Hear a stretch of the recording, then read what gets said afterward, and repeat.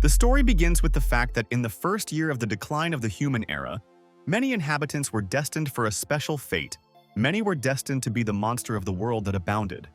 A huge robot walked through Hell City, but the people who were awakened received the great power. They also received millions of reverent glances. There were also people who could feel the power, but they could not awaken. They were recruited for a carefree life. At that time, ordinary people walked the streets. Some of them carefully studied the system windows in front of them. Lee looked at the system window in surprise. He saw a cool game inside it. The guy looked at the girl in the system window with interest. He had never seen her anywhere before. Lee Yunmu was an ordinary high school student. He happily decided to help out the beauty in the game window. A stranger ran up from the side and hit the surprised protagonist. A passerby joyfully shouted that the awakened one's car was coming. There were several police cars driving down the city street. They were escorting a military vehicle. Someone shouted that the awakened one had arrived. Passers-by looked in surprise at the man inside the car. Someone shouted that he saw an awakened man. Lee looked at the people around him with displeasure. He decided that there was nothing interesting about the awakened, and he could continue playing. The main character looked at the girl in the system window with great interest. He decided to start the game as soon as possible. The system told the guy to put his hand on the circle to start the game, or he extended his palm to a special circle. The main character extended his hand into the system window, and a bright blue glow was heard next to him. He was frightened and surprised to feel his hand being pulled into the system window. The system informed the user that the download was complete. The shadow system has officially started. The guy held his hand in front of him in fear. He didn't understand what the shadow system was. Lee came to his senses and opened his eyes. He noticed that he had entered another reality. The surprised protagonist looked closely at his long shadow in the white space. He saw some blue stranger in front of him. He did not understand who it was in front of him. The main character realized with fright that a ghost had appeared from his shadow. The system informed the owner that the shadow materialization was complete. The user will have to complete tasks and receive experience and rewards.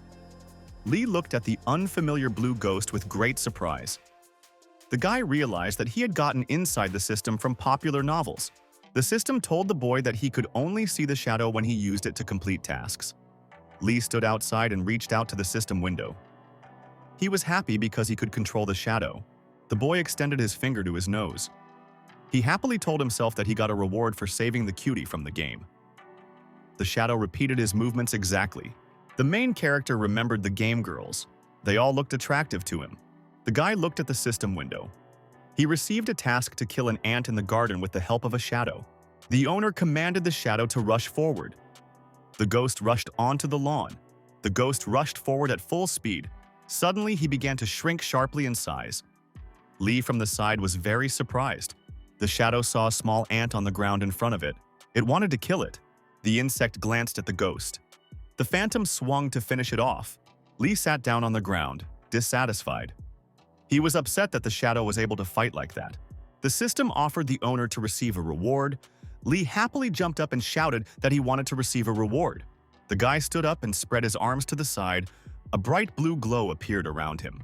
The main character looked ahead in surprise. He felt blue energy. Lee realized with surprise that he felt the energy of the flow.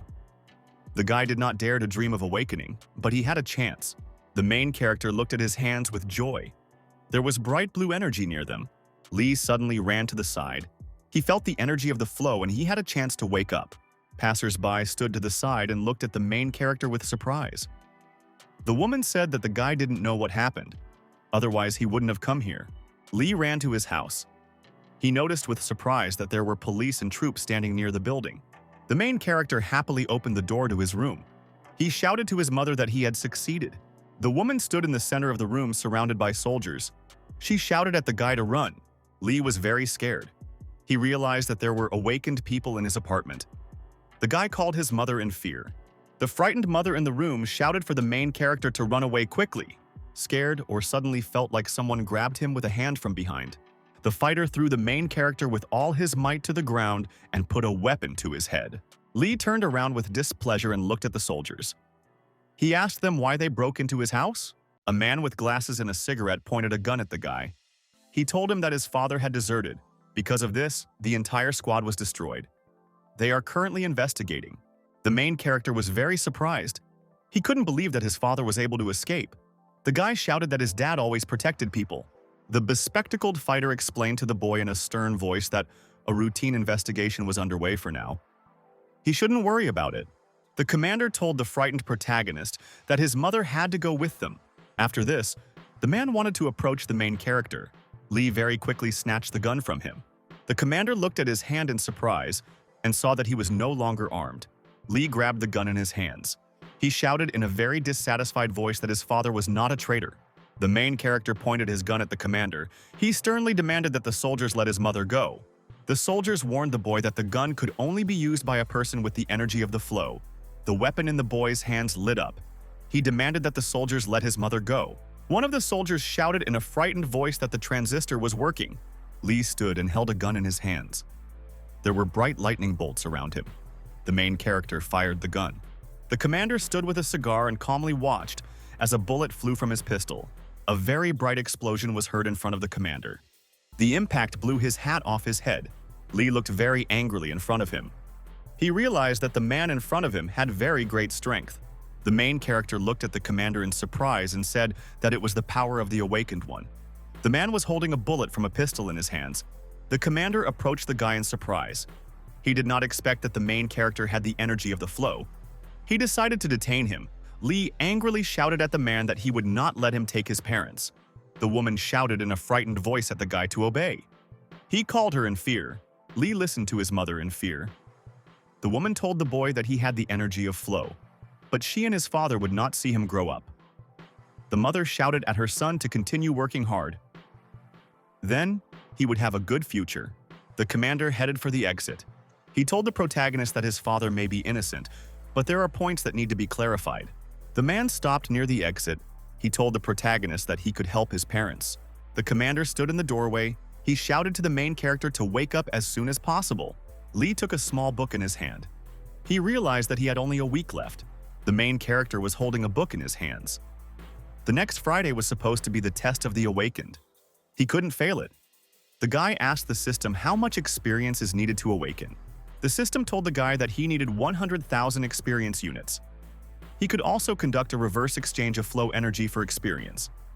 Lai decided to himself with dissatisfaction that he should wake up if he killed 100,000 ants in a week. The protagonist activated the battle mode for the shadow through the system. A blue ghost appeared nearby. Lee held a book in his hands.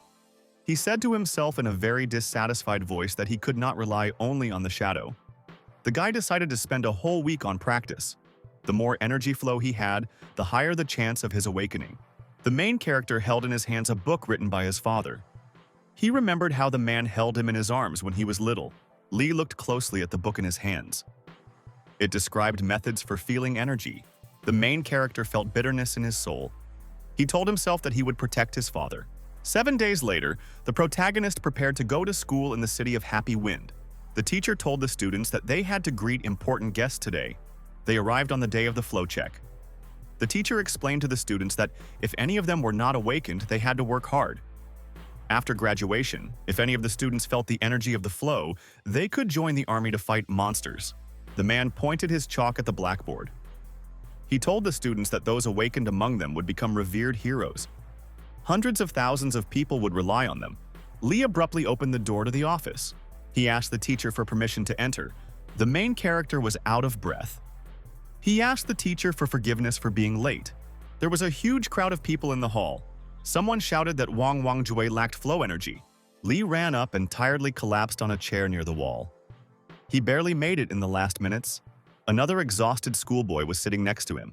The protagonist looked around carefully. It was empty. He decided that the other students had given up on passing the test.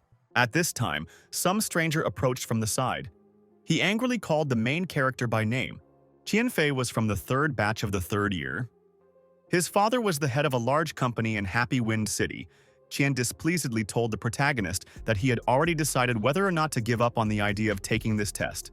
One of the students shouted maliciously to the main character that the whole city already knew about his father's crimes. The guy didn't believe that he could possess the energy of the flow. The students stood around the main character and laughed. Someone shouted that Lee's father had fled from the battlefield. A schoolboy came up from the side.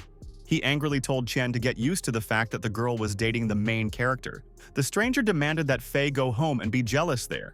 Kai was the protagonist's best friend. He sternly shouted at the student not to bark here. Jang looked around. He shouted to the students that they had come to gloat over the protagonist. Qian told his friends in a dissatisfied voice to leave with him. He decided to wait and see how long Jang would be on the Li family's side. The student looked away and sighed with relief. He felt better after he had spoken out. The main character thanked his friend from the side. Zhang slyly asked his partner how his father was feeling now. The protagonist told his friend that he didn't have to worry about his father. The investigation was still ongoing. Li added to Zhang that they had to go. It was soon his turn. At that moment, a female student came up to the side and called the guy by name. Lin Li was the main character's girlfriend. She decided that the guy came specifically to see how she would pass the exam. Zhang quickly ran to the side. He shouted to his friend that he would hold the line for him in the meantime. Li looked closely at his girlfriend Lin and told her that he also came to take the test. Lin excitedly told the protagonist what she had heard about his father's case. The student told her surprised friend that she had felt the energy of the flow a couple of days ago. I asked my girlfriend with great excitement what happened next. There were many other students around the main character and the girl. Lin told her friend with excitement that she still wanted to go and see this world. The student asked the main character for forgiveness with tears in her eyes. The main character thought angrily to himself that his friends turned out to be dogs. The pure love from his girlfriend lasted only as long as the status of their families was equal. Lin called her friend in fear. Li thought to himself with displeasure that he had not wanted to look at this world from the very beginning. The main character turned around and started to walk away from his girlfriend. He wished her to successfully pass today's exam. Zhang turned around and was very surprised to see Li approaching him. The student happily waved his hand at the main character. He took a place in the queue especially for him. The host on stage said that Chen Fei should go on stage next. The student prepared to go on stage. The main character suddenly ran forward. He threw Chen aside with a powerful blow of his hand. Qian was lying on the floor. He shouted at the main character with displeasure for running ahead of the queue. The student lay and looked at the main character with displeasure. He was unhappy because the guy ran in front of him. Li swung his hand. He shouted to the students in a loud voice that he was very special. A bright pink glow appeared near the guy's hand. He shouted that he was awakened.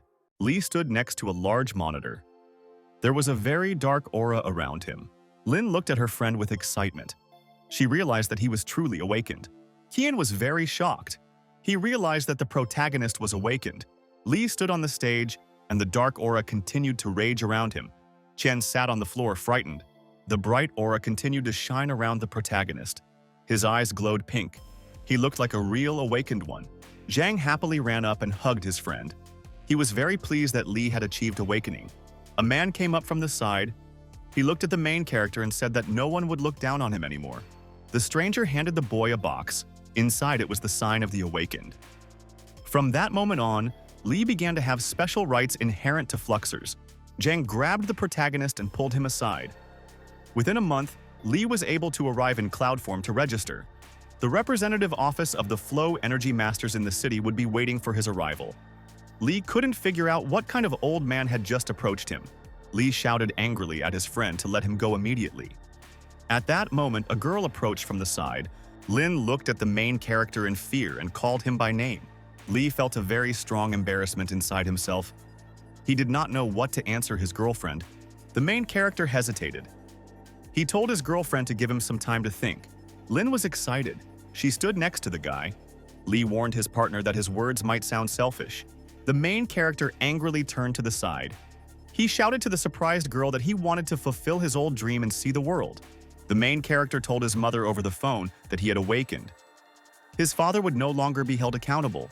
Li was lying on the sofa. He told his mother not to worry about him and to take care of his father. He decided to find time to visit the man. The boy was surprised to see a Fluxer icon appear on his body. It had a big red X on it. The icon can be used as a spatial storage and a three-dimensional virtual space. The main character was happy. He realized that with the help of the icon, he could enter the virtual space. The system started checking the user before opening the virtual space. The system informed the owner that the check was successful. It told the guy his badge number. He had the right to use the virtual space. The guy suddenly waved his hand forward and a bright light emanated from him. Li was in a blue virtual space. He looked around carefully. The guy turned around in fear. He realized that there was someone next to him. The main character looked in surprise and saw robot-like warriors next to him. He didn't understand who they were. Suddenly, someone's evil laughter was heard from the side. Lee turned around in surprise. The very surprised protagonist saw a magical pink dog with a bell on its neck in front of him. The pink dog suddenly rushed forward at the man. Whether he abruptly dodged to the side, the dog Petro bowed to the man and told the boy that he could get many different military skills and techniques inside the virtual world. It was the most important place for the growth of Lee's strength. Petro pointed his hand at the two robots and told the two guys to take these two virtual models. Lee answered his assistant with surprise that he was the only one here. The cheerful dog pointed to the shadow next to him for the main character. Lee realized that his assistant meant the Phantom Blue Phantom. He pointed at it with his hand. Lee thought about it and realized that the virtual world had recognized the shadow as a separate person. The guy decided that the shadow must be immune to the limitations of this space. The process of creating a virtual character began. The main character carefully examined the various outfits on himself and on the shadow. Petro told the surprised protagonist that he was now specifically leading him into the virtual world. Suddenly, the process of teleportation began around the main character. His body prepared for the move. Lee fell from a great height down with a loud cry. His assistant and shadow flew after him. The main character looked ahead with great fear and surprise. He saw light.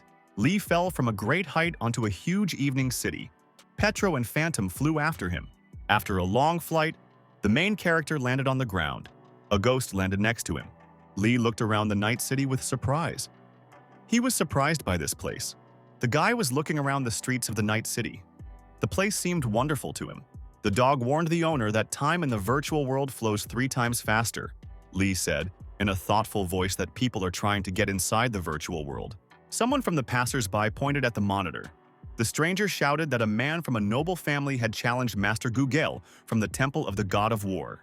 The main character was surprised to see how some guy flew to the side after a powerful blow and a bright explosion appeared behind him. Petro excitedly told the owner that in the spatial battlefield, the virtual battle system can copy human skills and abilities. Many people here hone their techniques.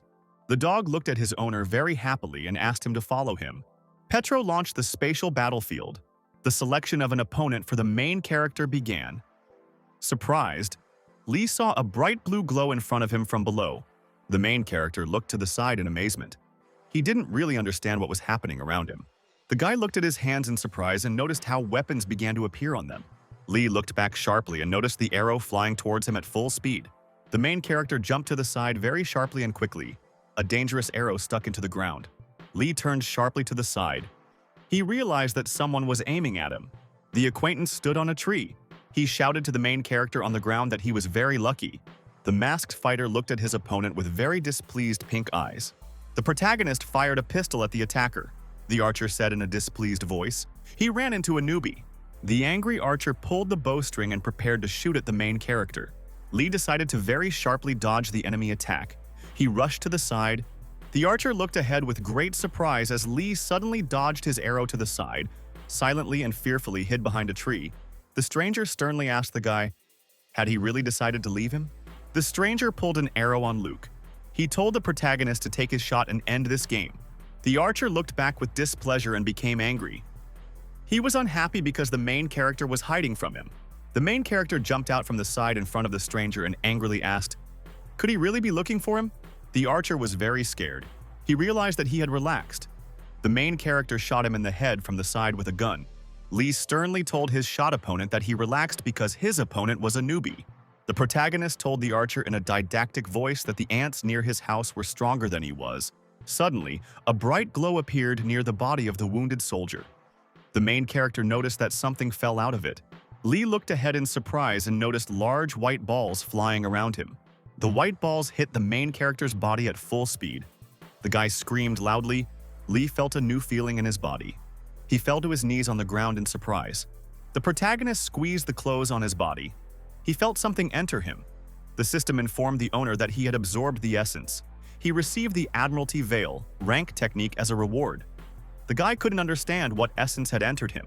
The system informed the owner that for the essence in the virtual store, it would be possible to purchase a technique or skill. Lee asked the system if he could get an ancient martial art that people used in the Dark Ages. The main character received a technique called Admiralty Shroud. From now on, damage against him was reduced by a third. With each level, resistance against him would begin to increase. Lee happily looked at his hand and decided to quickly try out the new skill. The owner called his assistant.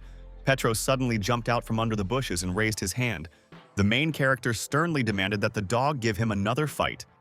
The assistant answered the owner that he understood everything. The dog shouted to his master that he was starting the pickup. A new location began to appear around the main character. Lee looked around with displeasure. It was tiring for him to constantly change the terrain for the battle. The main character was surprised when he saw a red-haired girl with 2 knives in her hands. She was his new rival. Lee was very unhappy when he realized that there was a girl standing in front of him. He didn't want to fight with her. The stranger clutched her knife in her hand and prepared to rush at the guy. Whether he shot the girl with a gun, he had no other choice to win. The girl waved her hands in front of her to protect herself from the main character's shot. The stranger told the guy in an angry voice that he had decided to attack her from behind. Lee leaned close to the girl and wanted to tell her something very important. The main character told his rival in an angry voice that all means are fair in war. Lee very quickly and sharply rushed to the side to hit his opponent. The girl jumped high up. The rival waved her knife to the side. She asked the guy in surprise, "Is he really one of the simple ones?" Or could not understand what kind of simple ones the girl had just told him about. The rival rushed forward at the guy. She angrily shouted at him that he really was one of the commoners. Lee fought off the girl's attack with his blade. He didn't understand what she was talking about. The stranger to the side jumped high into the air and after a somersault landed on the ground. The girl opened her mouth.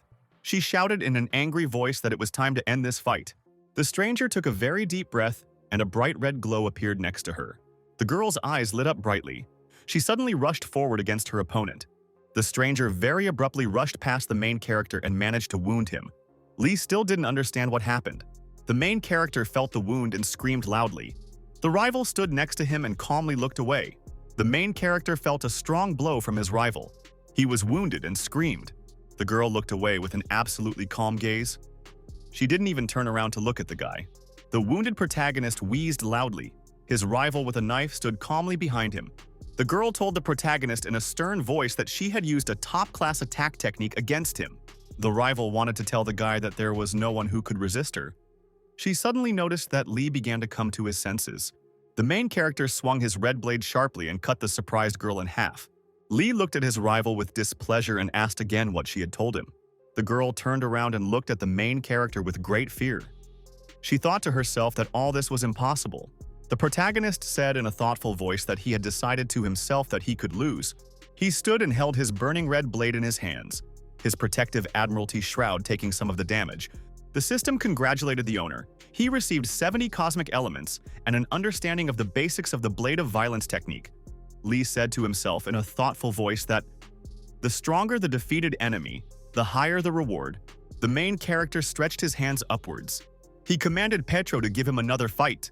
A passerby on the street looked with displeasure at the huge screen where the main character was. A stranger on the street was unhappy because the girl lost to one of the simple ones. A passerby said in a thoughtful voice that the main character had encountered the technique of 1,000 cuts of 36 forms. The girl looked closely at the guy's image on the big screen. She decided that he must have a rare defensive technique. 3 days later, the boy arrived in the city of the Heavenly Cloud. He carried a basket of fruit in his hands to the hospital. The main character was unhappy that his father chose such a remote hospital for himself. Lee looked at the hospital building with displeasure. He could not believe that they could treat patients well there. Suddenly, the main character heard some screams from the side. A girl was calling for help. The main character saw a group of hooligans pestering a girl in an alley. One of them offered her to have a drink with them. The passerby told the man in a frightened voice that she really did have urgent business. The man told his partner in an angry voice that her father was in the hospital and she urgently needed money. The main character threw a basket of fruit at the bully's head with all his might. A surprised girl stood to the side. The guy got scared when he saw the man fall unconscious to the ground after the blow. The girl got even more scared. The main character came from the side. He told the hooligans to choose another place for fun. The main character bent down to the ground and saw that the fruits around him were spoiled. He bought them for his father. The stranger stood to the side and watched the main character closely. She was surprised. Lee picked up the citrus fruit and sternly demanded that the strangers pay him for it. The stranger stood to the side. She recognized the main character and called him by name. Lee sternly warned the girl to stand still and not move. The hooligans could have done something else. The passerby stood. She looked at the main character from behind with bewilderment. The hooligan came to his senses. He grabbed a knife and prepared to rush at the main character. Lee swung with all his might and knocked the knife out of the attacker's hand. He called him trash. The fighter was very surprised. He could not understand how his opponent had knocked the knife away from him so quickly.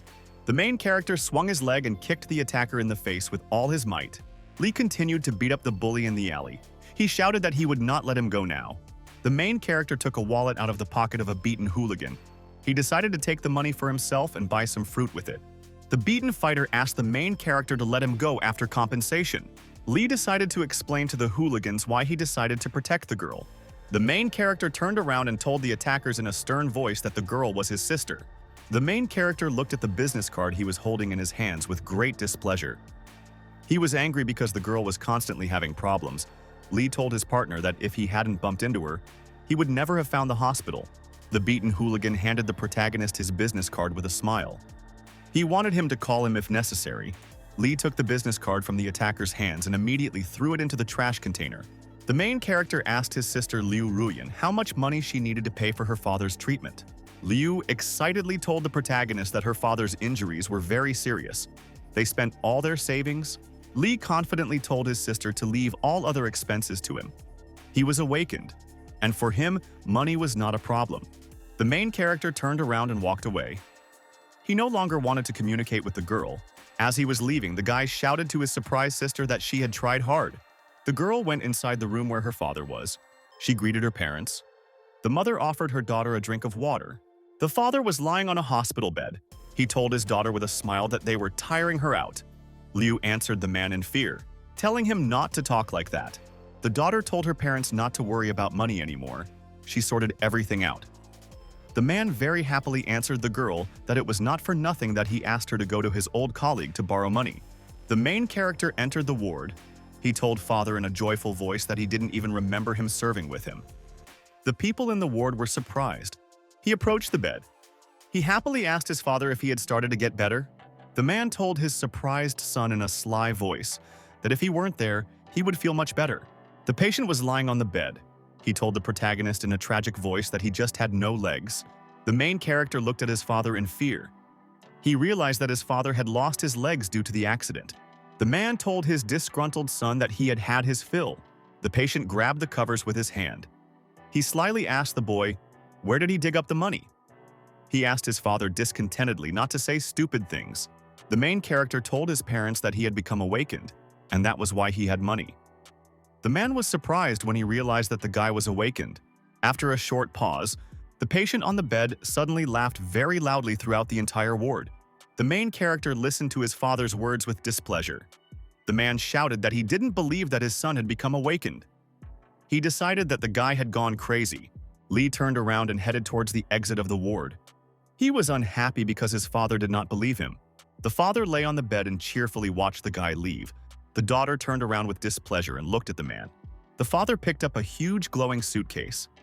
He asked his daughter to help him lift the thing. The man put a large box on his bed.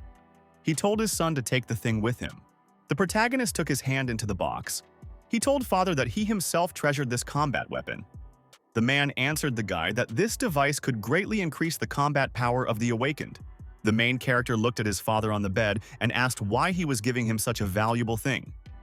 The patient explained to the guy that he didn't need the device while he was lying in this state. The man told his son that an ordinary person could not cope with such power in the device. The father sternly told his son from his bed that with this device his strength would greatly increase. The protagonist told the father that he would only use the device for a short time. He promised the man to find a way to get him back on his feet. He placed his hand on the large suitcase and activated the combat weapons. The box opened and immediately huge mechanical armor began to emerge from it. Lee extended his hand forward towards the device. He shouted for it to meet its new owner. The mother looked at her son with fear. The man answered the woman that he saw everything. The main character stood fully dressed in battle armor. The father looked at him carefully. The man looked at the main character in armor and said that this guy was truly awakened. The main character exhaled in relaxation. He sat on the bed and said to himself that he had taken it after all. Next to him stood a suitcase with the device. The guy fell on the bed. He planned to go to the castle of the Sky Cloud tomorrow. He had no chance to get there before. Lee looked out the window thoughtfully. He continued to dream about something of his own. On the second day in the city of Happy Wind, it was very clear outside. An expensive car stopped on the street, and one of the passers-by shouted that the second master of the Van family was in front of them. Several people appeared on the street. Someone shouted to the third master, Liu, that the young master from their family would definitely become awakened. Another guy appeared from the side. He angrily shouted at the passers-by not to block his way. Passers-by glanced at the stranger. Someone said that this guy was the new #1 in Jifeng City. It was Luo Jin. Liu looked to the side carefully. Someone shouted that this place was very pathetic. The city of Happy Wind cannot be relied on at all. The boy with long hair said to his surprised father, "There is nothing wrong with the fact that this is such a poor place." The young man's name was Zhang Daoxiong. He was the descendant of a wealthy family. Zhang told father with interest that he wanted to feel and know what it was like to be a commoner. He took with him all the money the man had given him. An unfamiliar girl ran up from the side. She looked at Zhang and happily said that this day had finally come. The girl's name was Liu Nuojie. She was the granddaughter of the chairman of the Craftsmen's Association and was expecting to see her grandfather. The passerby looked thoughtfully ahead and said that this year the youth from Jifeng City are very talented. Someone ran up from the side and shouted in a loud voice that this year there is an awakened one in the 16th secondary school. The main character was sitting with a large bouquet on his chest. His friends were carrying him on a homemade stretcher. One of the guys shouted that the great awakened and brilliant Li Yunmu was in front of them. Passers-by on the street were surprised when they saw that the friends were carrying the main character. They did not understand what was happening. Zhang laughed loudly. He pointed at the main character and said that this guy had dementia. Li felt very ashamed. He wanted to fall through the ground. The friends continued to carry the main character on a makeshift stretcher. Li felt a negative aura from the street around him. The girl came up from the side and looked with displeasure at the main character on the stretcher.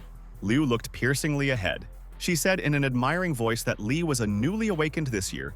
A woman came up from the side. She held a list in her hands and shouted for all the newcomers to come to her.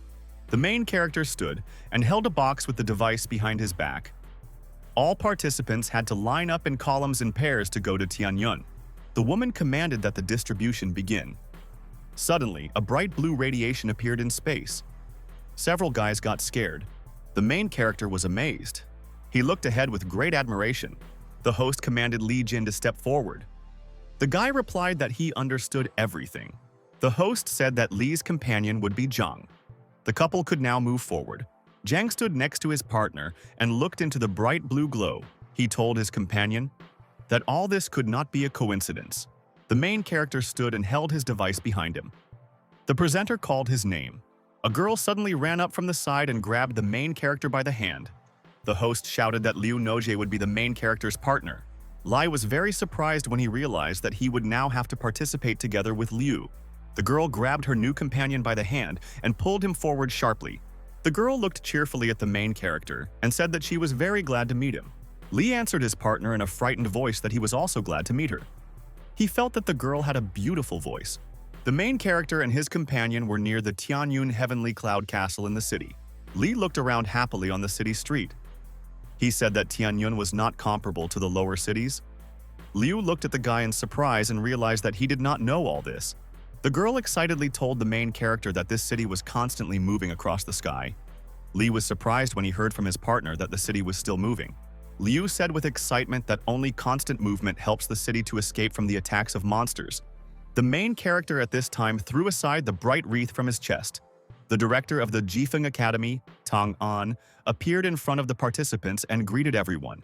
Tan told the participants that for the next 3 years the academy would be their place of residence and headquarters. 7 students approached the bus. The host told them that there were currently 7 moving fortified castles in Guangzhou. They were currently in one of them. After they became awakened, this place would be their home. The students were riding inside the bus. The moving castles rule their districts. The newly awakened move to such cities daily. Tan looked closely at the students and warned them not to rejoice too much if they passed the entrance exams. The main character listened attentively to the presenter. The guy said that the event takes place annually 6 months after its beginning. Tan stood inside the bus. He told the participants that the ranking tournament would be held in Zhongzhou City. The host told the participants that Zhongzhou would adjust the quota for the supply of resources for the city. All this would happen according to the results of the rating tournament. The host looked sadly at all the participants and wished them good luck. The bus pulled up to the building. Tan told the students that they had arrived. The main character ran up to the director from behind and wanted to ask him something. Lee walked next to the director. He told him how he recently defeated a girl in virtual reality, but her strength was different from the usual. The main character told the surprised Thane that inside the girl there was energy with the power of fire. Jin stood nearby and listened attentively to what the protagonist was talking about with the director. Tang was surprised that Lee was able to defeat the awakened girl with the dark energy of the flow. Jin looked at the protagonist carefully. He was surprised that the guy had overcome the dark energy of the flow. An unfamiliar student approached from the side. He told the protagonist that he was a newbie and could not face an awakened girl with dark energy of the flow. Lee asked the student in surprise, "Is this really such a rare power?" Tan told the guy with surprise that the power was not just rare, but even impossible for such a simple beginner like him. The girl came up to the main character from behind and told him that the energy of the flow has a destructive power. A fire is born inside him, but a simple person cannot have such power. This can only happen to 1 out of 1,000 awakened ones. Lee turned around and angrily asked the girl, did she really think he was bragging? Liu answered the guy that she completely believed him. Liu explained to the main character in a reasonable voice that one cannot judge a person only by his appearance. The student told her companions that they had to go. They had to be the first to get to the dormitory. A group of students approached a large, beautiful building. It was the Fenglin dormitory. Someone shouted that they felt like they were at a resort. Tang told the participants that they could choose the room they liked for themselves. The students decided among themselves that Jin would choose for himself first. The main character stood to the side and listened attentively to everything. The main character turned around and approached the group of students. He shouted that he had already chosen for himself.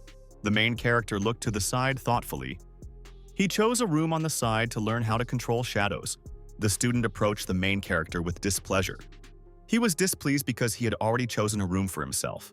The student explained to the main character with displeasure that he had chosen Jin's room for himself. Lee did not answer him. Zhang looked ahead happily and shouted that he wanted the room that was closest for himself. The students continued to argue among themselves about the dorm. Someone shouted that the new guy had chosen a room for himself. The main character opened the door with the key and entered his new room. He liked it. Lee ran into the room and decided that this was a good place to train. He immediately activated the system window. The main character looked carefully into the system window. He was very unpleasantly surprised by something. Due to the change of residence, the system was being updated. It was necessary to wait. The main character walked inside the science classroom and greeted everyone. Lee was surprised to notice that there was a female student sitting on a desk inside the classroom. She waved her hand and greeted him. He looked at the girl in surprise and asked why she was alone in the classroom. Liu told the guy that the first lessons were theoretical. Such lessons are held especially for unexpectedly awakened people. The main character walked along the corridor between the desks. He told the girl that everything around them was organized just for the two of them. The teacher entered the classroom. He was glad that there were students in the class and told them to sit down. The teacher of the academy was called Lee Bowen. He was surprised when he saw the girl Liu and asked the student, "How did she end up here?" The girl came up to the table and greeted the teacher. Bowen asked her how the teacher was doing. The amazed protagonist looked at the student. The girl told the teacher that her grandfather was fine. Bowen demanded that she study well. Liu waved her hand at the exit for the main character and wished him luck. Lee thought to himself with displeasure that he would be the only fool here. Lee stretched out on his desk, discontented. He thought that no one had come to this lesson for 4 years. The protagonist looked closely at the teacher. He realized that the man was on good terms with the teacher's granddaughter. Liu was in a privileged position. Bowen looked at the guy on the desk and suggested that he change seats. The main character and the teacher went up to the roof of the educational institution. Bowen told the guy that he took the power of the awakened, which he knows nothing about. The teacher told the boy about the levels of progress of the awakened one's power. If all these levels are overcome, the awakened one will become a master of the flow. Lee sat on top with a can of drink and listened attentively to the teacher. The main character jumped up from his seat. He asked the teacher to tell him how to overcome all limits and develop energy. Bowen sat near the wall. He told the guy that he must awaken his vital fiery points to overcome the limits. The awakened one can open 12 flow points in his body. Awakening the points in the feet and hands increases dexterity. The points in the palms and hands develop strength. The teacher looked at the main character and said that he could awaken some points only after reaching the black crystal. Lee turned around and asked the man how he could awaken these points. Bowen stood near the wall. He shouted that in fact the points are not so difficult to awaken. The teacher told the boy that he had to kill enough monsters and absorb the energy of their flow. Lee was very surprised when he heard from the man that he had to kill the monsters. 3 days later, the guy was in the courtyard of the school. There were many other students around. All the students were called early in the morning. The main character turned around and asked what happened. Someone glanced at the main character from the side and said that this is the guy who goes to theory lessons every day. A student named Hu Wu came up from the side. He told the main character that he was different from others because of his level. Hao told his partner that they had been attending the director's training sessions these days. They had learned a lot of new things there. Lee looked at the student with displeasure and realized that he hated him. A teacher appeared in the yard. He hit the Hao from the side and demanded that the boy quickly get in line. The boy in the yard shouted to all the students to come to him quickly. The teacher told the students that today they would have a practical class which they missed. The main character became worried when he heard from the man about the practice. The teacher told the students to split into pairs and go to different places to do their practice. Bowen looked sternly at the students and demanded that each of them kill 10 monsters. The protagonist clenched his fist happily. He decided that this was what he needed. The teacher told the students to rely on themselves and their partner. The student approached the girl from behind and called her by name. Lu turned around in surprise and looked at him. Jin looked at the student and said that he wanted to take her as his partner. The girl was very surprised. She looked at the guy very carefully and did not know what to answer him. Leo looked at the hand of the student in front of her. She didn't want to be paired with him. The student told her partner that he was very strong, but she didn't want to be with him. The main character came up from the side and raised his hand. After that, he called the girl. Lee raised his hand and invited the student Liu to become his partner. The team of the protagonist and the girl Liu was sent to ruins number 7. Liu walked with the guy between the ruins. She said in a surprised voice that it used to be an outpost, which was created by people from the 5th dimension. Everyone then underestimated the ferocity of monsters. Lee asked his companion why she didn't want to be on the same team with Jin. With him, she would have passed the test much more successfully. The girl said that the guy Jin puts himself above other people. She does not like such students. Liu thanked her companion for saving her. Lee answered his partner that he had no more candidates for teammates. The main character told the girl that the other students didn't want to be on his team except her. At that moment, a monster appeared from the side. The main character and his girlfriend turned around in fear. They realized that someone was preparing to attack them from the side. Lee looked to the side with a dissatisfied voice and said that their enemies had appeared. The guy looked to the side and saw low-level monsters next to him. This group could have a leader. Lee told his girlfriend that he didn't know where the chief was hiding. At that moment, a huge monster stretched out his hands towards him from behind. Suddenly, the monster hit the guy with all his might and he flew far to the side. There was a loud explosion. Liu was surprised by the rather destructive power. She realized that the leader of the group of monsters was standing nearby. The leader from above swung with all his might and decided to hit the girl. She jumped to the side and he hit the ground. Liu jumped high into the air. She told the leader that he was so clumsy that he had no chance in the air. The girl fell from a height onto the monster. She shouted in a very angry voice that he was not her opponent. The frightened girl flew up to the leader. She noticed something next to her with surprise. Liu looked to the side in surprise and realized that a guy had intervened in the matter. After a powerful explosion, the chieftain was blown to pieces. The girl realized that there was a mid-level monster in front of her. The predatory mutant opened its mouth wide and growled very loudly. The girl's eyes turned red from fear. She looked at the monster in fear. There was a loud explosion. The main character ran up from the side. He slyly told the surprised girl that she was the best in the group. The mutant grabbed the guy by the hand. Lee slyly told the girl that only one mid-level monster was capable of terrifying her. The main character, with glowing eyes, angrily asked the monster who he wanted to devour. Lee hit the leader on the head with all his might in flight. He shouted that the school uniform was very expensive. The guy from above pounced on the monster with his foot and shouted that he owed him. Lee hit the monster with all his might and it fell into the ground after flying. The main character with glowing eyes turned to the side and said that the monster was not so strong.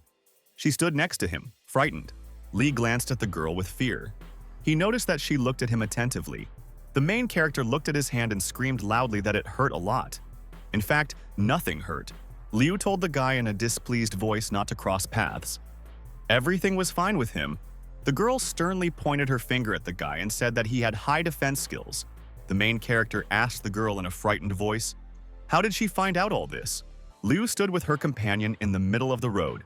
She told the guy that he defeated her friend, who was a disciple from the dark energy flow. She saw their duel with her own eyes. Xiao Yu lost because of her weakness. Liu told the protagonist that she knew about the girl's destructive power. Li was able to withstand the attacks of his rival. This shows that he is not an ordinary person. She told the protagonist that he doesn't want to show off his power. Their world is still not very friendly. Li didn't want to show his defensive technique because other people might start asking about it. The guy told the girl out loud that he trains a lot. One day he wants to match his skills with hers. Li turned sharply to the side. He shouted loudly to the girl that there was another monster next to them. The guy turned around and glared at the mutant. He decided to relax properly. The mutant suddenly became frightened. They decided to flee from the man. The main character was running around a big city. There were ruins all around him. The guy suddenly ran to the side. Next to him was a huge red monster. With a sharp and very fast movement, he threw the mutant far away from himself. The guy with red eyes looked angrily at the monster and said that it was the last one. There was a girl standing behind him. Li stood on the road and looked at the monster's body. He asked the girl, "Can an awakened one get the dark energy of the flow from her girlfriend?" Li told the guy that the dark energy of the flow is a secret. She looked at the protagonist and replied that she would tell him about the secret. The girl told the main character that in addition to the first method of obtaining energy through innate genetics, there is another method. Liu told the boy that he must kill the monster kings of various levels. After absorbing their crystals, Liu will be able to obtain the dark energy of the flow. But the kings are very strong, and there are always a large number of monster servants near them. Li listened attentively to his girlfriend. The girl told the guy that the authorities were hiding this information in order to preserve the lives of the strong awakened. She understood what the guy had in mind. She warned him that he would definitely die. Li answered the girl in a submissive voice that he understood everything. A teacher appeared from the side with a cigarette. He did not understand why the students did not return for so long. The man noticed how the first team of students began to walk out in front of him. He was unpleasantly surprised. Li told the main character in an angry voice that he should not go there under any circumstances. Li answered his girlfriend with displeasure that he definitely would not go there. The teacher looked at the main character with displeasure. He didn't expect their team to return first. The man glared at the students and said that the 7th level of monsters was fun for them. The main character got angry. He swung his leg and brought it to the head of the frightened teacher. The boy held his leg near the man's head. He told the teacher with displeasure that there were mid-rank monsters near them. She almost died. Li walked towards the entrance of the building with displeasure. He was unhappy with the action of the academy teacher. The man sat on the ground and watched him go. The teacher glared at the main character.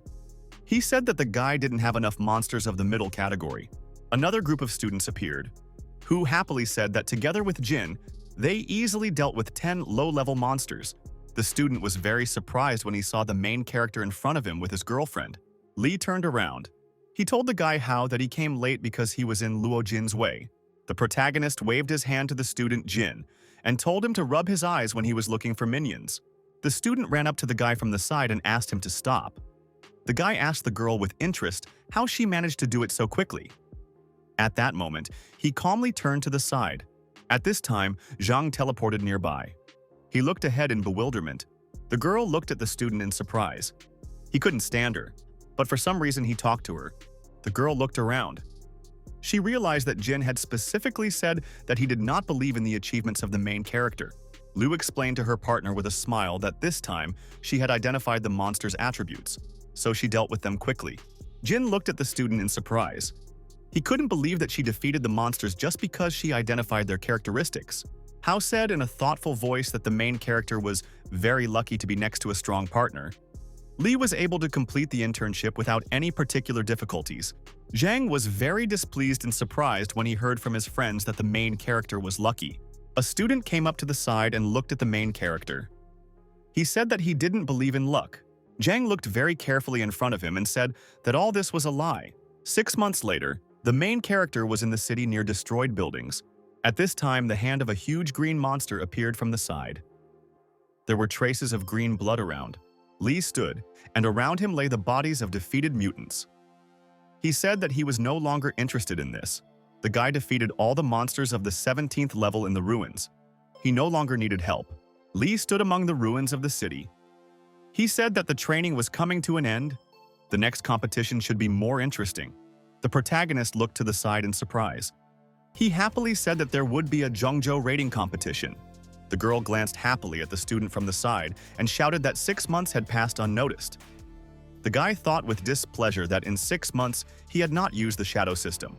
The system hasn't been updated for 6 months, that's why I decided to send it to hell. Lee was walking near the academy building. He was unhappy that they decided to gather everyone early in the morning. Yesterday he trained until late, and because of this he was completely exhausted. The director of TAN came up to the side and asked if everything was in place. TAN told the students that in a week there would be an organized spectacle that would be watched by thousands of eyes. The students listened attentively to the principal. The man told about the rating competitions in Zhongzhou. In a week, the Heavenly Cloud Castle was supposed to stop in the Lamu River area. The director told the students that each team from the city will have the opportunity to go outside and fight monsters in the Lamu River area. Points will be awarded for each monster. All results will be tallied and published as a rating. Small cameras were flying around the director's hand. They were supposed to watch the students for 24 hours. Any person in all cities on Earth would see all the participants' actions. The main character looked with great attention and surprise at the small camera that flew up to him. The director reminded the students that each of them should choose their own armor to increase their chances of survival. He wished them all good luck and excellent results. The main character was holding a large suitcase behind him. He told himself that he had the best soldier armor. The guy decided to go and look for his girlfriend. Liu folded her hands in front of her in prayer.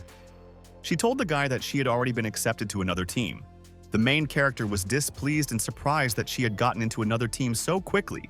Liu excitedly told the guy that she was put on the same team as Jin and Ho. The main character stroked the girl's head and said that it was okay. She couldn't disobey the order. She asked the guy with excitement, "What will he do?" Lee turned away. He answered his girlfriend with displeasure that he would think of something. Lee turned away with displeasure. He had no idea at all who he could team up with. Zhang came up from the side. He called the main character a lost soul. Lee turned to him with displeasure. A student came up from behind and put his hand on the main character's shoulder. He invited him to join his team. Lee turned around with displeasure. He didn't understand why Zhang had called him to join the team. The protagonist reluctantly told the student that he would go with him. Zhang told the guy that he would show him the other team members. The protagonist saw 2 students in front of him, Lin An and Lu Qian. They were the children of rich and famous parents in the city. One of the students asked Lee, "Does he really want to be on the team with them?" Lai was unhappy with the student's appearance. He didn't like the fact that the rich kids of big landlords decided to go hunting. Zhang happily greeted the new team members.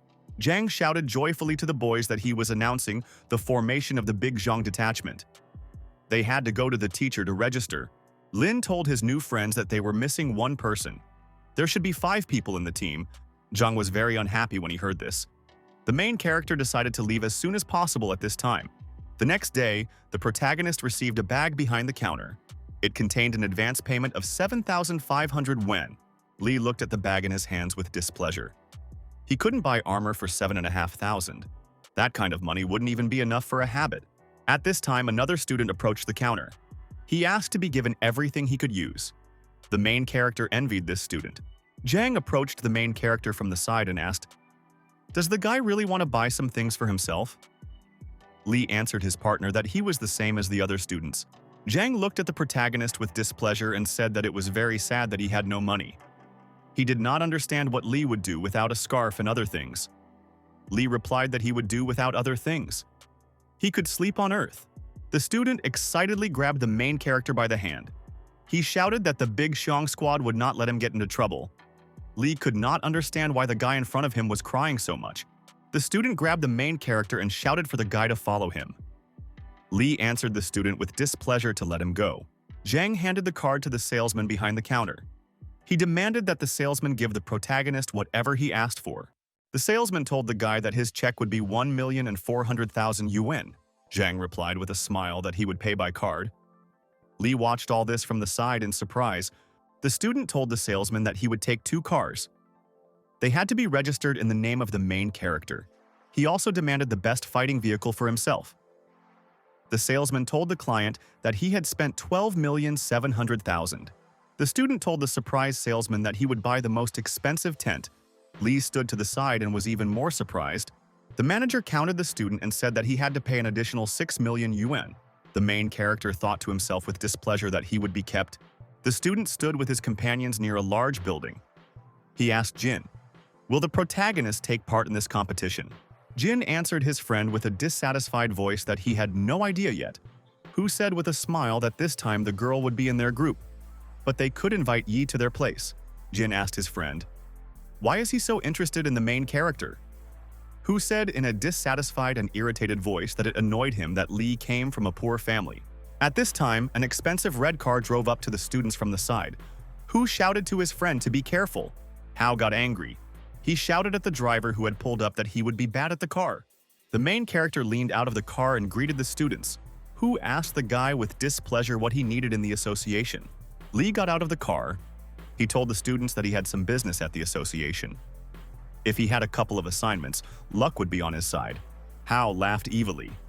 He couldn't believe that the main character had found himself a team. At this time, someone ran up from the side and called little Mumu to him. The students were very surprised. Chang sat on top of an expensive car. He slyly told the main character that if he didn't like the car, they would buy him a new one. Hao asked the student with displeasure how he decided to kill monsters with such a team of rich idiots. The student reminded Zhang that his team did not have enough people to register. Zhang looked slyly ahead and said that he had already resolved the issue with the last member of the team. The student glanced at his watch and said that the last participant would soon arrive. At that moment, the noise of an approaching motorcycle was heard from the side. The main character heard the noise of an approaching motorcycle. He looked around with great attention. At this time, an unfamiliar guy on a motorcycle very quickly described a circle and stopped near Li and Zhang. Hao looked at the arriving guest with surprise. He asked the main character, "Is this really the fifth member of their team?" Jin looked carefully and excitedly in front of him. He realized who had just arrived on a motorcycle. The guy shouted loudly that in front of them was a contestant from Manhwa High School named Ling Shuang.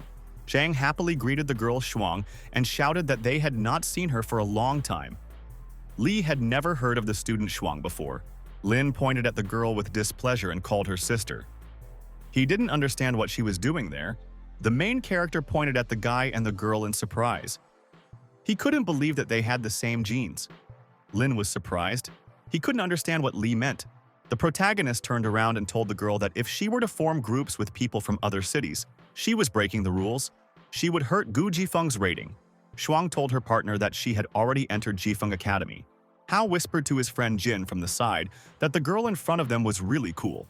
The guy said that Shuang is a second-level awakened. She also has a black crystal of energy flow. Jin excitedly said that the girl had been studying to become a stream master for several years. During that time, she had mastered fearless fighting skills.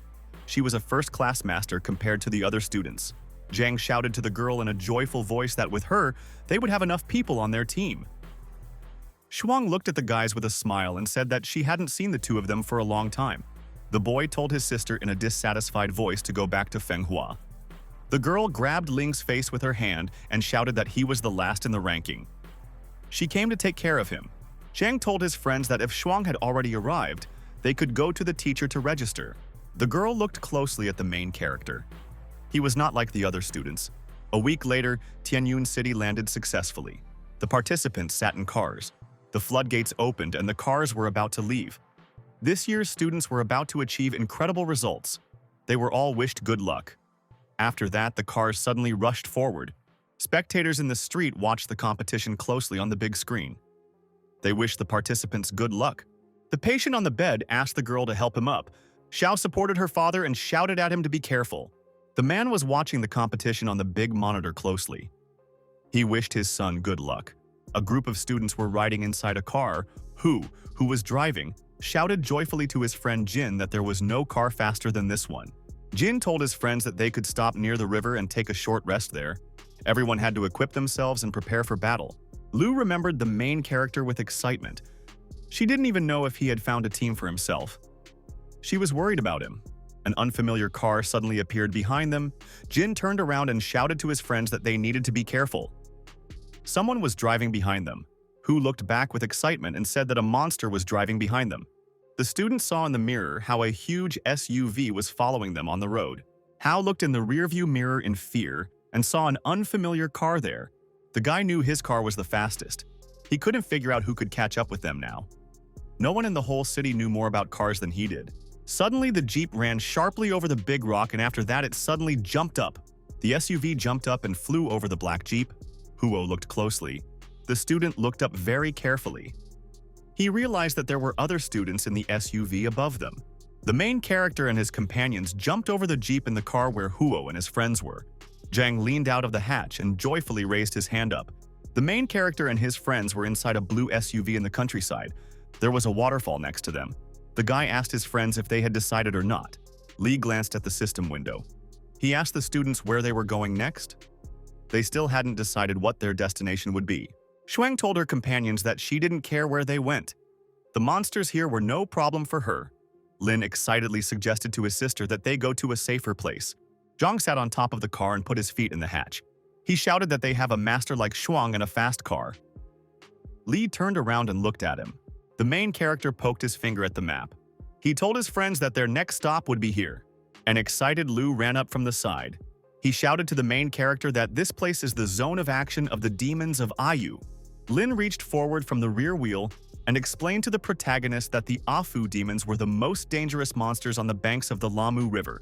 Li asked his friends, "Are demons really that strong?" Xuan answered the guy that if you meet one demon, he will not be strong at all, but even weak. The girl explained to the main character that all demons live together. They are smart and have hatred for people.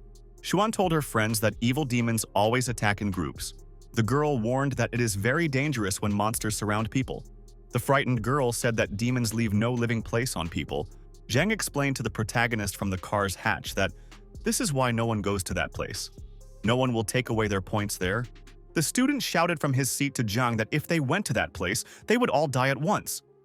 Lin shouted from his seat to his companion that he was tired of living. The main character calmed his friends down. He reminded them that there was a girl next to them. The guy asked Xuan, "How does she feel about this?" The girl held a lollipop in her hands. She told her companions that they should decide for themselves. The guy shouted to his friends that they needed to get out. One of the students shouted that he wanted to get out of the car. One guy shouted to his friend that if they left him there, he would rather die. Zhang activated the executioner armor on himself. He had a high-speed cannon. Lin put on the Life Eater armor. He was armed with a cross flywheel. Lu asked his friend with displeasure, "Is he really so afraid of death that he specially bought such armor for himself?" He was dressed in hunter armor and armed with a life-taking sword. The girl was wearing warrior clothes. She was ready. Zhang looked around and asked, "Where is the main character?" The main character appeared from behind. He shouted to his friends that he was ready too. Li stood in his battle armor. Zhang asked him with great surprise, "Why did he get this?" Zhang looked at the main character in surprise and shouted that such armor could not be bought for any money. The student happily examined the armor on the main character's body. He called it high quality. Li thought deeply. He could not understand where his father could get such good armor. At this time, a monster appeared from the side. He gradually approached the people. Xuan turned around in fear. The girl turned around and warned her friends that something was approaching them. Zhang ordered his companions to quickly seek shelter. Li suddenly ran in the opposite direction. The girl hid behind a tree. She asked Zhang over the radio to report the situation to her. The student looked through the sight with great attention. He informed his friends that he saw the target. The student saw 2 Ayu demons in the scope. The monsters were patrolling the area. The guy looked closely at the monsters through the scope and reported that there were no other mutants nearby. The girl ordered the protagonist and Zhang to get ready to act. Li answered her that he would do everything. The green demon suddenly stopped on the path. He saw something interesting in front of him. The monster picked up a small lollipop and examined it carefully. The guy shot a laser beam at one of the mutants. It pierced him right through. At this moment, the main character jumped up from behind. He swung a huge blade at the demon. The main character, with all his might, cut the mutant into pieces with his sword. Li, with red eyes, looked angrily ahead and shouted that the target had been eliminated. Inside the Musicians' Union building, several workers were sitting at the consoles.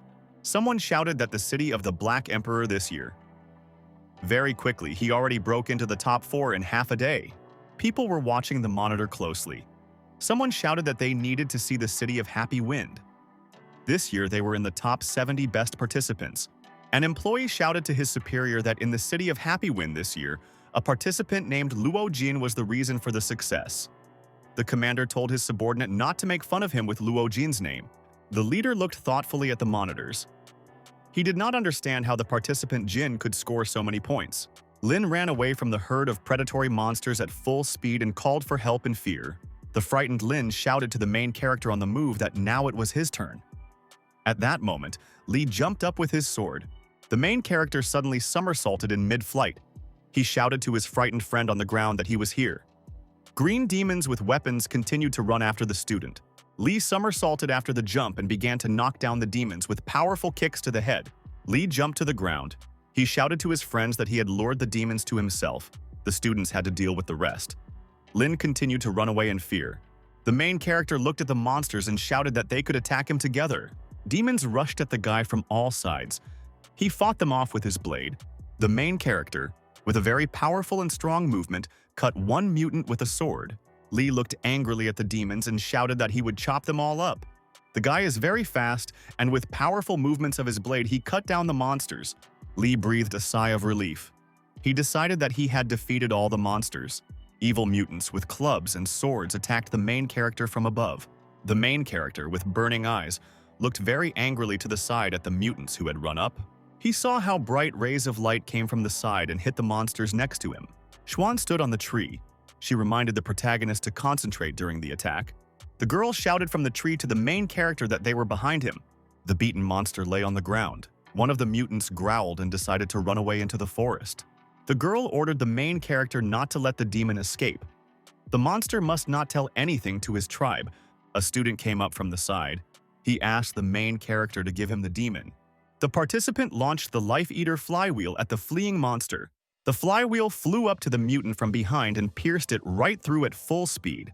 Lu shouted joyfully that he had hit the bull's eye. A girl came up from behind and told the students that they had done well. Xuan opened the candy pack. She told her friends that they had killed 30 monsters and earned a lot of points. Jiang turned around and asked the girl to bring another pack of Ayu demons to kill. Lin became very angry when he realized that he would be bait for the monsters. Jiang approached the student and said that he would fight in the front line. The main character would be the bait. Lin got scared. He shouted to his friend that he didn't want to fight, but wanted to be bait. The surprised protagonist was watching him from the side. The student approached the girl on the ground and asked why she froze. Xuan reminded the student that he had said that the main character had awakened less than a year ago. The protagonist was talking with Lu. Zhang was standing to the side. He told the girl that Li had awakened a couple of days before the test. Xuan said that it was very unusual that the protagonist could have awakened 6 months ago. Zhang looked at his companion with a smile and told her that this was all really unusual. The student looked slyly ahead and said that this was exactly why he invited Li to join their group. A student suddenly ran up from the side and called out to his friends in fear. The participants looked at him in surprise. Lin ran at full speed towards his friends and shouted for them to get ready to escape. The monsters were rushing after him. Lu looked to the side in fear. He shouted that the leader of the Ayu demon tribe was in front of them and everyone needed to retreat. The main character and his friends were sitting by the fire in the evening. Zhang looked at the system window and said in a joyful voice that they had a big catch today. Zhang happily told his friends that the main character had killed 230 monsters. The team received 43% of the income. The protagonist listened attentively to the message from the student. Xuan killed 92 monsters and this made up 35%. The main character glanced at the girl. He said that she had been covering for him all the time. Otherwise, Xuan would have been able to easily get around him. Xuan looked closely at the protagonist. She realized that he wanted to shift his merits onto her. Zhang turned around and looked at Lin in surprise. He asked the student with excitement why he was so sad. Lin was sitting near the fire.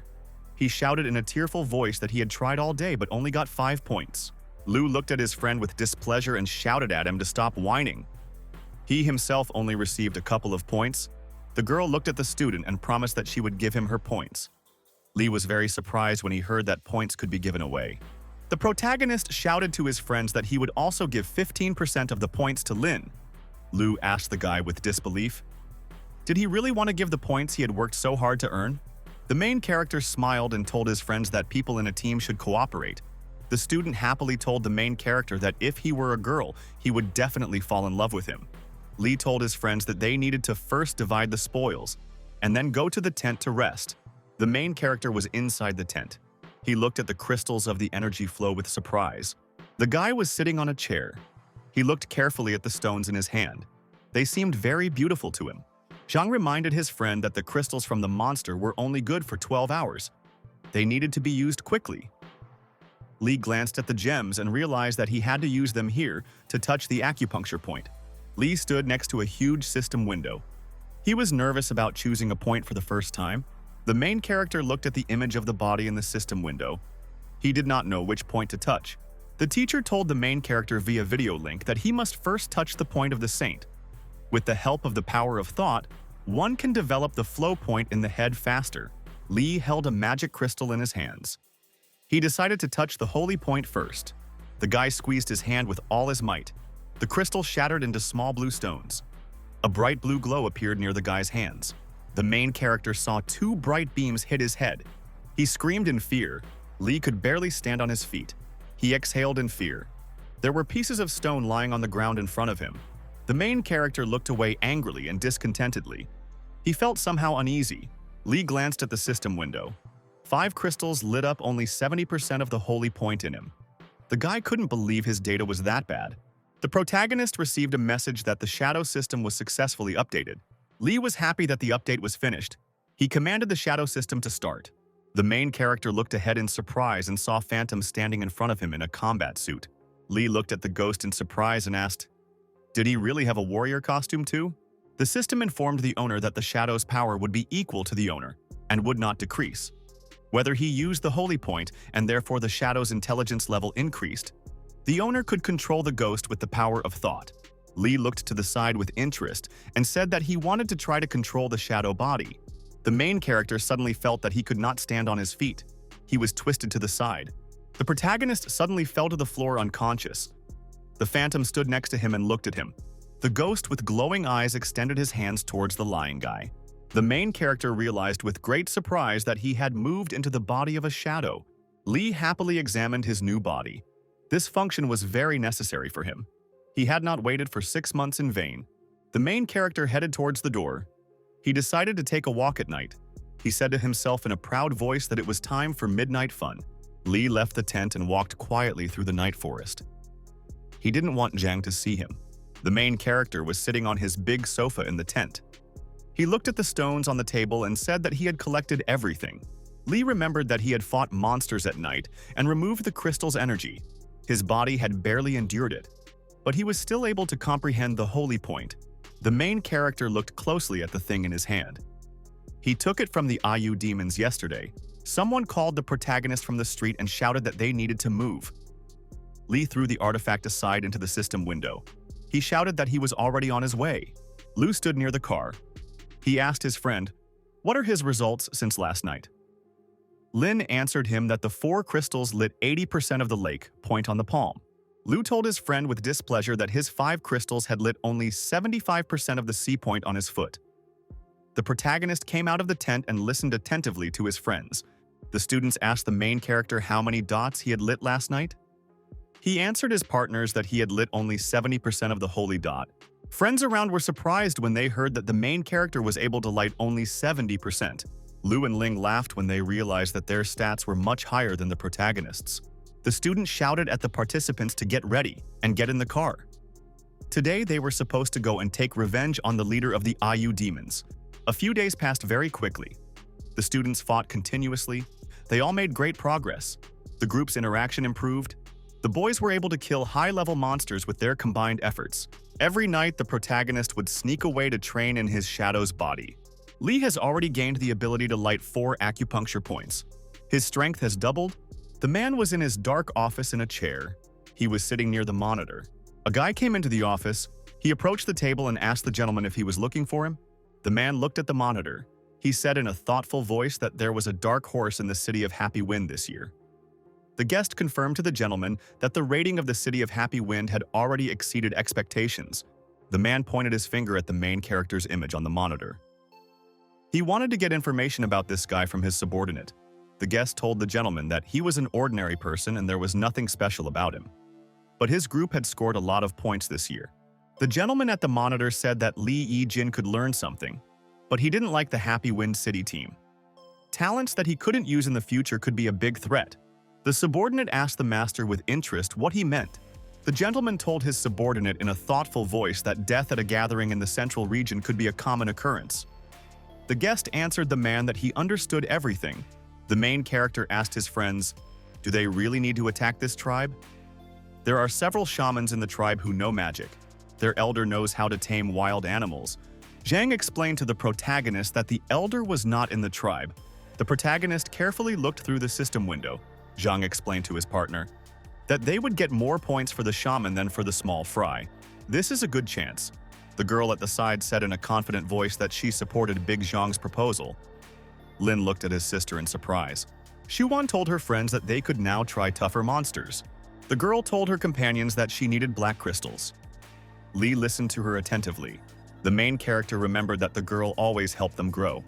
She also gave them her spoils. The protagonist stepped forward. He told his friend that they would go and fight a stronger opponent. Lee was sitting near a tree late at night. He asked his friend, "Why is Anzi taking so long to return?" Something might have happened to the guy. Zhang explained to the protagonist that nothing would happen to Anzi. He had already lit the lake point on his right hand. Lin was fighting against a dangerous blue monster with fangs and glowing eyes at this time. The demon looked at the man very angrily. He rushed forward at him. The student prepared to fight back. Lin swung his blade in all directions and tried to cut down the green mutant. The green demon ran up and grabbed the frightened boy in his arms. Lin didn't expect such a turn of events. The protagonist shouted from the side to the student to get ready for battle. Lin swung his sword wide. Lee returned to the forest to his friends. He told them that it was time to work. The student was waving his blades in all directions. A herd of demons was running towards him from the side. Some strangers came from the side. They realized that in front of them was the team that everyone was talking about. From the side, two students approached the main character and his companions. They did not see anything unusual. Several fighters rushed forward at the main character and shouted that they would take their points. The main character and the girl turned around and looked at the unfamiliar students with displeasure. The strangers ran up to the line from behind and shouted in angry voices that they would take the points for themselves. The green demon looked at the people angrily. He held a staff with a precious stone in his hands. The stranger swung his blade wide and began to chop at the green monster. The fighters with weapons ran up to the green mutants and began to finish them off very quickly. The protagonist looked at the strangers with surprise. They were able to kill the shamans of the Ayu demon tribe in an instant. The girl looked angrily at the strangers and said that this was a team from another area. They came to take away their points. The stranger glanced at the protagonist's team. He was surprised that the students were so understanding. Zhang looked away with displeasure. He told the student that they had to leave. Lu was surprised that they had to leave just like that. Zhang walked away. He said that their points were stolen and they had nothing else to do. Lu turned around and suggested that his friend teach the strangers a lesson. The kidnapper glared at the students as they left and said they had no business with them. The accomplice added that their victims simply left after they stole their points. The stranger shouted after Zhang that he must go back and fight. The student rushed at Zhang from above and angrily asked, "Is he capable of anything?" Zhang very quickly activated his battle suit and hit the attacker with all his might. The stranger did not expect his opponent to attack so quickly. He was wounded. The unknown fighter fell to the ground dead after a powerful blow from Zhang. The attacker got scared. He realized that his accomplice had just been knocked out. Zhang looked angrily at his beaten opponent and shouted at him to get out of here as quickly as possible. Zhang looked sternly at the stranger and shouted at him not to irritate him. At this time, a red signal rocket suddenly flew up from the ground. It brightly illuminated everything around. The students in the area looked at it with excitement. The rocket flew high into the sky and there was a very bright red explosion. The students looked up at the sky in fear. The beaten stranger sat on the ground. He turned around with displeasure. Zhang looked up at the sky in fear and said that it was a signal flare. The student turned around in fear. He shouted to his friends that they needed to run away now. Li looked away with displeasure. He noticed someone appearing from the side. A girl was standing opposite him. Suddenly, a huge monster ran up from the side. He slowly approached Zhang from behind. The guy turned around in fright. he felt a demon appear behind him. An evil and huge demon with burning eyes looked at the man with displeasure and growled loudly. The beaten guy looked very frightened at the predator that ran up to him. The monster growled very loudly and immediately rushed at the man. The guy did not have time to fight him off. The predator, with all his might and a very powerful blow, cut the surprised guy into pieces. The wounded boy fell to his knees, exhausted. Blood dripped from his body onto the ground. The main character stood next to the side with his girlfriend. They looked at the monster in amazement. A huge predator stood in front of the wounded boy. The students couldn't understand what it was in front of them. The monster looked at the people very predatory and viciously. After that, he growled menacingly. The mutant swung his hand sharply. He hit the guy on the head with all his might. The guy on the side got really angry when he realized that the demon had finished off his friend. At this time, Zhang stood to the side. He was frightened and carefully watching the mutant. Zhang shouted from the side in a frightened voice to the guy not to approach the monster. The mutant suddenly extended its huge paw towards the head of the frightened man. After this, the monster slammed the student into the ground with all his might and a powerful blow. The frightened student stood in front of the monster and was afraid to even move. Zhang turned around and shouted angrily to his friends that the one in front of them was the devil dog. Lin turned around and asked his friend in fear, "What should we do with the two guys?" Li answered the student that the two dead men could not be saved. Zhang activated his combat pistol. The monster's blow only slightly grazed his armor. Li ran very quickly to the side. He shouted to his friends to get into the car quickly. The green monster rushed down on the devil dog and immediately swung a huge whip. The main character ran as fast as he could to the side to save himself. There was a hand of a huge demon above him. Zhang fired his gun to the side. He shouted that the demon elder Ayu was in front of them. All the students had to run to the car. Li ran away with his friends to the side. He angrily asked where so many devil dogs could come from. Zhang fired his gun and replied that they could have fallen into the trap of the elder of the Aiwu tribe. The protagonist did not understand what kind of trap they could fall into. Zhang continued to shoot back. He explained to the guy that the signal fire confirmed that they had entered the encirclement. The girl ran at full speed. She shouted in a dissatisfied voice that the Ayu elder had set up an ambush near his tribe. He decided to catch all the people at once. A group of students stopped in front of another monster. Li shouted in a frightened voice that there were plenty of demons here too. The demonic dogs with burning eyes angrily rushed forward towards the people. Li looked around in fear. The students were surrounded on all sides. Lin asked in a dissatisfied voice what they should do now. The monster angrily shouted at the people that they had killed too many of their fellow tribesmen. Li looked at him with displeasure. The green demon shouted to the people in an angry voice that he would kill them all here today. Li looked at the monster with displeasure and called him a freak. The demon was very angry when he heard this. The guy on the side shouted that the smartest demon elder in front of them was Ayu, but he looked creepy. The monster looked at the guy with displeasure and shouted at him to stop being so impudent. The mutant suddenly rushed forward. He asked the guy with displeasure how he dared to look down on him. The demonic dogs growled viciously and prepared to rush forward at the people. The main character looked at the demons with displeasure and shouted that they would die. The demonic dogs surrounded the people from all sides and screamed loudly. Li stood surrounded by other students. The mutant ordered the dogs to tear people to pieces. The monsters suddenly rushed forward at the main character. Li prepared to fight them off. Li looked closely at the system window. He told the girl that she alone could break through the encirclement. The main character ordered the girl to run to the car and then take them all in the car. Xuan asked her friend with excitement, "Is he sure?" Li looked at his companion in surprise and explained that he was not sure of anything at all. The main character activated a huge magic blade in his hand. He shouted at the girl to come back quickly. He waved his weapon in all directions, chopping down the monsters that ran up to him. The main character swung his lightsaber in all directions. He cut down the demon that ran up to him. The mutant looked at the man very angrily and growled loudly. The main character managed to cut him down. Xuan at this time abruptly ran to the side. She looked back at her friends. They had to wait for her arrival. The demonic dog from behind extended its huge paw towards the girl. Xuan looked back in fear. She noticed that the monster had run up to the guy. The demonic dog swung its paw with all its might and hit the warrior who ran up to it. It broke his protective suit. Xuan noticed from the side in fear that the guy was wounded. She called him by name. Lin shouted at the girl to run away quickly. If she didn't bring a car, none of them would survive. Lin spread his arms wide apart, shouting at the demons that he was now their enemy. The guy rushed forward very sharply and strongly. He swung his hand to hit the demonic dog. Lin took out two sharp blades.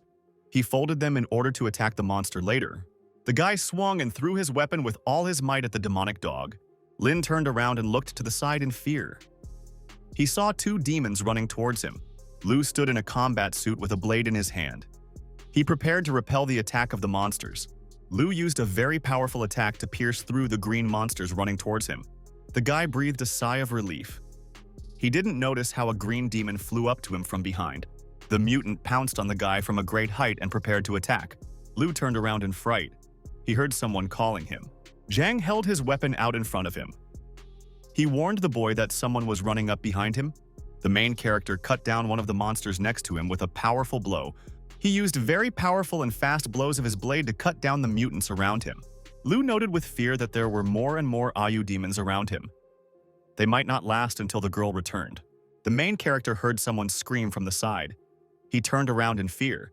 The demonic dog grabbed the guy by the leg and prepared to slam him into the ground with all his might. The frightened and beaten Lin screamed very loudly. He could not defend himself in any way. The monster swung its paw and threw the helpless boy forward with all its might. Zhang and his friend called out to the flying student in fear. Li thought angrily to himself that he needed to come up with something quickly now. The main character from behind slowly began to approach the green demon who controlled the devil dogs. Lai came close to the elder of the demons, Ayu, in order to attack him. The main character suddenly pounced on the elder from above. He decided to start with the most important thing. Li swung his huge blade very wide and prepared to attack the monster. The main character was flying from a great height on top of the demon elder. He swung his sword. The green monster was amazed. He didn't expect that a human could get so close to him. The main character cut the green mutant with a powerful and swift blow of his blade. The demonic elder shouted in a frightened voice to the huge dogs to protect him. The green monster started to run away. He decided not to take risks and save himself. Zhang looked at the huge dog with fear. He did not understand why it stopped. The huge mutant swung his paw and prepared to hit the guy with all his might. The main character, with a blade in his hand, suddenly bent down and prepared to fight off the attack of the monsters. Li looked ahead angrily and fearfully. He almost succeeded. The guy decided to fight off the dog running towards him with powerful blows. He needed to use his full strength against 3 opponents. The protagonist's eyes lit up brightly. He screamed and prepared to attack. Bright red protective lightning appeared around the guy's body. A demonic dog stood in front of him. Zhang looked at the protagonist with admiration. He realized that the guy alone was able to block 3 devil dogs. Lu asked his friend in surprise, "Did he really see that?" At that moment, Zhang shot a pistol at the monster from the side. Bright lightning flashed around the main character. The student looked at him in fear and said, "Did he go into a trance or something?" The main character smiled evilly. There was a bright red glow around his body. Zhang looked at his friend in surprise. He said that the boy had entered the trance of the holy warrior, as the legend says. The protagonist with glowing eyes took out his shining blade. The student realized that he was hiding some secrets from them. The demonic elder looked at the guy in fear. He didn't understand what had happened to this man. The main character confidently fought alone against 3 devil dogs. At this time, someone ran up from behind and attacked the 2 mutants. They flew high into the air. The demonic elder turned around in fright, not understanding what was happening. The girl ran up from the side. She angrily told the demons that they were just a bunch of little scum. Xuan inside the car opened fire furiously. She started hitting the mutants with bullets. A furious fire from a car machine gun shot down the green demons. Lu was very happy. He turned to his friend and shouted for him to look at this. The guy shouted joyfully that the girl was back. Xuan was driving a car and drove up to her friends. Zhang was very happy. He turned around and shouted at the main character to get into the car. The main character continued to fight against the demonic dogs. Everything around him was shining brightly. The main character's eyes were shining with a bright light. The student looked at him and said that his condition was not very good. In the union of shooters, people were watching the main character on the monitor. Someone told the chairman that the new man had entered the holy warrior trance. The chairman asked his subordinate if the video recording was still going on. The main character's face continued to be displayed on the monitor. The worker shouted that they had set up filming. The information was blocked. All this information had to be passed on to the saint. The main character yawned tiredly. He sat near a tree and felt that his whole body ached. Lu looked at the main character in surprise. He told him that he didn't even know what state he had just been in. Lee told the student with surprise that he suddenly felt as if his whole body was filled with strength. The boy looked at his hands. He said in a thoughtful voice that he could not suppress the desire to fight. The fighter put his hand on the protagonist's shoulder and said that they would not talk about it. Zhang looked at the system window. He informed his friends that they had earned 30 ordinary crystals. Zhang looked at the system window in surprise and said that the main character saved all their lives. The student suggested that his friends give all the loot to the main character. Lee was very surprised when he heard from the students that they wanted to give him all the loot. Lin looked at his friend with a smile and told him to take the loot. Lu asked the protagonist to accept the gift. The main character jumped to his feet. He told his friends that he didn't need anything from them. Lee told his friends that this time they had tried hard and therefore would split the spoils in half. The main character looked closely at his companions and said that he tried to save them with all his might. The student told his friends that first they needed to find a place to set up camp. There they would rest a little. After a hard day, he decided to take a shower. He stood and held a can of drink. The system congratulated the owner. The main character turned around and looked carefully out the window. The system informed the protagonist that he had received a reward for his services. The system told the owner that he had received a box of Vado as a reward. The surprised protagonist held the Vado box in his hands. From it, one could get various combat skills and weapons. He decided. He put the can of drink aside and said it was time to open the box. The main character looked into the box in surprise. He was wondering what he could pull out there. The box opened and small mechanical parts began to fall out. The main character was very excited. He looked into the box with great interest and waited to see what would fall out of it. Lee looked around in surprise and realized that he had received nothing from the box. The guy screamed loudly. He realized that he had only pulled air out of the box. The system congratulated the owner.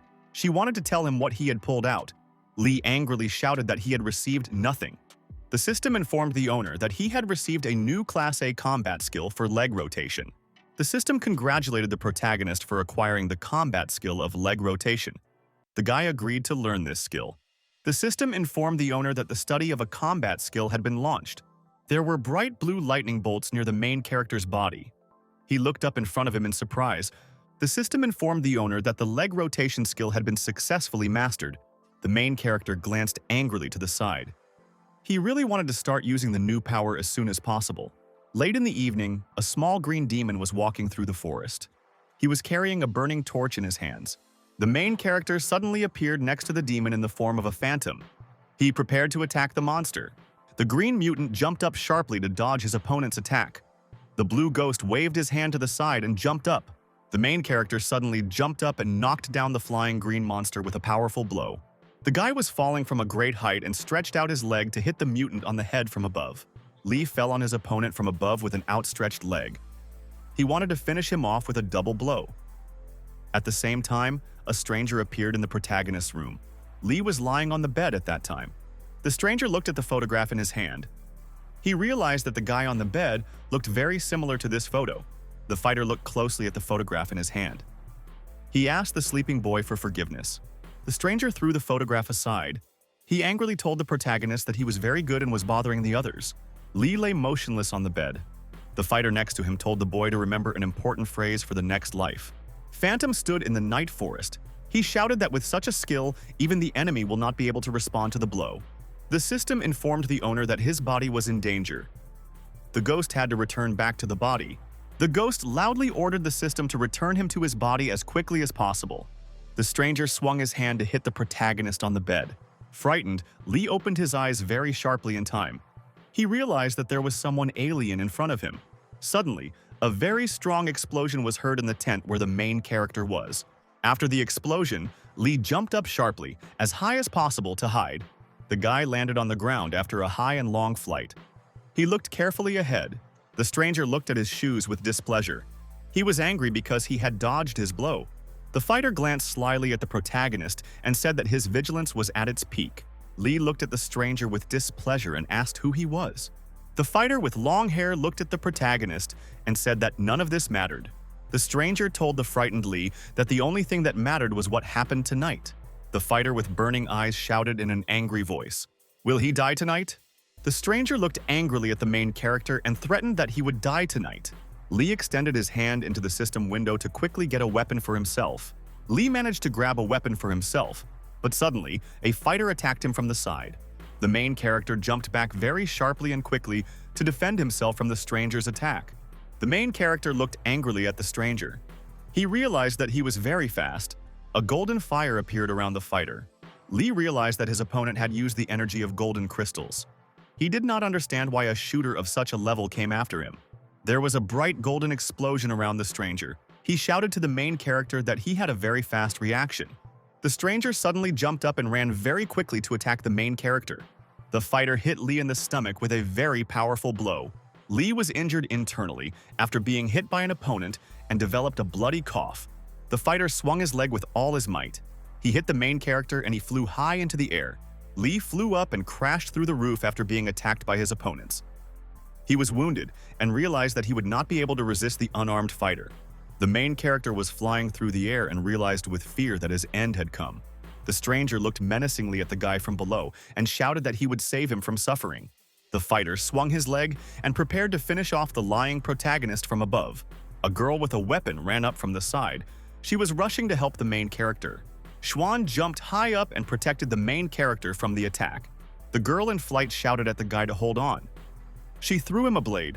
The main character turned sharply to the side and thanked the girl on Earth for her help. The stranger looked at his opponent in great surprise. He waved his sword in all directions to fight off the mercenary. Xuan stood on the ground, watching in amazement as the protagonist fought against his opponent in the night sky. The stranger looked at the main character. He shouted that the guy with the gun had become completely different. Lee extended his blade forward, shouting at the mercenary that he would now respond to his blow. The fighter began to wave his arms in all directions. After that, he attacked the main character. He put forward the sword for defense. The mercenary suddenly jumped up and tried to hit the guy. Lee tried to fight him off with his foot.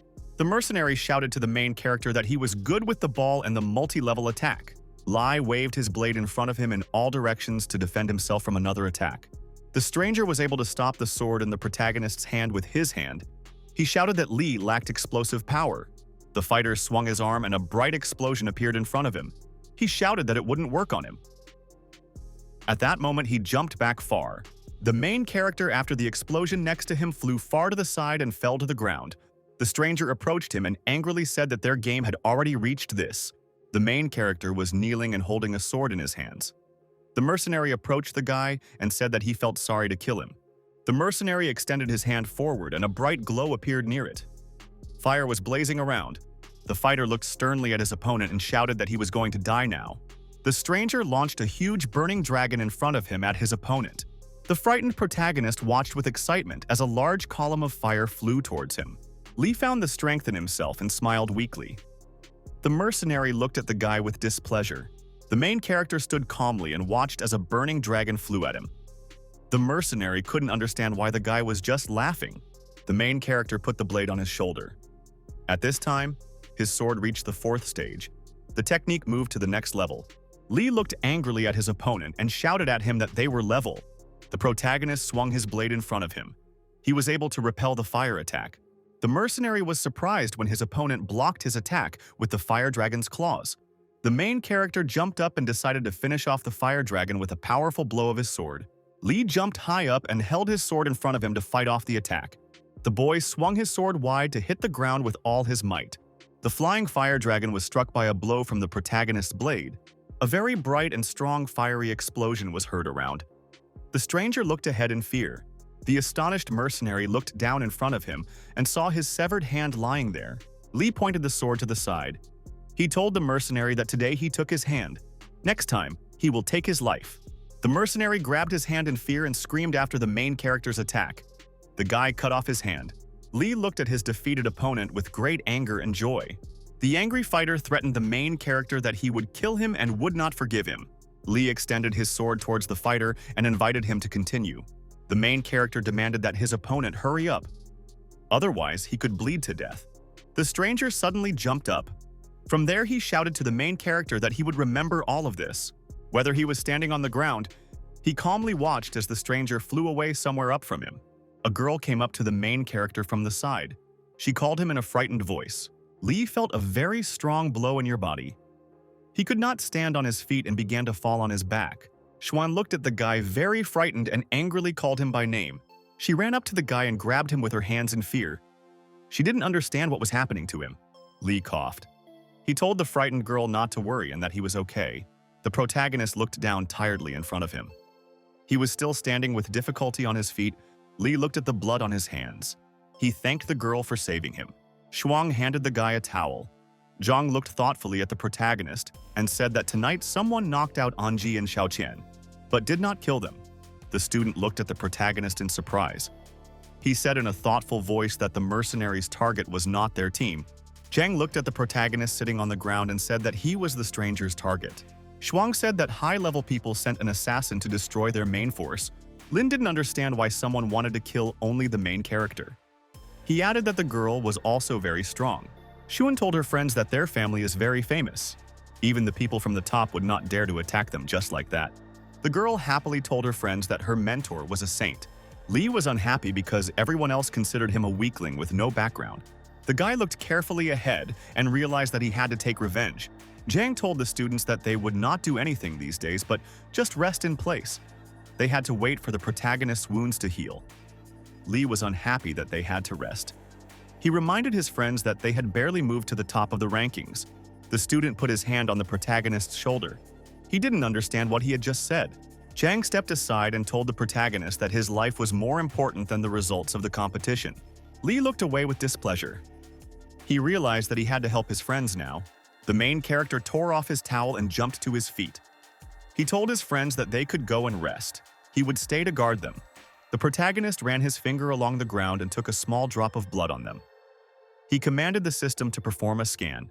The system began a detailed analysis and scanning of the drop of blood on the boy's finger. The system informed the owner that it had identified the source of the blood. The information was recorded in the database. Zhang came up to the main character from the side. He heard the guy say something about the system. Lee got scared and realized that he could have been found out. The main character stretched out his hand in front of him, and there was a bright blue glow near it. Lee clenched his hand into a fist. He felt the energy penetrate into the acupuncture point. The guy looked at his shadow from the side. He said in a joyful voice that she had been killing monsters for him for 2 days. He had collected a lot of crystals. Lee looked to the side and said that he needed to create armor from the crystals of the energy flow. He needed to be more careful next time when using the shadow system. He was not exposed last time. The main character was lying on his couch at home. The system offered him to spend 10,000 experience points. The main character heard that the system offered him to spend points on creating a second shadow. Lee turned around carefully and looked at the phantom next to him. He couldn't figure out if he needed a second shadow. The guy thought about it and decided that with 2 shadows, he would have a better result in hunting monsters. Lee waved his hand and shouted in a joyful voice that they were creating a shadow further. After that, the process of creation began. The main character looked in front of him with great attention. He saw a dark aura. Suddenly, dark streams began to fly out of the guy's body and fly around him. Lee looked ahead with great attention. He realized that the second shadow had already been created.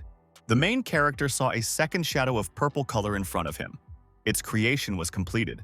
Lee looked at the shadows in front of him and decided to give them a name so as not to confuse them. The guy drew numbers 1 and 2 on each of the shadows.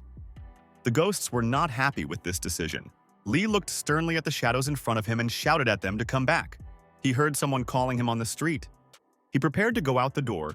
The main character went outside and was very surprised to see his friend's girl there. Shuang told the guy that many of the strongest players were attacked by killers, including Jin's team. The main character asked his girlfriend if everything was okay with the girl. Liu Shuang told her partner that only Jin was seriously injured. The partner told the worried guy that the Riflemen's Union was conducting a comprehensive investigation into the matter. Shuan informed her partner that the Union was very concerned about this. The instigator of the attack and his city would be severely punished. The main character asked the girl excitedly why she didn't go to training with the others today. Shuan got angry. She excitedly wanted to tell the main character the reason why she stayed. The girl told the surprised guy that in a couple of days she realized that he really is a wonderful man. The partner told the guy that she stayed with him today specifically to talk alone. The main character looked at the girl with excitement. He listened to her very attentively. The girl was excited. She wanted to tell the main character something. She grabbed the guy by the hand. She demanded that he definitely agree. The main character was very scared and excited. He didn't know what she wanted from him. Shuang looked at the guy happily and offered to fight him to learn the technique of swordsmanship. The main character listened to the girl with surprise. He didn't know what to answer her now. The student stood and held a blade in her hands. She prepared to attack her opponent. Lee, with a sword in front of the girl at a short distance, he shouted to her that he was ready. The main character thought to himself with displeasure that she was completely crazy. Xuan suddenly jumped up and rushed forward at the guy. She shouted at him that they were starting. Xuan swung her sword and attacked the main character. The guy fought her off. He thought with excitement that each blow the girl had thrown at him was very fast and accurate. Lee rushed into a counterattack against the girl. She put her sword in front of her in time and defended herself. Xuan looked ahead in fear and turned the blade in her hands. Lee activated the mad sword skill. At this time, the girl jumped high above him. Xuan looked at the guy in surprise and shouted that he was very strong. The main character swung his sword in front of him and a bright blue light appeared in front of him. The girl shouted at the guy that he decided to use the return to the beginning strike. The irritated student shouted at the guy that she would try to attack him. The girl jumped back sharply. A bright blue explosion sounded in front of her. Shuang fell to the ground and looked at her opponent with displeasure. She was unable to weaken his vigilance. Lee suddenly rushed forward towards his rival and shouted for her to look at him. The main character used a skill called 2 steps against the girl. A bright glow appeared in front of him. Xuan looked ahead in fear. She decided that she did not have long left. The girl suddenly turned around and ran to the side. The main character stood behind her with a sword. Xuan jerked to the side and decided that it was better for her to run away now. The main character ran up to his rival. The girl decided to understand his technique. Lee suddenly rushed towards his opponent with a blade. He used 3 steps against her. Lee jumped up to the girl and raised a huge red blade over her. He grabbed her by the shoulder with his hand. The main character looked angrily at his rival and shouted that he was using the 4th technique. The girl suddenly found strength in herself. She stretched out her hand forward and grabbed the blade. Lee was very surprised that his rival found the strength to fight him off. Xuan held a sharp blade in her hand. She angrily told the guy that every attempt makes him stronger. The girl shouted to the guy that she would finish him off with one try. She attacked him with a sword. The blade stopped near the surprised guy's head. The delighted Xuan held her hand with the sword near the main character's head. Lee stood and looked at the girl with great fear. She held a sword near his head. Xuan looked at her opponent very angrily and shouted that she had won. Lee gradually came to his senses. He shouted at the girl that she was simply crazy. Xuan still held the protagonist's blade in her hand. There were bloodstains on the sword. In the evening, Zhang returned with his friends. He asked the girl what happened to her hand. The student had a bandage wrapped around her hand. She said it was just a scratch. Zhang glanced at his friends. He told them that the 3 of them had gone on a reconnaissance mission to the territory of the Aiwu demon tribe today. The guy told the students that the demons had become much more vigilant after the last battle. The wounds on the protagonist's body healed. The fighters could no longer attack the demons in the old way. Zhang looked slyly at his friends and said that he had come up with a new strategy. The student looked at the girl sitting on the ground in surprise and said that he would need her help. Xuan looked at the guy with great displeasure. She didn't understand what he wanted from her. On a clear day, he shouted to the student that all the things had already been loaded into the car. Lee watched this silently from the side. A girl in white designer shoes came up from the side. Zhang said that when Xuan was ready, they could leave. The girl looked at her outfit carefully, and with interest, she asked her friends, "Is this really necessary?" Zhang looked at the student and told her that she should be dressed like this for their military tactics. Xuan got angry. She shouted that she didn't want to seduce the demon elder Aiyu. The student glanced slyly at his girlfriend. He explained to her that all this needed to be done for the sake of the team. Stood near a tree, he asked his friend, "For what kind of tactics would the girl's appearance be needed?" Lu said that this morning they came across an elder who was giving orders to several demons. Lu said that the demons captured a beautiful girl and brought her to the elder.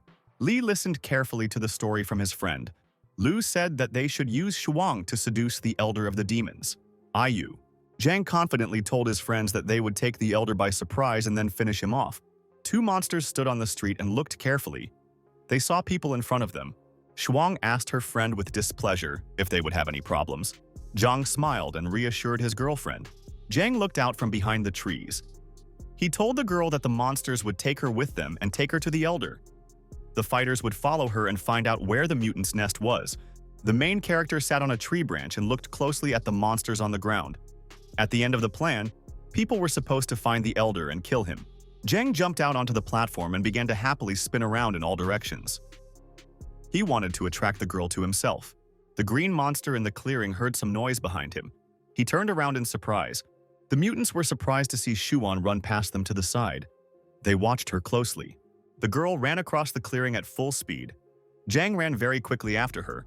The guy was chasing the girl very fast. She was screaming loudly for someone to help her. Shuang looked around in fear. She didn't know who could help her now. Zhang was at her side. The student suddenly tripped and fell to the ground. The girl continued running.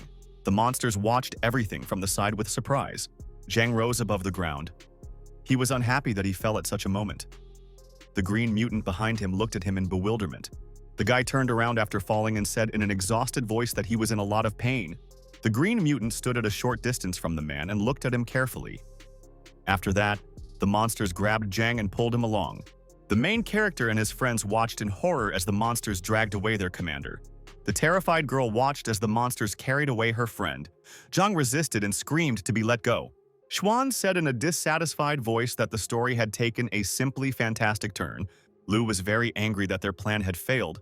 Shuang turned around and looked at him with displeasure. The main character came up from the side. He calmed his friends down and said that everything was not as bad as they thought. A system window appeared in front of the girl. She prepared to enter the Big Sun's network and find its location. Shuang looked carefully at the electronic map. She found the exact location of Zhang. The protagonist told his friends instructively that only the bait had changed in the plan. They didn't need to panic. Li looked at his friends with displeasure and said that they should have stuck to the plan and worked together with Big Sun so that they could have killed the Demon King Au. Zhang was tied up and shackled in a dark cave at that time, wearing transparent women's clothing. Zhang turned around in surprise. The servant informed the master that the girl was here. The monster entered the room with flowers and treats. He greeted the girl with an evil smile. The main character ran up from the side. He swung his blade and started chopping the monsters. The guy dealt with the guards and decided to go inside the cave. Shuang said from the side with excitement for the main character that the coordinates of the Big Sun had not changed. It could already be delivered to the king. Li turned around and warned his friends to keep up with the group. For them, this was no joke. The main character, with a blade in his hand, and his companions entered the cave. Zhang was inside the cave, kicking away a monster that was pestering him. Zhang looked at the demon with displeasure and shouted that he made him sick. The monster approached. He looked closely at his tied captive near the pole. The Demon King extended his hand towards Zhang and shouted in an angry voice that he wanted to love him. The demon looked angrily at Zhang and offered him to play a game. The guy looked at the monster with a frightened look. He couldn't get rid of him. The main character and his friends ran at full speed down the corridor. They all rushed to help their friend. Li peered out from behind the wall into the corridor. He shouted to his friends to stop. Li noticed that there were guards standing in the corridor. He wouldn't be able to walk through here with his friends. The excited protagonist turned around and suggested that the girl find another way. Li looked up. The girl shouted to the guy that in front of her was the last road that led to the Demon King's bedroom. Ayu! The main character saw a grate in front of him from above. After that, he had an idea. The Demon Elder looked at his captive and offered him a game to play. The monster shouted to the guy that he would run away from him, and he would catch him. The demon was worried about the man's resistance. Zhang stood in seductive clothes and shackles. He told the demon that this game is for perverts. The monster suddenly rushed forward towards the man and shouted for him to run away from him. Zhang jumped high above the monster and shouted that no one runs away from him. The guy landed abruptly after the flight. He hit the mutant on the head with his hand. Zhang hit the monster with all his might and he twisted far back. Zhang flipped sharply during the jump. He threw his chains forward onto the monster. The Demon Elder was frightened. He saw the man stretching a chain forward towards him to grab him. The guy grabbed the monster's arm with a chain and tied him up. He shouted that the game was over. The Demon Elder asked with displeasure, "Who was it that said that the game was over?" The mutant suddenly freed himself from the chains and with a powerful blow threw the man away from himself. Zhang landed on the ground after the flight. The Demon Elder rushed forward at the boy and prepared to hit him. The monster looked at the man with anger and displeasure before attacking. Zhang threatened the demon with a frightened and excited voice that he would catch him now. At this time, a grate opened in the ceiling and the main character jumped out from there onto the monster. Li landed next to his friend. He slyly asked Zhang if he had arrived on time. Zhang looked slyly at his friends and said that they arrived on time. The monster came to his senses and jumped to his feet. He laughed evilly and looked at the people. The demon elder angrily told the humans that they had deceived him with the help of a beautiful girl. The demon elder glared at the people and shouted that they had touched him to the quick. Zhang lifted his clothes. He slyly shouted to the demon that they had not deceived him in any way. The elder became very angry when he realized that people were still laughing at him. After this, huge threads began to appear around the elder. They flew around people. The demon elder sat down on the ground. A bright glow appeared around him. The protagonist and his friends stood nearby. Zhang looked at the demon with fear. He did not understand what the monster had just done. Li looked ahead with great excitement.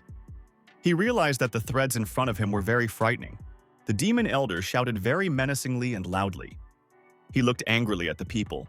After that, a very strong explosion was heard near the old demon. Everything around began to shine with blue light. After the explosion, the main character was thrown high into the air. He was on all fours and coughing. Li looked ahead in surprise. He shouted in a dissatisfied voice that the monster had destroyed the entire cave. The demon elder took on a new appearance. He was thin and tall and stood on top of a rock. From there, he addressed the people. The monster with burning eyes asked the people angrily if they were ready to die. People watched the battle of the participants with the monsters through monitors.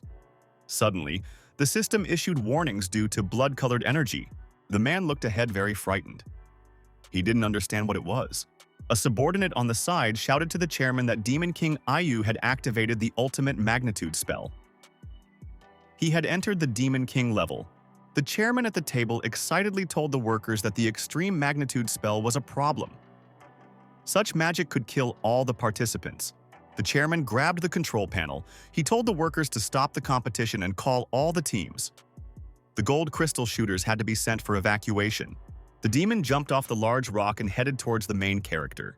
The monster pointed his paw forward.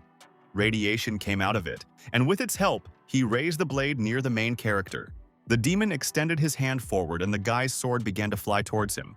The elder jerked his hand towards himself. He prepared to activate his weapon. Li looked at the monster in fear and realized that his strength had changed greatly. The elder held a huge and sharp sword in his hands. The main character realized that he and his friends would no longer be able to defeat the demon. Li remembered with excitement that the threads that the monster released were very frightening. The demon elder raised his sword high above his head and prepared to strike. The demon leader swung his sword with all his might and slammed it into the ground. The protagonist was frightened to see a huge explosion appear in front of him. The demon's body became so terrifying that he could not move. A girl flew up to the main character from the side and pulled him back by his clothes. Xuan abruptly threw the guy aside. She sternly ordered him to get ready quickly. The girl rushed forward with her weapon at the demon and swung the blade in front of him. Li sat on the ground near the stone and trembled. He realized that he needed to act quickly. The main character turned to his friends. He asked with excitement how they were feeling. The students were lying unconscious near the stones. At that moment, a girl flew up next to the main character and hit her back against the stone. Li turned around in fear and looked at his beaten girlfriend. Xuan was lying near a stone with a sword in her hands. The monster came up to her and said that she was a good girl. The elder stood with a blade. He shouted at the girl that she would die here. The main character hit his leg with all his might and ordered himself to stand up. The monster swung his blade from above and prepared to finish off the girl. Li continued to hit himself on the leg with all his might and demand that he stand up on his feet. The main character looked at his girlfriend in fear and continued to force himself to jump to his feet. Xuan looked at the demon in fear. She couldn't fight him off. The main character, with an outstretched leg, suddenly pounced on the monster from above and hit him with all his might in the head. The demon elder flew far to the side after a powerful blow from the guy. He turned around and looked at the beaten girl. He asked, "Will she be able to get up?" Xuan looked slyly at the guy and asked if his knees were shaking more. The main character said in an angry voice that if all this continued, he would die. The monster no longer scared him. The guy had a knife sticking out of his leg. He shouted that he was going to pick up speed now. Li looked slyly at his girlfriend and told her to get ready to run. At this moment, a jeep appeared from the side. The main character and the girl turned to look at it in surprise. A car with weapons drove up and stopped next to the main character and the girl. Zhang was still dressed in women's clothing. He leaned out of the car and shouted to his friends that they needed to retreat. Shuang looked around in fear. She wanted to find her brother and Lu. At that moment, someone's hand appeared from the side. The demon crawled out from under the stones and looked angrily at the guy. The demonic monster looked at the main character with burning eyes and hatred. The demon elder threatened the frightened man that he would die now. The elder looked at the guy with burning eyes and threatened to kill him. The monster looked angrily at the people and asked, "Did they still want to run away?" The demon flew up above the ground. He shouted to the people that they were underestimating him greatly. After that, the mutant raised his hand up, and bright lightning appeared next to it. Lee looked ahead in fright. The main character extended his hand to the girl and shouted for her to get into the car with him quickly. Suddenly, there was a very strong and powerful explosion. The girl was carried far back. Chang suddenly jumped forward. He managed to catch Shuang, who flew towards him from behind. He suggested that she quickly get into the car. The girl screamed in fear that she couldn't run away. Her brother was still inside. Several unconscious guys were scattered from the center of the explosion. Zhang stood to the side with the girl. He looked at the students who had fallen to the ground in front of him with fear. Zhang was driving a car. He shouted to the girl next to him to get ready to go. Shuang asked her friends with displeasure, "Are they really not going to wait for the main character?" Zhang very strictly warned his friends that if they didn't leave now, there would be no more opportunity. Shuang looked ahead in fear. She repeated the main character's name to herself. Zhang was driving the car. He called the girl to calm down. The student told his surprised passenger that the main character was a miracle. Zhang was driving the car and looking ahead. Suddenly, someone from the side shouted at him to stop. The main character was racing at full speed after the car. The girl turned around and looked at him through the window in surprise. Zhang was very surprised when he realized that Lee had been racing behind the car the whole time. The main character was running next to the car. He shouted at the driver to stop the car. Zhang stopped the car. The protagonist climbed into the cabin. The student said in a cunning voice that he was about to extol him as a hero. The girl from the back seat asked the main character how he escaped. Did he really finish off the Demon King? Lee told his friends that he wouldn't have killed the demon alone. He only managed to escape from the territory. Zhang, who was driving, told the protagonist that he was a very smart guy. Shuang told her friends that it was very good that they got out safe. Lee looked at the girl with displeasure. He asked her, "Is all this really true?" The main character received a strong blow after the attack from the monster and began to cough heavily. The mutant looked at the guy in surprise. Lee had withstood his thunderbolt and was still alive. The demon elder shouted to the man that he stayed here for the sake of his friends. The monster swung his leg and prepared to hit the guy. He shouted that it was a touching scene. The main character received a very powerful blow from the demon elder and flew to the side. He hit his back on the stone. The demon raised his leg for another blow. He shouted at the man that he was a weakling. He said to the monster in an angry voice that the people had left long ago. They probably didn't know what was going on here. The main character pointed his finger at the monster and asked with displeasure, "Can he see?" Lee extended his hand forward. He told the demon that he would show him something interesting. The main character shouted to the mutant that he should thank him. The guy activated the shadow system. The main character was lying near the stone. He shouted to the monster that he would show him something interesting.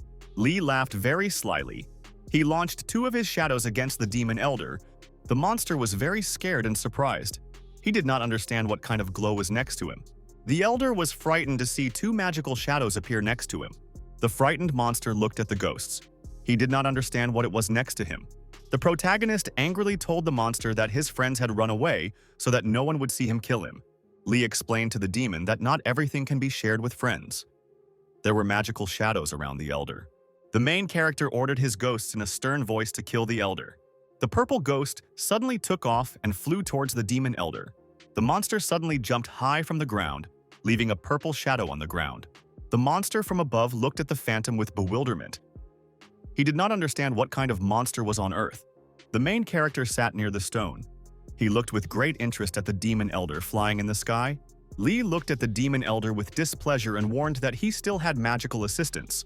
The demon elder stood there and didn't notice how a blue ghost began to appear behind him. The blue ghost suddenly rushed from behind towards the frightened monster.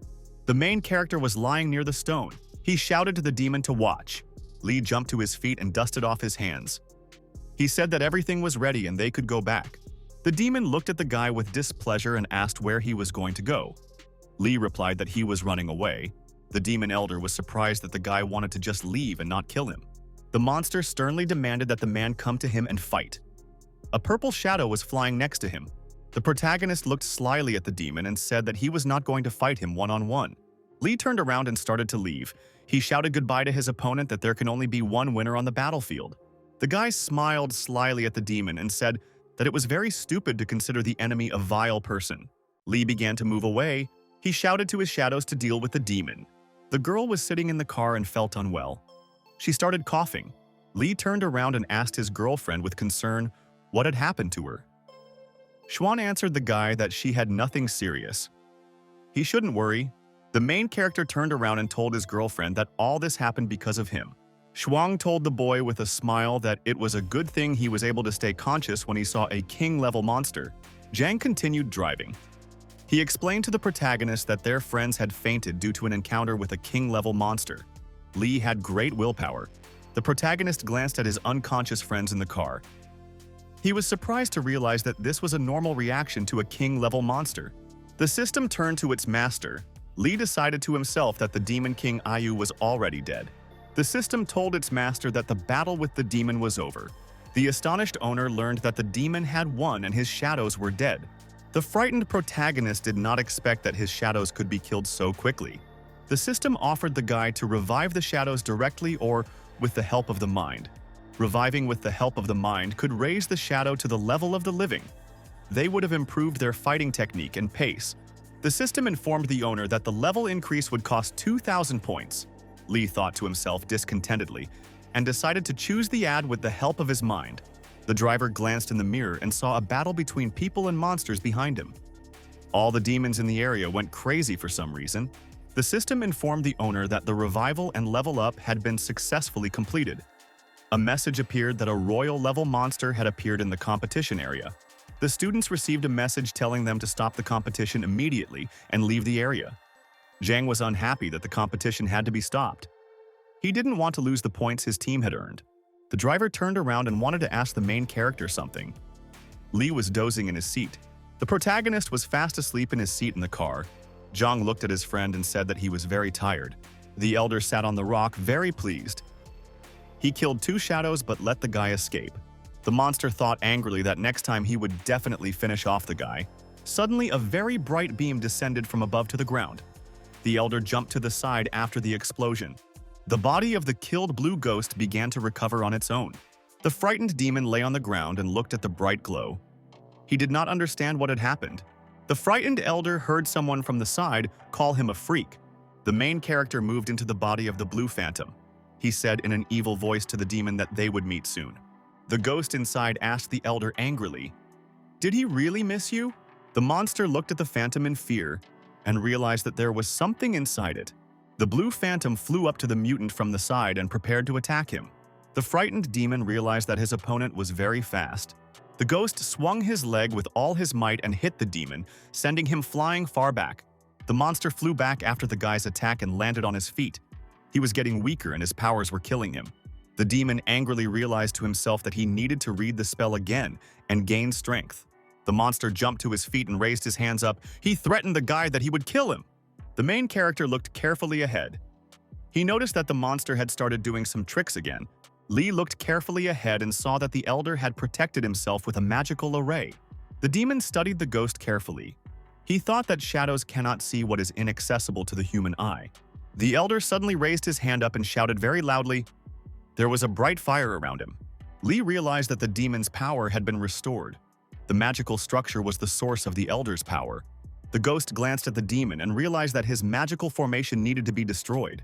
The elder glared at his opponent and shouted that he was almost ready. The elder pounced on the main character from above. He shouted that he would take him to hell. The mutant took out a huge burning sword in flight. He prepared to attack the ghost on Earth. The elder slammed his blade into the ground with all his might. There was a bright explosion. The ghost managed to hide somewhere from it. The main character very abruptly flew up to the demon from behind and shouted that he was here. The monster hit the main character with all his might, and he flew far to the side.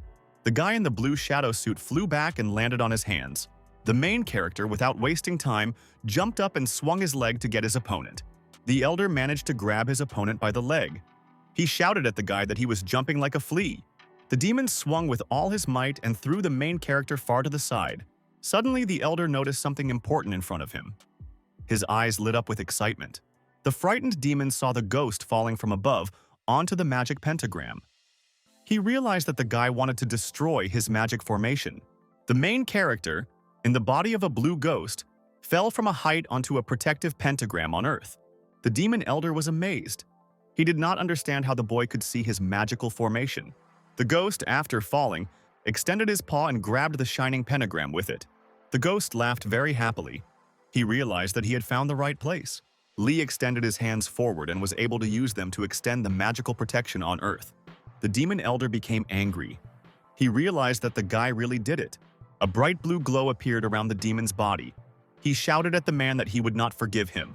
The demon suddenly took off from the ground and flew high up. Below him was the fiery trail. The main character in the body of a ghost fell to the ground. He felt that he was in great pain. Lee grabbed his head. He realized that the demon's power was much stronger than his. The protagonist glanced at the demon in front of him. He realized that he had to defeat the opponent with one blow. Lee happily shouted that this blow could be used here. He jumped on top of the monster. The main character suddenly jumped to a great height and prepared to finish off the demon elder. The monster on the ground quickly ran to the side to avoid the guy's attack. The elder glared at the boy and shouted that it was now his turn to attack. Lee looked at the mutant with an evil smile and reminded him that he had more than one opponent against him. A purple shadow suddenly appeared behind the monster and prepared to attack it. A purple shadow suddenly rushed from behind and knocked the demon elder off his feet. The main character suddenly jumped up and prepared to pounce on the demon. Lee and his two shadows attacked the monster from all sides. The frightened demon realized that the attacks were coming in a continuous stream. He could not get rid of them. The main character swung his leg and prepared to hit his opponent. The demon realized that the guy had decided to attack him continuously. Lee hit the elder of the monsters with all his might, and he flew far to the side. The demon thought with displeasure that the insignificant man would really kill him. Suddenly, the demon grabbed the main character by the hand. Lee looked to the side in fear and realized that he would not give in. The monster grabbed the main character from behind with his hands and feet. Lee asked the demon in fear what he was doing. The frightened elder shouted to the man that they would die together with him. The main character tried to escape from the monster's embrace. He realized that the demon wanted to self-destruct. The monster's body began to swell sharply. The guy realized that the demon wanted to take him with him to the grave. The monster began to swell even more. It began to take the form of a warrior. There was a very loud and bright explosion. Everything around was illuminated by fire. Several travelers appeared on the street. They saw the explosion and ran forward in fear. The fighters from the Black Sky Special Squad approached the battle site between the protagonist and the demon. One of the fighters said that someone had defeated the royal-level demon. The participants looked ahead with interest. One of them noticed something in the distance in the haze. The fighter looked ahead in fear and saw a stranger with powerful armor. There was a fog, and the frightened fighter saw that a man from the Temple of War was standing in front of him. The main character suddenly came to his senses. He was shaking all over with fear. Zhang was sitting behind the wheel. He turned around and asked the guy with excitement, "Did he really have a nightmare?" Lee looked out the car window to calm down. He separated from the shadow in time, otherwise it would have been the end for him. The system informed the owner that he had defeated the strongest demon Ayu in the zone. The guy happily thought that he had protected number 1 and had not died. The main character received a bunch of rewards including 10,000 experience points. Lee was racing in a car with his friends. Lee suddenly raised his hand in front of him and shouted that it was speed. Zhang was sitting behind the wheel. He turned to the guy and shouted that he scared him. The main character saw monsters on the street inside the car. He pointed at them with his hand to the guy. Lee told his friend with interest that the monsters on the street had caught someone. Zhang looked out the side window with excitement. The student in the car looked closely and saw that there was a girl, Lizzie, on the street in front of them. He didn't understand why she was alone. The protagonist turned around and slyly suggested that his friend save the girl. Zhang was not happy with this offer. Lee started climbing up through the roof of the car. He shouted that they should help the girl from the institute. Zhang, who was driving, shouted at the guy to climb back up. The driver looked out the window with displeasure. He told the main character that he had just woken up and was already so active. Zhang turned around from the window and said that the main character fell in love with a girl on the street. Zai continued to swing her blade around herself and cut down the monsters. There were traces of green blood on the girl. She shouted that the monsters seemed to have gone mad. The girl waved the blade in all directions. She shouted at the mutants to disperse. Sue wanted to step forward and suddenly her foot tripped over the tentacles. The girl tripped and began to fall sharply. She dropped her sword. The mutant got angry. He screamed menacingly and rushed at his victim. Sue closed her eyes in fear and realized that the end had come for her. At that moment, a guy ran up from the side and grabbed the mutant by the head with his hand. The girl opened her eyes and saw the main character in front of her. He didn't turn around and called the girl. The main character held the mutant by the hand. He turned around and slyly called the girl by name. He looked at the student with concern and asked if she was hurt. Sue felt very embarrassed. She explained to the guy that she was fine. The main character suddenly jumped up and kicked the monster on the head with all his might. With a powerful blow, he threw the demon aside and he hit a tree. The main character looked happily at the finished-off monster. The girl stood behind him and studied him attentively. Z looked at the main character and realized that this guy was really cool. At this time, Zhang leaned out of the car and called out to the students. Li turned around to look at him with displeasure. Zhang leaned out of the car and shouted angrily at the students that they needed to get out of here. Zai looked closely and saw that Zhang was wearing women's clothing. She fearfully called him a pervert. The main character extended his hand forward. He offered the girl a ride. Sue was glad that the guy offered to help her. She thanked him cheerfully. The main character and his friends arrived at the Happy Wind Institute. The unconscious Lin was loaded onto a stretcher. Li shouted angrily at the medics to be careful with the guy. Students stood to the side and looked attentively at the main character. They recognized him. The guy told his friend with excitement that the main character's team was really cool. The student happily told his friend about the success of the main character's team. Thanks to this team, the city of Happy Wind is no longer lagging behind. The guy suddenly ran up to the surprised main character from behind and hit him on the back. Li turned around with displeasure and shouted at the student that he had scared him to death. The student stroked the main character's head joyfully. Dissatisfied, he answered his partner that if he continued to stroke him, he would kill him. The student rushed to the main character and very insistently offered to help him.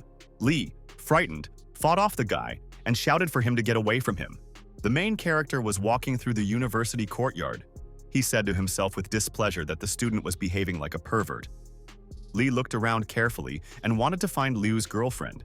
A female student came up from the side. She called the main character and called him Mumu. The main character was happy when he saw a girl next to him. Sue looked at the guy with displeasure and said that he was indifferent. Li asked the girl why she called him Mumu. Z reminded her friend that he was called Mumu by Zhang, who wore women's clothing. The main character turned to the side and prepared to leave. Sue wanted to tell him what would happen in the evening. Li turned around and asked the student if he had seen the girl Liu. The guy said that Liu should have returned by now. He saw her team's car nearby. Z turned around and asked the main character, "Is he really dating Liu?" The guy told his partner that he would not tell her anything. The girl got angry when she heard such an answer from the main character. She was unhappy. Sue told the guy that nothing bad had happened to his girlfriend. She should have been resting by now. Li was happy when he heard these words. Sue walked next to the guy. She suggested that they have dinner together that evening. Li was surprised when he heard the girl offer to have dinner together. The student happily explained to the guy that she wanted to thank him for saving her life. The main character answered his partner that he would have business today, and he would not be able to have dinner with her. The main character suggested to his companion that he could invite her next time. Zai stopped very abruptly in place. The protagonist stepped forward. The girl called the guy Mumu. The main character silently stopped and looked at her. Li stopped and looked at the student in surprise. He did not understand what she wanted from him. Z looked slyly at her friend and asked when he would invite her next time. Li thought and hesitated. He didn't know what he should answer the girl now. The main character started waving his arms around in fear. He told the student that he would invite her another day. Zhang peeked out from around the corner and looked closely at the main character. He told himself that the guy had finally grown up. The main character was sitting in his room on the couch near the table. He decided to look at his reward for the Demon King Ayu. The boy took the huge crystals in his hands. He also received a parchment and a box of Vado. The main character looked at his hand in front of him in fear. He saw something important. The main character looked closely at the stone in his hand. He decided that it was a thing from Legends. Li looked closely at the Waidu stone against the light to examine it thoroughly. The main character ran forward sharply. He remembered that he had seen such a stone in books. The main character found a big book and joyfully opened it. He began to study it. Li looked carefully into the book and found in it the same stone that was in his hand. The main character in the book read details about the Waidu stone. If a person perfects such a stone, he will be able to control the world he created. Li carefully examined the stone. This time he got hold of a real treasure, the Demon King. Ayu didn't blow himself up for nothing. The main character turned to the system and shouted that he wanted to improve the stone. The system required the guy to have 30,000 experience points to improve the stone. Lee was unhappy because it cost so much to improve the stone. The protagonist turned around in his chair and agreed to pay 30,000 to improve the stone. Lee closed his eyes. After that, the system informed the owner that the improvement was complete. The main character with the stone in his hand found himself in a magical space. The universe was shining around him. Lee realized that he was in a world that was created by the crystal. The main character looked at the starry sky around him in surprise. He had never seen anything better in his entire life. Lee flew surrounded by bright stars. They seemed very beautiful to him. The main character was flying between the stars on a small, huge stone. He looked around and saw a lot of space around him. He threw the stone away from himself to one place on the slab where it lay. A small crystal flew to the side and crashed into the stone on which the main character was flying. Lee looked around in fear and saw that the stone he was flying on had grown very quickly. The main character looked around in surprise. The slab beneath him grew due to the Vadu crystal. Suddenly, an idea came to the main character's mind. He smiled cheerfully. The guy started throwing rocks at the big slab underneath him. He wanted it to get bigger. Lee was lying on his back on the big slab. He had spent more than 100 crystals on it and was tired. The main character looked around and saw that he was on top of a huge slab. He shouted that it was worth it. Lee shouted in a joyful voice that the slab had finally increased in size. The main character sat on the stove. He didn't know why he spent more than 100 crystals on it. The system told the owner that this dimension was called the Star World and belonged to him. Lee was surprised when he heard about the Star World. The system told the owner that the power of the world was born in his body. The owner's Star World was at a low level. The power of the world could only be replenished by attacks in the outside world, Lee thought, and realized that he could not show his acquisitions to anyone. The system told the owner that his world is now very small and he can choose himself with little strength. Lee spread his arms to the side. He shouted to the system that he wanted to steal 80 square meters from him. It had been very cruel to him lately. The main character fell on the stove. He spent a lot on it, but could not use it. The protagonist extended his hand to the system window. He decided that all that was needed for the Star World was enough crystals. The main character looked at the system window in front of him with displeasure and surprise. Lee jumped to his feet. He angrily shouted that he had almost fallen for the system's insidious plan. He could have gone broke. The guy looked down at his feet. He shouted that it was an attractive thing. Lee looked at the image of the crystal in the system window. He decided to take a chance and throw in another one. The main character closed his eyes and looked into the system window. He decided to throw another crystal. Suddenly, she called the guy in the system window. She looked at him slyly. The girl demanded that the guy quickly change his clothes and run to the square. He asked his partner in fear, what exactly happened there? There were many people in the square near the Institute of Happy Wind. The wind was driving green leaves. Lee looked around carefully. He decided that Big Xiong had run into trouble again. The girl on the side waved her hand at the main character and asked him to come to her. The main character looked at the girl with displeasure. She did not understand why the guy was unhappy. The girlfriend didn't like that the main character was so insensitive. Zhang told Shuang opposite him. That youth is very beautiful. A girl named Liu ran up to the main character and hugged him. She was glad that he was okay. Liu was hanging on the protagonist's back. She turned around and greeted the Big Xiong. Li shouted at the girl in a displeased voice to lick it off. Liu told the protagonist in an excited voice that she had heard that a hired killer had been sent to kill him. Z stood to the side and watched all of this carefully. Tzu stood to the side and was very unhappy. She did not like the attention the student was giving to the main character. A guy came up from the side and angrily called out to the main character. Li felt displeased. Two students approached from the side. One of them told the protagonist that he thought his team had been killed long ago. The student said to the main character with displeasure that he was a henchman of the rich. Li was displeased that these people approached him again. They got him. Zhang stepped forward. He decided to protect the protagonist and their team. Zhang looked angrily at the guys who came up and said that their strength had not increased, but they had advanced in insulting people. The student ran up to Zhang and grabbed him by the clothes. He challenged him to a fight. The guy looked very angrily at the student who ran up and said that he himself did not want to fight. Zhang looked angrily at the students and shouted that they might fight. The student heard someone approach from the side. He let go of his hand from the guy's clothes. The student was surprised when he saw the teacher next to him. The man looked at the boys and said in a reasonable voice that the youth were very hot-tempered. The teacher approached the girl and addressed her by name. The main character watched him closely. The man sternly demanded that the girl give him the gun. Xuan sat and held the gun in her hands. There was a short pause. The man stood and looked at the girl. Xuan looked sternly at the student. She explained that if he had attacked them, he would have died immediately. Li looked thoughtfully ahead. He realized that he and his friends had developed a team spirit. The man shouted at the students to look at him. The competition rankings appeared. The students looked at the man attentively. The teacher informed them that the city of Happy Wind had entered the top 50. It was now in 48th place. The man explained to the students that it had been decided and that they would all be awarded. The teacher demanded that the treasury be opened and that everyone be rewarded according to their merits. The participants looked very attentively in front of them. They were waiting for the treasure to be opened. The students all raised their hands in joy. They were pleased. The man told the students that Director Tang would take them to the treasury so they could choose gifts for themselves. The boy looked at the students and told them to follow him. The students approached a large building. It was the treasury of the Lucky Wind. Li looked ahead in admiration when he realized that there was a large treasury in front of him. Zhang said in a cunning voice that the treasury was as big as his house. Tan reached out his hand to the clock. He told the students that they would be going inside according to the ranking. The director activated the system window. He prepared to announce the ranking places for the students. The students were surprised when they realized that the Big Sun team had won first place. Huo looked at the rankings after the competition with great displeasure. He couldn't understand or believe that this could happen. Zhang put his hand on the protagonist's shoulder and said that they would go pick out gifts. Li realized that his team would attract other people's attention. This was not good.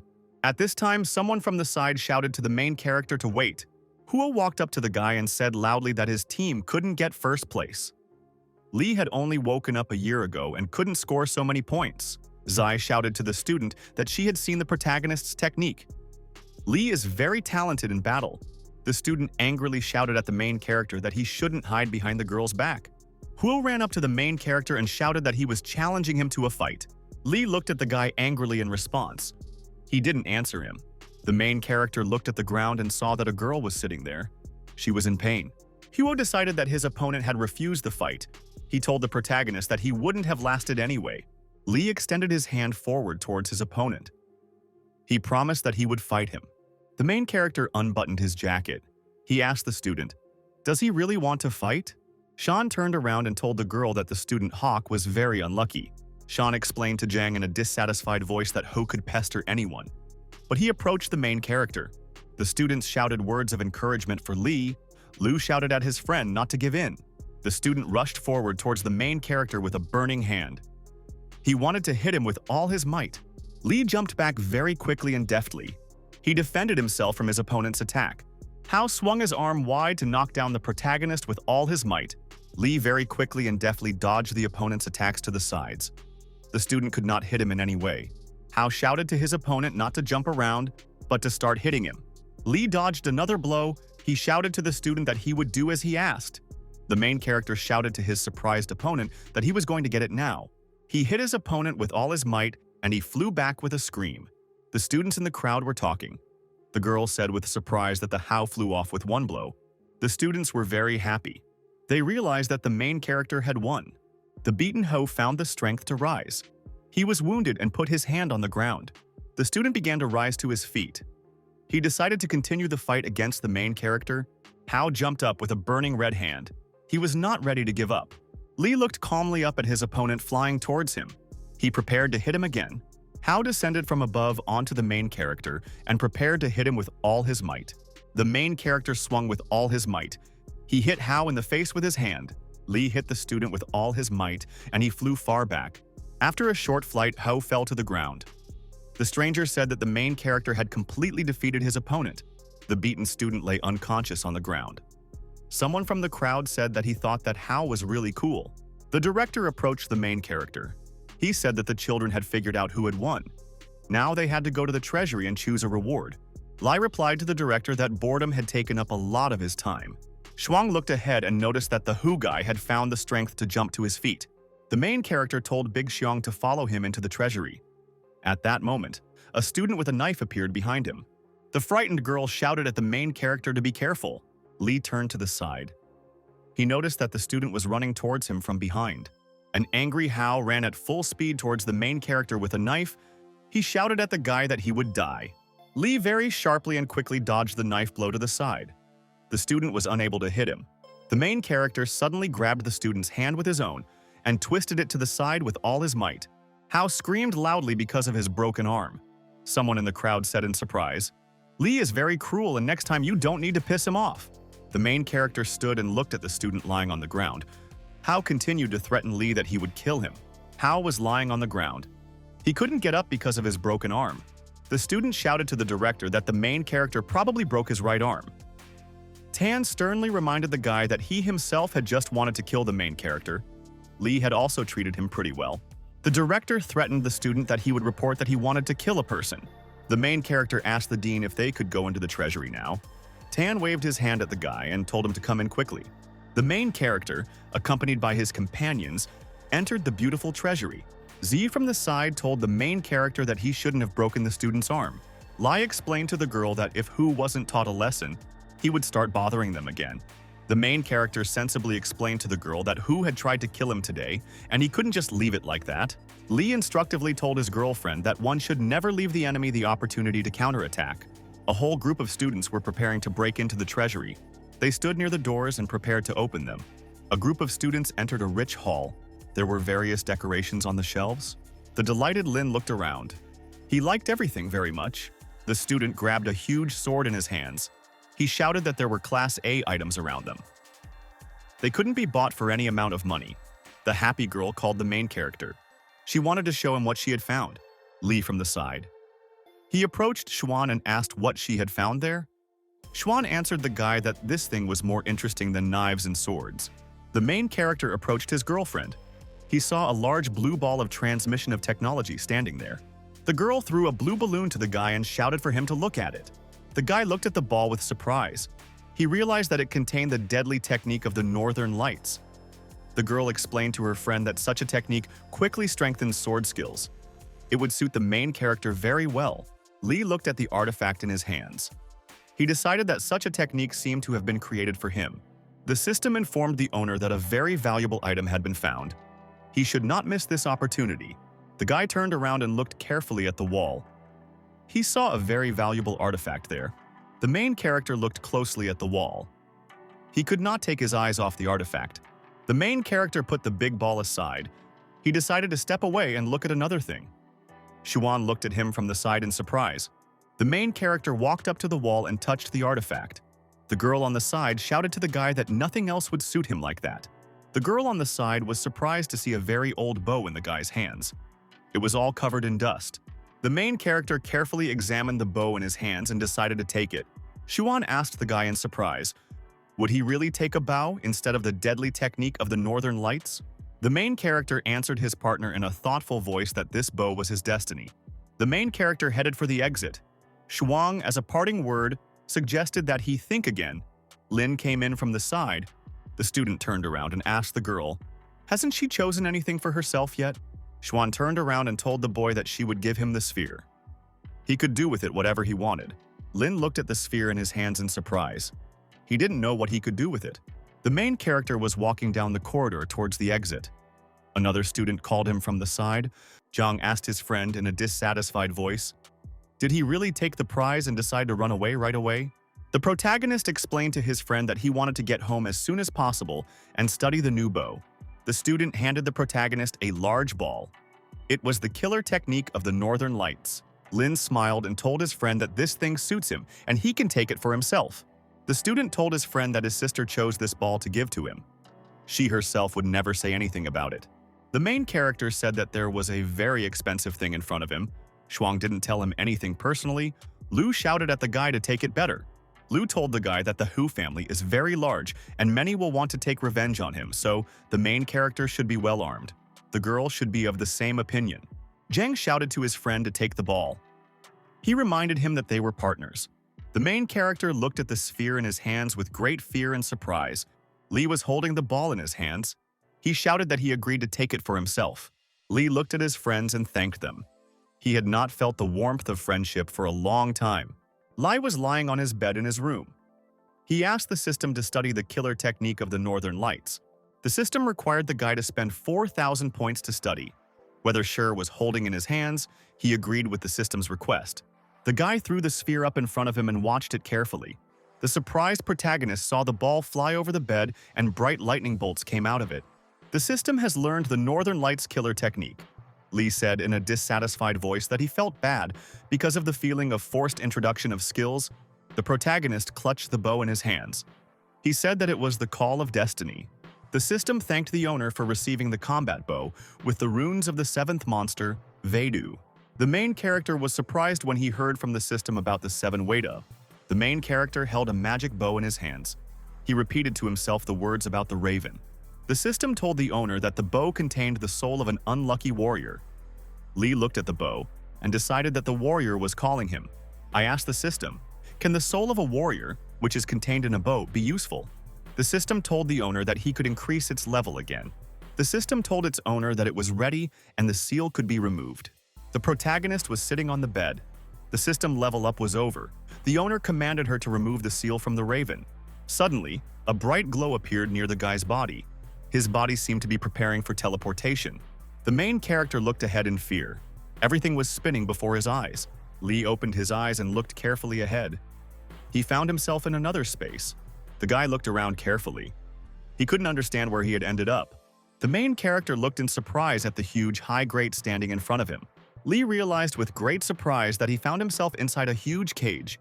The raven inside the cage, without turning around, asked the guy how he got in here. The main character told the raven that he came to remove the seal from him. He needed power. The prisoner in the cage couldn't believe that the guy had come just to free him. The main character gave a strict command to the system to remove the seal. The system responded to the owner that he did not have enough internal technology. The raven in the cage looked at the boy carefully, or commanded the system to use all the energy it had. The system activated the internal equipment fence. Lee stood near the huge grate. The system told the owner that his internal technology was at 0. The prisoner in the cage told the guy that he had done only a little bit. The main character asked the raven in a dissatisfied voice, "Is everything really that bad?" The raven told his partner that there was a seal made of 3 layers on him. Lee was only able to break the very top of the first layer. The prisoner told the protagonist that he still agreed to give him a little of his power. The main character was surprised to see bright, glowing lightning appear around him. Lee looked in surprise at the flashing lightning in front of him. He didn't understand what it was. Magical crows appeared next to the main character. They could carry out his orders. The prisoner promised the guy that he would give him more power if he freed him. The birds landed on the protagonist's hands. He delightedly promised to help the prisoner. The raven in the cage told the protagonist in a dissatisfied voice that they had reached an agreement. He was already tired. The prisoner in the cage told his guest that he could get out. The guy's body began to disintegrate. The main character was very surprised. He realized that some force was pulling him back. The main character teleported to his world. He was lying on the bed in his room and holding a bow in his hand. Lee looked at his hand with surprise and interest. He still held the bow in it. The guy put his hand to his head. He felt that he was very tired. The main character was walking around the city on a clear day. There were high-rise buildings around him. Lee held a piece of paper with an address in his hands. He needed to find Van Wen's house. The guy approached the old building and was very surprised. He realized that it really was a pawn shop in front of him. At this time, someone from the side approached the guy and called out. Lee turned around in surprise. The main character saw an elderly stranger nearby. The old man asked the guy why he came to his pawn shop. The old man told the boy that he could help him evaluate any item. The customer would be pleased. Lee looked at the old man with surprise and explained that he had come and would not buy anything from him. The protagonist informed the owner that he must have contraband goods. The old man smiled and invited his guest to come inside the pawn shop to discuss business. The main character was sitting inside a pawn shop. The owner offered the guy some tea. Then the old man asked the guy what kind of thing he had brought him to sell. Lee handed the artifact to the old man and asked him to name the price. The owner looked at the ancient thing in surprise. It was the crown of the Demon King Ayu. The man was very surprised when he realized that the main character had such a valuable thing. The old man asked the guy how much he wanted to get for his artifact. Lee asked his partner for 150,000. The old man fell silent in response. The owner explained to the surprised protagonist that he offered him 1.5 million. The old man was examining the crown near the table. He told the boy that he wanted to be friends with him. The main character handed the old man other artifacts and invited him to look at them. The old man carefully examined the military uniform of the Elder of the Demons of Ayu. He offered the hero 12 million for everything. Lee handed the old man an ancient parchment with inscriptions. He asked how much it cost. The old man was surprised to realize that the boy was holding a parchment with the runes of the 5 Vedu in his hands. The old man at the table told the boy to hide the parchment. He couldn't take it. The pawnshop owner looked sternly at the guy and wanted to give him some advice. The old man, in a frightened voice, advised the main character not to show the parchment to anyone just like that. Lee looked at the old man with great excitement. He didn't answer him. The girl was sitting on the street in a huge bear costume. She took off her headdress. Liu was sitting on a bench in an animal costume. She was very hot. She was earning money for her father's treatment. The girl told herself with excitement that she should try even harder. Liu heard a message come into her phone. She turned to the side. Liu was very shocked and surprised. She saw that 300,000 had been sent to her phone. The girl was amazed. She couldn't understand where she got so much money from. She decided that the main character sent it. Liu came to the city hospital and opened the door to her parents' room. The daughter saw her parents in the ward. There were strangers next to them. The mother told the girl that the strangers came when she left. The stranger told the surprised girl that 3 Vedu helmets had been sent for her. She had to sign. Liu signed the document. She thought to herself that Waidu helmets were very expensive items. Liu and her father were holding large helmets in their hands. The stranger told them that they needed to launch them. The girl thanked the guests. The daughter stood near the door. She told her parents to quickly put on their helmets. The mother warned her daughter that there could be problems with these things. Liu prepared to put the helmet on her head. She said that the main character sent it and there should be no problems. The girl put the helmet on her head. She looked for the power button on it. The helmet activated. Liu found herself in an unfamiliar space. She looked around and could not understand where she was. The girl saw herself on a wide street near a huge building. Liu looked around carefully. The place seemed very impressive to her. Her parents were standing behind her. The daughter looked at her father in surprise and saw that he had healthy legs. The man was jumping happily above the ground. His legs no longer hurt. Someone approached the family from the side. The main character called his parents. The father turned around and looked at him carefully. Lee stood aside. He looked slyly at his parents and said that they hadn't seen each other for a long time. The woman hugged her son. She shouted to him that she missed him very much. The boy told his mother that he felt very awkward. The main character slyly asked his father if everything was okay with his legs. The man answered the boy with a smile that he would not be able to intimidate him. He turned around and asked his sister if she had gotten tired while taking care of her parents. Liu explained to his partner that she had been making money all the time. It must have been much harder for him. The mother came up to the side and asked her son where they were going now. The main character answered the frightened woman that they no longer needed to go anywhere. Lee stood near a large building. He told his family that this would be their new home. Lee got ready to go outside. His mother shouted after him, telling him not to forget to come back for dinner. The main character was walking down the street. He wanted to go to the arena and kill the monsters of Vedu. The guy remembered that there was direct video surveillance in the arena. No one should know about him. Suddenly, an idea came to the guy. He decided to implement it as soon as possible. Lee decided to enter the Vedu dimension. He turned into an active character. The main character's appearance and clothes apologized. Now no one would recognize him. The owner commanded Petro's assistant to enter the arena of Waidu. The main character in the arena began to beat monsters. He emerged victorious in the battles. Whether he beat his opponents with powerful blows, he became the winner. Lee jumped up and hit one of the participants with a powerful kick. He became the winner. The main character stood near the system window. He was able to win 10 times in a row. The dog praised his master. The guy reached out his hand to the system window. He was bored of fighting random opponents. The main character decided to agree to a duel with other opponents. The fighter with blonde hair said to himself with displeasure that there was not a single decent opponent today. Tan Joshin was one of the candidates for the top 10 of the City of Heavenly Clouds. He extended his finger into the system window and said that this was all just a waste of time. 2 girls in a cafe came up behind the fighter and looked at him carefully. The fans came up to the guy from behind with pieces of paper and asked him for autographs. Tan gave the girls an autograph. He told them it was an honor for him. Another fan came up from the side. The guy agreed to give him an autograph as well. Petro held a document in his hands. It was a challenge to a fight for a fighter. Tan was unpleasantly surprised. The dog sat down at the table opposite the guy. Tan turned to the side and asked who had lost their assistant here. Petro explained to his partner that he had come here himself. The dog asked the waitress to bring him a treat. The guy had to pay. The fighter asked the guest angrily why he hadn't sent the invitation by email. Petro explained to the guy that he had decided to bring the invitation in person and made him sign it. The dog smiled and told the guy that he was very accommodating. Tan shouted angrily at the guest that he had deceived him. The protagonist sat alone near the entrance to the Waidu arena. There were no people around. Lee looked up thoughtfully and sadly. He hoped that Petro would not let him down. The main character happily saw that someone began to teleport in front of him. He decided that it was his dog returning. Tan teleported in an orange suit in front of the main character instead of Petro. Tan looked at the main character and asked, "Was Petro really his assistant?"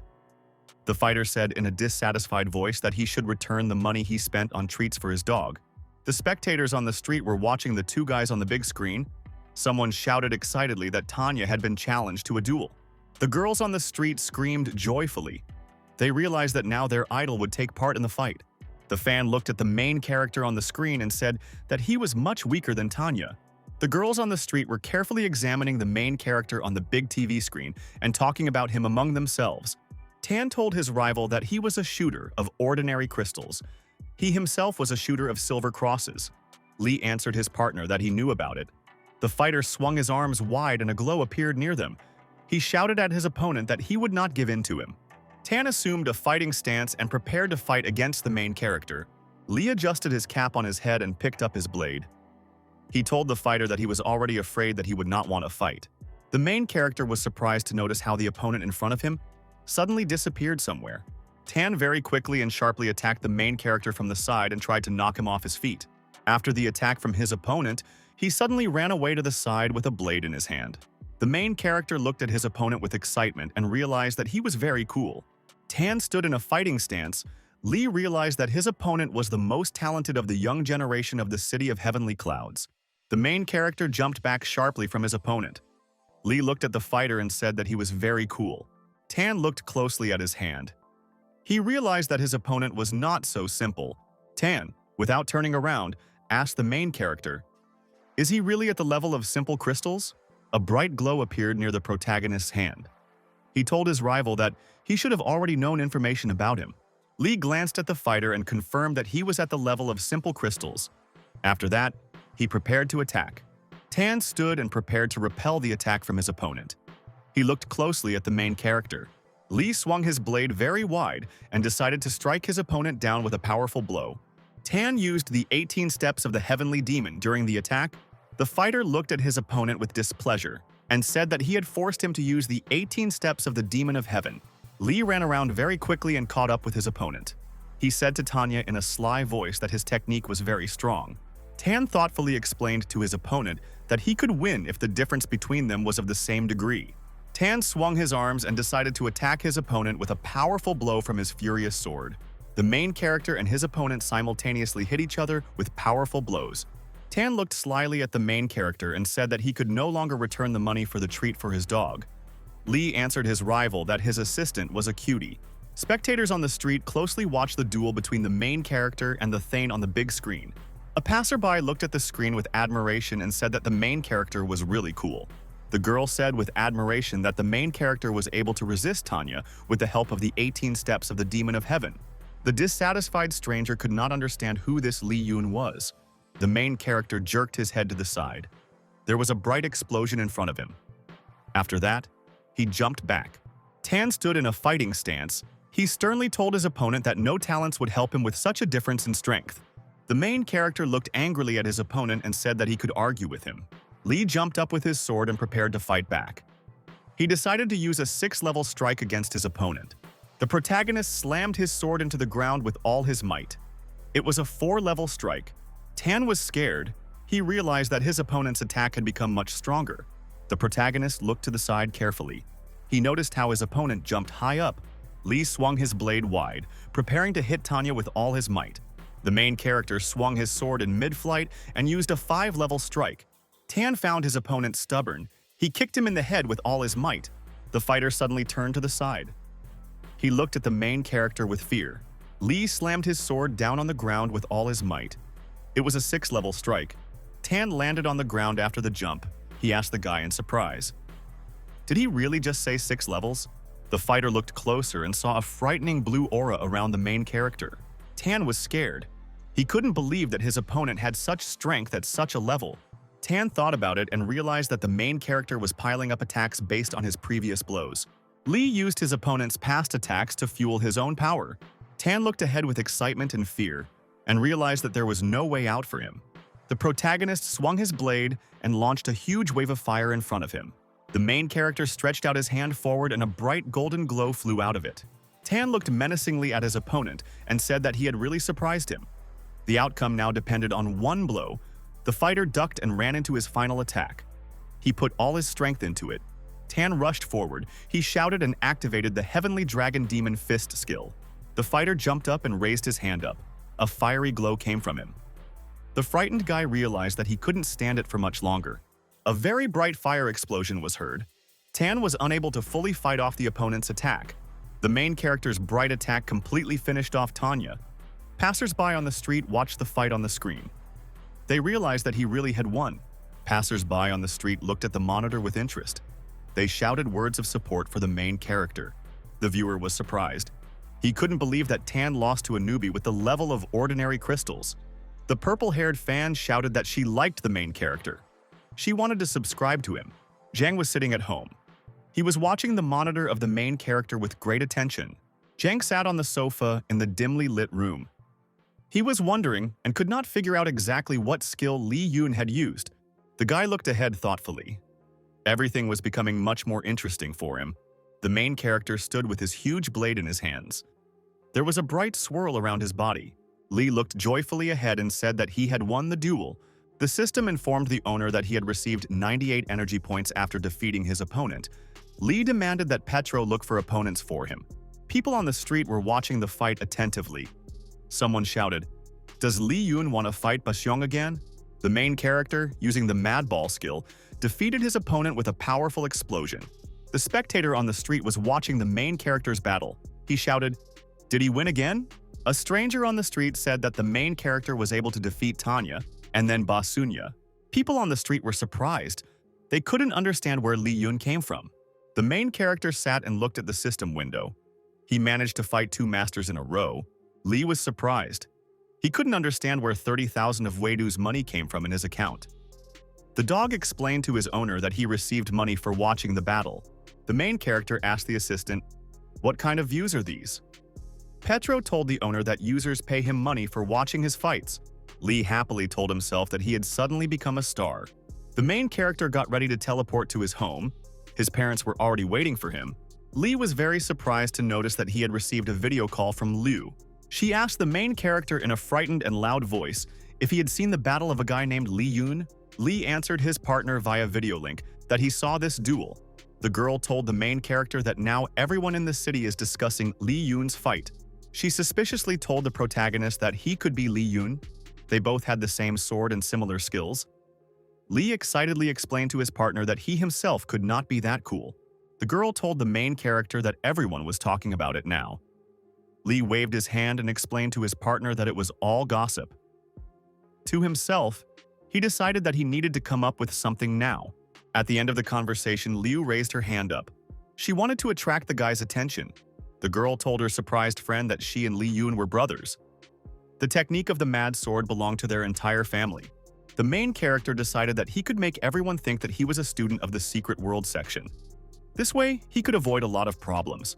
The protagonist explained to the girl in a submissive voice that Li Yun really was his brother. The main character asked his girlfriend via video call not to tell anyone else about this secret. Liu promised her partner that she would keep his secret. The girl ended the conversation and disconnected the connection. She sat on the bed and thoughtfully looked up. Liu looked thoughtfully at the ceiling. She did not understand why she felt so happy in her soul. Li Yunmu, whom the girl Liu mentioned, seemed to have invented a sect for himself. Li found a justification for his extraordinary strength. He also invented himself as Li Fen's patron. After all this, Li Yunmu fought against his own doubles. The protagonist swung his sword wide to hit his opponent. All three characters appeared in the arena at the same time. Therefore, Lee Yunmu did not suffer from the rumors at all. The main character's fans followed his fights. After that, news about some secret sect appeared on the internet. The main character was walking down the street. She called him. She told him with excitement that everyone was talking only about him and his brother. Lee said in a relaxed voice that if everyone already knew about it, then there was no point in worrying. Liu told the protagonist with excitement that Tan Zhouchen no longer fought after his last fight. She advised the guy to be careful. The main character remembered to himself that in recent days Li Yun was constantly challenged to a duel, but he refused. Suddenly, the main character saw a queue in front of him. He told his partner on the phone that it was time for him to go. The main character suddenly ran forward through the crowd. He wanted to break through. A customer with a bouquet of flowers approached the girl. He wanted to sell her black crystals. The guy also invited Mrs. Ruyan to go and have dinner together. The main character came up from behind and told the persistent customer that he could come tomorrow. The store was closing early today. The customer was dissatisfied. He said that Mrs. Ruyan had almost agreed to his proposal. Lee and the girl looked at the customer with dissatisfaction. Lee stood near the counter. He told the girl with displeasure that he had left the store to her, but she had failed. After a short pause, Ruyan apologized to the main character. Lee explained to his partner that there was no need to apologize and that he did not blame her for anything. The main character held a stone in his hands. He said to the girl with admiration that she was brought black crystals. If she marries a representative of a rich family, she will live like a princess. Liu turned away. She said in a dissatisfied voice that she did not need the life of a princess. The sister told the main character that she just wants to live with him and her parents. He turned around and asked the girl if she had prepared the necessary crystals. The girl was holding a bag in her hands. She asked the guy, "Why does he need crystals for such a large amount?" The main character held a box in his hands. He thought the amount was large, but the Star World was still a couple of meters. It cost him more than the house. The main character opened the system window. He carefully studied the information in it. Lee saw his friend in the window. He asked what had happened. Lin explained to the protagonist in a frightened voice that his help was needed. Lin told his surprised partner that they had failed. The student asked the protagonist to quickly enter the Waidu arena. Lee demanded that his friend explain everything to him first. The main character ran out of the store with a suitcase in his hand. He asked his sister to tell his mother that he would not be back for dinner. The students were talking to a strange man.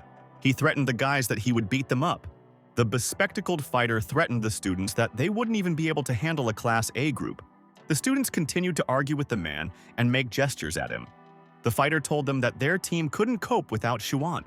The girl told the man in an angry voice that their trump card would appear now. The main character appeared from behind. He told his surprised friends that they always get into trouble without him.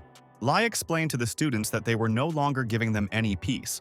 Although Sister Xuan had only been gone for a couple of days, Sue burst into tears. She shouted at the main character that they were being bullied here.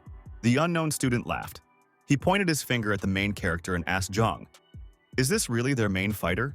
The main character told the student in a stern voice that he would not fight. Lin tearfully asked Li to help them take revenge. The main character explained to the student that their opponent was of a high level. It would be difficult to defeat them. Lin looked at Big Xiong and said, "This guy doesn't want to fight today. It's like he lost on purpose." The protagonist became worried when he heard that Zhang seemed to have lost on purpose. The stranger sternly demanded that the students fight against him. He continued to bet 100,000 crystals. One of the guests said that they also wanted to take one more person. The student told his partners with a smile that they could add whoever they wanted. With the main character, they were not afraid of anything. A strange man in glasses shouted at his friend to come out. Tan appeared from the side. He looked angrily at the main character's team. The fighters from the Li team looked at the new opponent with fear. The man in glasses said in a joyful voice that this was the right participant. Tan looked at his rivals angrily. He said that it was not interesting to bet only 100,000 crystals.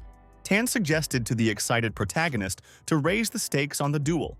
The main character realized that he saw in front of him his former rival, Tanya Zochenya. The fighter looked sternly at the students and asked for forgiveness for the fact that his friends were rude to him. Tan explained to his rivals that they were rude to them in order to attract the main character. Lai waved his hand to the side. He told his opponents that he would not fight them. Tan offered the boy a good sword as a reward if he agreed to fight him. A small flying blade appeared above the guy's hand. He offered it to the main character. Z looked at the blade with admiration and said that this was the sword of the Snowfrost. Ling turned around in surprise and asked her friend what kind of sword of the Snowfrost this was. The girl told the story of the Snowfrost sword. If you engrave the right runes on it, it will become a Class A sword. If you temper the soul of a warrior in it, the blade will become a real treasure. Zhang smiled and told his opponent that they could not offer him anything in return for betting against the sword. Tan told the opponents that they would receive the sword in any case just for participating. The protagonist sternly asked the fighter, "Does he really want to meet Li Yun?" Tan looked at his partner and said that he liked dealing with smart people. Lai realized with excitement that his rival had put forward a condition that he could not refuse. After a short pause, the main character said in a submissive voice to the fighter that he agreed to the duel. The spectators on the street saw on the big screen an announcement of the upcoming fight between the main character and Tanya. The fans were eagerly awaiting the duel. Someone said that the Thane had made a bet in the form of the Sword of Snowfrost. Someone said in a thoughtful voice that such a blade was worth 10 million. Two fans were discussing the upcoming duel. They couldn't understand why Tanya would fight against Li Yunmu after losing to Li Yun. The main character and his friends flew to the battle location. They found themselves on an island with a tropical forest. Zhang asked his friend, "Is he really nervous about participating in a battle in small groups?" Li looked at his opponent with a smile and said that he would fight against Tanya. The fighters scattered very quickly through the forest after the battle began. Li looked around carefully. The main character stood with a bow in his hands. He decided to use his ravens to help. Zhang asked his friend from the side with surprise, "When did he learn to use a bow?" The main character remembered that he didn't know how to use a bow and arrow. He demanded that the system teach him how. Li eagerly asked the system to teach him as soon as possible. The protagonist closed his eyes and stood motionless. Zhang was surprised to realize that his friend had passed out. Suddenly, someone ran through the forest from the side. The team of students prepared to fight. Chang suddenly rushed forward. He shouted to his friends to get ready for battle. Lai was still standing with his eyes closed. The commander shouted to the fighter Z to stay with the protagonist. Inside the protagonist's body, the process of updating skills ended. He opened his eyes and looked ahead. The main character suddenly jumped up to the top of the tree. He prepared to use the weapon. Li was flying high above. He grabbed the magic arrow and prepared to shoot it from his bow. Spectators on the streets watched the main character's battle on the big monitor in amazement. Li started shooting from a bow. Someone from the passers-by shouted that the main character shot 7 arrows at once. The student heard something flying towards him in the sky above. He looked up in fear. The fighter noticed a huge number of glowing arrows falling on him from above. The guy very quickly began to dodge the blue arrows that flew at him. The fighter looked at himself in fear and glanced around. There was not a scratch on him. The spectators on the street were not happy. They wanted the main character to use his crazy sword. Whether he was holding a weapon in his hands, he decided to use a technique called a lunar eclipse against his opponents. A bright glow appeared near the fighter's body in the forest. He was near a tree. A bright glowing pentagram appeared on the tree near the guy. He looked ahead in fear. A bright light came from behind the student and a huge blue predator appeared. The guy turned around in fear and looked at him. The demonic predator attacked the student. The boy screamed very loudly. His scream echoed. The audience was shocked when they saw the brutal reception from the main character.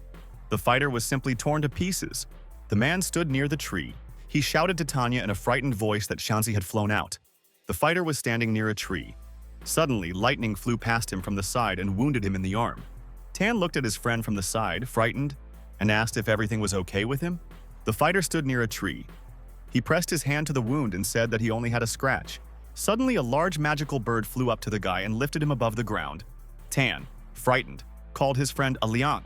The predatory raven lifted its victim high above the ground. The guy tried to free himself. A bright arrow pierced the guy in flight. The raven released the dead body from its claws.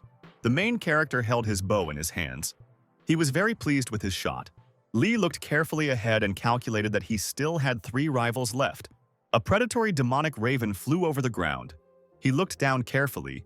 People on Earth were very surprised when they saw such a bird. The guy said that he had only seen such creatures in books. Li prepared to shoot further with his bow. Someone among the people remembered that the magic ravens were supposed to be sealed by the King of Destruction. It was unclear how such birds could be freed. The fighter was running at full speed on the lawn. He decided to quickly get closer to the main character. The arrow flew past the guy and hit him in the leg. He felt severe pain. The fighter turned around and shouted in displeasure that he couldn't reach his opponent. The main character launched an arrow from his bow accurately. It took off the fighter's head. Tan ran next to the man. He said that Li Shuang had also dropped out of the competition. Now it was just the two of them, the fighter in glasses said, in a tired voice that it was easy to say but hard to do. The man looked away in fear. He saw arrows flying around him. The man grabbed his blade. He decided to try to fight off the shots with it. The fighter jumped up off the ground. He shouted that he should not be underestimated anymore. There was a bright glow around him. The man looked at the guy with excitement and said that they would not be able to hide. Tan asked his companion in a worried voice to cover him. They needed to slowly approach the main character. Suddenly, an arrow flew towards the man from the side. It pierced his head right through. The fighter fell dead to the ground. Tan called out to the master in a frightened and worried voice.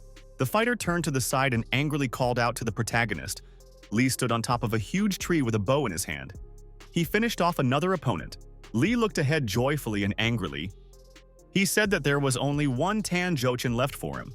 The protagonist's friends looked at him from behind with excitement. They wanted to participate with him too. Suddenly, a huge column of fire descended from above and hit the center of the forest very hard. The main character looked to the side in fear. He realized that he had seen the impact of golden crystals. The main character stood on top of the tree. The burning fighter on Earth looked at Li angrily and said that he had finally found him. Li looked down from above at his opponent with a smile and said that the gloves helped him break through to a new level. Tang on the ground said that he used his gloves to defend himself from Li Yun's furious sword. Tan slammed his hand in front of him with all his might. He shouted that the gloves would definitely come in handy now. The main character decided not to waste time. He started to climb down from the tree at full speed. While descending from the tree, Li kicked the trunk with his foot and began to fall to the ground. Tan jumped up above the ground in a fighting stance. The fighter waved his arms and activated a magical protection above his head. The protagonist jumped up and turned upside down. He sent his magical ravens against his opponent. Tan closed his eyes in displeasure when he realized that his opponent had sent ravens at him. The main character caught his hand on a tree branch. Tan from the ground suggested that he would grind his birds into powder. A fire appeared around the guy. He decided to call out the mad beast. The main character watched his opponent closely. There was a bright glow in front of him. People on Earth were very scared. They did not understand what they saw in front of them. Tan continued to scream loudly. A yellow glow appeared from his eyes. Suddenly, a huge predatory monster in the form of a boar appeared above Tanya's body. He said in a joyful voice that he saw the soul of a warrior before him. Tan turned his head and looked to the side. He prepared to attack the main character. The guy clenched his fist. He angrily asked his opponent what he would dare to do. A demonic monster with glowing eyes rushed forward towards the protagonist. Tan jumped up and waved his hand. He threatened the main character that he would grind him into dust. The demonic monster suddenly thrust its paw forward. It grabbed Raven and began to strangle him. Tan controlled a huge demon. With its help, he crushed a predatory raven in his hand. The fighter raised his hand in front of him and said angrily that he had already destroyed 2 targets. Li stood near the tree and held the bow in his hands. He had only 1 raven left. The protagonist telepathically contacted the King of Destruction. He needed help against Tanya. The king looked at the demonic beast on the ground. He said that this monster was not worth a toe of his. Li explained to his partner that soon all the crows he had given him would die. The King of Destruction reminded the protagonist of the power he received from him, whether he demanded even more power from him. The main character stood near the tree. He demanded from the system that it break the seal of the Raven King with the help of its inner power. The king told the protagonist that during that time he had accumulated a lot of inner strength.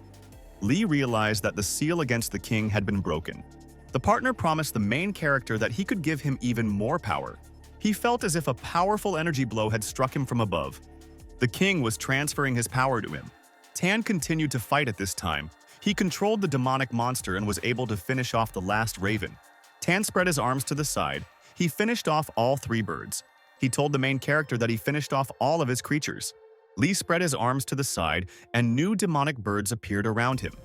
He directed them against his opponent. Tan jumped high into the air, with huge birds of prey flying around him. The guy started waving his fists in all directions and controlling the demonic beast. He tried to fight off the birds. Tan waved his arms in all directions. He was able to successfully shoot down all the flying ravens. Li said, in a frightened voice, that the fighter had beaten all his ravens to mincemeat. The king told the guy to leave it to him. Suddenly, a huge flying raven appeared in the sky. Tan looked up in fear and did not understand what had happened. The main character stood opposite his opponent. There was a very bright glow in the sky. The guy looked up in surprise. He realized that the raven's corpses had merged into one. Lee looked in fear at the glow in front of him. He decided that it was the power of golden crystals. Gradually, the huge bird began to transform into a large burning warrior. The spectators around looked at the new huge warrior in surprise. The predatory boar was frightened when he saw a new rival. Passers-by were amazed when they saw the battle. Someone shouted that the strongest in the Lee family was Lee Yunmu. Lee looked up at the huge warrior in admiration. He was even tougher than the King of Destruction. The firefighter raised his hand in front of him. He said that some mad beast was standing in his way. The boar got scared. He chuckled with displeasure, looking at his rival. The fighter shouted at the main character to look at him carefully, or stood behind him. The burning warrior stretched out his hand forward. He told the protagonist that he would lead him to victory. The amazed spectators watched everything closely from the sidelines. It was the decisive moment of the battle. The fighter extended his hand forward, holding in it a bird inside a fireball. The firebird flew forward towards the guy. The bright glow destroyed the demonic boar. The frightened Tan looked carefully ahead. He realized that this time he had definitely lost. Spectators on the street saw a message on the screen that the main character had won with his team. A passerby said with surprise that the main character fought against 5 opponents. Another spectator said with surprise that everyone in the family is so strong. The system informed the owner that he had received 169 points of emptiness. Lee stood in the middle of the forest. He thanked the Raven King for the victory. Sue threw herself on the protagonist's neck from behind. She was very happy after his victory. Jang came up from the side. He asked the guy what he took from the treasury. Lee answered his partner that he was just lucky. The main character teleported back to his reality. He was sitting on the couch near the table. The system informed the owner that this time he had received a certain amount of void points, which he could use to expand the star world. Lee was sitting on the couch. He told the system that it wanted to rob him again. Someone knocked on the main character's door and asked her to open it. Lee was sitting on the couch and turned around. The main character opened the door and saw his friend Lu. He asked the guest in surprise what had happened.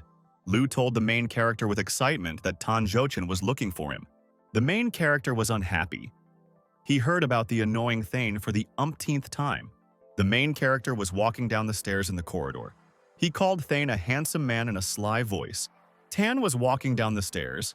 He told the guy that he still couldn't part with him. The fighter handed the main character a large suitcase. Inside was the Sword of Snowfrost. Lee picked up the suitcase. He thanked the guy for keeping his word. Tan told his partner that the case was made of 1,000-year-old frost jasper from Mount Tianshan. It could be used to store weapons. The main character slyly told his partner that he had deliberately put the sword on the line in the competition just to see Lee. Tan asked the guy for forgiveness for getting all his friends involved in this. Lee glanced at his former opponent. He realized that the fighter was very hurt by the loss. Tan turned around and walked away. He admitted defeat and did not want to bother the protagonist anymore. The main character glanced at the guy leaving. He looked very depressed to him. Lee glanced after the departing fighter. He thought that the guy was pretty good. The main character called out to the departing fighter. Tan stopped and silently turned to look at him. The main character looked closely at his partner and said that he would fight him. Lee looked seriously at the fighter in front of him and said that he would use the mad sword against him. Tan looked slyly at the protagonist and asked, "Does he really want to use the mad sword?" People gathered on the side. They wanted to watch the battle between Lee and Tang. Tan asked his opponent incredulously, "Does he really want to fight in the real world?" He answered his partner so that he wouldn't worry. The main character threw a small ball in his hand. Tan decided that his opponent had a protective barrier in his hands. The main character hit the ground with the ball with all his might. A bright explosion was heard around. Another space opened up in front of the main character. He suggested that the opponent go forward together. The people around could not understand why the two fighters decided to go inside the protective barrier. The spectators were dissatisfied. They realized that they would not see anything from the battle of the fighters. People stood near the protective barrier. Nothing happened for a whole hour. Suddenly, someone's leg appeared from the portal. The stranger said excitedly that someone had come out to them. The stranger stood to the side and looked ahead with great surprise. The guy was surprised to see the main character come out with his rival. They were beaten. Lee said in a sly voice that Fighting in reality was much more interesting. Tan turned around and looked at the main character. He said that it was all true. The spectators excitedly asked the guys who had won. The beaten one turned around and slyly replied that no one knew which of them had won. The main character was sitting on a bench outside with his opponent. He breathed a sigh of relief. Lee demanded that the fighter give him a reward for the long battle. Tan turned around and told his partner that he himself was a wonderful fighter. Lee joyfully shouted to the fighter that it would not be cheap to strengthen the sword of Snowfrost. Tan looked at his partner with displeasure and asked why he should give him money. Tan was sitting on a bench. He suggested that the main character try his luck in the Tower of Triumph. Lee asked his partner, "What kind of tower is this?"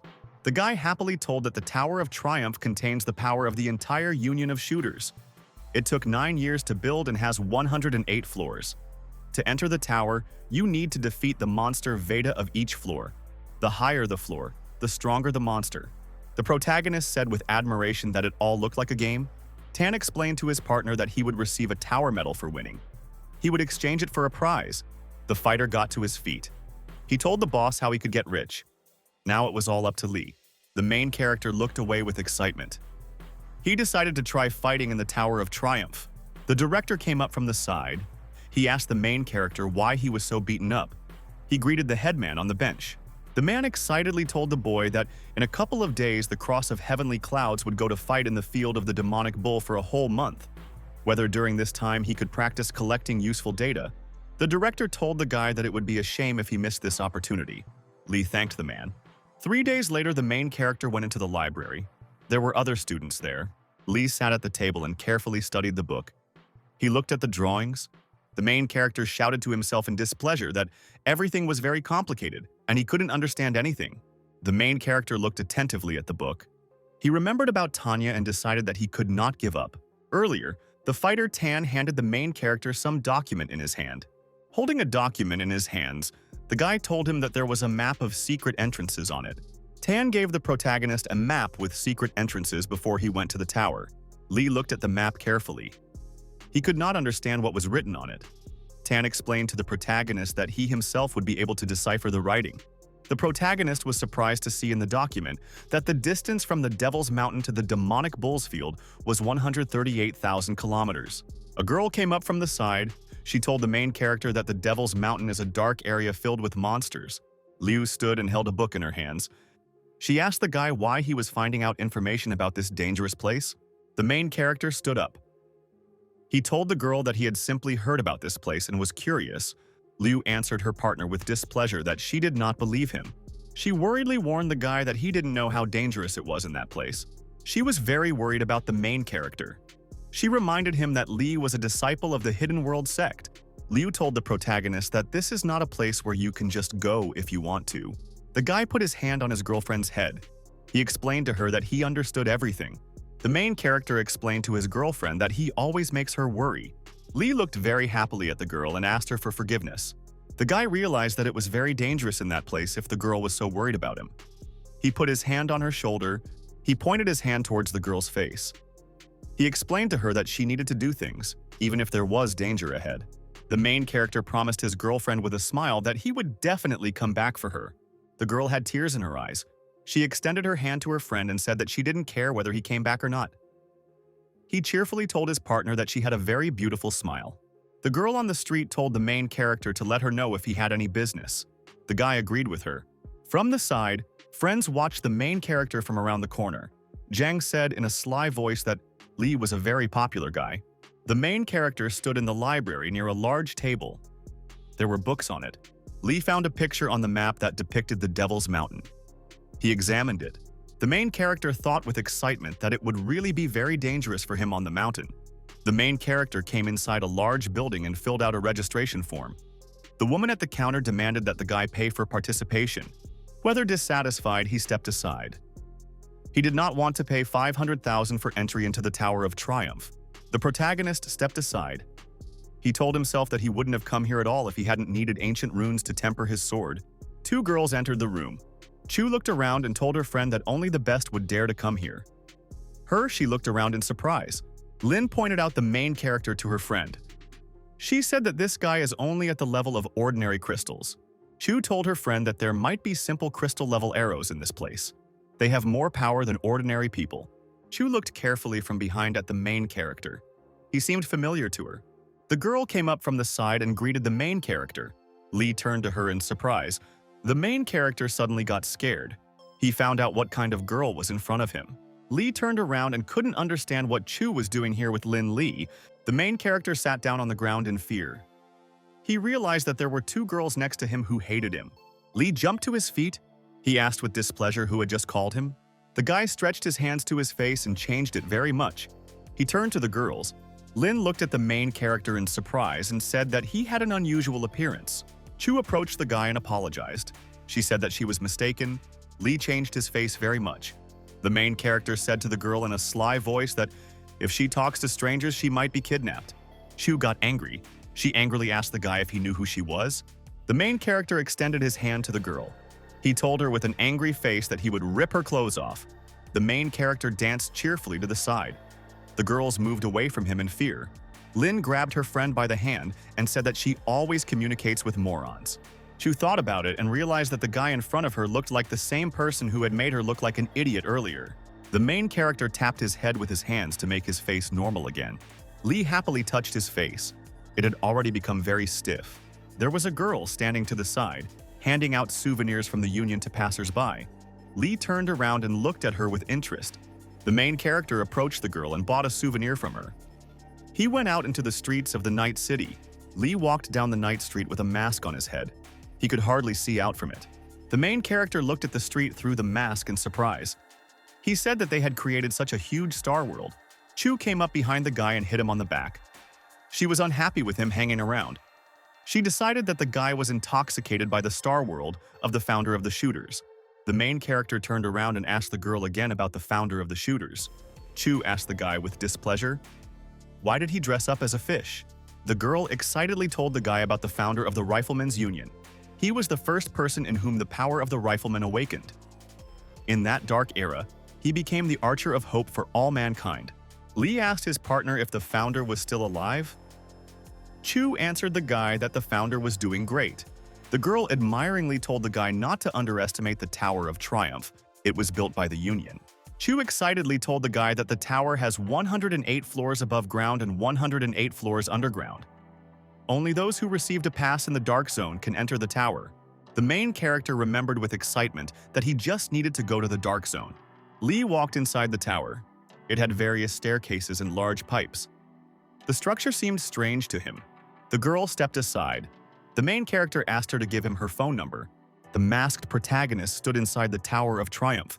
He prepared to look around. Lee concentrated. He decided to see what this place was so famous for. The main character inside the tower approached the mechanical doors. They opened in front of him. The guy wandered inside the huge room. He saw that there were 3 doors. The main character looked around and listed the names of the doors in front of him. He saw huge balls below the glass floor. The system informed the owner of the details about the super shooters. Lee could only enter the shooter's arch. The guy looked around in surprise. Each door had its own rating. The main character suddenly saw some list in front of him. He was so surprised that he even took off his mask. Lee held the mask on his head. He realized that his opponent was already on the list. He couldn't lose to him. The system warned the owner that he was in a dangerous place. It began scanning the tower. The protagonist sat on the floor in a meditative pose. He remembered that the founder built this place. The system informed the owner that the Tower of Triumph was divided into many Wadu spaces. The protagonist looked piercingly ahead. The system informed the owner that in case of his death, the tower would take his energy. He stood on the glass floor and looked down. He asked the system what it said. The system repeated that the boy would lose his energy if he died in the Tower of Triumph. The main character was surprised when he realized that it was possible to die in the training tower. Lee said to himself with dissatisfaction that the founder of this tower was the first awakened and the hero of all mankind. He did not understand how this could be. The protagonist commanded the system to scan the entire tower. It was necessary to find the founder's place of residence. The system found the founder's location. The main character looked around with fear. He wanted to quickly find the founder of the tower. The system told the guy that the tower's owner, together with the Waidu demons, constitute the embodiment of this tower. The protagonist realized that the founder was now watching his every move. The system explained to the guy that the tower was now controlled by a creature with basic intelligence. Lee looked thoughtfully ahead. He said that the man everyone considered a hero was engaged in killing people in order to become a deity. The main character spat on the floor in front of him and said that it was disgusting. The guy headed towards the door to leave the room. He commanded it to open.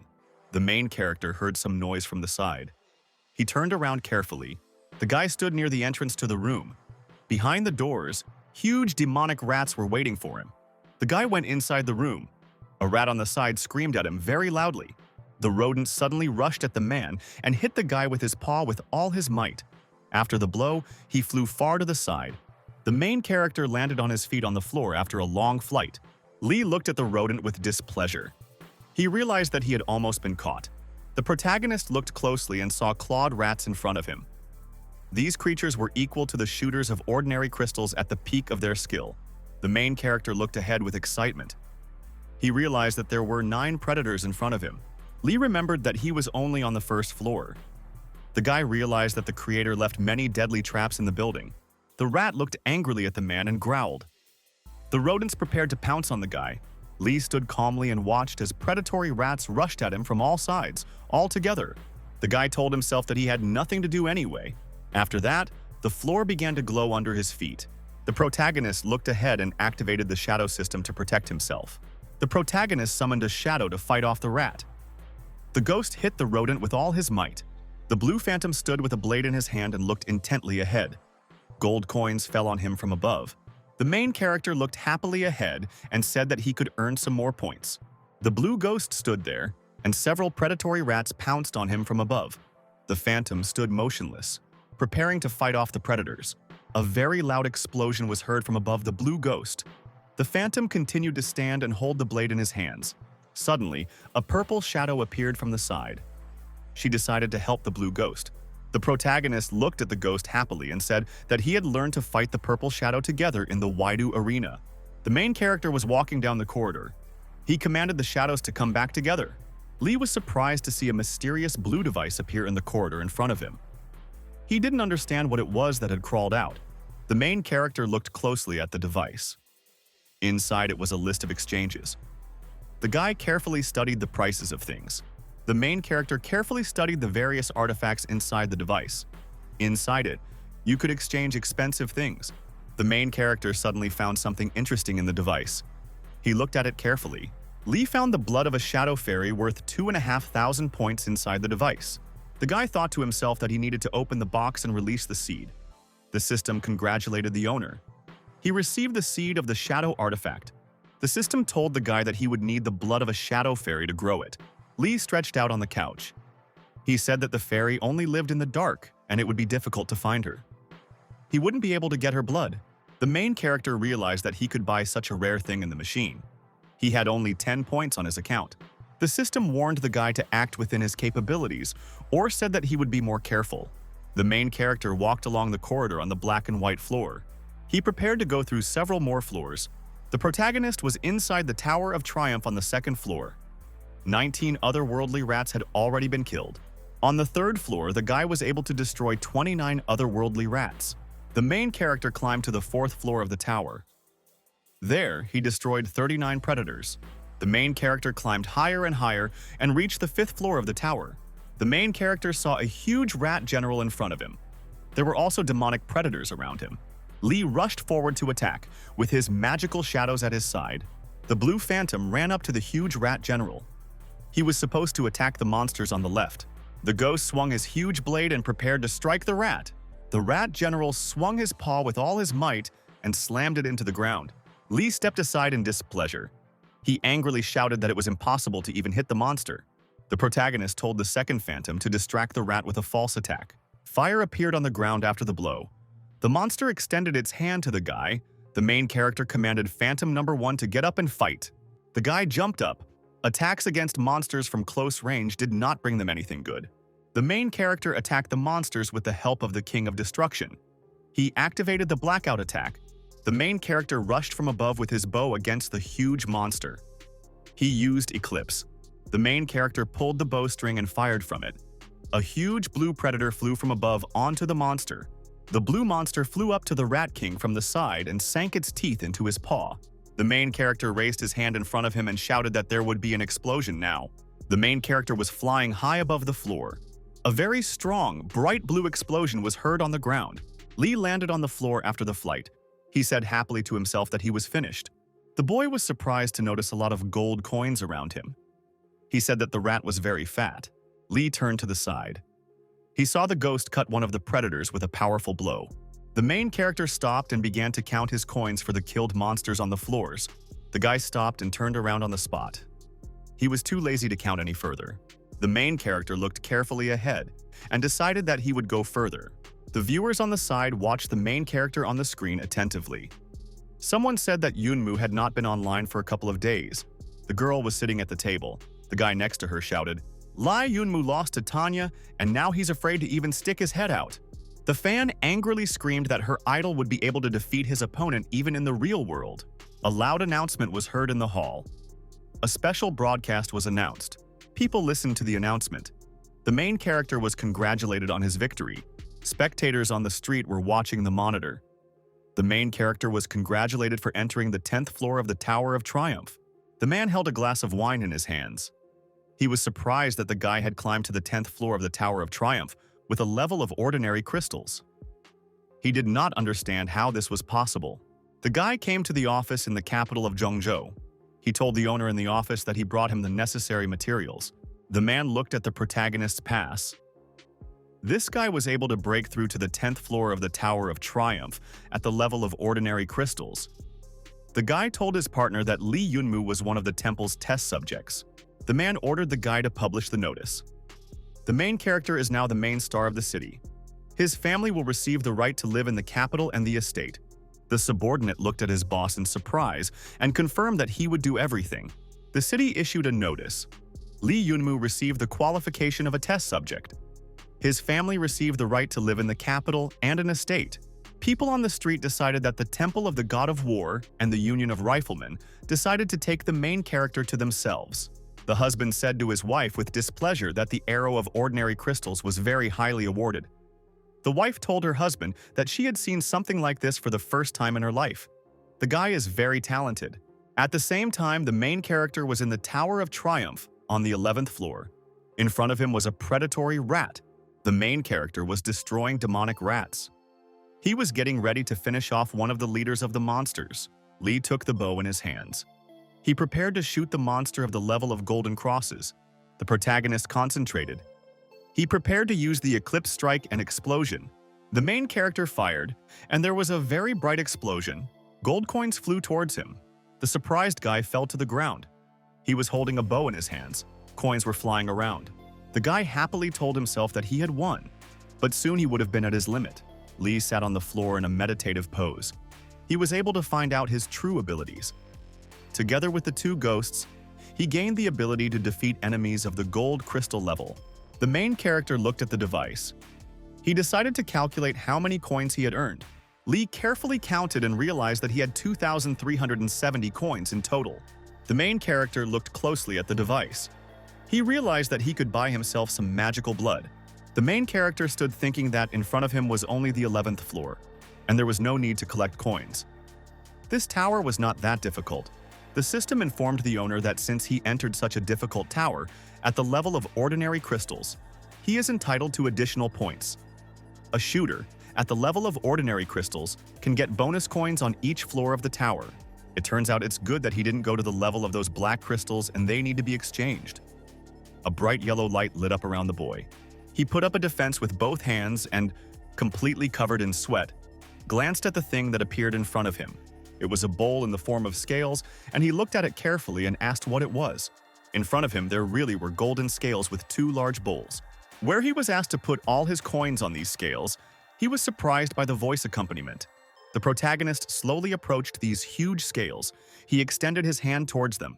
The boy poured all the coins he had into one of these bowls, and so he began to observe what would happen next, looking closely at these healthy scales.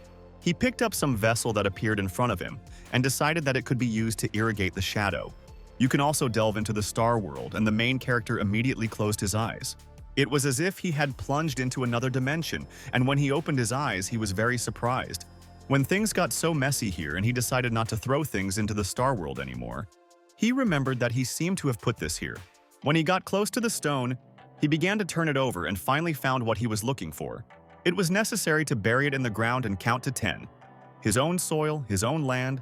The boy approached the soil, which had risen slightly, and extended his hands towards it. He took a vessel with liquid and decided to immediately water this soil and see what would happen next. A scarlet liquid poured out of this vessel and enveloped the entire piece of soil. The ground began to move apart and a small purple sprout emerged from it. The main character, watching carefully, was surprised at how quickly this sprout blossomed. The sprout began to rise higher and higher, and it began to glow with bright golden rays. These best ones began to approach the boy, and he fell on his back to the ground, covering himself with his hands. This flower just blinded him. Someday he will never be able to see like that again. The boy came as close to this flower as possible and became interested in what had grown. He approached the inflorescence itself and, looking closely, was very surprised by something. Right in the middle of the flower lay a little girl, and she was snoring. The system congratulated him for the birth of the Queen of Shadows, which was successful. The main character saw a little cutie in front of him and exclaimed that Daddy is very caring. The boy wanted to gently pinch her cheek, so he stepped closer and looked at her with a smile. Smiling, he realized that the little girl had already woken up and he blushed a little. The girl began to pull herself up and rub her eyes with one hand, after which she opened her eyes. When she woke up, she looked at the boy who came up to her and said hello. He introduced himself as Lee Yunmu, and the girl told the boy that she was pleased to meet him. He looked at her very carefully in response. She made a move towards him. The little girl called him Daddy and began to come closer to hug him. The main character was very surprised when she called him Dad and began to move away. He flipped over in the air and started screaming as he fell down. As a lot of energy was coming from the little girl, she looked closely at the boy again and wondered why he didn't like it when she called him Dad. The boy lay with his back on the ground, looking ahead with interest and sighing heavily. The main character did not expect that a child could actually be born from the seed. He extended his arms to the little girl and said that from this day on they would be together. The girl began to yawn and he realized that she was hungry. But now he had nothing to eat. He asked her to wait a little and promised that when they went outside, he would definitely find her food. But the girl started crying loudly and he asked her to calm down. He promised that Dad would think of something. The system informed him that the Shadow Queen fed on blood and he could feed her his own. Then the main character agreed and asked the girl to drink as much as she wanted. He extended his finger towards the girl and she bit it and began to slowly drink the blood. The boy thought that for such a sweet daughter, it wouldn't be a pity to lose a little blood. Besides, she's small and won't drink much, but he was sweating a little and couldn't understand what was happening. The girl continued to drink blood and even an elephant could not withstand such blood loss. The system reported that since the quality of the host's blood is very low, the Shadow Queen needs a large amount. The boy called the system a liar, and half an hour had already passed. When the girl had already drunk a lot of his blood, he decided, falling to the ground, that he saw an angel in front of him. He never thought that one day he would almost die while feeding a child. The main character started drinking goji juice with brown sugar to come to his senses faster. He heard a voice and the girl immediately clung to his neck, hugging him tighter and tighter. He didn't expect her to be on his neck so quickly and looked at her carefully. The system reported that the Shadow Queen can move freely in space. If she does not want to appear, others will not see her. The boy decided that it was quite convenient. The system reported that its strongest skill was copying power. He wondered what that meant, and the system explained that it was capable of copying the strength of Saint Level archers. And below, he wondered if that meant the girl was stronger than him. The system replied that it was not at all. Since it was capable of copying power greater than its own, he could put as much power into it as he wanted. The protagonist listened carefully to the system and decided that they needed to move on. He wanted to teach this girl to fight as soon as possible. The system called him an irresponsible father. When they started moving forward, he found himself in some kind of iron circle. Then he looked ahead and wondered if those were rats in front of him. The girl also looked carefully and they saw the Bird Women, Tower of Triumph, 12th floor, Feathered Witches of the 9th level. The main character gave his daughter the command to act, and she clenched her fists. He saw that she had a great fighting spirit. There were clouds of smoke in front of them, and he asked the girl what she was going to do. Suddenly, one of the winged witches appeared behind the child and began to point a block of ice at her. The girl immediately screamed with tears in her eyes. The protagonist asked her to step aside immediately. A whole block of ice began to rise from the ground and grow upward like a large tree. The main character began to approach this block of ice and bright yellow rays began to shine from his hands. The boy realized that these winged witches were very dangerous, and it was good that his daughter was not hurt. He called them idiots and asked how they dared to harm other people's children. He got really angry and called them to him. The boy exclaimed that they were going to die now. He asked his daughter to wait here and promised that he would return soon on his way to the witches. He jumped into the air and began to approach these huge winged creatures. Approaching one of them, he called her a bird and promised to kill her immediately. His child was very grateful, and these evil creatures began to croak very loudly. The boy grabbed the huge wings of this healthy bird with both hands. She continued to croak very loudly and angrily. He had to be thanked for his care of the girl. The main character turned to the birds and asked them to listen to him. Do not underestimate the father's care and the power of father's love. One of the female birds began to flap her wings and scream again, croaking like a crow. She directed all her power towards the enemy, and he began to fly far back. Meanwhile, the little girl began to wave her arms and fists. Another witch woman began to approach, flapping her wings. She began to croak louder and more disgustingly and approached the main character. She wanted to attack him immediately and rose above his head, croaking louder and louder. The boy, covered in sweat, realized that she had started using a sound wave attack. For some reason, he couldn't move from the spot, and standing on all fours, he became seriously wary. Suddenly, a powerful explosion occurred, and the fire began to spread throughout the area. The little girl screamed in fright, and her face turned red with fear. The main character, after such a powerful attack, began to flip in the air and fell to the floor. He exclaimed that these sound waves were terribly annoying. If he could not cope with them, it would definitely be the end for him. Meanwhile, another huge bird had already begun to approach him and make an eerie croaking sound. The boy decided that he definitely couldn't stand it, and scarlet streams of blood began to flow from his eyes. The little girl was very scared and started calling the boy, calling him daddy. She raised her head up and started screaming. The two witch women began to talk to each other, croaking all the time. The little girl, after screaming herself to death, began to catch her breath. The boy was very surprised that she could even suppress sound waves. She couldn't suppress them, she just swallowed them. It was very surprising and effective. The boy couldn't understand, looking at the girl, what kind of strange power she had. The contented girl sat on the floor, and after swallowing the sound wave, she burped a little. The main character approached the girl and, calling her cutie, asked her to go. He extended his hand to her and said that since she could do this, he asked her to fight together. And now, half an hour has passed. They were in the world of emptiness. A special message notification arrived. The system congratulated Lee Yunmu from Zhengzhou, an ordinary crystal-level shooter, on entering the 15th floor of the Tower of Triumph. The people around were very surprised because, at the level of ordinary crystals, how could one rise so high, and called the main character crazy? Subordinate of the City of Happy Wind. The guy looked at this and exclaimed that he was just awesome and told him that he would succeed. They were in the auditorium of the University of the Happy Wind. The boy caught his breath and exclaimed that he had thundered throughout the world. The comrade smiled sarcastically and said that he had become so famous and that it had happened too early. Meanwhile, somewhere in a secret place, one of the opponents was watching the main character and found him on the 15th floor. The enemy was already impatient to fight him as soon as possible, and it was a girl. In front of us is the Tan family's house. The guy watching him asked how he got to the 15th floor so quickly. He realized that his father would definitely reproach him now, but he decided that he would not lose to him so easily. Let's move to the courtyard of the University of the Cloudy Sky. The guy approached the chairman, apologizing to him. He lowered his head and clenched his fist, saying that he shouldn't have lost. The man told him that he would definitely become the trump card of the Lucky Wind University, and a threat to them too. He didn't expect that this guy was so strong. Well, what to do now? This guy has already risen so high. He is so strong now that he will hardly be able to kill him quietly.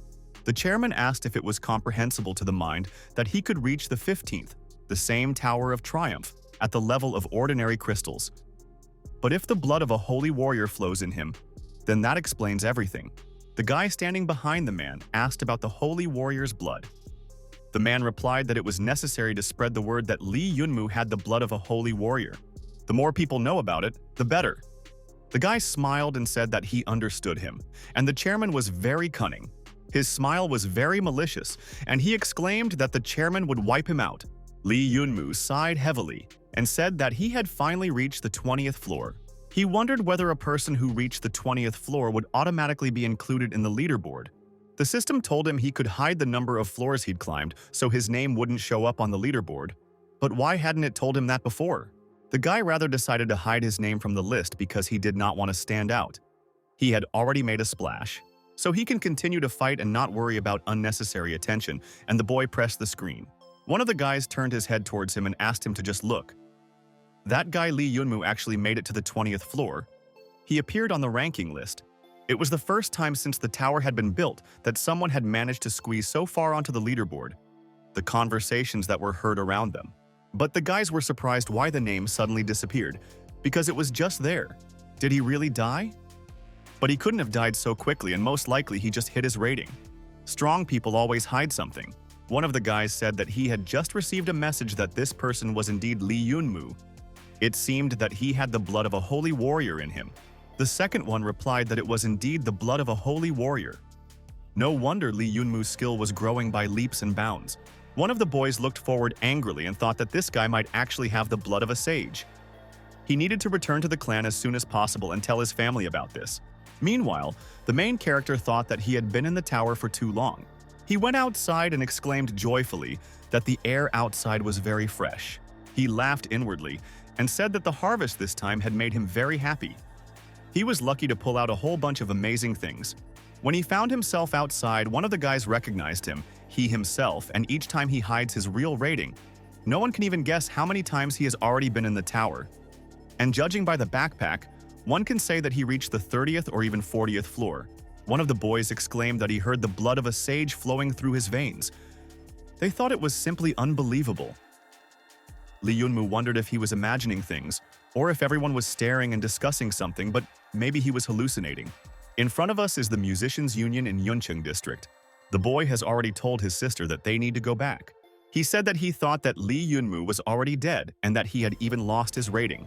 Chu Qingyang, the son of the mayor of Tianyun City, said that the honor is not great. He is a young master and is waiting for him. So where should he die? Chu Qingyu, the adopted daughter of the mayor of Tianyun City, asked him to stop whining and said that her father was doing important things, working for the benefit of the people, and he was devaluing everything with his words. Looking ahead, the boys began to be surprised when they noticed that someone else was coming out. Lee Yunmu, sweating, exclaimed that the transfer fee was too high. He was seriously upset and suddenly glanced forward as a girl addressed him. He wondered why she was there and said that he knew he was awesome, but she didn't have to run after him like a puppy. The girl asked him to shut up and stop talking nonsense. She asked him not to play dumb and said that she knew that he was really Lee Yunmu. He didn't have to worry because she wasn't here to pester him, and today she had orders to take him to the city mayor's mansion. Chu Qingyang looked at the boy and asked if this idiot was really Lee Yunmu. He also called his entire family idiotic. He asked the boy if he knew who he was. If he dared to say something like that again, he would kill him. The boy repeated it again and asked to kill him. He replied that he would do it now and asked his sister not to stop him. The girl told the protagonist to go with them, but he replied that he would not even think about it. He has no idea who they are or what they are going to do with him. Suddenly he hears a sound. But why did the news about this girl suddenly appear? And she laughed from the screen.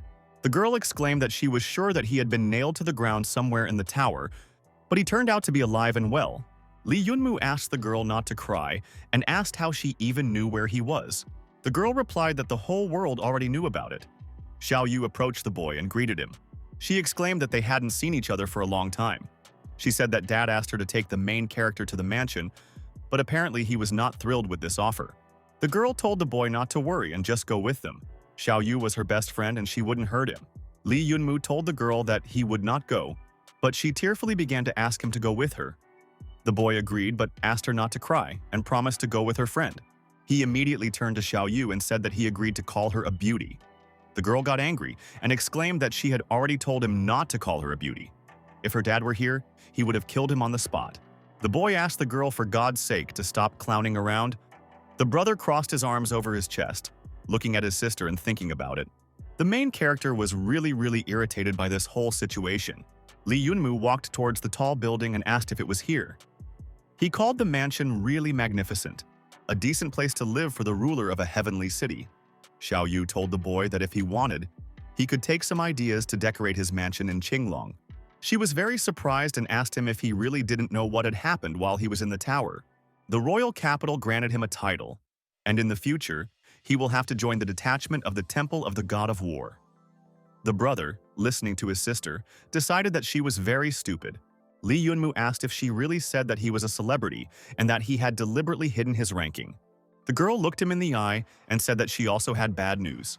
Now everyone in the outside world knows that the blood of a holy warrior flows in his veins. What kind of reaction is this? And does he not even know what the blood of a holy warrior is? The girl began to explain that a holy warrior is the highest level of development of the spiritual and physical powers of a ruler. Direct descendants of people who participated in the holy war most often have a powerful bloodline, called holy blood or sage blood. The better the bloodline, the higher the chance of receiving holy orders. That's why the world's strongest are thirsting for his blood. Lee Yunmu replied that his father was the head of the factory. What other holy blood and lineage? The girl answered the boy that it was not up to him to decide whether this was blood flowing in his veins. She brought him into the room and began to tell him what was happening in this heavenly city. She told the protagonist, looking into his eyes, that she wanted to make a deal with him. Meanwhile, at a long table sat the guys who listened attentively to the conversation. One of them was a descendant of the heavenly city.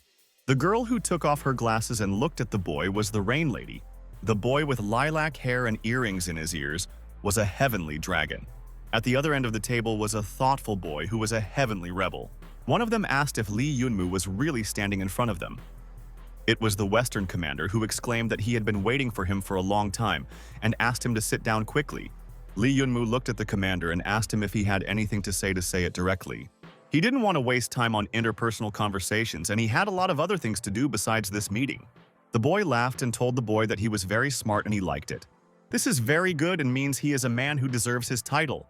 The Western commander said that Lee Yunmu must have heard that the city ruler and the guildmaster are two opposing forces.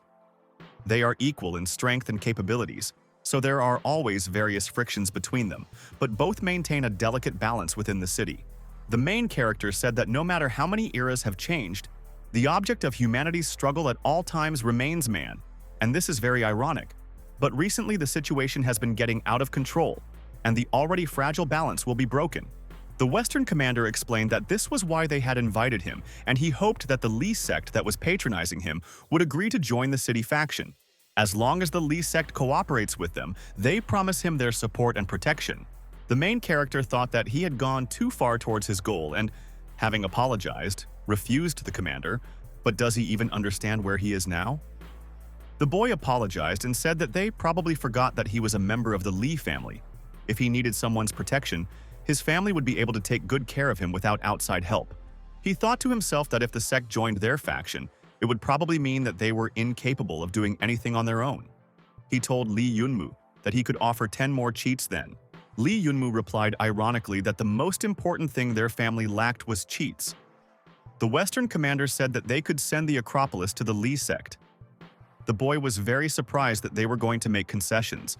Yuxi Yu added that they would then make a counter-condition. All tax revenue would belong to the Lee family and should not in any way affect the heavenly city. The girl explained to the main character that this was all they could agree to. Lee Yunmu replied that since they were putting forward such conditions, he could assume that they had their own plans. The boy understood what she was trying to achieve. She wanted him to have a steady flow of money and an autonomous city under his control. How just 6 people could run an entire city? This whole conversation makes me think that Li Zong is a fake. The boy apologized and said that their offer was very tempting, but that was enough. Then one of the guys told the kid that he had tolerated his arrogance enough. Did he even realize who he was talking to now? He asked him to take a good look, calling him trash and adding that he would be damn disappointed in himself. Who does he even think he is? And it seems he has completely confused his shores. The guys began to approach the main character in a whole crowd, approaching him faster and faster. Lee Yunmu turned towards them. The boy was surprised by this turn of events. Yuxi Yu also didn't expect this and asked Chu Qingyang what he was doing. The guy replied that since this boy was so restless and refused to voluntarily cooperate with the heavenly city, they would not stand on ceremony with him. They will send him to neutral territory and hand him over to the clan that rules there in exchange for their loyalty. The guys surrounded the main character and he sent one of them flying high and long. One of the guys who had a nosebleed asked if it was too much. Didn't he say that their opponent was just an ordinary kid from Li Zong's gang? Ordinary arrogant kids wouldn't have such strength? One of the guys asked what was the point of judging his strength by one prank and said that a child is a child. The Sky Dragon said that he had never encountered an opponent of a higher level, and perhaps his combat power had already been exhausted. Even for a person with the blood of a sage, there are limits. But what idiots they are. There are many of them, and he is alone, and they still can't get rid of him. Then the guy approached the main character and exclaimed that they couldn't do anything properly. His fist was already approaching the boy's face, and he managed to grab his hand. With one deft movement, he turned the boy over, giving him an unusual move. There was another enemy behind Lee Yunmu, and a second one ran to help him. He tried to strike, and with all his might, he overturned the first person who approached him. He began to swing his fists and use his abilities, throwing everyone around. The boy asked the guys to continue and grabbed the wrist with his hand. Yuxi Yu asked Chu Qingyang to stop his men immediately and asked who allowed him to do this. She turned to the Western commander and asked him why he was sitting there watching. She asked him to stop them immediately, but the guy said that there was too much fuss over trifles. Since he had treated their offer of cooperation so disrespectfully, he deserved it. The Western commander looked closely at the protagonist and said that he wanted to see what he was really capable of. The girl, seriously frightened, broke out in beads of sweat and looked sternly at the commander. Chu Qingyang called them a pile of trash and exclaimed that there was obviously only one black crystal left, and it was clear that it couldn't be an ordinary child. He doesn't think they really enjoy doing this and starts to approach the boy. But when he approached him, his look completely changed. As all the guys were lying on the floor motionless, Lee Yunmu clenched his fists and exclaimed as he looked at his opponent. It was finally his turn. Chu Qingyang asked him to stop and said that the boy heard him asking them to stop. He was already sitting on the floor with his butt pressed against the wall and begging him not to come closer. Does he even know who he is and called himself the mayor's son? Yu looked at the protagonist and was surprised by the power of the thunder attribute. She wondered why he had it. He didn't use any special skills in the arena, which surprised her greatly. The boy was already approaching his opponent, and he tearfully begged him not to come closer. He was seriously scared, and the main character's eyes lit up with a bright blue light. There was a powerful explosion and yellow fire rose to the very ceiling in the form of an explosion. The guys began to fly apart, and the main character seemed to clone himself, jumping over him. He got down on all fours, preparing for more attacks and parrying blows. The lady rose from her chair and said that this guy was indeed gifted with such incredible power. It seemed to her that there was something in this boy too, and she looked at him carefully. Chu Qingyang saw a bright blue protective barrier in front of him that shone throughout the entire room. Someone laughed, and the man said that the boy had managed to take control of each of his arrogant lackeys, and that there was definitely no need to worry about him. The boy felt the voice transmission technique and thought that there was another sage somewhere here. One of the boys recognized the mayor's voice and asked if he had just fired the shot. When Lee Yunmu heard about the mayor, he said that since he had decided to talk to him personally, he would not hide. Either he was too excited or he did not intend to kill him. Killing someone who relies on his rich daddy for everything is too low. Chu Qingyang got really angry and called the boy a jerk and grimaced. A voice addressed Qing Yu and the girl replied, looking somewhere up, that she was here. The man asked her to take the boy to the back garden. He wanted to talk to him in person. Lee Yunmu asked where he was and said to the girl that they really did have a huge house. Qing Yu asked him not to mumble and to go ahead. The main character again heard a voice that asked if he was already there, which surprised the boy. The voice asked that as soon as he saw the old man, he immediately tried to copy his skill before he figured it out.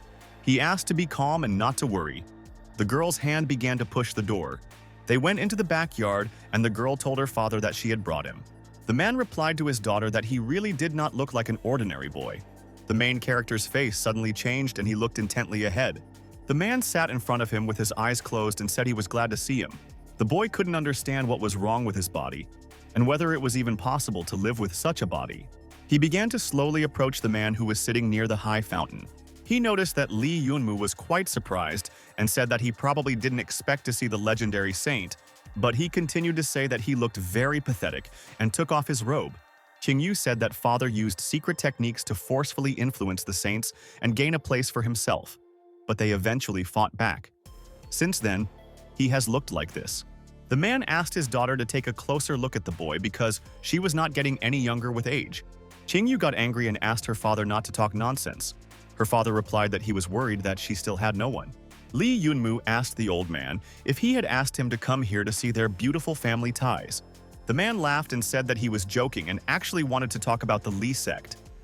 He really needed the help of a strong party in the Heavenly City. He wanted to check the condition and balance the power of the Musicians Guild together with the Qingyun sect. He thinks the boy has already realized that he won't live long in his current state.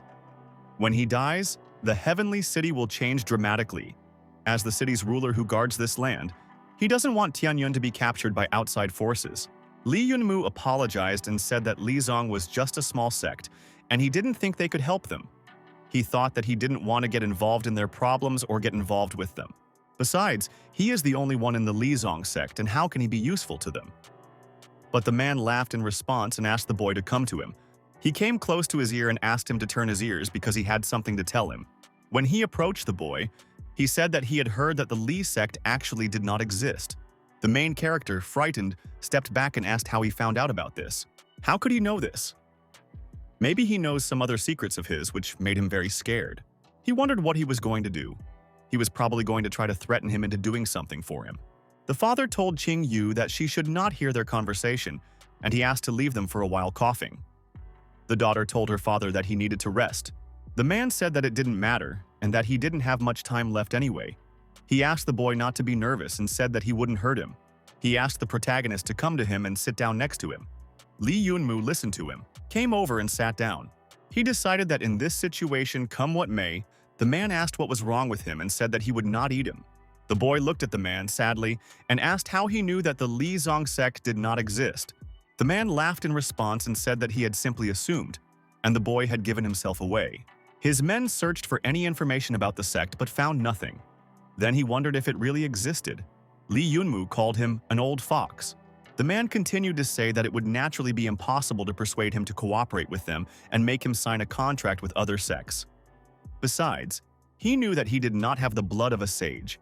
The boy immediately apologized for this, and the old man continued to say that he would not tell anyone the truth about the Lizong sect. So they asked him to join him. Li Yunmu asked what he was talking about and why he was causing confusion. Hadn't they already found out that this sect was fake? If he joined them, it wouldn't change anything and they wouldn't become stronger. The man answered the boy that it doesn't matter whether this sect exists or not. In fact, the truth has no meaning in resolving such issues. It does matter, so it will help to instill fear in his opponent. This is what he truly, sincerely wishes for. Li Yunmu listened carefully to the man. The old man handed him something and said that he could take it for himself by coughing again. He explained to the main character that his daughter was a very good girl. The boy continued to listen to him attentively. The man said that she was an orphan. When he met her on the street, she was much thinner than he is now. He adopted her, for which she is still trying to repay him. He would die at any moment and all affairs would plunge into chaos, which Yan Er would of course only contribute to, and Yu Er would be left alone again, and this time it would be even more difficult for her than then. He explained that he had been watching him for a long time, ever since the Chongzhou tournament.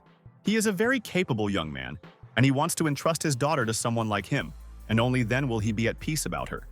He just wants a peaceful death. Then the boy asked him if he wanted him to become his son-in-law. Then he would expect a dowry along with the bride. But being a son-in-law is not an easy thing in their time, and the boy thought about it when he heard some sound. The man said this phrase, and the main character cast a piercing glance at him. Suddenly he leaned over and sighed heavily, turned around and headed towards the exit. When he came out, Qing Yu asked the boy if they had finished their conversation. Li Yunmu replied to the girl that they had already talked, and she, slightly blushing, said goodbye to her father. When they walked away, she wondered what Dad had told him. Well, he asked why he had to tell her about it. She kept begging him to tell her because she was very interested. Li Yunmu replied that he would not tell her because it was a conversation between two men. Qing Yu asked the boy if he would agree to join them, to which he replied that he could not say yet, and that he had not yet decided. When the girl saw the jade pendant in his hands, she was very surprised and asked why he had it. The boy raised it to his eye level and replied that her father had given it to him. He asked what was wrong with this thing and what good it was anyway. Qing Yu took it in her hands and asked him to look at it carefully. He was surprised that she had one too. Then she started putting the two pendants together and said that if you put them together, they would match. This is the runic key of the 7th dimension. When the two amulet holders reach transcendence, the key will guide them to the revelation of the main secret. It is necessary to handle it carefully and never tell anyone that he has it, otherwise they will start hunting him. The boy listened to her, smiling a little, and she got angry and blushed. She stopped explaining further and said that there was nothing like that. The protagonist was informed by the system that the Shadow Queen had successfully copied the cultivation of other realms and awakened a holy talent, namely, an excellent killing technique, a secret technique of the sacred realm. If he wants to use this power, he needs to give the Shadow Queen a lot of free points. Lee Yunmu asked to give her everything he has, and the system immediately fulfilled his request. When Qing Yu opened the door, the guy laughed in response and asked why it took so long. He explained that he had been waiting for them here for a long time, and how they could start without him. The main character asked the girl who he was and whether she had seen him before. The guy explained that he was just a member of the second-tier sect that supported Chu Qingyang. He asked them not to bother and whether they knew that 7 people were not waiting for one. Who is this in their room? Isn't it the representative of the Li Zong sect? It seems that the ruler of the Heavenly City is completely confused. So many brave children have been crossing their path lately. The man asked Wang Tianbu to watch his words, and how dare he speak about the ruler like that or want to part with his life. Besides, Brother Li has not yet joined the Heavenly City. By the way, one of the reasons is their inhospitality. Qing Yu asked if it was that bad. Wang Tianbu replied that she couldn't even handle this little thing, and didn't her dad teach her how to recruit people? She was always inferior to her brother in intelligence, and there was nothing surprising about it. He wondered if it wouldn't be easier for a woman to lure a young guy into a sect. Apparently, it's time for someone to learn to use their body for the right purposes. The main character listened to this guy with contempt, looking at him with an enraged gaze. He asked if his name was Wang Tianbu, and he asked why his breath smelled so bad. Didn't he know how to brush his teeth? People of his age should be embarrassed to say such nonsense in front of a young lady, although he thinks that the fact is that he is just a scoundrel. Wang Tianbu said that it seemed that the Li Zong sect had become arrogant and that they were here on a bird's rights. Since they were talking about propriety, how do they think that it is proper behavior for an outsider to interfere in the conversation between 2 representatives of the Heavenly City? The main character asked what kind of stranger he was and where he saw this alien.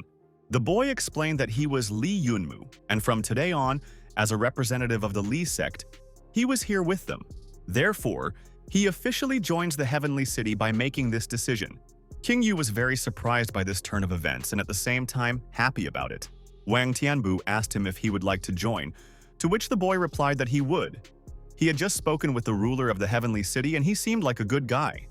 They chatted and everything fell into place. Well, since everyone here is their own, wouldn't they like to introduce themselves in detail, and he would be happy to hear something about the Li family. Wang Tianbu asked in response whether he wanted trouble. He said that he just didn't know yet whether they could get along with the elders of the sect. Eventually, the whole family will join the Heavenly City, not just them. As far as he knew, such things still required the personal consent of the clan elder, and in his opinion, that sounded reasonable. The boy said that he would do it by agreeing. The commander stood up and was very surprised that they had the opportunity to meet Li Zong in person. He asked his friend to prepare the car, and the main character asked what kind of car they had and what year it was. He also asks for help in preparing 3 incenses, thanking him in advance. And so in the boy's hands were 3 glowing sticks from which a scent was coming out. They became curious about what kind of ritual dance the boy was performing. The boys started laughing and asking what it was and what era it was from. When was the last time they saw someone dancing and singing with incense? They asked where his daughter-in-law was and asked her to come out too. His wish was granted. Wang Tianbu stared at the protagonist, trying to figure out what he was doing. Suddenly, a powerful explosion occurred and the fire rose to the very stream.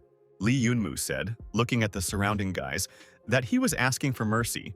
He asked permission to introduce them to the youngest daughter of the Li family. And then a girl appeared in front of them, who was the youngest daughter, and her name was Li Linglong. The boys became curious about this cultivation technique and became a little wary. The Heavenly Dragon has realized the strength of the Li sect. She was introduced as a junior disciple, but he already understands that the combat power she possesses is simply incredible.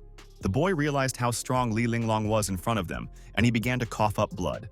He fell to his knees because of this power, and a blood stain shone on the floor. Li Yunmu said with a laugh that she had not moved from the spot yet. Apparently, he begged her so pitifully that his little sister decided not to waste even a small part of her energy on him. He asked the boy what he thought and whether he was happy now. Wang Tianbu, gritting his teeth, said that he was very grateful. The boy bowed before his sister and congratulated her, calling it hard work. He thought that all his empty glasses had gone to the Queen of Shadows, so this performance of his sister had cost him dearly. The boys immediately thanked him for his trust.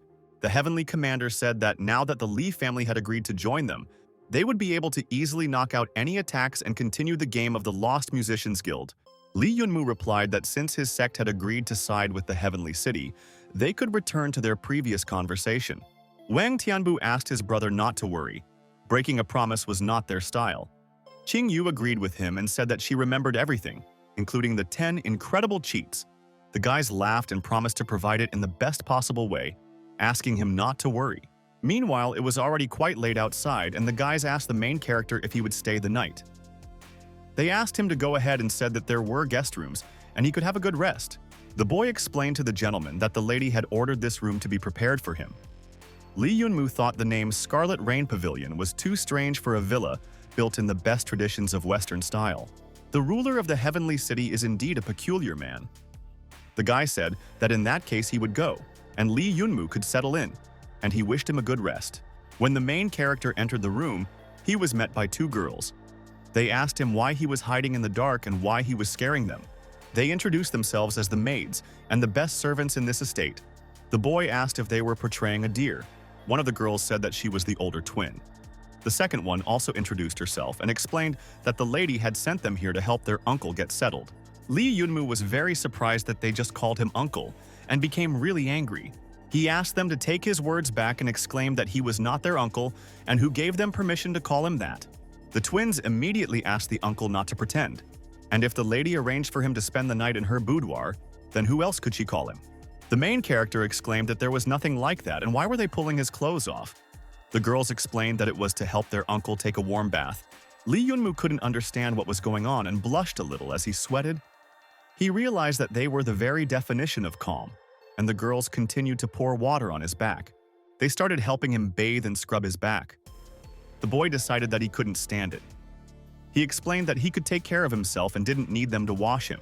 One of the girls explained that no matter what he said, it was the mistress's order and they could not disobey it. One of them explained that the lady asked her to serve the uncle well. The main character looked at her in bewilderment, surprised by what was happening. Suddenly, his gaze changed when he realized that one of the girls began to undress. He asked them what they were going to do. The girl replied that they were going to obey the mistress's order. He asked them to stop and cease immediately. They must have gotten it all wrong, and the girls told him not to worry. They had been honing their skills for a long time and he would be pleased. The girls give the main character a massage and he finally comes to his senses. He became curious about where their mistress was now and he froze, waiting for an answer. Suddenly, someone appeared on the threshold and called the maids to him. Lee Yunmu blushed a little and said that he knew she was hiding somewhere here. He asked her to come out and said that they needed to talk. What she thought she was doing, the girl replied that she was doing nothing and just wanted to check something. He wondered why she needed to check him. The girl replied that she had already told him that the jade pendant that his father had given him was the key to a secret kingdom, the secret of which was equal in power to God himself. This secret kingdom will give him the opportunity to open the seventh dimension. In other words, he will have the chance to become a real god. He already knows that people like Xianzhu have only been able to index 7 planets. But there is still a long trial to go through before he can be crowned a true god. And she thinks that he can now imagine what the true value of these pendants is. Lee Yunmu asked what this information had to do with his inspection. Besides, since this thing was so good, why give it to him or use it against him who was considered a bad guy in the local circles? Qing Yu listened to him and replied that it was because he wanted to open this secret kingdom. 2 jade pendants must be combined when both have reached enlightenment, otherwise nothing will work. She tried to explain to the protagonist that in this case, paired cultivation was needed. Lee Yunmu blushed and asked if she really meant that same cultivation guy he had just thought of, after which he laughed and asked what they were waiting for then, and let him not think that he was a little flower incapable of such things and that he should not be pitied. Qing Yu exclaimed that no, she was not ready. It was too early and they were not familiar enough. Still, this can't be done, and she opened her eyes a little scared. Then, when nothing happened, she opened one eye and looked at the main character. He brought a jade pendant to her face, and she looked at it carefully. The boy handed her this green jade pendant, which surprised her greatly. He explained to Qing Yu that he was going to return it to her. Qing Yu asked the boy if he was really returning the jade pendant to her. Lee Yunmu replied that the ruler of the heavenly city had left it for her, so he was returning it. She asked why, and he knew what the jade pendant was made for. The boy replied that he knew and understood that the opportunity to get into the secret kingdom was very tempting, but he is not one of those who would agree to a marriage of convenience. But he thinks that the very thought of it is terribly unpleasant for her too. One day she will meet a worthy man, fall in love with him, and make a conscious choice. Then the girl lowered her head and asked if he really hated her that much. The protagonist chuckled and replied that at first, to be honest, he really did think of her as one big problem. Well, that doesn't mean he hates her. He just hasn't thought about marriage yet and hopes that in the future he will meet someone he truly loves, and his partner will reciprocate his feelings, and they will be able to plunge into happiness that belongs only to the two of them. Of course, sometimes he thinks that he may not meet his love, and these thoughts make him sad. I am sure that one day, just by looking at this person, he will understand that he is special and that he has been looking for him all his life. Then, he can get down on one knee and ask the girl he loves to spend the rest of their lives with him. And then they will grow old together and be together until the very end. The girl listened to him attentively and blushed, staring at him with an attentive gaze. Lee Yunmu explained that she should take good care of this jade pendant so that one day she could give it to the most special person in her life.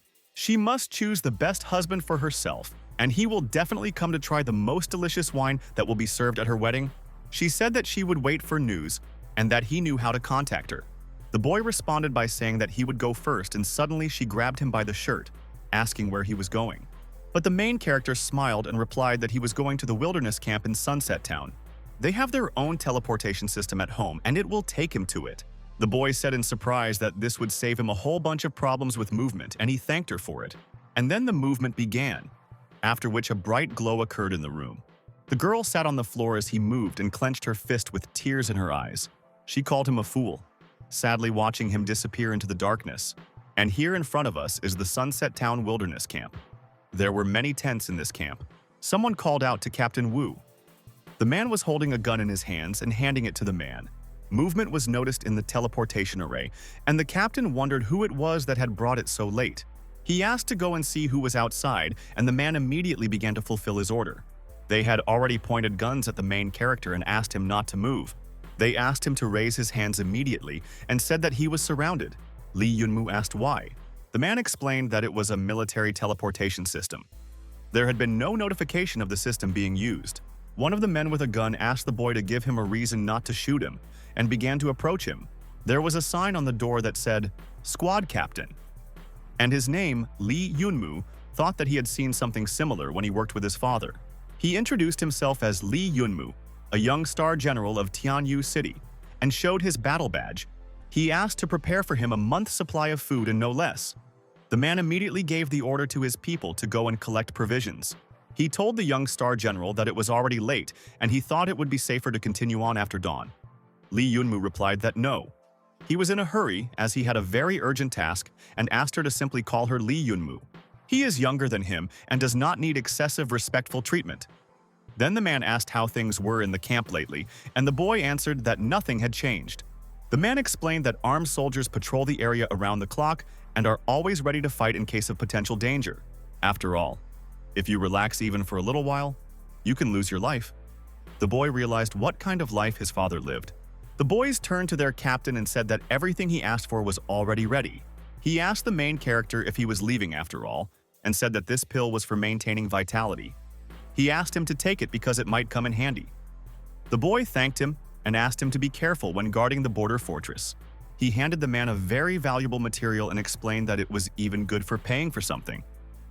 He got it while doing a task. He works every day to earn money and buy food for himself and his brothers.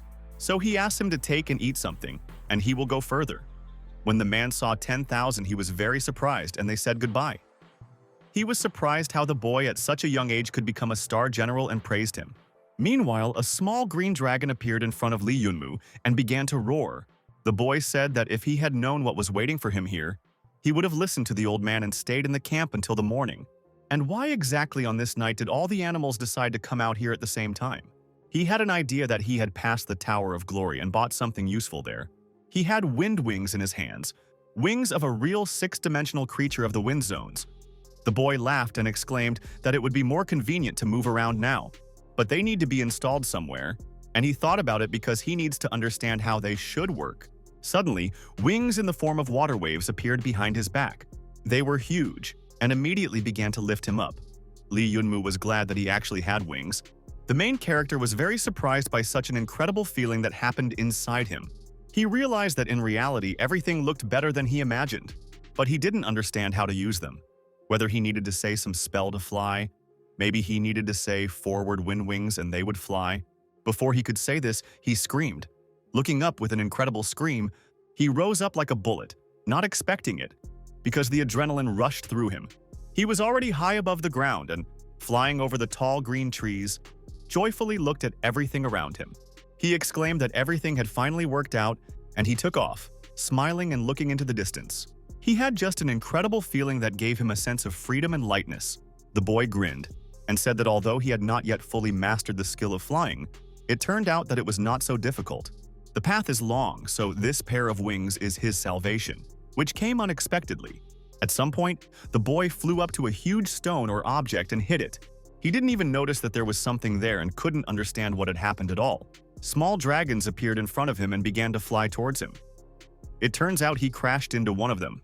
The mystical beast Yalung is a silver-ranked monster. Its attacks are fierce and fast, making it extremely difficult to hunt, but their internal organs and skin are highly valued. He thought about this looking at the incredible beasts. Suddenly, a trickle of blood started to flow from his nose and he exclaimed, looking ahead, that this was just super. He decided that chasing mystical beasts would make him rich, and he began to fly in their direction. There was a bright yellow flash and it came from the dragon that was spewing flames. Lee Yunmu barely managed to dodge such a powerful blow and began to scream in surprise. He began to use sharp madness and raise the heavy sword above his head. He was already above the dragon, who did not give up and tried to resist. The dragon stopped for a moment, emitting a menacing roar. He was completely exhausted and the boy stood with his sword, peering into the distance. He turned to the dragon and exclaimed that he was here, and the mystical beast began to roar. The boy had already approached him and again waved his sharp sword towards the beast. Bright streams of blood gushed around, and he again approached the body of the huge dragon. There was another bright yellow flash and it mixed with the purple flame. One young man wondered in the meantime whether it was his imagination or whether something was also happening not far from here. And why hadn't he seen a single Yalunga all night? He was a dragon hunter. Suddenly, one of the mystical beasts fell next to him, which scared him greatly, not expecting it. What is this? And it couldn't just fall out of the sky. The Yalung finally appeared in front of him, but it was dead. He had never heard of Yalungs suddenly falling from the sky. Was there something he didn't know about this species? The guy looked up at the sky and saw the main character asking the dragons to stop and asking them not to fly away from him. But the mystical beasts continued to roar and defend themselves, running away as quickly as possible. Lee Yunmu started shouting while chasing after them that he was broke and needed money urgently. He couldn't understand why they were reacting to him like that and where they were going. He's not some kind of demon or devil, the guy thought, as he watched that he'd been hunting dragons for years and had seen all sorts of things. But this was the first time he'd seen such a problem trying to catch a Yalung. Meanwhile, it was already dark outside. In front of us is a virtual spatial world, namely the Wanwen Pavilion.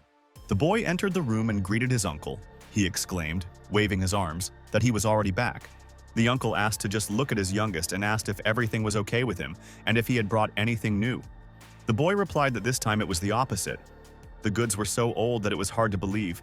The old man replied that if the master in this place had been less experienced, he might not have believed it and would even have laughed at such an expression. But they have known each other for a long time and he will definitely appreciate a good product properly. Then the main character showed the old man what he had and asked him to set a price. The old man said that in front of him was the corpse of a wild beast of dragons, complete with a set. For this he could give no more than 1 million. But he had a couple of questions. Lee Yunmu replied that he had 23 more. They would act according to the old rules and he wanted a string of rock crystal for them. Then the old man asked how many more there were, and the boy replied that he had 12 more accidentally broken animal bodies. The main character asked how much the old man would offer for them, and he offered 150,000. The guys agreed on this and Lee Yunmu laughed and began to take out something else. He took out a live dragon from his pocket, which was in a flask. He explained that leaving it alive in this capsule was a waste of energy and strength. The old man immediately offered 50 million or even 60 million for the living dragon. This is a first-class wild beast, a baby oolong dragon. Lee Yunmu agreed and said that he enjoyed working with him.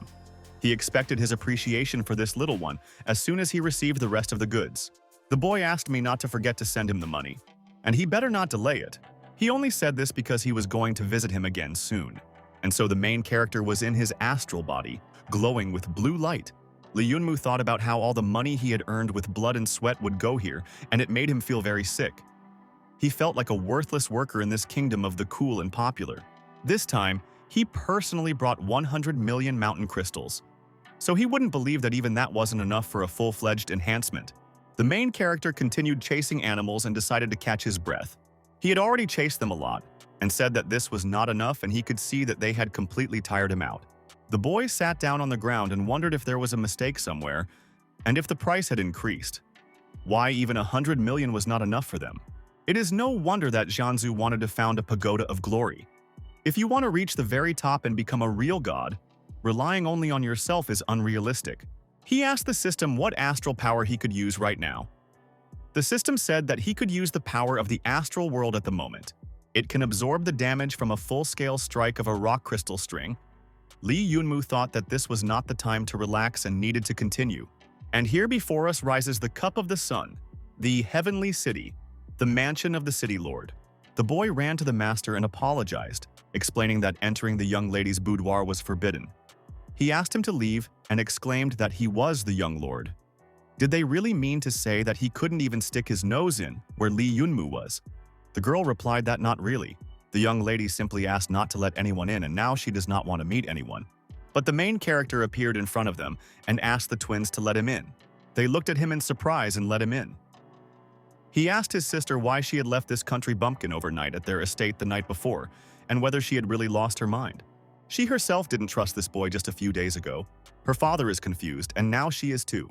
King Yu, drinking hot tea, replied that her father had long since left with a sad look. Then the guy looked at his sister in surprise and asked if he had really left, after which he asked, looking at his sister, "What about the jade pendant?" King Yu replied that she really didn't expect that the first thing he would ask about after hearing such news would be the jade pendant. The girl asked the guy to forget about it and explained that her father gave one to her and the other to Lee Yunmu. Besides, he himself understands that this pendant will not be of any use to him. His awakening is the result of many expended resources. With his talents, he has no chance of entering the highest realm of awakening. The girl asked her brother Qinyan to listen to her little sister and turned away from him. She advised him to continue to burn his life as the young master of this city. He is already beginning to burn through his incredibly interesting life as a young master. Suddenly, the guy grabbed her hand and began to pull her towards him. He exclaimed that he was the young owner of the mayor's mansion. He is the heir and the next lord of the Sky City. The boy grinned wildly. He said that he was the only son of this old man, and to himself he thought that the son of the city lord had never awakened. He became curious about why they were spending so much effort on it, and he came closer. Qinyan, holding the girl by the hand, suddenly pushed her to the floor and exclaimed that the jade pendant was his. He did not stop, and looking into the girl's eyes said that only he could possess her. From today on, this place will be her home. She remembered how her brother called his sister. He asked her not to worry. Lee Yunmu wasn't the only one who could help her with dual cultivation. And in general, I don't care about him because he wants her, he exclaimed, grabbing the girl by the shoulders, that she belongs only to him. Qing Yu asked him to stop and exclaimed that he was out of his mind. He asked the girl not to resist. She had just been drinking to her heart's content and she wouldn't have the strength to push him away. Qinyan continued to hold her hands from behind and exclaimed that finally his little sister would become his woman.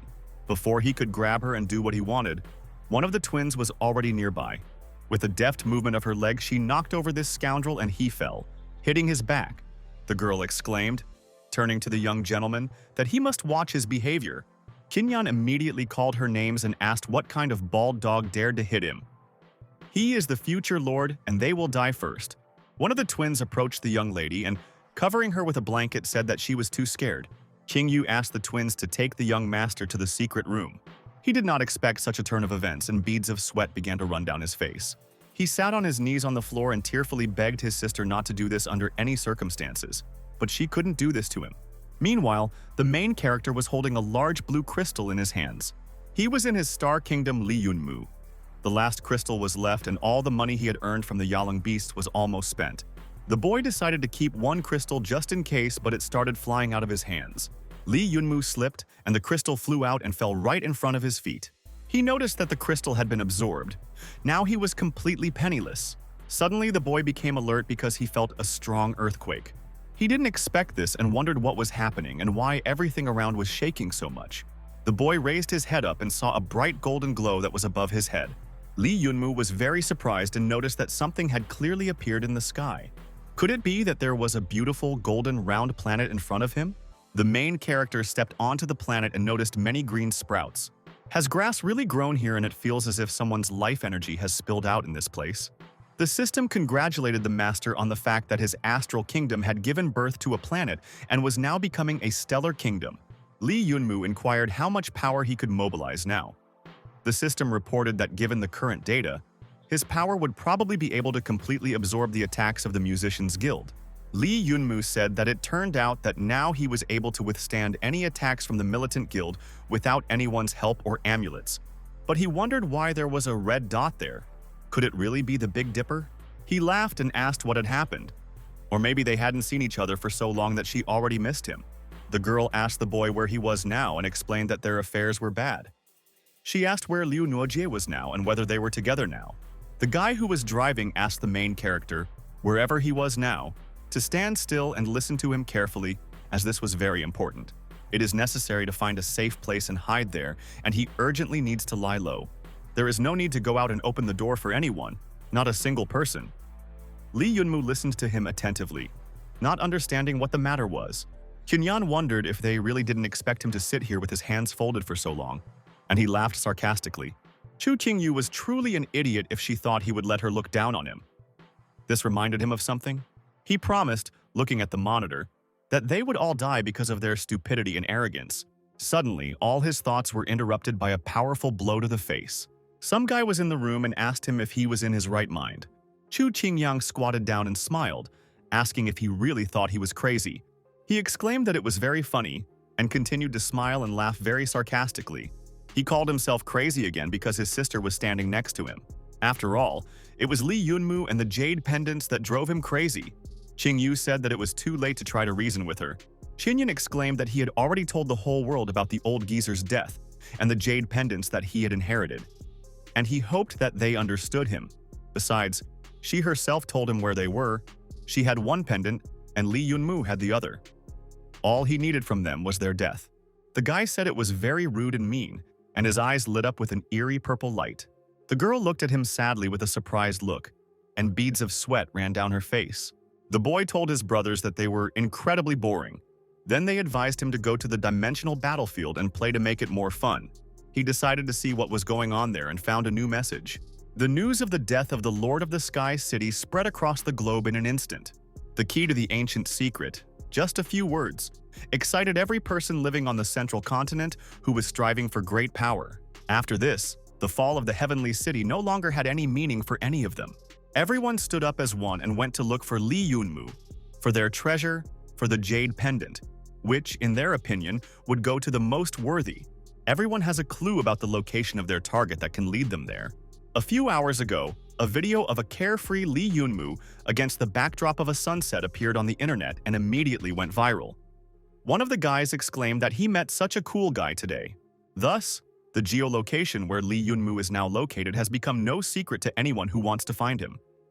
All the powers of the world have slowly set out for the long-awaited prey today.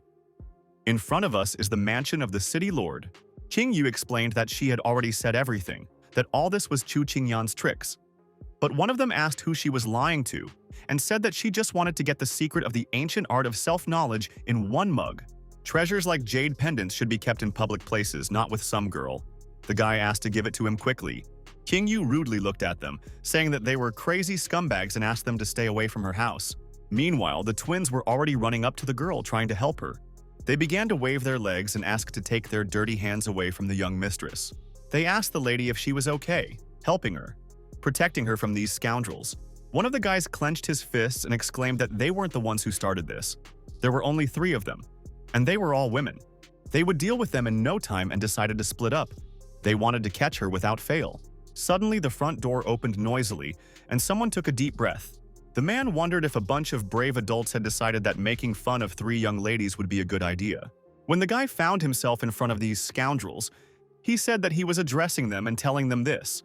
It was a man holding a bottle of alcohol in his hands and asking if they were ashamed. The boys were very surprised and clenched their fists, preparing to repel the attack. King Yu was also surprised and wondered why this person came here. One of the boys called him an old man and a moron. He asked him to go back to his kennel, but he asked where the head of the sect was now, and explained that there was one little conversation. Then the guy came up to the old man and brazenly grabbed him by the collar. He asked who he thought he was anyway, or he wants him to kill him right now. Then the man replied that if he wants to bark, he can start barking. The guy looked closely at the old man and his gaze was surprised. He didn't let go of his hand, but the man tried to give him a hold. His look changed and he was angry at these scoundrels who dared to behave like this. One of the guys said that he was an idiot and how could he even dare to provoke this man? The man was the supreme elder of the Qingyun sect. They recognized this man as the supreme elder of the Qingyun sect, one of those who had been awarded the title of Holy Warrior, and could he really have come to help in person? The man said to Qing Yu that she had grown up to be such a beauty, and he remembered how she loved to pull his ears as a child. And she also loved to fall asleep on his lap. The girl asked the elder if he thought it was time to box someone else's ears. Then the elder smiled in response and said that he really thought so and addressed these scoundrels. Now the supreme elder is speaking to them. If any of them dare to touch Qing Yu, he promises to destroy them all. The boys immediately turned their stupid heads towards the man who warned them. One of the guys apologized and said that he had nothing to do there and decided to leave. The second guy asked if he was really scared and decided to run away. To which the boy replied that if this was really another stupid prank by Chu Qingyun, the whole situation was a waste of time. Now his target is Li Yunmu. The sooner he goes looking for him, the sooner he will find the jade amulet. The girl looked closely at the guys and thought about the main character, blushing a little. The guy said that Li Yunmu was in a big risk right now. He advised him to lie low and not show up anytime soon. He asks not to worry about the sect, since he has already passed on all the information to the Jiang family. They will organize the transportation. First of all, they need to think about their own safety and hide properly. They and Liu Nuoji will try to resolve the situation. But the main character lowered his head, closed his eyes, and asked the guys to go back. They didn't expect to hear such words from him and froze in bewilderment. The boy explained to the guys that in his current situation, the best way out was to show himself from a good side. They called the main character a small fry who was not afraid to be alone even here. The guy said, looking into his eyes, that he could trust them completely. Li Yunmu looked at them carefully. He wanted to act alone as always. The guy explained that they were on the outskirts of Sunset Town and he was asking the others to leave. Li Yunmu seemed to be in another dimension and his body was glowing with a blue light. Does it really mean that he needs to find a place where he can hide well? He held the golden beetle in his hands and laughed as he thought that now seemed like the right time to try out the little thing he had acquired in the Tower of Glory. He began to call upon a giant flat-nosed beetle to dig him a big hole. The beetle, approaching the ground, suddenly rose again. The boy could not understand what was happening. It started again like an earthquake, and he became wary because it was shaking very strongly. The huge stone that was in front of him began to shatter into pieces. It split, and in front of it there was already a small stone from which smoke was coming out. Li Yunmu looked at the pile of stones in front of him and said that it was risky, and he almost died. The boy rose as high as he could above the trees. One of the boys was telling the other that he had already said that his trap would not work. But it doesn't matter anymore. And since the trap didn't work, they have only one solution left: to kill him. And that's pretty good. The main character watching the guys was surprised that the hunters arrived so quickly. He counted 1 gold and 3 silver guys in this gang. One of them said that these wings of the wind were really cool, but they have those too. No worse. He gave the command to the boys to take off and promised that now it would be fun. But besides his unusual wings, he has something else that really interested them. They decided to take it all for themselves and began to approach the boy as quickly as possible. The main character was trying to place a block when a bright golden beam of light flew at him. He grabbed his head with one hand, protecting it from the powerful blows of his opponents. As he dodged, many golden rays began to fly in different directions. Li Yunmu looked at his enemies and decided to use the Blade of Madness. Li Yunmu barely dodged another blow from his opponent and leaned back. He jumped as far as he could and rose a little higher above the ground. The opponents were already approaching him, and one of them appeared behind him with a weapon in his hands. He wanted to pierce him with his saber. But Lee Yunmu sensed it and prepared to repel the attack. There was a powerful explosion and the guys looked towards the main character, wondering if they had succeeded. But one of them, covered in beads of sweat, said no and clenched his teeth. In front of them, it wasn't Lee Yunmu lying on the ground, and scarlet streams of blood were flowing out of his body. The boys gritted their teeth in fear, because they could not understand where the main character was now. Lee Yunmu appeared in front of them with a sword in his hands, and the guy said that this kid moved well. We need to find a way to seal his skills quickly. The main character, without thinking twice, began to use his blade of madness again, directing all the power of his sword at them. The guys decided to attack the main character, but he got there first, and streams of blood began to fly out of their bodies. They started screaming in anger and pain and falling to the ground. One of the guys told the other that he had screwed up. He began to fly up to the boy and exclaimed that he had killed his comrade. He tried to use a golden-colored incinerating beam against his opponent. Lee Yunmu felt heat and fire behind him, approaching him. The man exclaimed with a malicious smile that this was his most powerful blow and now he would definitely die. He said that the jade pendant was his, but the protagonist put a protective sound barrier in front of himself and used dispersion. The enemy was very surprised and did not expect the guy to use such skills. Lee Yunmu thought that it seemed like he could now really repel any attacks without much effort. When he turned his head towards the man he had just almost struck with his strength, he was already running away with all his might. He thought about how this kid was a devil. He used his best shot against him, put his whole soul into the attack, and he didn't give a damn.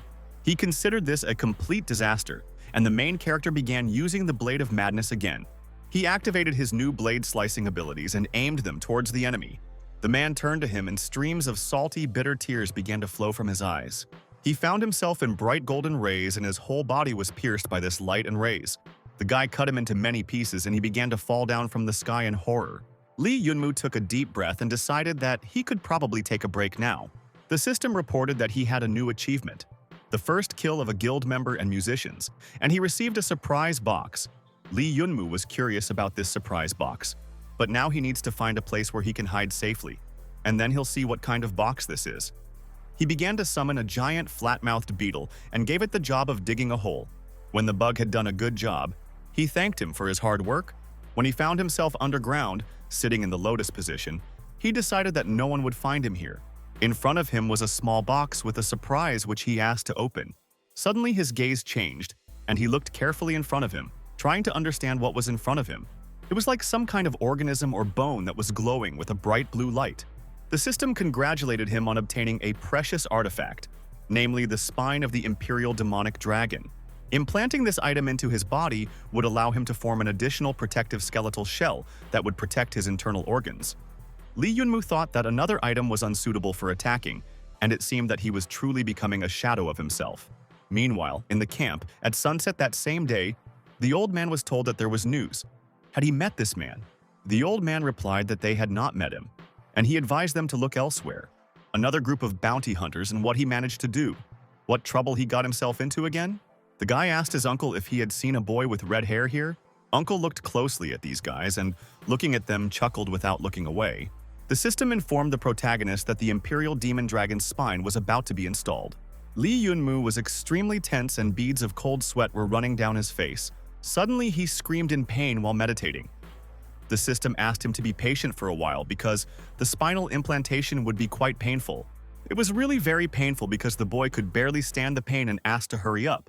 The system reported that the installation of the spinal implant was already complete, and the boy barely caught his breath. He exclaimed that it was terrible. He would never in his life experience such pain again. Suddenly, something gurgled in front of him and several vessels appeared. He glanced at the ground and, grinning, looked closely. Suddenly, there was a powerful explosion, and clouds of smoke and fire rose to the sky. At the sight of the explosion, there appeared to be a volcano, and the boy laughed and exclaimed that it was a jackpot. One of the guys who was hunting for him said that it was easy as pie to find him. He threw 2 thunder bombs and the guy got hit directly but was still alive. That blast was enough to kill anyone. Well, he was very sorry, but he told Lee Yunmu that he had something that they were really missing. Therefore, he will certainly die, and the guy headed towards him to strike. The boy's gaze changed and he began to fly far back, grabbing the stone in his hands. He flew back and stopped with both feet, clenching his fists as hard as he could. The enemy was already approaching with another blow with the cry of an attacking wolf. The main character looked at him carefully and tried to dodge, and streams of blood flowed from his eyes. But he put his hands forward in time and tried to hold his opponent with both palms. While he was holding his hands around, there were several more guys with guns approaching him. There was another powerful explosion, and a bright yellow fire rose to the very sky. From this explosion, the guy again flew far back, hitting his back on the rocks. One of the guys laughed and asked to stop trying, to stop kicking. He would die today anyway. Lee Yunmu realized that things were bad, 4 against 1, and he was wounded. Moreover, it is clear from them that they have been cooperating for quite a long time. Their actions are well coordinated, they understand each other without words. This duel is clearly not controlled by him, and in such a situation, it is difficult to come up with something. One of the villains raised his weapon up and decided to finish him off with a cry of attack. The boy lay on the ground and thought that everything in this situation was going against him. Meanwhile, one of the guys pointed his gun at these scoundrels. There was a loud burst of fire and one of the opponents began to cough and spit up blood. Lee Yunmu was simply shocked by the change of events and glanced to the side. In front of him stood a young man who held a long, sharp sword in his hands. The guy turned to the main character and said that he told him to hide. He asked what the boy was doing with this bunch of losers, especially with such monkeys. Lee Yunmu, holding his head in his hands, saw a bear in front of him and was surprised by this. Then, one of the guys asked not to panic and said that he was an ordinary child. No strength, no experience. Why did they suddenly tuck their tails between their legs? Before he could finish speaking, a powerful kick landed right on his face. They noticed that the girl jumped right on his head and it was too cruel. They took their weapons and began to run up to their opponents to neutralize them. A dark raven appeared before them and the battle continued to the death. They asked him to be an independent boy for a while and hide, and he screwed up there too. Well, it's good that everything is okay. But now the guy was left without his team, completely alone, lying with his back on the ground. He put out his hand and reached for his weapon, a sharp long sword. The boy said, looking at his opponent, that nothing would stop him from killing him. The main character approached his opponents with his weapon and said that their plan was really not bad. Looking at them with a contemptuous look, he exclaimed that it was time to reap the fruits. But the enemy was about to pounce on him when the boy neutralized him with one deft blow. He realized that his look had changed and he was no longer the same scared boy he was 5 minutes ago, and that was very bad. A bright golden beam had already touched the scoundrel's leg and it was very painful for him. The guy screamed in horror and fear from the pain and fell head over heels straight onto the ground, rolling. Meanwhile, a guy with a gun was standing above the guys' heads and asked them not to even think that he could escape. He caught up with his opponent, and he was crawling on the ground with a large bloody wound on his leg. Lee Yunmu said that it was normal for a crowd to attack one person, but now it was not, and he should be ashamed. The boy began to use the Thunder Law and the enemy screamed even louder in pain. He asked to stop because his body was torn apart by pain from the burns, and he was too cruel. Lee Yunmu thanked his comrades for helping him out. If it weren't for them, he would have been in big trouble this time. The boy asked not to thank his friends. The girl told him to leave first. It was quite noisy here, and the sounds of the battle could attract other hunters. Suddenly, a bright golden beam shone in the sky and rose into the sky like a salute. The boy noticed a huge flash and was very surprised when he looked up. A horrible, disgusting laugh was heard nearby, and someone told the kids that they were corpses. The enemy exclaimed that now all the hunters prowling around the area would know that they were here. He laughed and, while drinking some potions, said that they did not have long to live. Lee Yunmu was already next to this scoundrel and, drawing his sword, shouted at him to sit down and keep quiet. He drew conclusions and explained to the guy that he was talking too much while pointing a gun at him. Meanwhile, the protagonist's friend exclaimed joyfully that he had caught something. He had some kind of vessel with a blue liquid in his hands, and the main character asked what it was. The guy laughed and replied that something very good was holy water. If a person is on the verge of life and death, he can be saved by a few sips of this water. It works even with those who are unconscious, and now this water is his. Before he could hand over the bottle of water, the arrow flew in their direction. You shouldn't relax if you suddenly find yourself alone on the battlefield. Lee Yunmu glanced towards the arrow. He asked everyone else to be careful and rushed towards the danger. They asked him to surrender and explained that he was the best at tracking and eliminating the target, and there was no way he could escape. The girl looked somewhere into the distance with a wary gaze and was surprised by another hunter. The comrade replied that there were too many people here who wanted to take Lee Yunmu's life. He looked somewhere into the distance and said with a sly smile that it seemed they still had guests. In front of them stood an earthworm named Dailo Gu from Changfua. He clenched his fist and began to approach. The Snow Maiden was with them. Her name was Ying Shui from the Seven White Queens sect. Also nearby was Lu Jing from the Giant Lion clan. This no longer seemed like a joke. Li Yunmu thought that their situation was disgusting. In front of them were the best bounty hunters from the entire continent, and they were definitely not the only ones. Even the firmament seemed to be shaking. The boy raised his hand and exclaimed that he had a question. Would they try to kill him if he just gave them the key to the gate? They answered him that of course not. Then the main character asked who he should give it to if there were 3 of them. One of them replied that if he gave him the key, he would give him shelter. The girl asked her brother not to even think about backing out of their agreement because of his words. Li Yunmu noticed that the evil woman was questioning his words, and this was very bad. Then another person appeared who said that he would have to come up with a small competition. The main character and his friends suddenly rose into the air, united. He seemed to dissolve into the darkness and asked if anyone could find him. The guys were simply shocked and couldn't understand which of them was real. Meanwhile, the main character and his comrades decided to scatter in different directions. The girl who was watching from the side was covered in beads of sweat and was also confused. She told her comrades, turning away, that she would run north. The guy replied, turning to the side, that in this case he would choose the east. The boys became alert and realized that their opponents were already approaching to strike. They noticed that he ran away very quickly and were to the east of the clearing. The man said that it felt like they were being led in circles and that he had disappeared. Before he could finish speaking, his people began to die around him one after another. They began to scream and cough up blood and fall like stones on their backs to the ground, bleeding. The guy in the robe stood on a hill and, smiling sarcastically, remarked that this was a great pity. He said that they had made a mistake in their choice and did not let go of his weapon. Then the opponent asked, what if he was the one who made a mistake? He could grab him and set conditions for Li Yunmu, for example, the key to the gate or his life, or he really believes that he can get out of this situation on his own. There are now dozens of the best fighters from the Giant Lion clan here, and does he think he can survive? Then the guy with the gun asked if he was really convinced that he was as simple as he thought. He himself admitted that he was being led in circles, and he is sure that he hit the nail on the head. By the way, he forgot to introduce himself, and his name is Zhang Dosun. The Zhang family is from the Heavenly City, and he is very glad to meet you. The boy listened to him, pressed the button and said goodbye to him with a smile.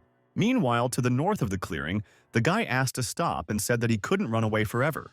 But the main character asked if they thought they had caught up with him by stopping. The girl asked him to stop resisting and said that she didn't care about his loud speeches and that she was here for only one purpose, namely to get the key, and she didn't need any more deaths. Li Yunmu replied that she was not an old woman and asked why he was talking like that. Then the girl took out a dagger and asked what he had just said. She immediately explained to the main character that she had changed her mind and would kill him right now. She struck and the opponents moved back a little, their feet skidding on the ground. She was surprised and asked if she was a girl and apologized. The girl answered this wretch that it was not she who had gotten herself into trouble here and cast a contemptuous glance at her. At this time, to the south of the clearing, the guy hoped that this was the end of their chase. He exclaimed that he would not let him escape from him again. Then the boy asked who told him that he wanted to run away. The man in the robe reached his hand to his hood and congratulated the guys on their first win. He exclaimed, tearing the hood from his head, that it was indeed a quick victory. Li Yunmu said that, to be honest, he also did not intend to stay here for long and asked everyone to attack together. One of the boys said to the others that each of them was unique. If they joined forces, their enemies would fall in the blink of an eye. But while they are alone, only one of them has the strength to repel any attacks even from those stronger than them. They will split into 3 groups to ultimately reduce the number of enemies willing to fight Li Yunmu. The protagonist exclaimed that their fighting power was not enough to resist them, and there was a huge difference between them. If his comrades were caught, they would die. But the friend replied that he shouldn't worry, and that he was their only target. Besides, if he wanted, he could get rid of them all at once. But for now, he would only think about retreating if necessary, and would try not to actively provoke them, and then nothing terrible would happen. And if we talk about that girl, has he really forgotten who her grandfather is? Looking at her, he is sometimes afraid to approach her himself, and he is silent about the others. The comrade exclaimed that they were finished, and it was necessary to begin implementing their plan. The protagonist listened attentively to his comrade and looked at him a little wary. Was he really sure that they all had to attack together? There are more than 30 of them here. He can't handle half of them, and what is he even talking about? Does he really expect positive outcomes? Then the protagonist asked why he decided that it was impossible. He explained to his opponents that there were number 1, number 2, Black Crow, and Li Linglong. These guys are all a part of him, and with them he is simply unbeatable. Li Linglong accelerated and began to approach her opponent and use her steel fist, after which she used her iron elbow, hitting the enemy straight in the chest with all her might. And now the girl has already defeated one of the villains by throwing him over her shoulder. A woman appeared nearby who considered this a surprise. She said with a sly smile that the seemingly sweet girl in front of her was in fact a real fighting lady. But it seems that she only accepts basic skills for now. Judging by her stance, she also comes from the Sky City. Any of them have something to strive for, but she does not want to get into trouble. The girl said that if she was going to fight, she shouldn't care who she was or what family she came from. She thought to herself that if she couldn't provoke her into a fight now, she would turn around and go to Li Yunmu. She had to hold on to her no matter what it took. She would do anything, even if it meant that she won for Li Yunmu for just a second. The girl decided to stand until her death, and then a powerful explosion occurred behind her. She immediately turned around, not understanding what had happened there, and her opponent also glanced towards the fire. She said that there was an explosion in the eastern part of the forest. It seems that Di Longgu is no longer able to fight. Li Linglong looked up and thought of the big bear, and beads of sweat began to flow down her face. The main character also turned his head towards the explosion, surprised by what was happening. He began to think and realized that this explosion occurred in the east, looking at the clouds of smoke. He was very curious about what this idiot was planning, until he did enough to delay them for a few minutes. He wouldn't die, and it was still dangerous to go for a frontal attack. It turns out that Di Longgu was chasing the pawn in the eastern direction. One of the opponents turned to Li Yunmu and said that it seemed like his friend had been dead for a long time. Suddenly he coughed and his gaze fell somewhere to the side, after which the man became wary. He heard the sounds of someone struggling behind him and he wondered what it could be. What is going on there anyway? And the main character explained that he had just said everything. He told his opponents that he was in a great hurry. Black birds with huge wings appeared behind the protagonist. Li Yunmu exclaimed that he had already asked them to attack together. And the protagonist's comrade took a deep breath and said that he really didn't expect 50 crystal detonators to be so powerful. Even though it cost him a fortune, blowing them all up at once was a great idea. The expenses were fully justified. Well, since he had sorted out his own, he would return to the collection point. Before he had time to turn in the right direction, an enemy appeared behind him and asked where he was going. There was another powerful explosion and stones began to fly in all directions. Zhang Dosan took out his weapon and began to use a string charge against the enemy. He directed all his power at the enemy, and a bright yellow fire was already flying towards him. A whole salvo of colorful lights approached the enemy, and he reached out his hand to the golden beam.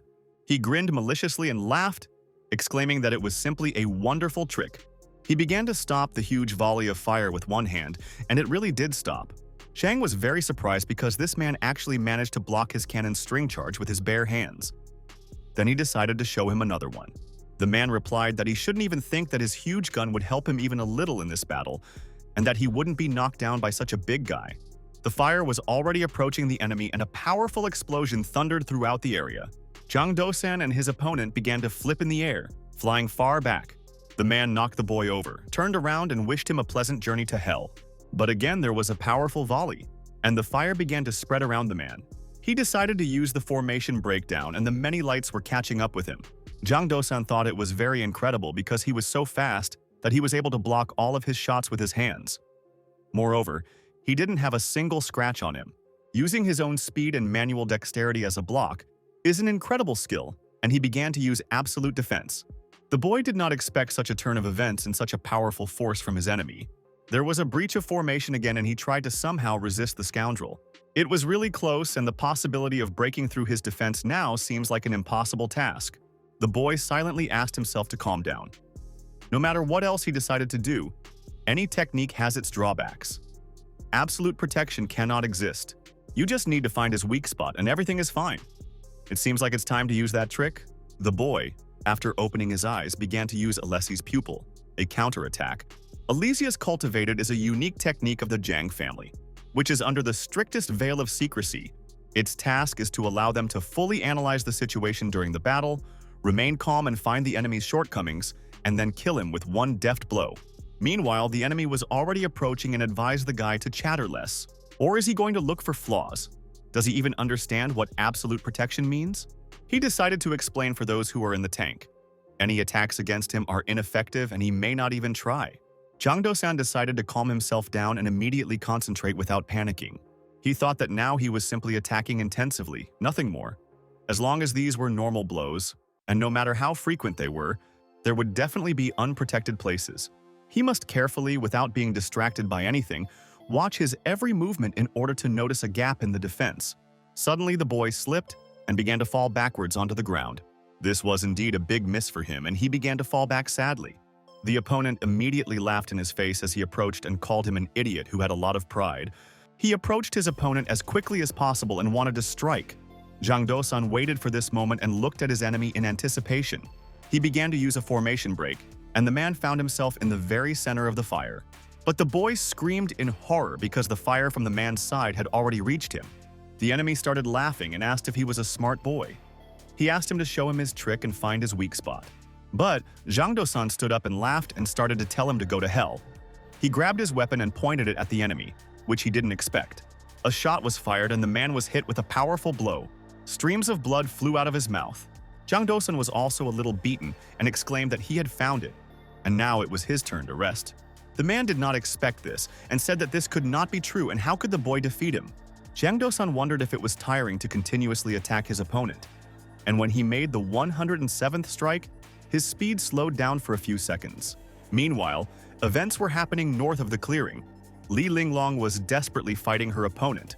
She hit her with a powerful blow in the form of a golden flash and she grabbed her cheek. The girl asked her comrades to rely on her and began to push the woman away with one deft movement. She in turn said that they understood that this world was not safe even for people of their level. But one could always find positives. It must be very difficult to be a boxing master. Li Linglong tried to catch her breath after the blow. Over the past few centuries, this fighting style has become less popular and most of the techniques have been forgotten. But in her life, she has seen a lot of things, both good and bad. She said, turning to the girl, that she could also surprise with something. Li Linglong turned towards her and noticed that there was no trace of her, and that she had apparently left. But then suddenly she screamed in pain and grimaced, as there was a sharp sword behind her back. The girl began to turn over and with a scream fell straight to the ground, rolling head over heels down the slope. The woman came up to her and laughed and asked how she felt about it and whether she regretted her decision. Initially, she wanted to let her go, because there was absolutely no use in a fake girl, and fighting for the sake of fighting was a waste of time. But she suddenly seemed to go berserk and killed all her people. She wanted to know what was going through her head at that moment. Her right hand should have gone numb by now, and she still wanted to continue the fight. The girl asked to stop talking nonsense. Even if she only had her left hand, she would never give up. Li Linglong stood up and asked her opponent to attack, calling her auntie. The woman looked at her opponent with interest and asked what her figure had to do with it. Apparently, the girl had pressed her on the most painful spot. The enemy became even more angry and began to fly in the air, calling her a damn girl. She wanted the girl to die in agony and approach her with another attack. The boys were lying on the ground and streams of scarlet blood were flowing from their mouths, which was terrifying to watch. They writhed in pain, and the main character and his assistant towered over them. One of the guys couldn't understand what was going on and where they had suddenly appeared from, he thought, grimacing in bewilderment. That this was all wrong. Watching from the side, the guy decided that he should tell others about them and whether they were even people. Meanwhile, while he was thinking about this, the main character's leg had already begun to rise in a jump. Lee Yunmu stood above his opponent's head, holding a weapon in his hands. He swung his weapon with all his might and there was a bright golden flash.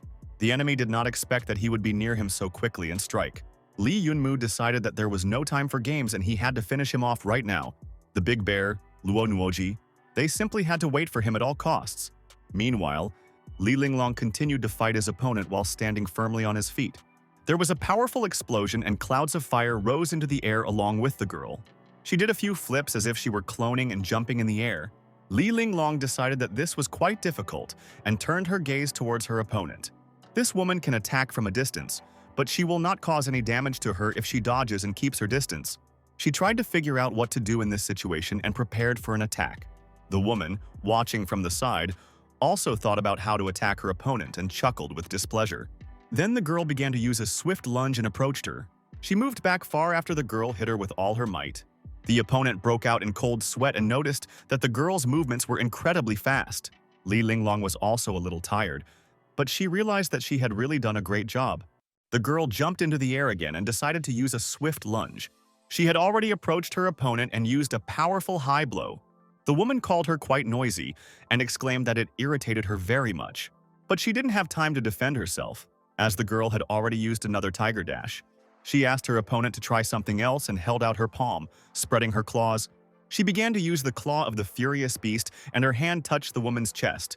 She flew far, far back and fell on her back with a scream, hitting the rocks. After that, she somehow got to her feet and called the girl an annoying little brat.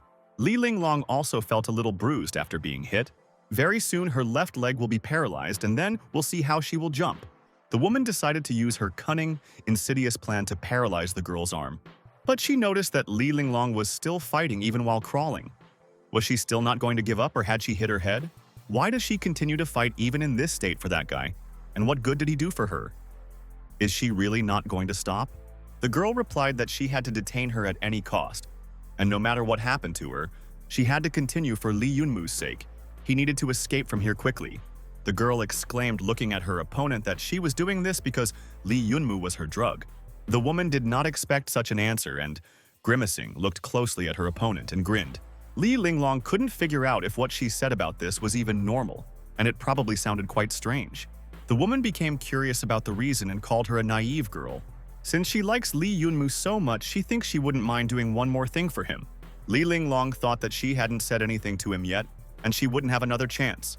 The opponent wished her death and came forward to strike. Li Linglong thought that this was not true. How could she say such terrible things to herself? It was obvious that Li Yunmu was trying her best now, and she should too. Will she ever finally catch up with him? Or is her destiny to always watch his back? What she really wants is to stand next to him. Since this is her true desire, she must be as strong as he is. This is not the time to show weakness and be upset, and all she needs is victory. The girl decided that she would become a better version of herself, after which she pulled herself together and began to use a beast lunge. She delivered a powerful blow against her opponent, and she began to scream in horror. Li Linglong rose above her head and exclaimed that she would now find out what she was capable of. She made a huge high leap and flipped her enemy to the ground, after which the girl, exhausted, fell to the ground and exclaimed that she had succeeded and had used her strongest attack. She actually managed to stop that evil woman, and she was able to help Li Yunmu. While she was lying there with her eyes closed, her opponent ran up to her and asked what she had said and whether she had really been able to stop her. Li Linglong became too relaxed, thinking that this woman had died, and began to scream in pain. The opponent continued to call her names and exclaimed that now she would know what real strength was. She asked her not to even dare to think that she could handle her. She advised to immediately prepare for this mentally, and she would not allow the girl to die so quickly. She promised to kill her slowly and painfully, and she would know suffering comparable to the punishment in hell.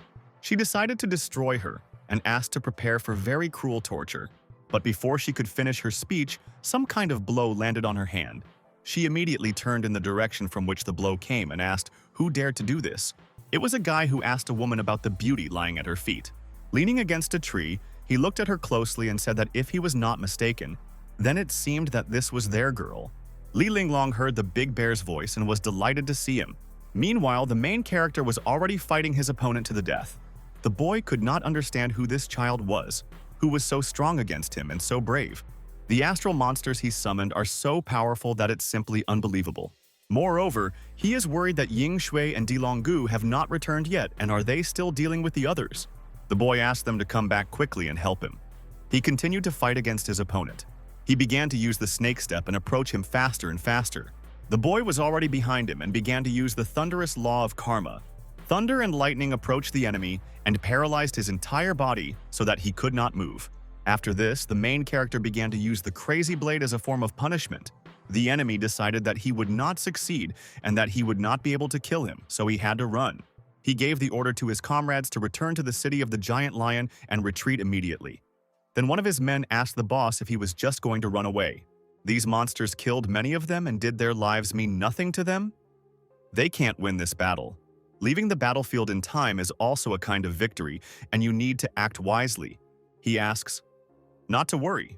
After returning, they will not sit quietly and lick their wounds.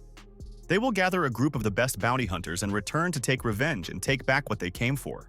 The guys asked their boss to look to the side and see what could have happened there. Their boss was very surprised and exclaimed that this could not be.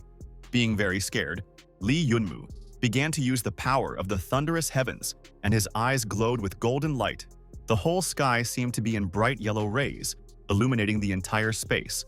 The boys started coughing, but the main character stood calmly looking ahead. A lot of clouds of smoke rose up and began to envelop the opponents, who began to cough more and more loudly. It was quite unexpected, and the boy peered into the faces of his opponents. He couldn't understand how the guy survived and stared at him.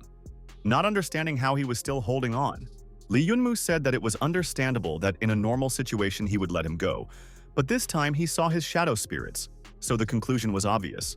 He is obliged to take this secret with him to the grave and cannot be in this situation any other way. The guy decided to use the Dongwei incinerator cannon and prepared to attack. A huge beam flew towards him, turning him upside down and hitting the ground. Suddenly, a guy appeared behind the main character and grinned slyly. He said that those worthless, arrogant people from the Giant Lion sect actually dared to fight for the Jade Pendant. He introduced himself to the protagonist as Lin Jiang and said that the sacred pendant would be his. The guy began to explain that this Jade Pendant belonged to Kao Zong. Lee Yunmu immediately turned his head towards his opponent, surprised by what he said. He became interested in whether he was from some powerful clan, and this was very confusing. Lee Yunmu apologized to the boy and explained that he was in a hurry and did not have time for these games anymore. Lin Jiang asked if he really wanted to escape and said that he would never let him go.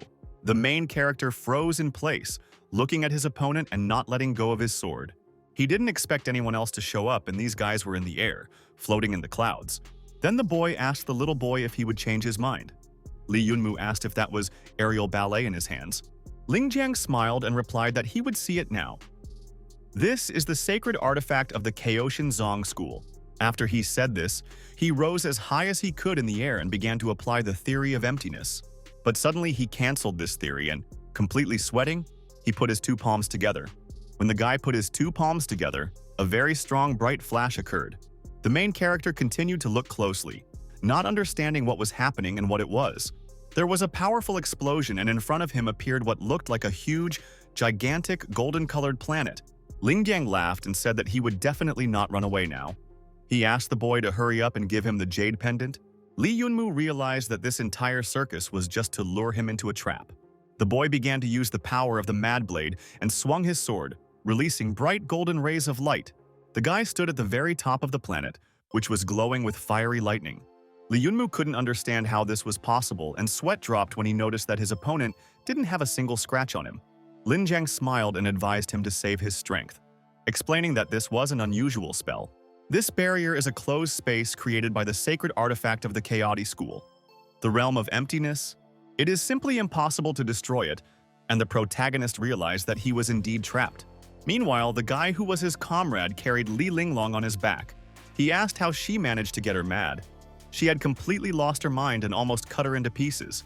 Li Linglong replied that she didn't know and didn't even provoke her. She simply had no idea. The guy realized, looking around, that this woman had really gone crazy.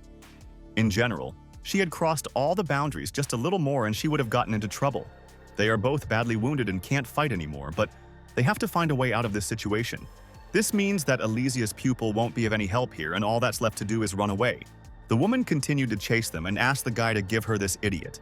The boy turned and looked at her with fear. Was this really how it would end? He asked the woman not to interfere with him, but she, with a dagger in her hands, had already flown over his head. When he looked up, he couldn't understand what had just happened. In front of them appeared a guy who greeted them and introduced himself as Dinfen Express, asking if they knew where Lee Yunmu was now. The guy asked if they don't know where the main character is now, to sign for him. The boys were very surprised at how strong this guy was.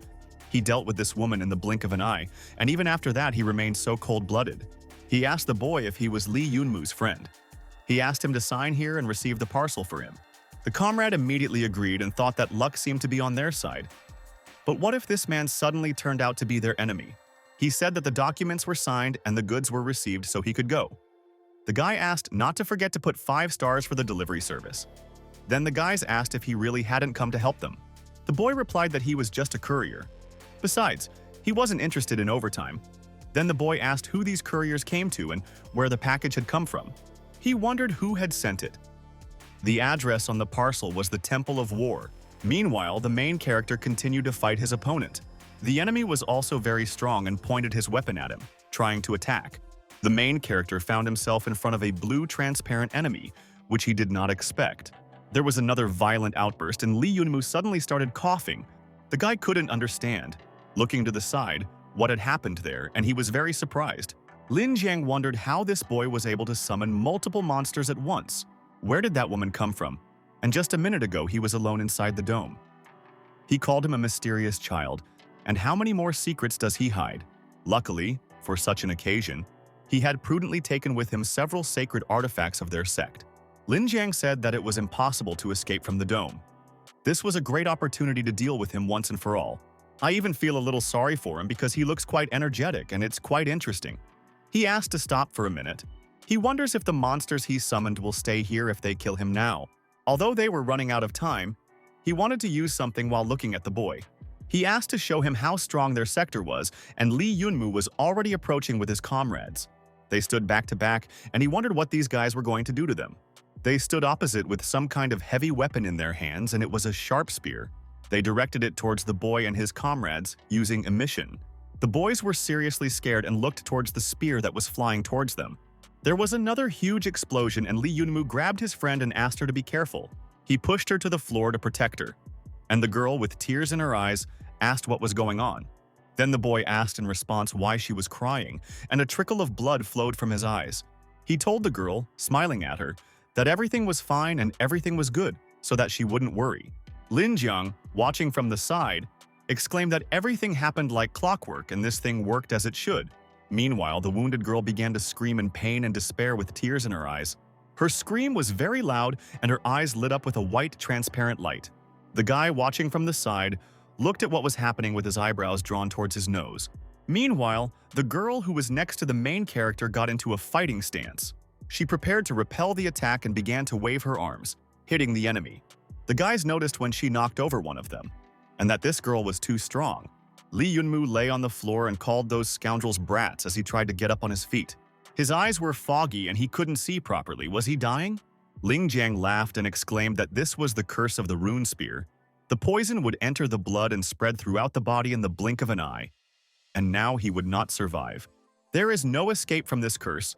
It is incredibly deadly, and the blade and the fabric are all saturated with the spirit of death.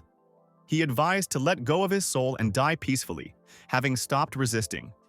He felt very sorry for this guy. The opponents in turn asked someone to stop this girl. They decided that she had completely gone off the rails. They wanted to kill her quickly with their cursed spears and headed towards their opponent. Lee Yunmu didn't expect such cruelty from the girl and asked her to leave. The speed of the poison spread is no joke. It is necessary to use the emission, and the girl cast her gaze at the opponents.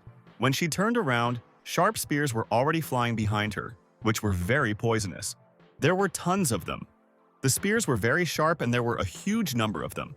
It was a terrible sight, and they were already approaching the girl who did not know how to react. Lee Yunmu tried to save her again by appearing next to her and covering her with his body. He exclaimed that he had told her to go away and hide in the astral world. He explained that this was an order. The boy asked not to worry about him and promised not to die. Her father taught him not to fall before any worthless people and he will never give up.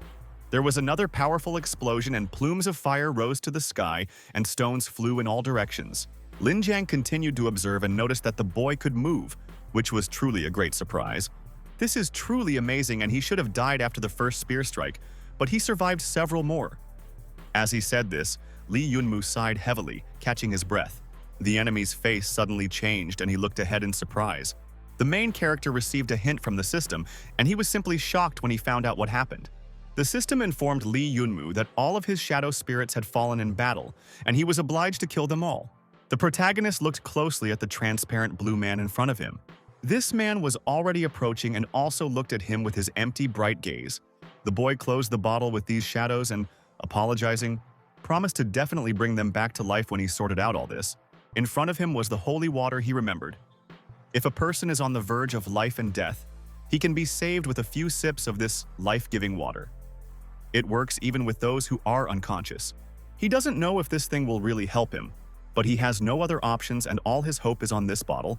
After he drank it, he felt a very disgusting, unpleasant taste.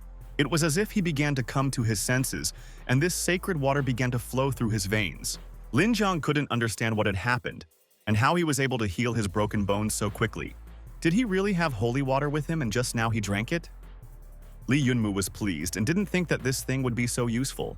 He looked at his arms and legs and exclaimed that all the injuries had healed in an instant. He was very happy about this and, looking at his opponent, decided to continue immediately. He seemed to gain wings and strength and headed towards the enemy using a crazy blade. Meanwhile, he scattered all the guys who were in his way and grabbed his sword.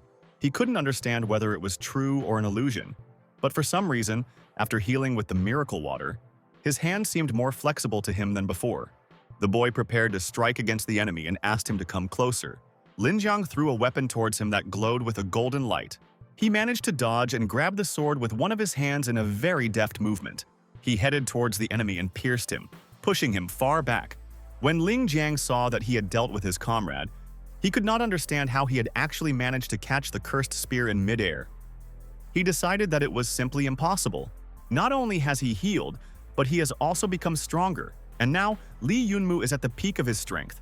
He is extremely focused and determined to fight, and he cannot lose. The boy thought that now he needed to find a way to break the barrier and break out. He asked to listen to him carefully, and no matter what kind of spells are in front of them, his task is to use the given power correctly and combine it with energy. It is necessary to identify the weak point and find a hole in the system. His strongest blow must land on his opponent's weak spot. Let him not even think about leaving him, and he will show him what real strength is, and not his tricks. Li Yunmu immediately took action and rose into the air, using all of his abilities. Although there is another way to get out besides this method, he still thinks that he can cope this way. This is because the power of this technique is undeniably great, and it began to act faster and faster.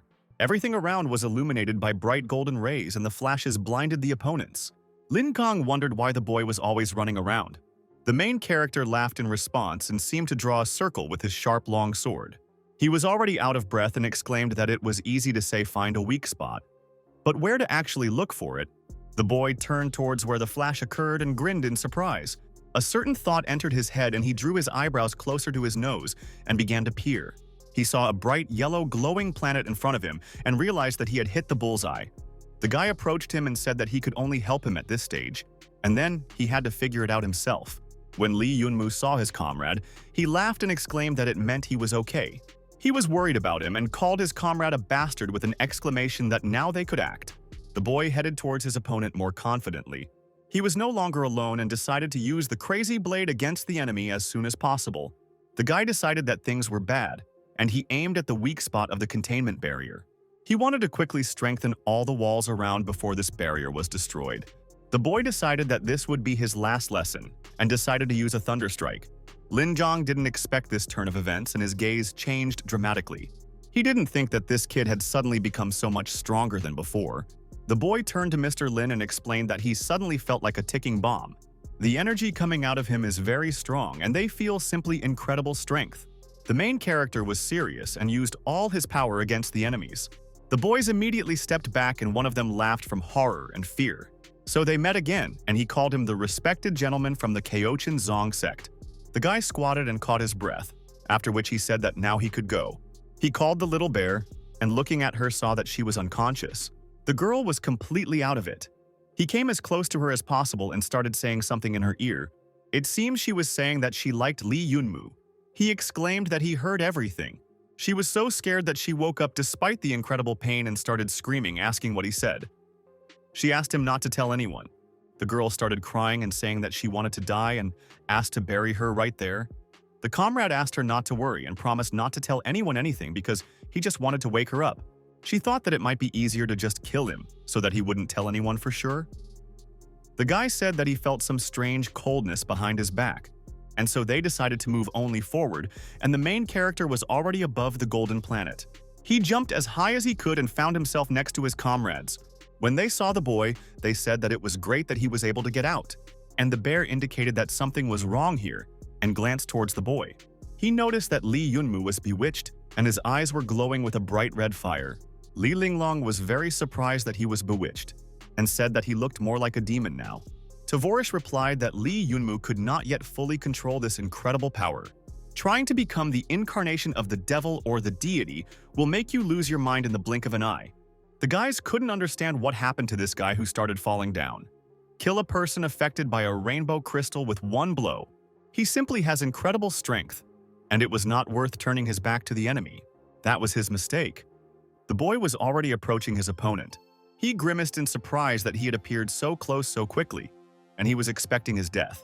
The main character, with a deft movement of his hand, began to use his strength and hit the enemy. The blow hit him on the back of the head and scarlet blood gushed out of his mouth, splashing around. Li Linglong grabbed her lips with her hand and saw the boy's cruelty, sweating in horror. Could this really be the boy named Lee Yunmu that she had known for a long time? Is this guy now lost forever? Ling Zhang meanwhile watched the scene. It turned out that dozens of his people were killed by this one guy. Lee Yunmu was glowing with some kind of demonic power, and his eyes were red as if bloodshot. The opponent called him an idiot and said that he shouldn't look down on the Chaotian Zong sect just because of this small mistake. He's the captain of one of their clan's best units. He can kill him without even blinking an eye. Now he is going to surpass him, deal with him, and enter the ranks of the strongest warriors of the sect. But before he could finish speaking, the main character's hand appeared on his face. The boy laughed and, approaching his opponent, laughed, saying that he was a corpse. The enemy was so scared that he didn't even have time to run away as quickly as possible. He flew far back, and there was a powerful explosion, such that stones flew in all directions. He hit his back against the rocks with all his might, and streams of scarlet blood began to flow from his head. Lee Yunmu began to use thunder and lightning again and rose as high as he could above the ground. There was another flash of only blue light and lightning spread around. Li Linglong asked her comrade to wait since she could no longer run. He stopped, looked at Lee Yunmu, and said that he had changed a lot since the competition in Zhengzhou. Is it really possible for an ordinary person to grow so much in such a short period of time? The boys noticed that the boy was approaching them and he started shouting that everyone should die, scaring them. Li Linglong, seriously scared, asked if he was really going to kill them too. She started screaming at the main character, asking him to stop. Because they were somewhere and didn't he recognize them? She asked him to come to his senses and open his eyes, because they were his friends. The girl continued to tearfully beg him, pressing both her hands to her chest and closing her eyes. The comrade exclaimed that it was time for the hand of friendship and hit him with all his might in the face. He called him a noisy idiot and said that he needed to sleep at night, but he got carried away. Li Linglong was surprised that he actually calmed him down with a simple slap. Then the comrade asked how else, or was she trying to shout to his heart? She reads too many comics, and he asks her not to worry. This is not the first time. He already has quite an impressive experience in this matter. In front of us is the archive of the Musicians Guild, in which a man was standing and looking at the monitor. He said that unfortunately, that name was missing. Lee Yunmu had indeed caused too much trouble for everyone. The guy approached the president and reported that several large clans had sent letters with the latest news. The Major General Tutor Chose had killed his entire team, and he was waiting for an explanation. The president asked what kind of explanation he was waiting for, and didn't he just want to take some relic from this kid? The result is obvious, and the selected people were weaker and lost the battle. Now he wants to ask a question. What is he going to do with his young star? The boy asked if that was all, or if there was anything else. If he was going to continue chasing Lee Yunmu, he wouldn't stop him. Then the man asked to forget about it. Even the Chaotian Zong sect couldn't withstand the massacre. None of them were worthy of becoming part of the secret society. Todd had found a really great seedling. The president exclaimed that of course it was. Meanwhile, the main character was sitting in the lotus position, and a girl was standing in front of him. She asked where the people from Chaotian Zong were now. He killed them all, and then switched to them, and they barely managed to cope with him, but it was incredibly scary. Lee Yunmu listened carefully to Lee Yunmu and asked if they were really all dead. When he remembered what had happened, he immediately ran away from the guys, and they became interested in where he had gone. The boy walked up to the people lying on the floor and exclaimed that he remembered it as if it were right there. Finally, he found them, and he asked to look because he found a sacred artifact which apparently now belongs to him. This thing is also not bad, and he began to collect things. The comrade asked if he was really feeling so well that all he cared about was profit. Lee Yunmu replied that he now needed to collect all the damned spears. The comrade also wanted these spears, but the boy exclaimed that he would never give them to him. And in general, wasn't he offended by him? Suddenly, the guy's gaze changed. A notification came that he had a new message and it was necessary to check them in time. The comrade suddenly started to scream while clenching his fists. Lee Yunmu said that the comrade had scared him, after which he exclaimed that he seemed to be rich. Lee Yunmu said that his family was the richest clan. But since he said that he had become even richer, he would believe him. The comrade explained that on the internet, some clever guys had created the opportunity to bet on whether he would survive after all this, but he had put 100 million on him. And finally, all the big sects issued an official announcement to hunt him and stop the Jade Pendant. Comrade said that in any gambling game, the chances of winning are from 1 to 300. The guy opened his eyes wide and exclaimed that he had won 30 billion. The main character was also happy and said that 30 billion is very cool. The guy exclaimed that when he was on the verge of life and death, the first thing he thought about was the desire to make money on him. He asked if he understood him correctly. The comrade said that he didn't care, and that he had traded his best friend for some measly 30 billion. That was the price of his life. The guy replied that it was just a win. Lee Yunmu exclaimed that he was very irritated and no one believed that he would survive. Apart from him, only 6 people bet on him. It felt like people from all over the world were just waiting for him to die, and he looked at the bets the guys were making on him. Looking at the table with the guys' ratings, he realized that they really were the best. And here before us is the sacred continent of the Chaotian Zong clan. The guys told the protagonist that they are no different. What happened to the young master? He locked himself in and was freaking out all day, and he was so hot-tempered today. The comrade asked if he really didn't know, and he heard that the boy, the pet he raised for himself, was killed last night. Does the sect master still have this habit? The guy replied that yes, even the clan master is still very concerned about Long Yan's kindness. However, the young master really did take good care of his pet. He really did send him to the slaughterhouse just to further strengthen his boy. Otherwise, he wouldn't have given him the void wheel. It's strange that no one else has such an artifact, and he trusted his favorite too much. The guy asked Pu Jing if he had underestimated his enemy and decided not to use his abilities to the fullest extent. He said that he wanted to personally see the one who could deal with him. He would find out for himself if he really was that strong. Meanwhile, the guy asked if his clothes were still his size. Lee Yunmu replied that it was a bit tight and he didn't expect his comrade to be so skinny, but the two of them really prepared well and even brought a change of clothes. The comrade replied that these things had just been delivered by a courier. The protagonist was surprised how he had managed to get to such a wilderness where even birds do not fly to shit. The guy explained that he was a courier from the Temple of War, and there was no corner of the world where they couldn't deliver something. Lee Yunmu asked about the Temple of War. Li Linglong said that they were lucky to even know about this organization. Otherwise, they would be sitting in dirty rags now. However, this is an unusual delivery service. A simple courier was able to deal with the interfering gang in 1 second, so the Temple of War is an unusual combat group. Lee Yunmu said that although he had no idea what the two of them were thinking right now, fortunately they were okay, and he was very happy about it. He asked what kind of letter it was, and his comrade replied that he thought it was a greeting letter from the Temple of War. Is this really an invitation letter, which is very good and is what he will need most now? Lee Yunmu thought about what he wanted and said that he himself didn't know, closing his eyes.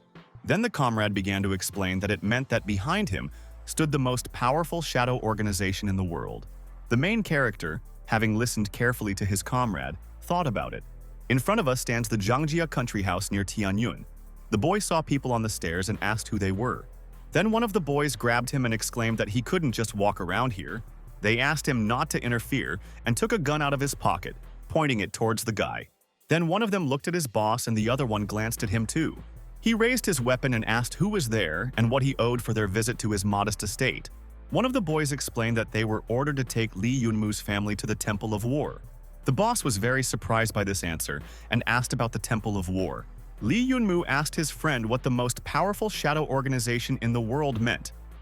His friend explained that once someone was chosen as a tester, their family would immediately be protected by the Temple of War, and his family also falls under the implementation of this program. They will be transported to a sacred temple where it is absolutely safe, and the risk of outsiders entering the territory is excluded. Naturally, the people who live in the Temple of War do not interfere in the security policy of family testers. All they do is martial arts, and that madness irritates the rulers of the secular state. Didn't he find it quite interesting? He asked to check them out sometime when he had some free time. Then the comrade asked him if he wanted to join forces, and the girl was surprised that he also had a letter. He replied that he had received it a long time ago but had never responded to the invitation.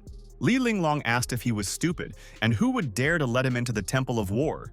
Didn't the boy want to take one of the damned spears for himself, and he extended it towards his comrade? Li Yunmu explained that he had found something else interesting and said that he would give it to him. These were refined sacred pearls that could help improve a certain skill or talent. And why does he want to give them such a good thing? Although they are by no means new. Li Yunmu spoke about the proposal to unite, and said that unfortunately he had to refuse this time. It was too dangerous, and the next sortie could cost them their lives. The comrade listened attentively to his friend and grimaced and asked what he meant. Li Yunmu asked why he hit him so suddenly, and even on an open wound, he himself did not expect it, and he suddenly said such a strange thing that he hit reflexively. Although it won't do any harm, maybe something useful will come to mind. Li Yunmu wanted to kill Zhang Duxun, but he replied that it would hardly help. Meanwhile, in the spatial virtual world in the Wanshin Pavilion, the guys called their uncle and asked him to come out to them to make some money. The guy asked his friend if he was here again. Li Yunmu replied that he was, but this time he had brought something much cooler. He asked to see and wondered if they knew anything about this thing. This wheel of emptiness. Did he see this spinning wheel at the top? He asked to turn it one way to cast a spell and then the other way to remove it. The main character said that he heard that it was some kind of sacred artifact, and whether it was real, the guy answered that it was not that simple, but the artifact was indeed genuine. In fact, he has the second part that he is missing now. Well, if he finds it, he will be able to create a super sacred artifact. Li Yunmu asked where to find the second part. It is said that the other half was placed in the Zhenzu Tower of Glory, and it can only be obtained by passing the 70th floor with the Punjing rank. Li Yunmu asked his uncle if he could get some and said he wanted to order too. But his uncle replied that unfortunately, he couldn't sell him the item, and it was too risky. But he decided that it is not for him, and these two saved his life, so he wants to thank them. And that thing is really hard to get, but he knows one way. However, they are very expensive, about 10 billion yuan each. The protagonist said that he did not ask about the price. He asked to see something else and said that he had one unusual package. Uncle said that it was very good, and he was a capable guy. Li Yunmu asked his uncle if he had the holy water of life. His uncle replied that he did not, but he could help him find it. The comrade approached the main character and asked why he was buying it and whether he didn't have this water. Li Yunmu replied that he had already drunk it. During the battle, his arm was broken and he decided to try the effect of holy water, and it did not disappoint him at all. The bones healed in the blink of an eye. Now he wonders if the old man who lost his legs will be able to grow them back, and he wants him to drink holy water. The comrade asked him to leave with him because he wanted to show him a place. Such a thing as holy water is very difficult to get in life. Everything had been achieved, and he only had to wait a little while, after which they would test their luck. Suddenly, the guy's fist flew into his face. He said that this was the largest underground black market in the spatial realm in Zhengzhou. If he is lucky, he can buy anything he wants. There are no middlemen and no one who can interfere with his deal. Of course, many of the goods offered on the market are stolen items from the pockets of murdered losers. The boy listened attentively to all this and looked at the fights that were happening around. He drew his eyebrows closer to his nose, became a little wary, and said that he really did look dangerous. Li Linglong said that it looked very inconvenient and she never thought that the young master would know such a place. The bear explained that he didn't want to disappoint her. But not only did he know about the black market, he also frequented it. He asked them to split up, because in order to find what they needed, they had to be proactive. The girl decided to go and look in that direction and said that she would go, and they would meet later. Li Yunmu asked her to be careful. The main character, looking around, decided that he really had spent too much time in the upper world. He almost forgot what life was really like for most people in their time. He heard a voice saying that they wanted to sell him some kind of crap with a broken page at such an exorbitant price, and he should be ashamed. The boy flew far back, falling straight onto his back and clutching his chest with his hands. The main character turned around and saw a boy lying on the ground, and he got really angry. He saw in the boy's hands a papyrus on which were fragments of runes from the tribe of dwarf witches. The boy asked if these runes were valuable in the boy's opinion, and if the page is slightly torn, then it is immediately worthless. He began to approach the boy, and he closed his eyes and began to cry and groan. Li Yunmu asked him to turn around, and the boy immediately turned his head towards the main character. He looked closely at Li Yunmu, who inquired about the roll in his hands. He came closer to the boy, and looked closely at the written paper. When the boy wiped away his tears, he asked how much he wanted to sell this artifact for. The guys watched from the side the conversation between the main character and this boy. Lee Yunmu continued to explain to the child that he was offering his price, and he would buy. Then the boy grabbed the papyrus and said that he wanted 3 million for it and would not sell it for less. The boy looked like a frightened kitten, and some guy from the side looked at him in surprise. Lee Yunmu agreed with the boy, but asked him to tell him where he got this scroll from. Suddenly, the child began to change the price and exclaimed that he wanted 5 million for it. The guy who was listening to the conversation from the side asked not to pay attention to the boy, since he was naming prices just like that and generally asked him for millions. The system informed the protagonist that he had reinsurance in the amount of 5 million, and he asked to check the documents in a timely manner. He asked if the boy was really going to give it to him. They were surprised by the seriousness of Lee Yunmu's words.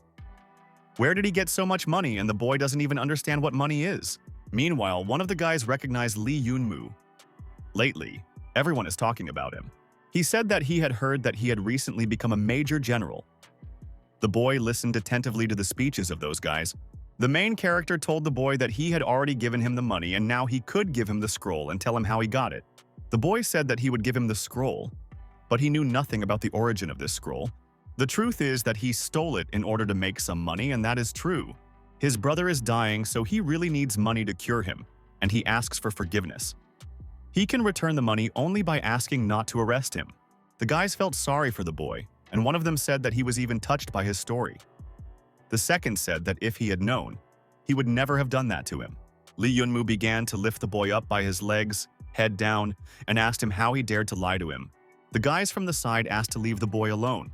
Lee Yunmu brought him back down to earth and told him that if he really needed the money that much, he should think that he had lent it to him. Although life is hard, it is wrong to make money by deception. Otherwise, one day you will run into someone worse than him. So he asks not to tempt fate and said goodbye to the boy. Meanwhile, someone asked if their store sold holy water, to which they replied that they had a small store and did not sell such things. Meanwhile, in our world, the guy leaning against the car noticed that Xiao Mumu had returned. The guy asked if he had found what he was looking for and said that they had succeeded. Lee Yunmu replied that it was the same story, and it seemed that today was not their day. He only bought a 3-dimensional celestial eye and some tattered scroll. Li Linglong asked if there shouldn't be a whole collection of ancient records and why he only needed one. The main character, without letting go of the scroll, suddenly laughed, catching another one. Smiling, he asked who said that his collection was incomplete. He explained without hiding his joy that he had 2 of them. He was asked how good he was. The guy asked Lee Yunmu why he suddenly became depressed. The main character replied that he suddenly thought that he had wasted his money and had no idea why he had bought it. Li Linglong asked not to be so upset. And weren't they going to the Dark Kingdom? Perhaps they would be useful there. The boy asked in response whether they had decided to go with him after all, and the guys answered that of course they would, asking him to get into the car. But the Ferrari turned out to be a 2-seater, and they decided to fly after him. The so-called Dark Kingdom refers to the area belonging to the upper world. Many animals came to them from there and their path was long, but they wanted to leave. They needed to hone their abilities as quickly as possible in a more specific way. Of course, this undertaking was very dangerous. The monsters were very evil and furious. The main character caught his breath, as it seemed difficult for him to breathe. He noticed that the oxygen concentration around them was low and asked how long their walk would take. The comrade asked him without complaints because they had only just approached the area they needed. Does he see that road ahead? This is the central point of the Dark Kingdom. Li Yunmu fell backwards onto the ground and cried out with tears in his eyes that he could not walk any longer and was tired. He asked to be carried in someone's arms. The guy responded by calling him a little child and saying that he wasn't going to carry him. Let him get up and walk himself. Li Yunmu exclaimed that this was some kind of nonsense. They had come here by car, and he was dragging himself along on foot.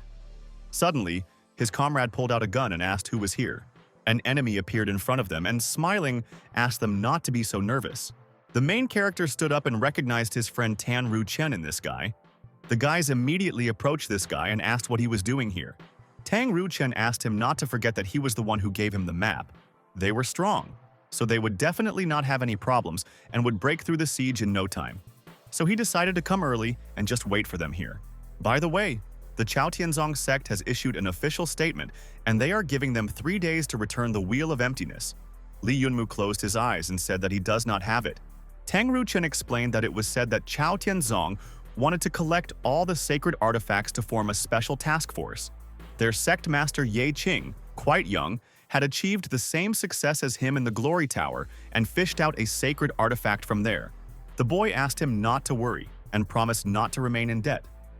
Tang Ruchen closed his eyes and grinned. He asked the boy about his younger sister and asked if everything was okay with her. If he has a few minutes to spare, could he ask her out on a date on his behalf? When Li Yunmu turned away, the boys asked him what he was doing there.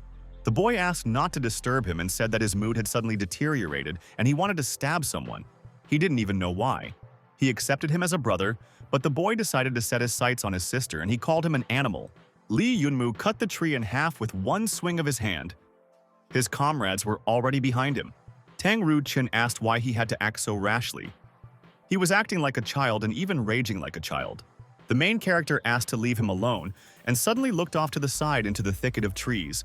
In front of them, there was a huge snake that was simply gigantic and stuck out its disgusting tongue. The boy began to use the attack of the heavenly demon, namely the Imperial Dragon.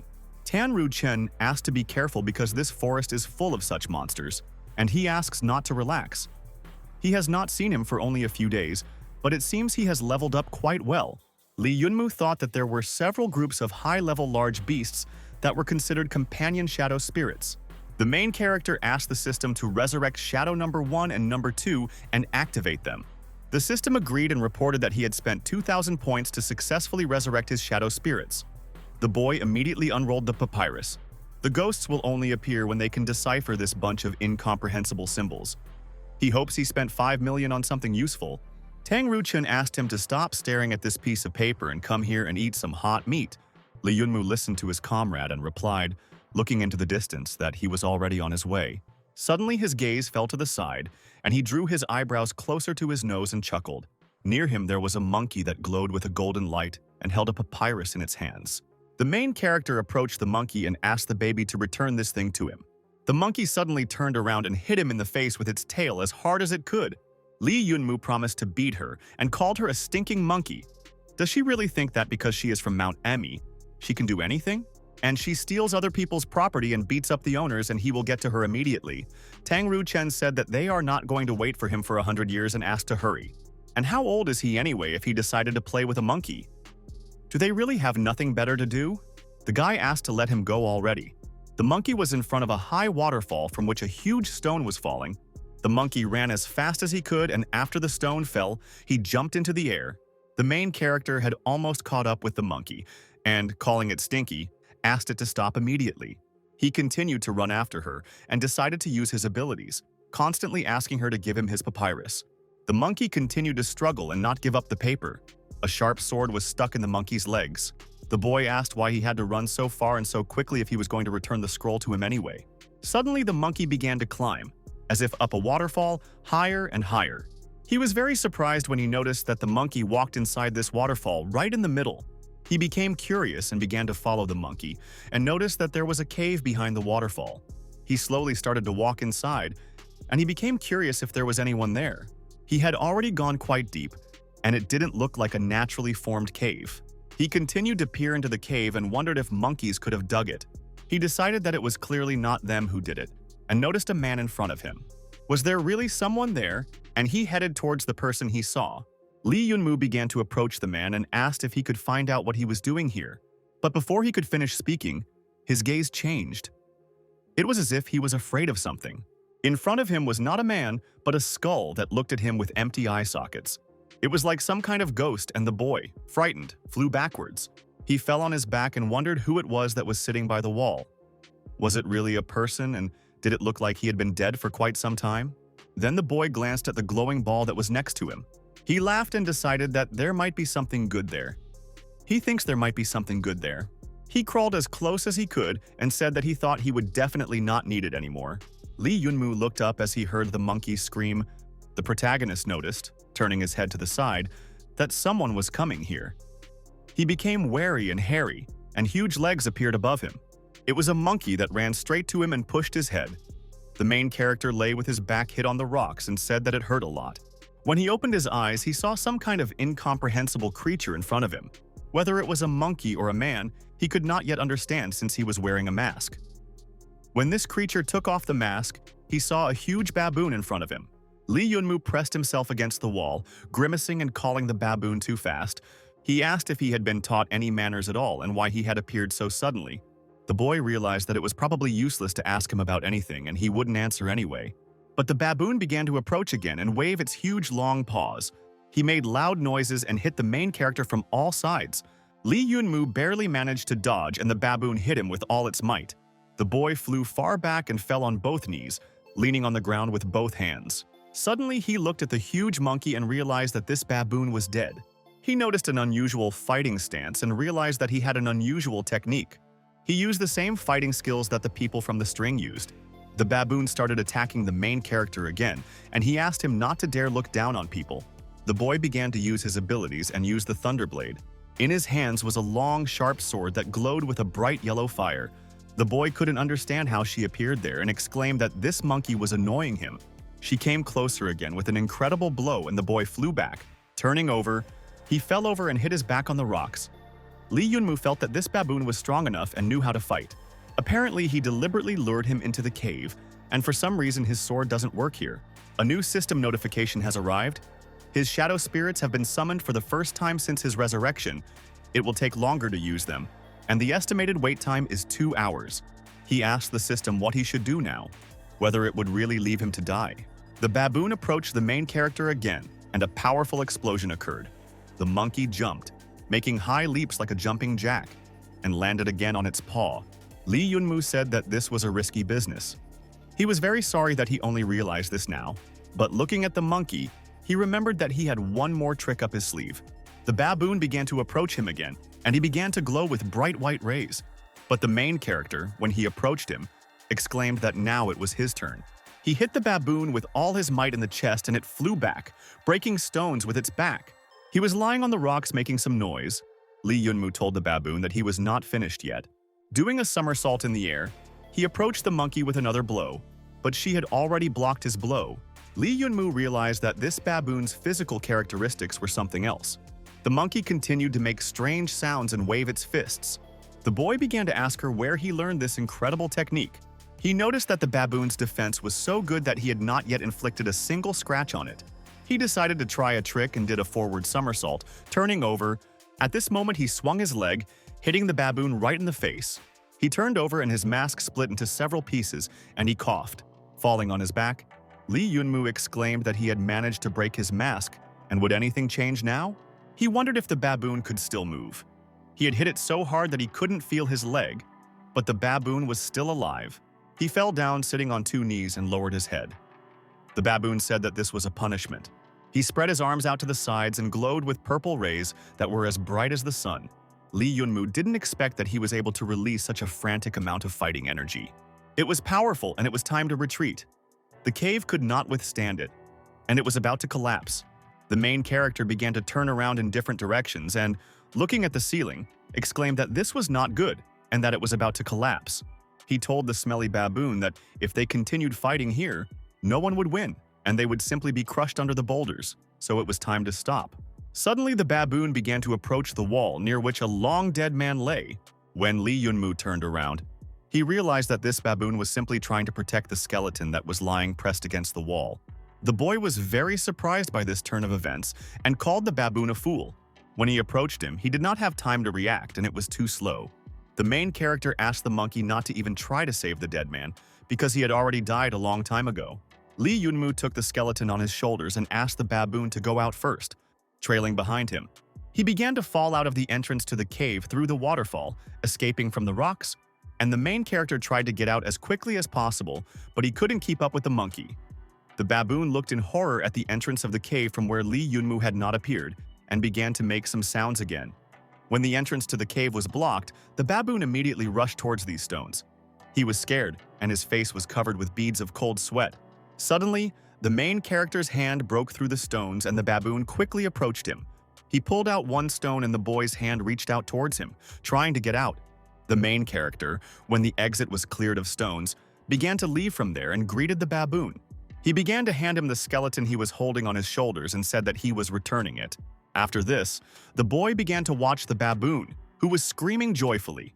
He was so happy that he started dancing. Lee Yunmu couldn't understand what he was thinking and why he was so happy. He watched the dancing baboon for a long time, and then something suddenly dawned on him. This was a lonely king, and he was the brother of the king of destruction. He is also a spatial animal, and therefore he should understand the language of baboons. Then he needs help with translation. The baboon began to explain that this skeleton belonged to its owner. First of all, he was his friend and only then his owner. He never treated him as his pet, taught him kung fu, and even told him about the power of strings, learned to use it, and every day they were inseparable. A few years ago, his master became interested in a certain practice and moved to this sparsely populated area to study it. Everything was going well until one moment. He was very close to success when suddenly the powers he had acquired while studying the practice went out of control and attacked him. Before his death, regrets overwhelmed him. The master believed that this technique should not be forgotten and someone should master it. He vowed to help him fulfill this wish. So he stayed here waiting for a capable person, and just when he was about to give up, Lee Yunmu appeared. The baboon asked the boy to accept it and handed him a huge glowing blue ball. He explained that if the boy took it, the master would be very happy. Lee Yunmu asked why him. Baboon explained that he felt that he was not as simple as he seemed. He was incredibly strong, and during the fight he realized that he was suppressing most of his power. Moreover, he helped him save the remains of the master from the collapsing cave, despite the mortal risk. He is very kind, and he considers his choice to be fair. So he asked to take this gift. Lee Yunmu asked if he was telling the truth and said that he would accept his gift. The boy asked for permission to take a look and realized that it was probably Chaoyang Diangong. Was he really going to practice right now? Lee Yunmu replied that he thought so, and he thought that Granny wouldn't want to see for herself what this practice was like in action. He just wanted to practice a little. The master spent several months studying this technique and in the end was unable to complete the task. It is simply impossible to even understand its principle in such a short time. When the baboon saw the boy's eyes, he realized that they showed how serious he was. When the boy approached the ball, he asked the system to select a scanning method. The system reported that the art of the Great Flame could absorb the essence of the sun and moon together with the power of one person. This is all to create a huge ball of blazing heat capable of destroying all living things and granting the power of a divine phoenix to its owner. However, this technique has its drawbacks. Lee Yunmu asked what exactly the system responded to, saying that a mistake had been made when creating this practice. So theoretically, it was impossible to complete it for self-improvement. If he were to train her by force, being at the limit of his capabilities before completing the study of her power, she would devastate him and exhaust him to death. Then the boy asked if there was a way to bypass this negative effect. The system informed him that in order for his flesh to be able to withstand this technique, he had to find the Great Sun, Black Gold Ju, Blood Venerable Hegemony, and Ju Wash and exchange them. Lee Yunmu thought that it was good, and he had all of these. He needed to exchange these items and start practicing. The system reported that he had exchanged the Great Sun Black Gold Ju, the Bloody Venerable Hegemony, and the Washing Ju. A warning came that he had completed 3 exercises in one breath and his body was very weak and needed rest. The boy turned to the monkey with the corpse and said what he was going to do now. He asked to be allowed to show him the art of the Great Flame of Chaoyang. Now he would see everything with his own eyes. The baboon looked very attentively at the main character who was trying to show him some incredible things. This blue ball began to rise into the air higher and higher, and the guy closed his eyes and screamed. There was a very loud scream, and the guy's face became the same blue color as the ball. After which the boy found himself in a huge, wondrous beam of golden light that rose straight down. Lee Yunmu rose up and asked the Monkey King how he felt about it. While in the air, he spread his arms and exclaimed that this was the great Chaoyang Diangong. The work of his master and his faith in his idea were not in vain, and the baboon cried joyfully looking at the boy. The baboon began to tearfully thank the protagonist. Not only did he allow him to see the art of the Great Flame of Chaoyang with his own eyes, but he also gave him the opportunity to say goodbye to the master.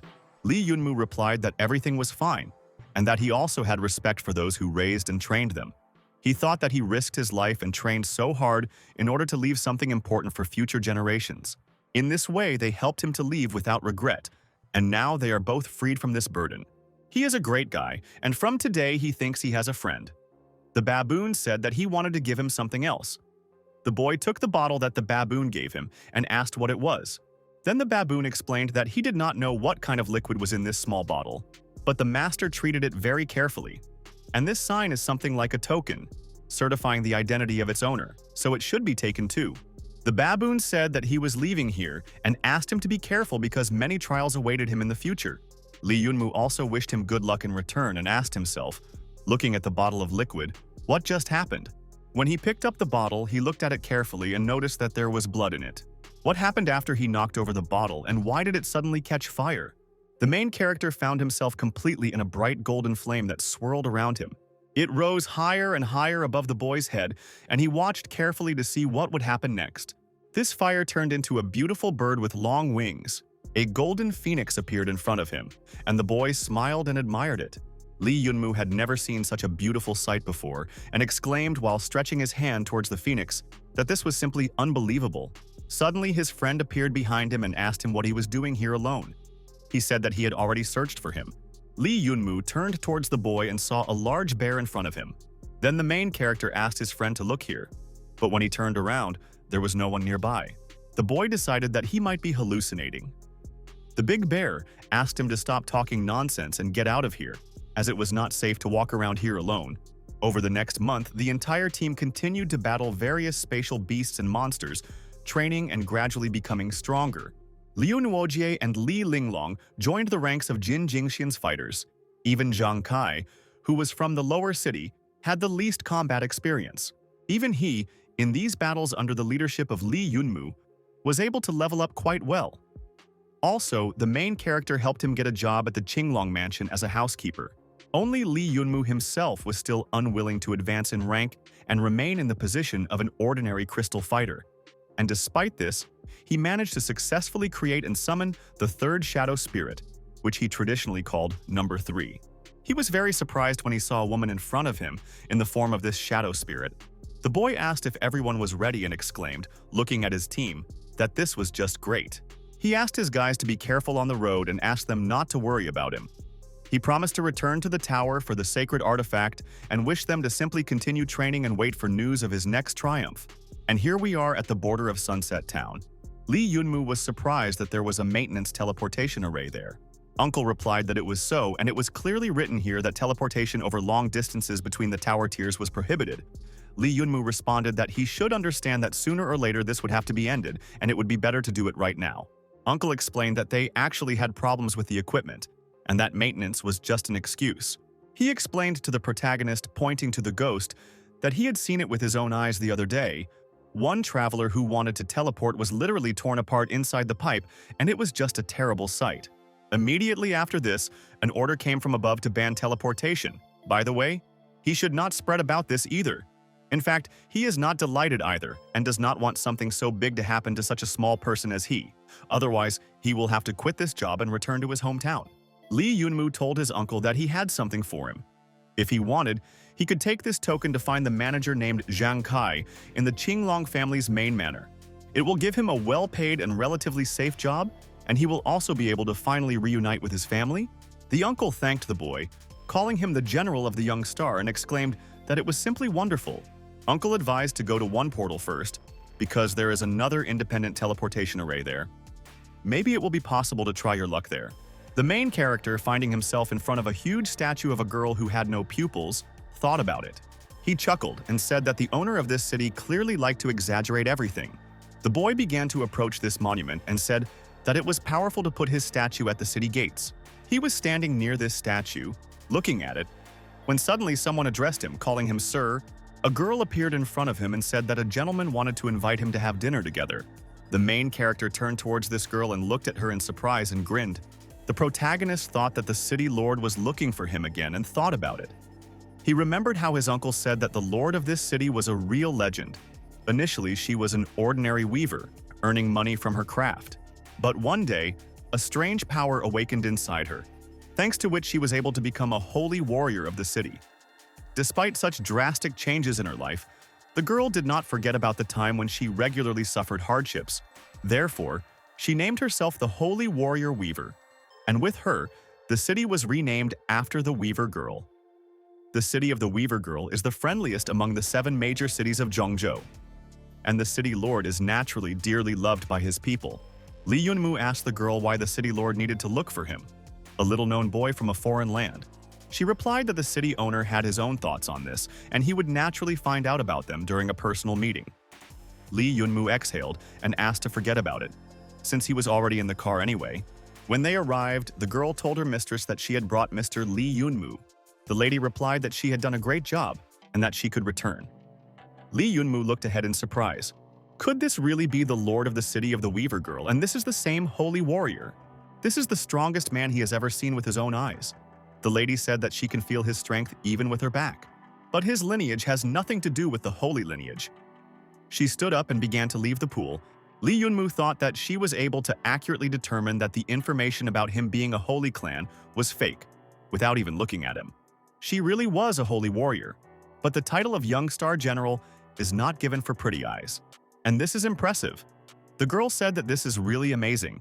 Lee Yunmu asked the reason for this audience and asked her to answer.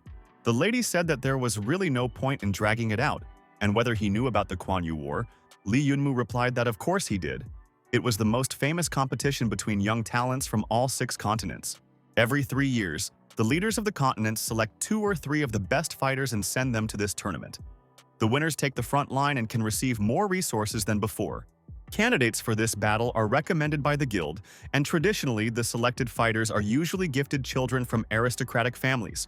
The lady said that she hoped that this time the victory would be for the Eastern continent. And finally the whole world would know his name. The main character asked why him. It was none of his business, wasn't he telling the truth? The lady began to explain again that this year the situation is very special and the energy of the earth is abnormal, which has not happened before. Big changes may happen in the near future. Lee Yunmu thought about the abnormal energy. After all, it was no wonder that there was a problem with the teleportation array. The lady continued to explain that this year, the guild leaders are determined to select the strongest fighters in advance to prepare them for the upcoming competition. And the restrictions on the number of participants will also be lifted. Both of them are ordinary people. They did not come from rich families, so she is quite optimistic about his future. She believes that he can achieve great results and bring benefits to the mainland of Zhengzhou. The protagonist thought that this sounded rather troublesome and was not in his plans. The lady said that she would give him time to think about her proposal, and that was all for today. She asked Qing Er to take the young star to the teleportation array. Meanwhile, Lee Yunmu, after some time, found himself on the spot, looking forward with a serious gaze. In front of us stands a tower of glory to which many people have come. He could not understand why there were so many of them here. The boy said that he didn't know what was going on, but it would be better to stay in the shadows. He put on his hood and made his way through the crowd, apologizing and asking to let him through. He overheard a conversation where one of the guys asked another who he had bet on. The guy replied that who else but Lin Shuang.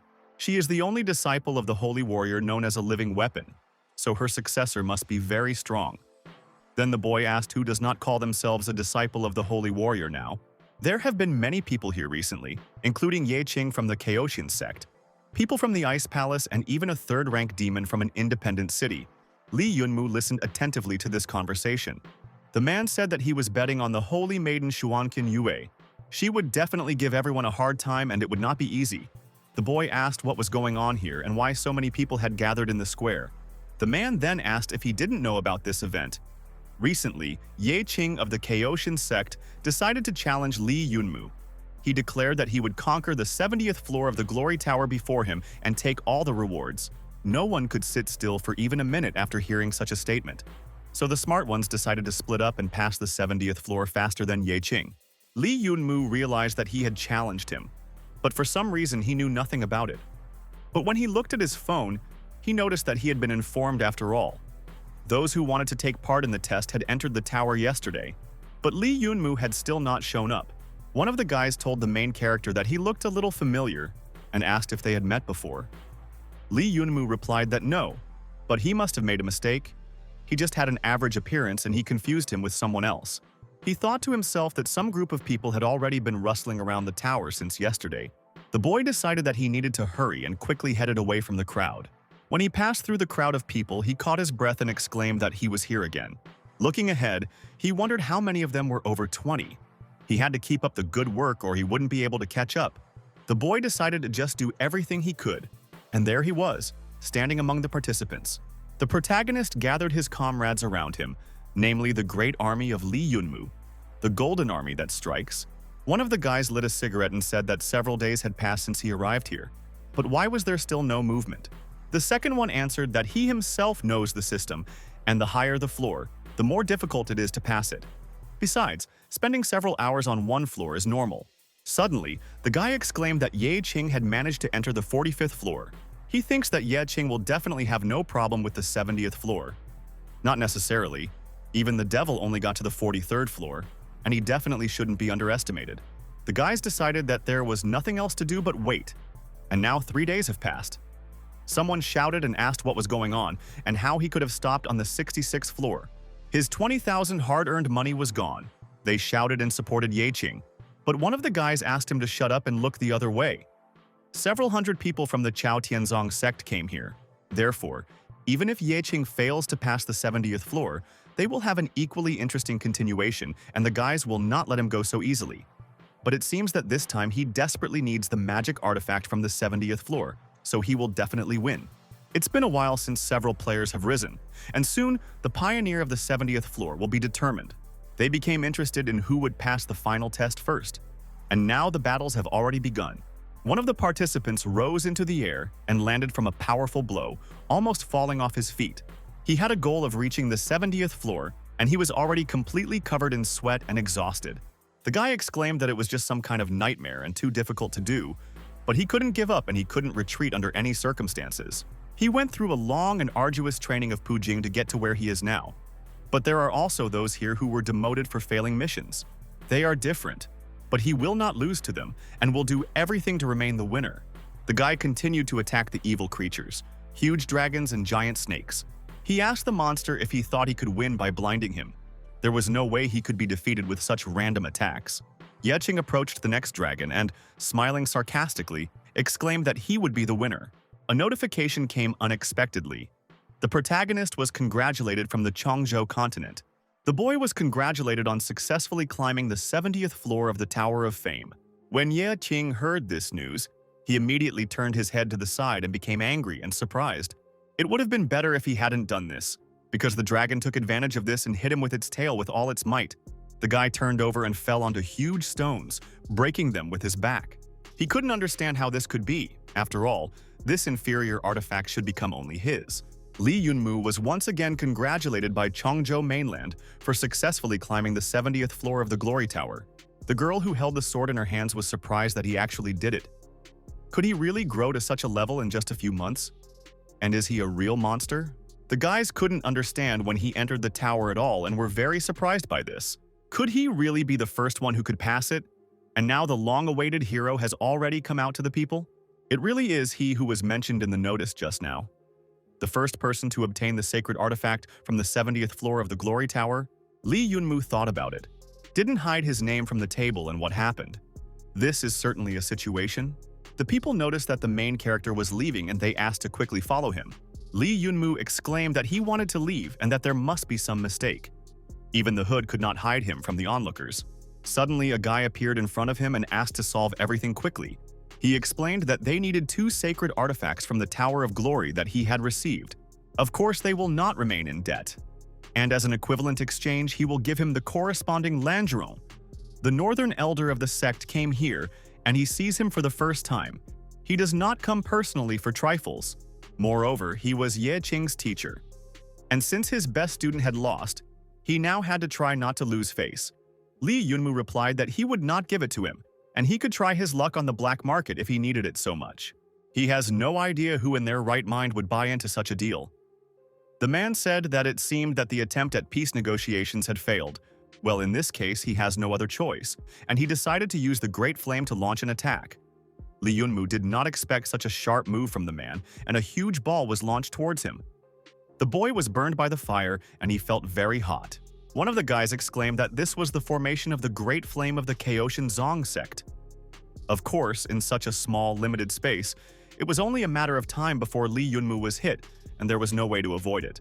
The man turned to the boy again and said that he understood that the young body was full of strength to dodge.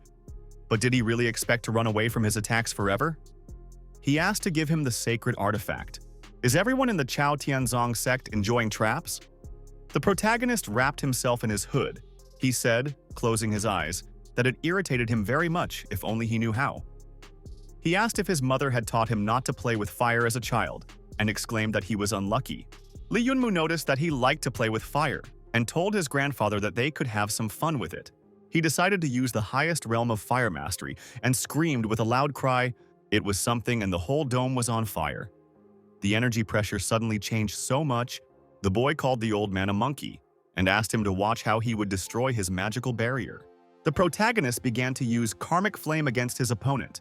The guys noticed while watching what was happening that he was strong and very quickly dodged all attacks.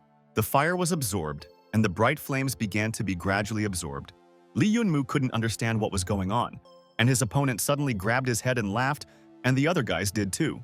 One of them said he thought he had some super powerful secret move, but it was just rain and thunderstorms. They called it a big shame. Lee Yunmu also grabbed his head and asked what this was, exclaiming that this was all very bad and he was ready to die of shame right there. It wouldn't work to pull the wool over his eyes and he just wanted to die. The boy turned to the system and asked if it hadn't called this practice improved. He considered it absolutely useless. The system asked him if he thought it was possible to use water here. Lee Yunmu asked back what she meant. The system explained that his rank's attacks had the same origin as his strength, and how they thought it would make sense to fight fire with fire. The man exclaimed, raising his hand up, that he was not going to waste time here. He decided to use a large fire attack against the main character. A powerful explosion occurred, and a powerful stream of fire touched Lee Yunmu's chest. He screamed and realized that he was hurt. Well, for some reason, at the moment he doesn't feel pain. Looking at himself, the boy noticed that there was not a scratch on him, and it was an ordinary fireball. For some reason, his body was swallowed up by this fireball, and he began to breathe calmly again. The enemy was very surprised and could not understand how this could be. This boy simply absorbed a full-fledged attack from the Great Flame structure. Is his body really elementary? Well, how can this be, or did he use some incredible technique? He exclaimed, looking at Lee Yunmu, that this was simply impossible, and the boy in turn laughed. Stretching his hand forward, he said that it seemed he now understood everything. If he understood everything correctly, then he asked to approach the array of the Great Flame. Lee Yunmu raised his hand up, and small tongues of yellow flames began to rise up from it. A whole whirlwind of fiery, bright lightning appeared above the main character's head, spinning him from all sides. The guys who were watching what was happening asked if he was really able to absorb the array of great flames and what was going on. The man asked the boy what kind of training he had undergone. He thought that it had the same origin as the techniques of the Chao Tianzong sect. He asked who the boy really was, and if he didn't explain himself right away, he might not even dream of returning home today. Suddenly they heard a voice, and someone said that he was still a magnet for trouble as before. It was Mrs. Frost, who suddenly appeared and said that they had not seen each other for a long time. The girl asked how the main character was doing, but he didn't answer and turned his head towards the guy who was running up to him. He grabbed him by the collar and asked how many more dirty tricks he was willing to do to make his life hell. He promised the protagonist that this time he would pay for everything with his blood. Meanwhile, the man who was Lee Yunmu's opponent, watching from the side, noticed the jade pendant. Suddenly, he walked up to the guy and grabbed him by the hand, asking him to stop. He immediately bowed down to the boy, calling him his mentor. Lee Yunmu looked at him in surprise and beads of sweat began to flow down his face. From the outside, the guys were surprised that their elder was actually bowing to this brat, and they couldn't understand what was going on. The guy who grabbed Lee Yunmu by the collar asked the teacher what he was doing. Then the teacher also asked Yeqing to kneel down and bow before him. Yeqing replied that he had never heard such nonsense in his life and he didn't even intend to do it. This scoundrel not only killed Lin Jian, but also caused him so much pain. But the teacher looked menacingly at his student and asked him to kneel down and bow. The teacher grabbed his student by the head and bowed him before the main character. He said that he never thought that he would become the master, and that they had acted too recklessly. Lee Yunmu asked what he was talking about. The man then explained that the jade pendant on his belt was an identification card. The main character now understands what happened, and it turns out that it makes sense. The man explained that there was a time when Shizu went on an endless journey around the globe to practice the great Chao Yang Gong. He left and never returned. He continued to explain that he never expected to hear about him again one day, and even more so that his successor would learn his complicated technique. Lee Yunmu never expected that this old man and that baboon would be members of the same sect, and it seemed that the Kaochian clan was really complicated. The teacher continued to explain that accordingly, since he had the Shizu Jade pendant, it meant that he was the new teacher. He asked the master to return to them and help the students complete the practice of the Great Flame of Chaoyang Gong. Li Yunmu replied that he didn't want to hear about it. First, the man attacked the innocent, and now he asked for a favor. Ye Qing got angry and asked why he was so arrogant. Does he think he's so amazing? If so, then maybe come with him and they'll go to war. Then we'll see who's really good. He beat him to the glory tower by only a few minutes. If he had been a little faster, things would have turned out differently. Li Yunmu replied that he regretted it by making an obscene gesture. Why would he interfere in a war between states at this moment or at all? He said that he was only a few minutes faster, and in fact he entered the tower a day later than him. The master asked his student to calm down immediately and not to be rude to his superiors. Ye Qing asked the boy to get out of here and promised to find him one day and kill him. Meanwhile, the main character was opening a can of Pepsi, and a girl greeted him. He heard a voice and turned towards the lady. She turned to him and smiled. The lady said that he had just acted quite arrogantly when talking to the head of one of the most important sects in Chongzhou, and he knew how to keep his face even though he was a real scoundrel. Li Yunmu replied that he was a vindictive person and they needed to find out who had turned him into them. The boy asked Sister Shuang if she knew why the notification of his origin had been sent to everyone. Although he had hidden his name from the tables, Shuang replied that everything was simple, and that after passing the 70th floor, he automatically received permission to participate in the world battle. As a result, everyone who passed appeared in a new ranking, so there was no point in hiding his name. Li Yunmu said that it was not easy to remain anonymous. Shuang asked if he really did not want to go to Kuan Yu War. Li Yunmu replied that it was really too troublesome. Shuang explained that overall there was nothing wrong with it. There was too much talk about the Kuan Yu War this year, and she thought that it was no coincidence and that there was definitely a secret conspiracy lurking somewhere. Li Yunmu replied that he was going back to Jifeng to find his comrades, and would she like to go with him? It had been a while since they had last gathered together and everyone missed her. It seemed like they would have to wait a little longer since she had not finished her preparations for the tournament. And here before us is the spacious, beautiful Jifeng. It was already getting dark outside. The teacher announced that classes were over for today and that it was time to return home. The protagonist showed up at the door and asked the man why he washed the board himself. He still remembers how the guy made him do it every day. Well, in the end, he was the only one who got used to it. The man asked if he had decided to come back after all and why he had found him. Li Yunmu replied that he himself had wandered around the world for a long time in search of adventures, so he should see everything with his own eyes.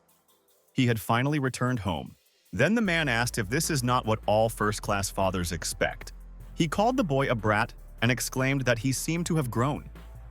He really had grown taller, and now it would be even more convenient to wash the board. And by the way, strange things have recently started happening to the Earth. The teleportation array is nothing new, but the movement in it works with difficulty. Just recently, a cosmic crack appeared from which powerful energy is continuously oozing. The teleportation array was subjected to this just like everything else, and so it became unusable and unstable. He asked where to look for cracks and the boy replied that he did not know. He asked to forget about it and asked if the ruins were still open. The man replied that of course the first years used them for their training and asked if everything was okay. Li Yunmu replied that it was good and he had some free time. He also wanted to train. The man asked if he still thought he was not strong enough. He is already at the top of his generation. The boy said that it never hurts to become even stronger. But the man meant something completely different and asked if he was taking on too much. He meant if he was straining himself and putting too much on his shoulders. He understands that the boy refuses to trust people because of the situation that happened with his father. He needs to make himself feel that the only person who will not abandon him in a difficult situation is himself. Therefore, you need to try your best to eventually change yourself and become even better than before. He did not want to rely on others, and when he got into trouble, he solved all his problems on his own. But that was before. Now he has friends who are willing to sacrifice their own lives to save him. No matter how strong a person is, some things are simply impossible to do alone, so he advises to give yourself some time to rest. Try to trust your friends more often. Rely on them more often in difficult times. The main character was lying on the couch thinking about these words. Meanwhile, the man sat down on the windowsill and suddenly heard some sound. An alert came with the codename Night Dog, and the system asked to pay attention to a new message. The man took off the mask from his face and said that the Night Dog received the information. The tall building of Kaoshin rises before us. It was still quite dark outside. The man who was wearing a mask began to climb down through the window. Apparently, he had already done his job. A voice was heard behind him, and the guy asked whether he would help him or not. He asked why there was such a rush and didn't tell him that he wouldn't help him. Yeching explained that this Lee Yunmu had killed someone dear to him and stolen the sacred weapon. He couldn't spare him. The guy in the hood asked not to worry because they are now allies and his problems are his problem too. When the guy saw Yeching, he realized that his guesses about this organization were correct, and he was planning something. But who was the second person? He was asked to simply be patient and just wait for the competition. This brat Lee Yunmu would lose all hope and he was serious. The masked guy listened to their conversation and realized that their target for the competition was Lee Yunmu. He asked on the radio to immediately report this to headquarters and the connection was lost. Suddenly, a powerful explosion occurred, and one part of the building was shattered into small pieces. The guy in the mask realized that he had been discovered and stones were flying in his direction. Yeking was already approaching him and asked if a rat had sneaked in among them. He was already next to this guy and showing his face asked him to say goodbye to life. Yeqing began to use his abilities and decided to use the flame of Prometheus. Then the masked guy told the kid that if he was Prometheus, he was the boss. He asked him to watch him lock him up again. The man put his hands together and held out 2 fingers using a thunderclap of light. Once again, there was a powerful explosion and blue rays like lightning began to emerge from the fiery flames. The guy in the hood came up and smiled and said that it seemed they had been discovered and how troublesome it was.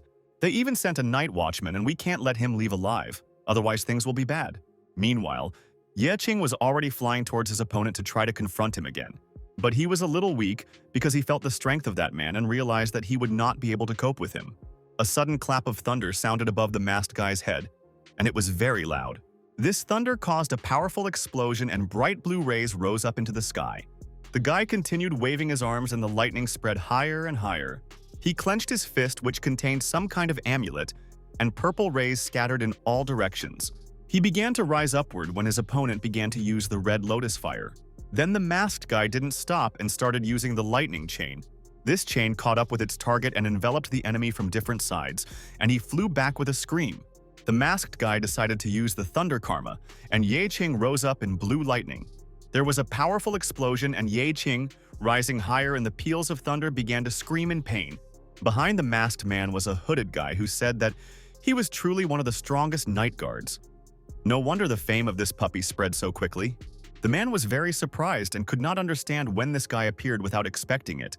Again, there was a bright fiery explosion and flames burst out, scattering huge stones. The explosion tore the mask off the guy's face and he fell exhausted to the ground. He did not expect such incredible strength from his opponent, and streams of blood flowed down his face. Then the hooded man apologized and said that for his cause, he had to die here today. He sat down opposite his opponent and said this with a very calm smile. He asked the guy who he was. He would let him die, and then he would understand. The boy looked at him closely and, drawing his eyebrows closer to his nose, realized something. When he recognized him, he was seriously surprised and shocked by this turn of events. Meanwhile, the main character, having had a good rest, went to the bathroom to brush his teeth. He said that he hadn't slept normally for a long time. The peaceful days were really good. Suddenly, a comrade knocked on the door and shouted that he should open it quickly. They were in trouble now. Lee Yunmu immediately asked what had happened and why he had started yelling in the morning. When the friend started to explain what was going on, the main character's gaze changed. His toothbrush immediately flew head over heels and rolled across the floor in surprise. The guy stood in front of him with sweat running down his face. Lee Yunmu was very surprised and asked again what he had just told him. The boy was lying under a white sheet on a gurney, with Lee Yunmu behind him. He came as close to him as possible and looked at him carefully. His gaze was serious. The man reported that the deceased was subjected to inhuman abuse before his death. His eyes were gouged out and almost all of his ribs were broken. The tendons in his arms and legs were also broken. This guy was missing his right leg, and the main character's comrades exclaimed that this was very cruel and who could have done this. When the pathologist approached the body, he said that during the examination of the deceased's body, this chain was in his right hand. Lee Yunmu immediately rushed to the doctor and asked him to give it to him immediately while looking at it. He asked not to touch it because he was going to the evidence room. But the boy looked closely at the chain. He remembered who was wearing this chain and Yeqing's face appeared in front of him. The main character, seriously angry, exclaimed that he would kill him. The guys decided, looking at their master, that he had probably gone crazy. Then the big bear caught up with the boy and asked him to stop, throwing him to the ground. He asked what he was going to do and where the always calm Lee Yunmu was. The protagonist asked his comrade Zhang Duxin to let him go so that he could kill Ye Qing. Big Bear explained that now there is only one necklace that will not give them any answers. Does he think that the Kaotian clan will hand over Ye Qing? The boy exclaimed that in this case, he would start a bloodbath with the entire Kaotian clan. Zhang Dosan asked if he wanted to cause a bloodbath for this clan. If so, he would accompany him. But did he think they could do it? Even if they succeed with him, what will happen next? And how will he explain to the people from the strings that he slaughtered the clan for nothing? He continued to hold the protagonist face down and he continued to scream. His soul was torn apart by pain and he screamed, and Li Linglong looked at him and cried. Meanwhile, in front of us is Vega City. The lady told Li Yunmu that she didn't expect him to come to her and what was the matter. The boy explained to the girl that he was going to take part in the competition. She asked if he had changed his mind and if she could find out the reason. Li Yunmu replied that in this kind of competition, accidentally killing an opponent is not punishable. He wondered if he was right. The lady replied that he was quite a funny little boy. Li Yunmu asked if it was okay if he was going to kill someone. The girl replied that she was not interested in the reasons. She just wanted to know if he really intended to fight. Motivation alone is enough, but most people who participate in these competitions are teams of two. The main character, without thinking twice, looked at the girl and replied that he could handle it alone. And then evening came, the sun went behind the clouds and it gradually became dark outside. Li Yunmu walked into the room while thinking about something and suddenly glanced to the side as someone called him. In front of him stood a guy who asked if he was back already approaching him. The guy said that they hadn't seen each other for a long time and maybe they could have a cup of tea. The main character was very sad and said that it didn't matter, asking to meet next time. Then the guy gave him an interested look. I don't understand why he's so serious. Li Yunmu went to the roof of the building and heard a speech. The man said that he didn't really know anything, even what kind of power the people made of strings had. They told him that it was none of his business, and the man hit the boy with a stone and called him a fool. He asked the boy how many times he told him to relax. The boy replied that it hurt a lot. Meanwhile, the main character was sitting next to a friend who said that he really does like to eat since he ordered the most expensive one. He was wasting money anyway, so who would refuse to eat for free? And now he was sitting in the lotus position on the roof. Streams of salty tears flowed from the eyes of the main character, and he was very sad for his comrade. The big bear asked him to cry whenever he wanted, because why pretend to be tough? The boy responded, wiping away tears, saying that he was very irritating. He asked the city master of Chongzhou to recommend him for the competition. Li Yunmu explained to his comrade that he had to kill Ye Qing even if he was alone. The big bear replied that he could definitely do it. The main character thought to himself that he was a child who relied on others. He turned to his comrade Zhang Dosan, who was looking at the sky. Then Li Yunmu turned to him and asked him to help him unexpectedly. Zhang Dosan didn't expect this turn of events and looked at him in surprise. He asked the protagonist to follow him, and Li Yunmu asked where he was going. Zhang Dosan asked him where else he could go as he was thinking now. He raised his hand and looked at Li Yunmu and said that he was going to go to the tower. While the main character was resting, he did not hear that the system asked to connect. She reported that there was news and kept waking Li Yunmu up. A boy appeared on the screen and exclaimed that it was very good and that he had finally gotten through. He asked if the boy still remembered him. They met at an underground black market and he doesn't know if he'll be comfortable going there again. The main character was already near the boy and, taking the holy water from his hands, asked where he got it. The boy laughed and explained that he had received it from an old man not long ago. He remembered Li Yunmu looking for it last time.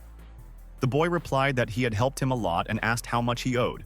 The boy laughed and asked to forget about money. He could save his brother's life. He had lived here since childhood and knew every corner. If my brother has any questions, he will simply answer and will not take any money, that's all. And he said goodbye. Li Yunmu asked him to wait a bit and asked if he had really lived here since he was a child. He followed up by telling the boy that he had had a rather difficult time and that he understood it. In front of us is a military hall with high metal gates. The boy came up to it and asked to open it, and asked if there was anyone here. They asked him who he was and explained that this was a battlefield and entry was prohibited. The protagonist replied that he was Li Yunmu. This was his identification number, and he was here to find his parents. He explained to the man that it was his invitation, and only then did they open the door for him. When he started to go inside, his gaze changed, because there were a lot of interesting things inside. In front of him was a military hall, and everything here was truly natural and interesting. Some guy asked him to come with him and led him somewhere ahead. He said that the conference room was quite close. The boy listened to him attentively and thought about this hall, suddenly glancing somewhere to the side. He looked at the man he saw and asked the guy to give him 1 minute. When he was captured, he asked to be released. He said that he came to find someone. He does not want to undergo their crazy tests. The guy answered him that if he came here with an invitation, it means he is from the Temple of War and a check is necessary. The main character's fist glowed blue. He asked the boys not to go too far and tried to use his abilities using a clap of thunder. He exclaimed that the guys asked for this themselves and that they don't listen to anyone at all. When they saw the thunder technique, they said that it was a truly rare ability. But one of them exclaimed that the battle was still too far away, and they looked closely at the boy. Lee Yunmu was very surprised because this is the Temple of War. Even its thunderclap can be easily transmitted to the gatekeeper. This scared him very much. Suddenly a man appeared and asked who was making noise here. Temple War General Qin Feng appeared before them and said that it was not what they thought. The boys asked Qin why he ran away before finishing the game of chess. The main character looked closely at the old man, calling him smelly. He asked why he was here and the guys asked if they knew each other. Wasn't this man a general? And how could a commoner know him? The man replied that he and Lee Yunmu were old friends, and he was wondering where the agitators of armed combat come from. The boy wondered why he couldn't understand it, and asked the general why he was friends with this old man. He wasn't even awake, he was too lazy and smelly, and also a lecher. And what did he want from him? The man asked the little boy what he was doing there, and whether he had come here on purpose to hurt himself even more. The old man was holding a flask of liquid on his lap, and Lee Yunmu asked him to take it for himself. The old man took the holy water in his hands and said that it was not easy to get it by bringing it close to his lips. Lee Yunmu replied, as if he had said that she would help him get back on his feet, and the old man began to tip over the bottle of holy water. Suddenly, he began to change and exclaimed that it was a wonderful feeling. Lee Yunmu watched the old man and became wary, realizing that it had worked. The old man began to rise to his feet, which seemed to grow before his eyes. He began to dance and wave his legs. The old man exclaimed that he was very comfortable with his own legs. Lee Yunmu said that since his legs had grown, he would leave first. His mother and sister asked him to say hello. He asked if his nephew needed to be tested. The man replied that no, and that he had already participated in the battle in Vegas. If he joined the Temple of War now, it would be very troublesome. The main character was asked what his plans were, to which the boy replied that there was still a month before the battle, and he was going to undergo special training in the Dark Zone. He had to win this battle without fail. The old man explained that the Dark Zone is a place where he can improve his fighting technique. He can't help in a fight with a human, but he wants to say something, so that his uncle can help him with his training. In front of us was the mansion of the Lord of Vegas City. The Lord was informed that a guy outside said that he wanted to see him. Then the Lord asked to bring him here. A large bear appeared in front of him and asked him to recommend him for battle and make him stronger. The Lord replied that the eldest son of the Jiang family, the richest man in this city, actually knelt before the stranger and begged him. He asked where the pride of the Jiang family was. The guy explained that he had someone who needed help and his pride was worth nothing. He couldn't be his reliable assistant, so he had to become stronger. He told the girl Lord that she could do whatever she wanted with him, but she said her training could be very tough and he had to keep up. Special training starts at 3 o'clock every day, and without delay, the big bear immediately thanked the Lord. And here before us again is the Temple of War. The guys wished the boy luck and said that if he loses, then he should not lose face in the Temple of War. The boy was holding a bag in his hands and he was a representative of the Temple of War. The boy's name was John Wuya. He asked the fat man what had happened. The fat man replied that there was one boy who had already defeated 4 of them. He explained to his comrade that he possessed light magic.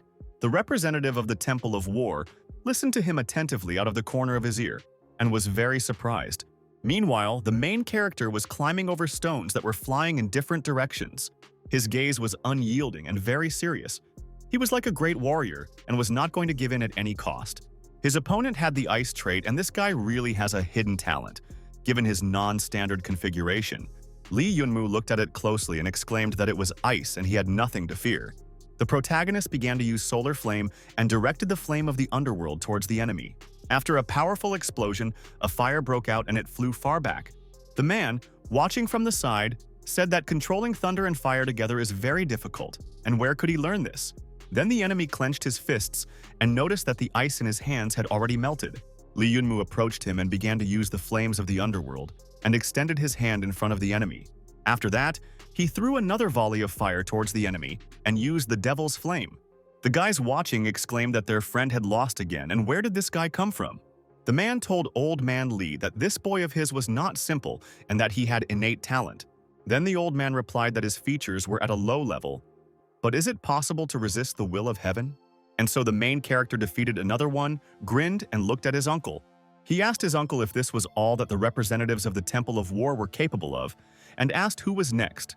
Then John Wooya began to roll up his sleeves, and when the protagonist asked if there was anyone else, he decided to go to battle. He decided to accompany him to training and rush towards the boy. He explained that he needed to find a couple of new guys who would train with him, and then he would definitely be ready. Lee Yunmu turned towards the old man and looked at him very strangely with surprised eyes. He asked the smelly old man what he was doing there. The man replied that he had been sitting still for too long and asked him to come up and play with him. The boy replied that he had not yet woken up and how he would play, asking the old man to stop. Then the man asked what he meant by not having woken up yet and called him small. He explained to the boy that he relied too much on the strength of the strings. Lee Yunmu asked the old man not to blame him for breaking his decrepit bones. The man clenched his fists and, approaching the boy, exclaimed that he could not wait any longer. He called the boy an insect and began to prepare to repel the main character's attack. When the boy started approaching him, he looked at him and exclaimed that his speed was excellent. Before he could finish speaking, Lee Yunmu was already behind him and tried to kick him. But first he asked the old man how he liked his speed. Having already found himself very close, the old man's comrade, watching from the side, smiled and said that Lee spoke as if this little devil was nothing to him. Old Man Lee immediately turned towards his comrade and smiled back. He explained to the man that this is called fatherly love, is like a rock, and approached the boy with a blow. His technique is called strongest unawakened human, and the protagonist's head tilted back from the strong, powerful blow.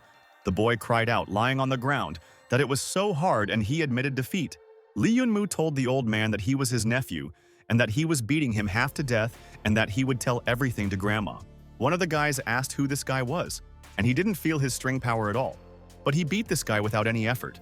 The old man asked the little boy how he was doing, and what it was like to be defeated. Comrade asked Lee Yunmu not to take it to heart, and even he couldn't guarantee that he could beat this old fox. He asked the boy not to think that his uncle was such a bastard because he was young then and everything was different. However, he became an instructor at the Temple of War, relying on his physical skills, but the old man said that it was all in the past, and asked why they were being so strict with him. Then Old Man Lee asked his nephew if he wanted to study with him.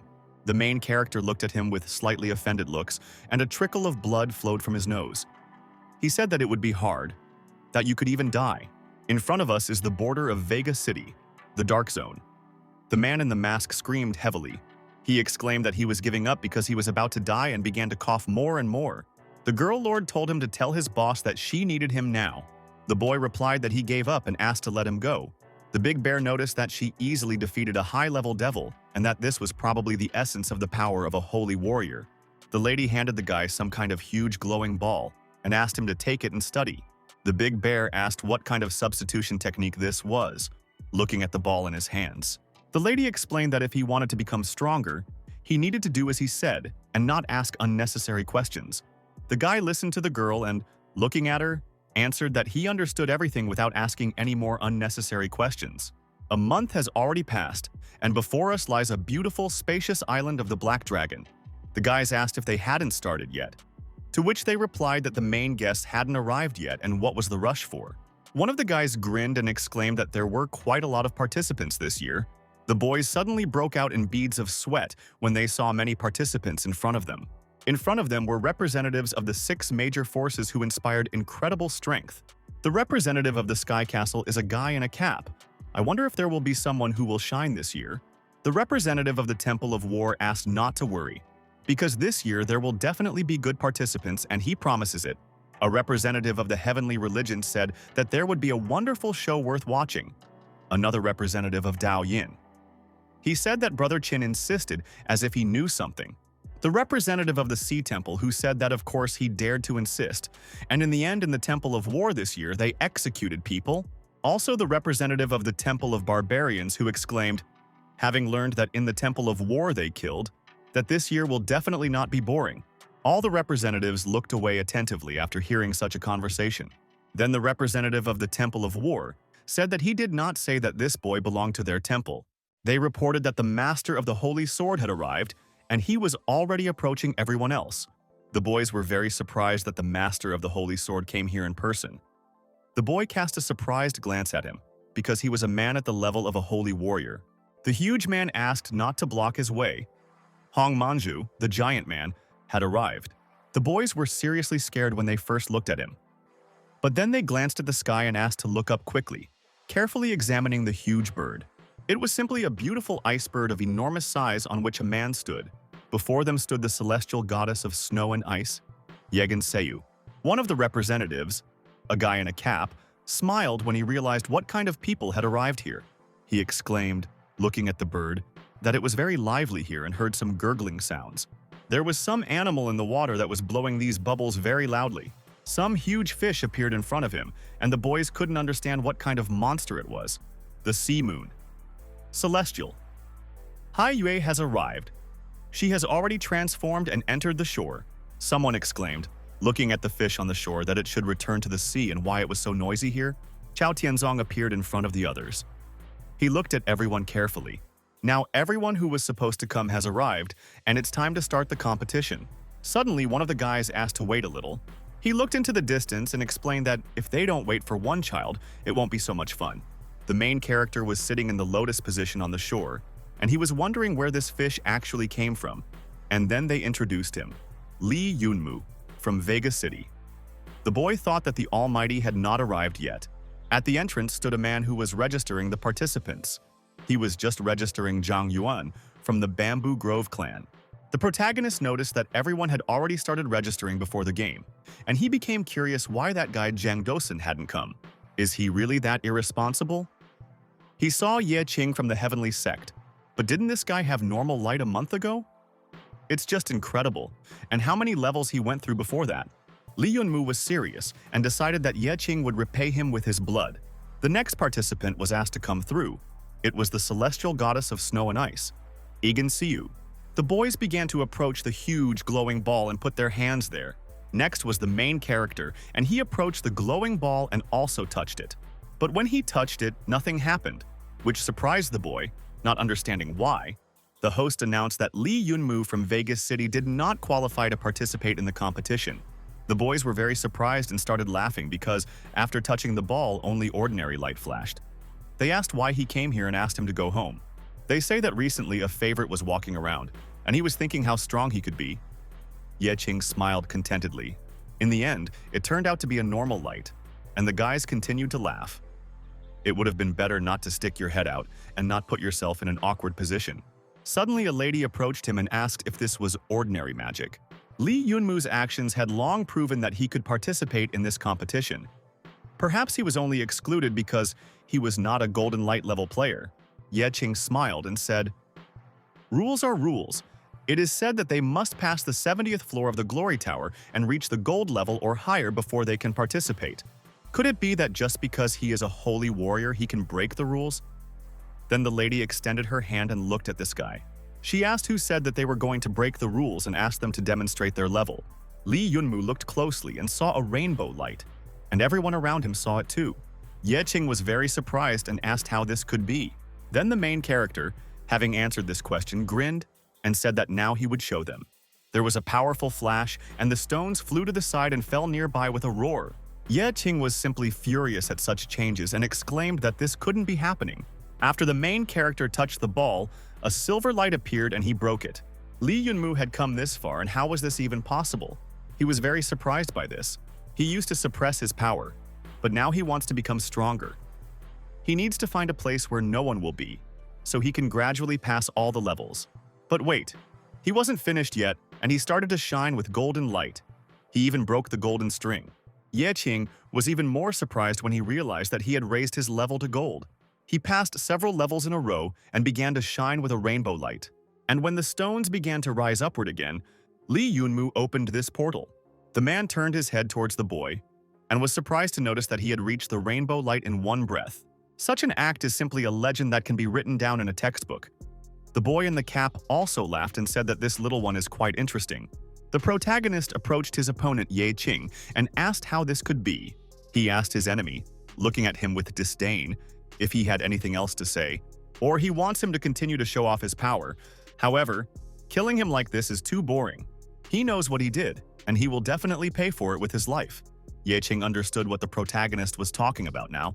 The host asked if there were any more people willing and said that then they could begin. Lee Yunmu couldn't understand what Zhang Dosun was doing, but it was too late. If he can catch up with him, he will kill him right away. The boy looked somewhere up. Suddenly his gaze changed and he looked up warily. A helicopter circled above his head and it was strange. The boys asked the others to look up when they saw a helicopter flying overhead. Suddenly, another participant wearing a hood began to descend from there. It was a big bear. He took off his hood and said hello and said that he came to register. It was the main character's friend, Jan Doxson from Vega City. Lee Yunmu called his comrade names and asked how he dared to be late. The big bear apologized and explained that he had gone into the reading room and lost track of time.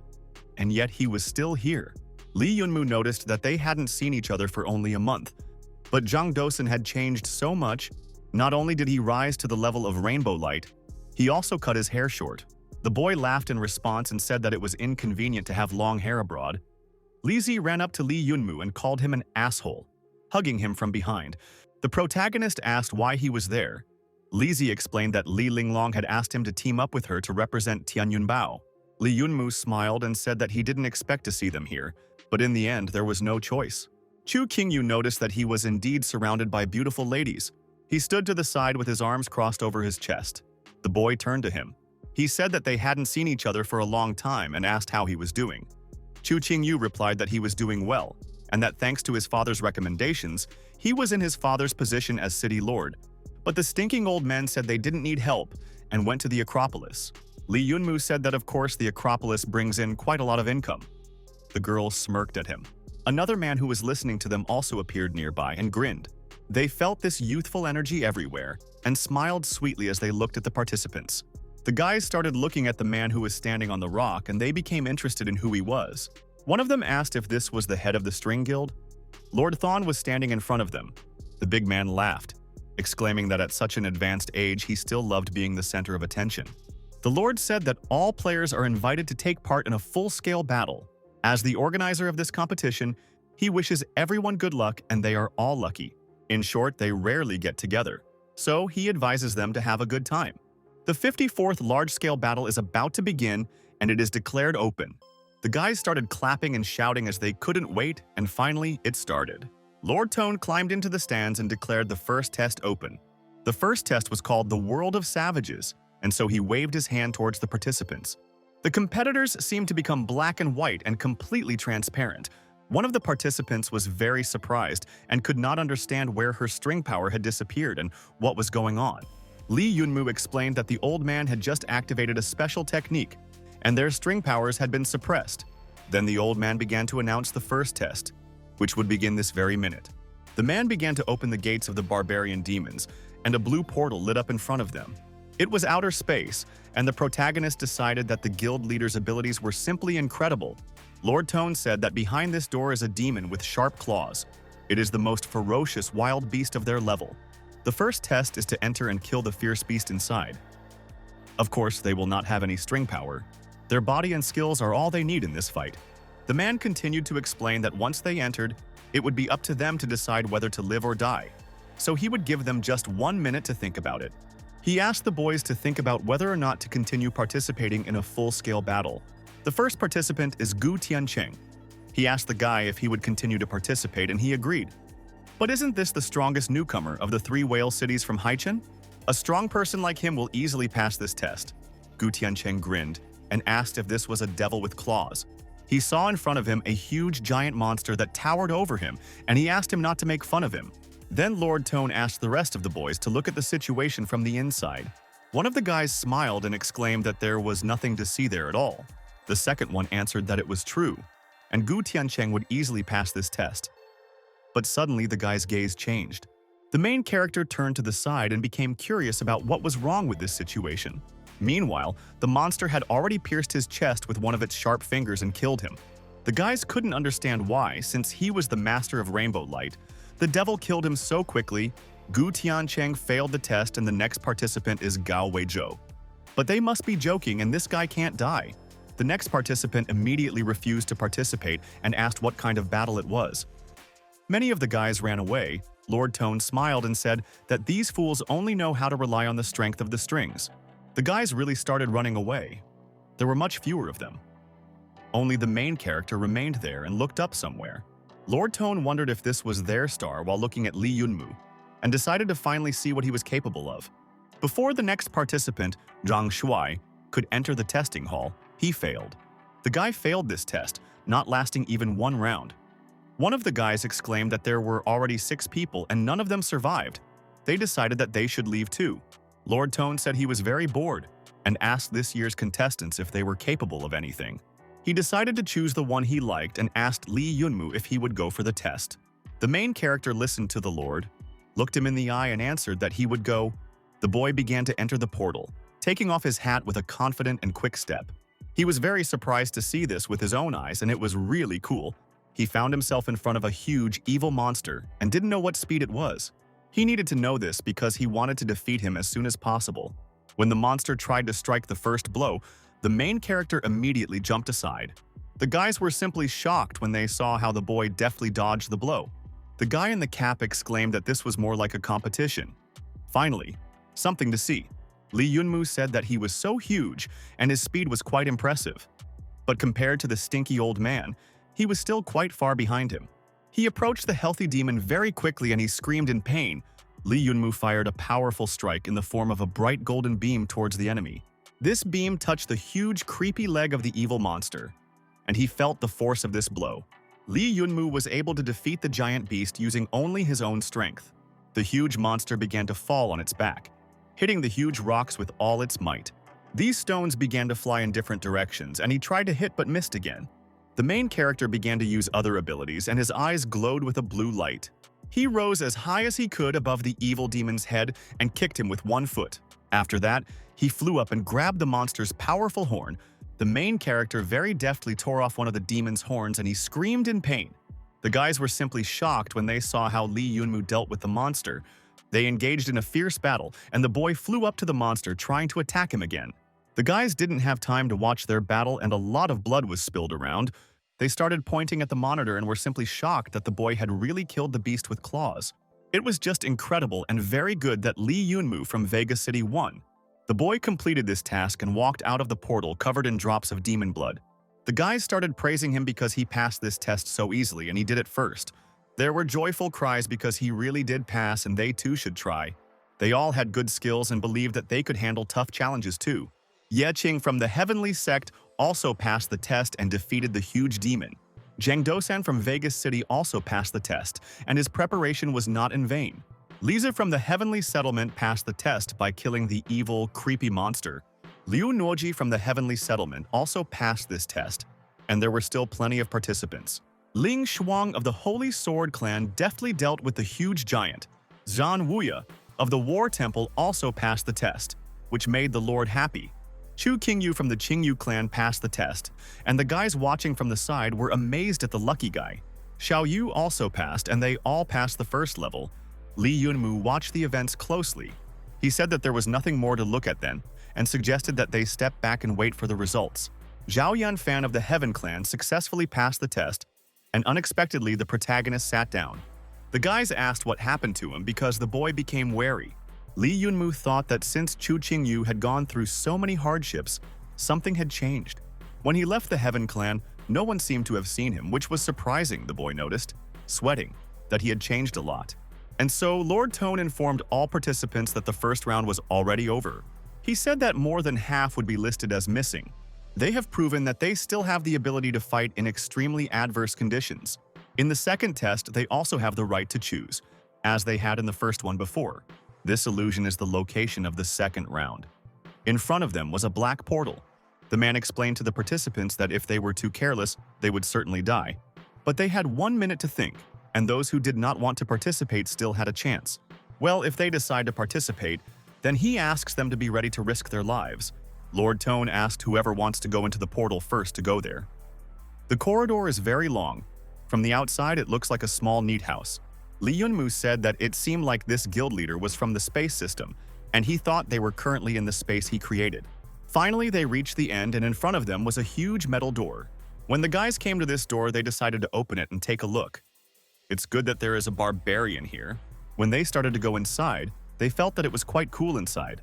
It was simply incredibly cold there. Lee Yunmu looked ahead carefully. He became curious about the strange-looking stone statue in front of him. He looked at the statue for a long time and tried to understand what kind of face the man had in front of him and what kind of body the snake had. And the girl who was standing next to him explained to the boy that this was the tower of Mount Wushan. Before they could finish speaking, someone nearby screamed and fell on his back. One of the guys asked him why he was scared of every little thing. But the guy tried to explain by pointing to the statue that it had opened its eyes. The main character also turned his head towards the statue. Surprised by this, the statue's eyes actually lit up with bright golden rays that began to approach the participants. Lee Yunmu covered himself with his hands and tried to understand what was going on here. He began to call upon Sister Frost and try to protect himself from the incredibly strong, powerful light. The boys fell to the floor and couldn't understand why they couldn't open their eyes and wanted to sleep so much. They fell to the floor, knocked out by this light, and could do nothing about it. The man greeted them at the second test and wished them pleasant dreams. He asked them to be careful, otherwise they would never be able to return back. And then the main character suddenly opened his eyes and found himself in a green and bright clearing. When he got to his feet, he saw a tropical forest in front of him. He thought that the stone statue must have transported him here. Lee just said that he felt the source of power. It was the true form. Suddenly, they heard some kind of scream coming from behind a stone cliff. The boy realized that he needed to go to that strange mountain and rushed forward. He asked his friend to hold on tighter. Lord Tone walked among the participants and noticed that no one had woken up yet. They had already left for there a long time ago. Suddenly, he turned towards one of the participants and looked at him in surprise. He congratulated the Sea Moon Celestial Hai Yue and said that she was the first to pass the test in 10 minutes. It only took Zhan Wuya from the Temple of War 12 minutes. Lin Shuang from the Holy Sword Clan also passed in 12 minutes. This is a test. Jiang Dosan from Vega City completed the test in 14 minutes and he did well too. Yetching if the Heavenly Sect passed this difficult test in 15 minutes, one of the guys asked to see. Almost everyone had already woken up and this test was quite difficult. The girl turned towards her comrades and said about Lee Yunmu.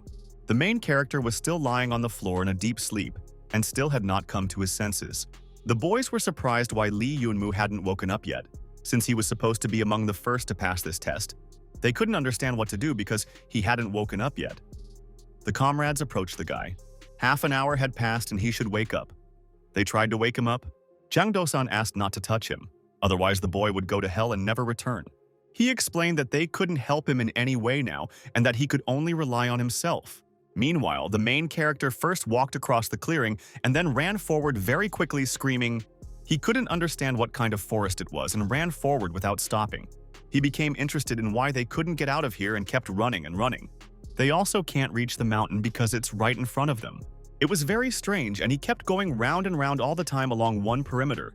Lee Yunmu glanced at the tree that seemed familiar to him and realized that he was walking in circles. He ran in the other direction again and realized that he was back in the same place, sighing heavily. The boy exclaimed that he couldn't believe it and continued running in the same direction. And so, 5 minutes later, he again found himself near a tree with a certain mark. 10 minutes later, he found himself in the same place and again saw that mark that kept flashing before his eyes. The main character exclaimed that this would never end and was already exhausted. Another 20 minutes passed and he again saw this evil mark in front of him. Lee Yunmu no longer knew what to do, as he felt that it would not end so easily. He was already tired of running and sat down on the ground, letting his little assistant run around. He exclaimed that he was dead tired and that he really had seen a ghost in that damned forest. This tree is really annoying and he asked it to disappear for God's sake by throwing a stone at it. Suddenly, he saw a blue portal in front of him and was very surprised by it. This tree disappeared after he threw a stone at it, and how is that possible? The main character looked carefully at the place where the tree was and thought, is it possible to say that if you say some words here, then something will happen? And he stretched out his hand to the side. Lee Yunmu seemed to be in another dimension, and of course he was not teleported to any specific space. This is definitely his spiritual world or his own dreams, so he needs to control them. The boy said that he wanted this world to be his creation and stretched out his hands over the mountain. He decided with a smile that, in this case, he had nothing to fear and took hold of the other with one hand. The main character exclaimed, looking at the mountain, that it was very strange and approached it. He lit up with a bright fiery light and asked this mountain to come to him itself. She seemed to start to bend over and he asked her to come again. Lee Yunmu asked why she was resisting his will and said that she did not belong here. He asked the mountain if it wanted to fight him back in his own dreams. The boy asked the mountain not to even dream about it and started screaming at the top of his lungs. He shouted so loudly that the mountain rose above his head, and the boy began to call upon the god of this world. Could it be that this piece of stone turned into bubbles? And there is something hidden inside it. He extended his fist forward, calling these bubbles to himself, and something flashed there. When the foam approached him, he took the scales in his hands, surprised by it. But perhaps these were the scales of that stone statue, and he was very surprised by this. He asked the little girl what she was doing and screamed. These scales got inside and he wondered why he couldn't feel them anymore. He didn't feel his assistant and realized that he had lost contact with this little girl. When he woke up, he grabbed his head and exclaimed that he had a headache. His friend the big bear was glad that he woke up and said that he had slept for more than half an hour and thought he would never come to his senses. Lee Yunmu apologized and asked how things were going. His comrade replied that the second stage was over and the other participants had already passed the third stage. The protagonist then asked him to hurry up and catch up with the other participants.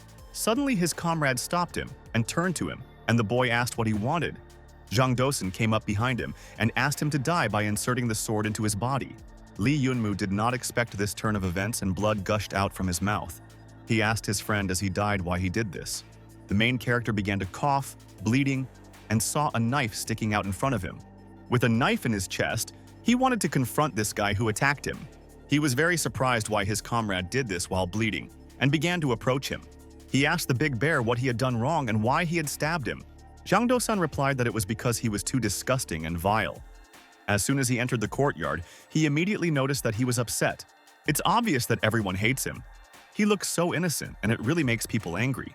He decided to get close to him to find a good opportunity to kill him. It just so happened that Ye Qing made a good offer. He would kill him, and Ye Qing would make the Zhang family the top sect. He asked to be allowed to tell him something else. He said that he was the one who killed teacher Li Bowen. Did he really think that Ye Qing could kill him alone? He wondered why he had such a sad expression on his face. He didn't really consider him his best friend. He is the son of the richest man. How can he be friends with someone like Lee Yunmu? Now is the time to send him to hell. The main character smiled, exclaimed that all this was nonsense and laughed weakly. But his comrade asked in surprise why he was making fun of him. He called it a terrible fake, and then the boy asked what he was talking about and how he was a fake. The protagonist explained that, firstly, his comrade never called him by his name and he always called him by another name. Secondly, he could fool him by pretending to be with someone else, but Zhang Dosun is the only one who couldn't do that. He is the one he can trust unconditionally. So this is the second test and he has not woken up yet. After that, the sword from his chest fell to the ground. His false comrade began to disappear. Lee Yunmu began to look ahead with alarm and finally came to his senses. When he woke up, he became curious about whether it was a dream or reality this time. The boy came to his senses completely and noticed his comrades and other participants around him. The boys were calmly playing cards, and the boy realized, looking at them, that this was definitely reality. They noticed that Lee Yunmu had woken up. The boy approached the guys and asked if they weren't worried at all and apparently didn't care whether he was alive or not. Then the guys answered that they had nothing to worry about because he definitely wouldn't have any problems. Now that everyone was awake, they needed to step back and wait for the results. Zhang Dosun approached the big bear and asked what he was doing. The boy explained to his friend that he had scared him and that he had shown his class. Lee Yunmu still couldn't understand what was going on and why his comrade didn't answer him. He glanced at the huge statue and its eyes lit up again with a bright yellow light. As he approached her, the stone statue suddenly fell to the ground. Lord Tone walked over and picked up one of the stones, wondering if the tower statue had really been destroyed. He explained that it looked like someone had entered the second dream and successfully passed the tests. But this boy also took the scales and he wondered who it could be. Lee Yunmu thought that the scales he had obtained were probably the source of this statue's power. Lord Tone asked the boys to all look at him and threw a stone up. He said that now that the stone statue is destroyed, those who have not yet woken up will sleep forever. He congratulated everyone on successfully passing the second test and said that the final test would be held tomorrow. The man asked everyone to go and rest, and everyone ran off to their rooms. The main character was lying on a large sofa, thinking about something for a long time and holding scales in his hands. He became curious about what kind of scales these were and why Lee penetrated so easily and changed her appearance upon entering. Lee Yunmu was informed that the bathtub was free and he could go and bathe now. Jang Do-san asked him to have something to eat before taking a shower. He didn't care if he fainted. The boy agreed and said that he agreed and wanted to eat some noodles. Jang Do-san asked the Lord when he entered the room why he was there. The lady told the boy that tomorrow was the final test. She thinks that it is time to tell them about the true purpose of these competitions.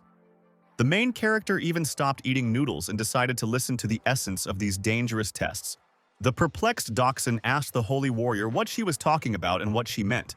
The ruler said he should have paid attention because the competition format had changed, and instead of battles between participants, they conduct some ridiculous tests. This was due to numerous cracks in space, which interested the main character and his friend. The mistress also told that there are masters of the saint level among the string players. And one day, one of the people found a way to make a crack in space, where an unknown kingdom appeared. Soon, one of the high-ranking members of the musician group entered inside and drew out incredible power. That's why they want to select a person to send into the spatial crack. The young cultivator understood that there was something special about this place and asked why they didn't take what they wanted themselves. The holy ruler replied that the wormholes were too unstable and not everyone could withstand such stress. After all, once inside, the power of the strings and the cracks will become intertwined with each other, and a person can be torn apart. She added that she does not force them, but it is a very important task. After all, this actually concerns their future, and not just hers and the musician's clan. The next day, all those who wanted to decided to continue the test, and the young master was no exception. After some time, representatives of the strung faction led by Tudor came out to them, and everyone immediately froze.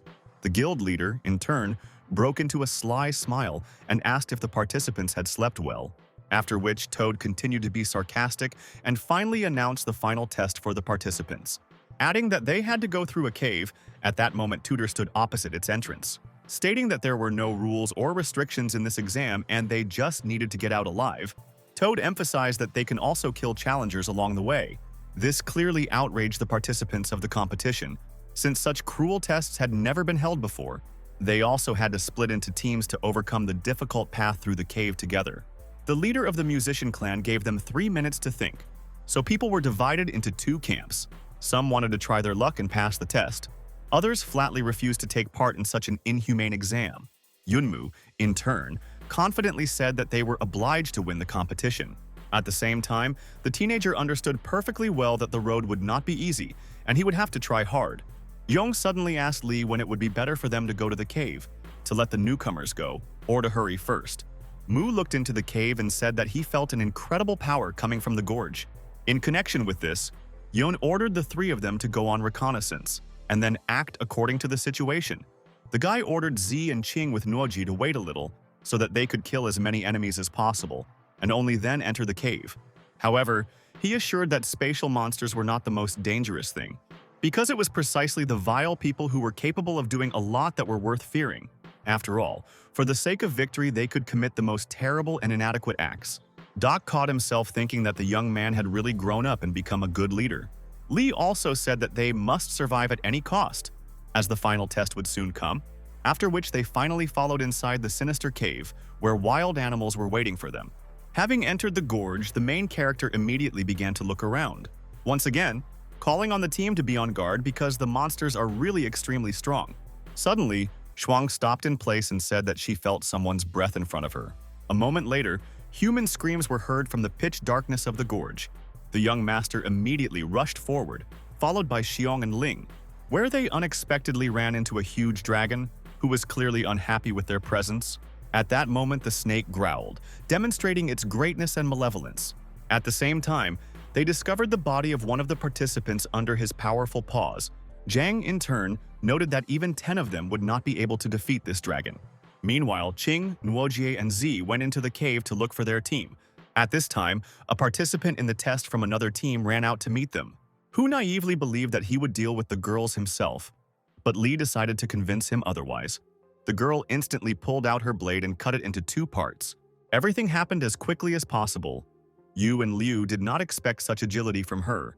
Nuoji said in surprise that her determination was something to be envied. Zai replied that the enemy should not be given time to think, as this could be a fatal mistake.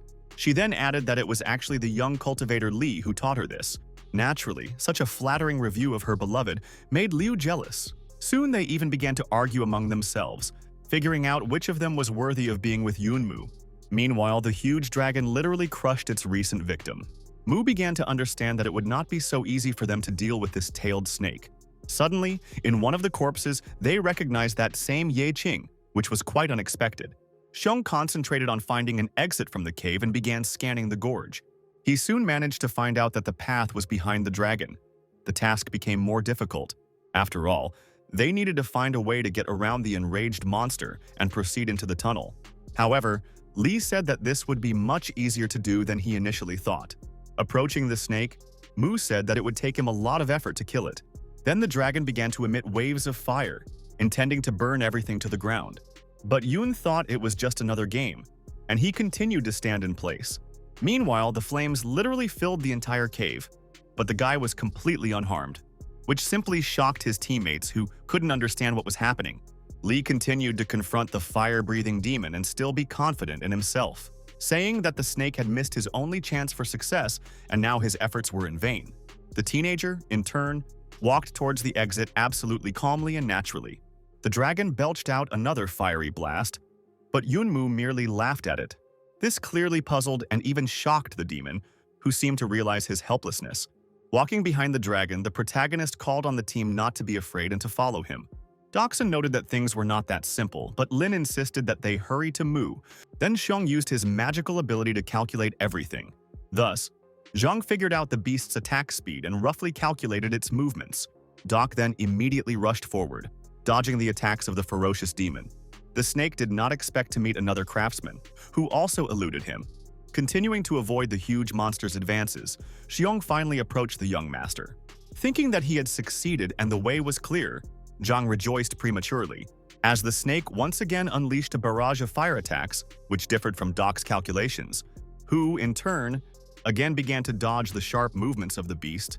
A stunned Shuang urged him not to be so self-confident and to go back. However, the boy continued to confidently advance towards the young cultivator. Besides, he always enjoyed competing against stronger opponents.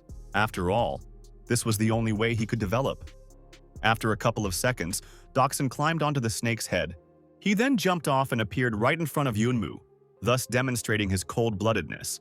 Mu noted that he had an incredible ability to see through walls and various obstacles.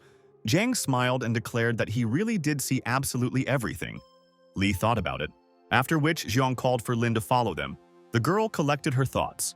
Then she rushed towards the dragon to try to get around it and finally reach her teammates. Shuang twisted and turned in the air, trying to avoid the monster's fiery attacks, which she was quite successful in doing. Yun, like Zhang, did not expect such agility from her. After a certain amount of time, the girl almost reached her destination. However, at that moment, the fire-breathing demon once again began to attack her, which Li informed her about. Lin understood that there was very little time left and she needed to hurry. Mu instantly extended his hand to her and urged her to grab it so that he could pull her out. At that moment, the snake emitted a wave of flame again, and Xuan rushed towards the boy. But as soon as she grabbed him, the young lady instantly pulled him towards her, after which she completely exposed the young man's body to the monster's fiery attack. She was thus able to avoid the monster's deadly attack with the help of her friend, who naturally remained extremely dissatisfied with her actions, because she knew that he was not immune to fire. Lin then began to apologize to Yunmu, saying that it was an emergency and there was no time to think. The offended Li continued to ignore her in every possible way. Even though the girl apologized once again, suddenly, some rather strange sounds began to come from the tunnel, which made them think. As it turned out, it was Z and Nuoji arguing with each other. Qing silently walked next to them, realizing that this would never end and she would have to endure these restless girls. The situation was heating up, and the conflict between the young warriors almost came to blows. Doxon, in turn, received genuine pleasure from watching the girls fight. But their long-term disagreements were unexpectedly interrupted by the same fire dragon, who tried to strike Li, but Z managed to jump aside. Nuoji immediately unleashed a barrage of attacks on him, but it did not cause any harm to the snake. Soon, the extremely self-confident girls began to attack such a powerful demon. The dragon, in turn, was preparing to emit a new wave of flame. The stunned protagonist ordered them to leave immediately so as not to be burned alive. However, the bewildered girls seemed not to know what to do and were scared. After which the flames once again engulfed the entire cave. The young master was horrified, assuming that they simply burned up since they had no immunity to fire. But suddenly, literally from the flames, Chu emerged, holding Liu in her arms and dragging Z on her back. The girl said that they had to continue on without them, as they had failed to pass the dragon and were out of the competition. Moreover, they miraculously escaped, and Qing promised to take care of the girls. But the self-confident Li continued to insist that she wanted to finish the challenge and would not give up. After all, she worked so hard to finally take the exam and pass it. Yu noted that she needed to become even stronger in order to return to this goal. Yunmu, in turn, accepted their decision and urged Xiong and Lin to continue on their journey without the girls. After walking several dozen meters, they exited the cave where the rest of the participants were. Mu also noticed a spatial crack that looked like a gate. At this moment, Tutor suddenly appeared and noticed that there were about 40 participants left. He added that this result amazed him because he had only counted on a few people. Suddenly, one of the contenders suggested that everyone go through the wormhole. Toad said there were two options: either wait about an hour for the crack to stabilize and everyone could get through, or resort to the second option, in which case only 8 people can enter now, after which it will be impossible to pass through the wormhole, since the energy will fill the crack and the next person who wants to may die. Yun began to understand that this was done intentionally in order to once again create conflict between the participants. Then, absolutely calm, Tutor left, saying only that the choice remained with each of them. Khan and his partner came to the conclusion that it would be better for them to wait an hour and then enter the wormhole unhindered. Mu called on the team to get ready because he had a bad feeling. Meanwhile, most of the contenders were focused on winning and therefore decided to wait for the gate to stabilize. However, there were those who considered themselves smarter and stronger than the others, and therefore one of them decided to be the first to overcome the wormhole. Heading straight for the Stargate, he called everyone weak, but he had no idea what a mistake he was making, because, having found himself a few centimeters away from the spatial crack, the expected happened. After all, everyone considered themselves the most worthy. But a moment later, a shot rang out and the guy's head was torn off. Everyone began to look around, believing that someone had opened fire on them. But as it turned out, the shooter was one of the overconfident participants in the test. Following this incident, the situation became tense, resulting in a mass brawl, where everyone claimed that he had the right to be the first to enter the spatial wormhole. Toad, in turn, watched the fight unfold and enjoyed it. Soon another impudent man decided to go through the crack, but he also faced certain death. Thus, everyone continued to fight among themselves for the right to become the first to penetrate the wormhole. Others couldn't understand why they couldn't just wait a little bit. But since the situation affected them too, they also began to take part in the mass brawl. At that moment, one of the arrogant challengers grabbed his blade and rushed forward. Yu instantly decapitated the impudent man and continued the battle with the rest of the competitors. A perplexed Lin asked the main character what they should do now. The young master urged them and Doc to go into the crack, but he himself decided to stay a little longer. After all, the young cultivator had been waiting for this moment for so long, and finally it had arrived. Meanwhile, Qing also took an active part in the fight, and Yun tracked him down. Yi didn't pay any attention to him and continued to burn all living things around, not suspecting that he was already in the crosshairs. At the same time, no one could oppose such a skilled master of flame. The only one who was able to bring him to his senses was, of course, the young master, who knocked him down to the ground with just one blow. The stunned Qing jumped to his feet and asked who he was. Mu replied that he was the one who would destroy him, and no one could help him. A few seconds later, Ye recognized the guy, and Li, in turn, continued to taunt and claim that this was his end. Qing shouted that Yunmu would pay for his insolence, and he would make him beg for mercy. The young man, in turn, hastened to dissuade such an arrogant opponent. Ultimately, they clashed in a deadly battle where everything was on fire. It seemed that the forces were approximately equal. Mu, like Ye, was not going to give up. Time after time, they launched fiery attacks at each other as they rushed into battle with fury. At a certain moment, Qing launched another fierce blow at him. However, the teenager managed to react and moved his hand away from himself, thereby avoiding a collision. after which he carried out a counterattack. But Yi was also no layman and fought back again. At this moment, several more people rushed towards them, intending to kill Yun and Qing. As a result, the two of them used an identical technique, spraying flames around themselves. Then the masters again began to actively sort things out among themselves. The forces were equal again, and they began to beat each other brutally, which was to be expected. Li kept saying that he had been waiting for this moment for a long time, and now he would kill him. His crazy look left no unnecessary questions. Yi was also determined. The bloodied cultivators continued to fiercely resolve their common problems. Moreover, they used absolutely identical magical abilities. What could not go unnoticed was that it was clearly not to the advantage of both participants. Yunmu suddenly noticed that Qing was constantly repeating all the techniques after him. He accused him of the same thing, realizing that they were literally copies. At the same time, their fierce battle did not slow down. On the contrary, it became more furious. Meanwhile, the kid also decided to go through the wormhole, scattering everyone in his path. The guy entered the teleporter absolutely calmly. Xuan saw this and hurried Doc. After all, one person has already penetrated the spatial rift without hindrance. Zhong asked where the young master was.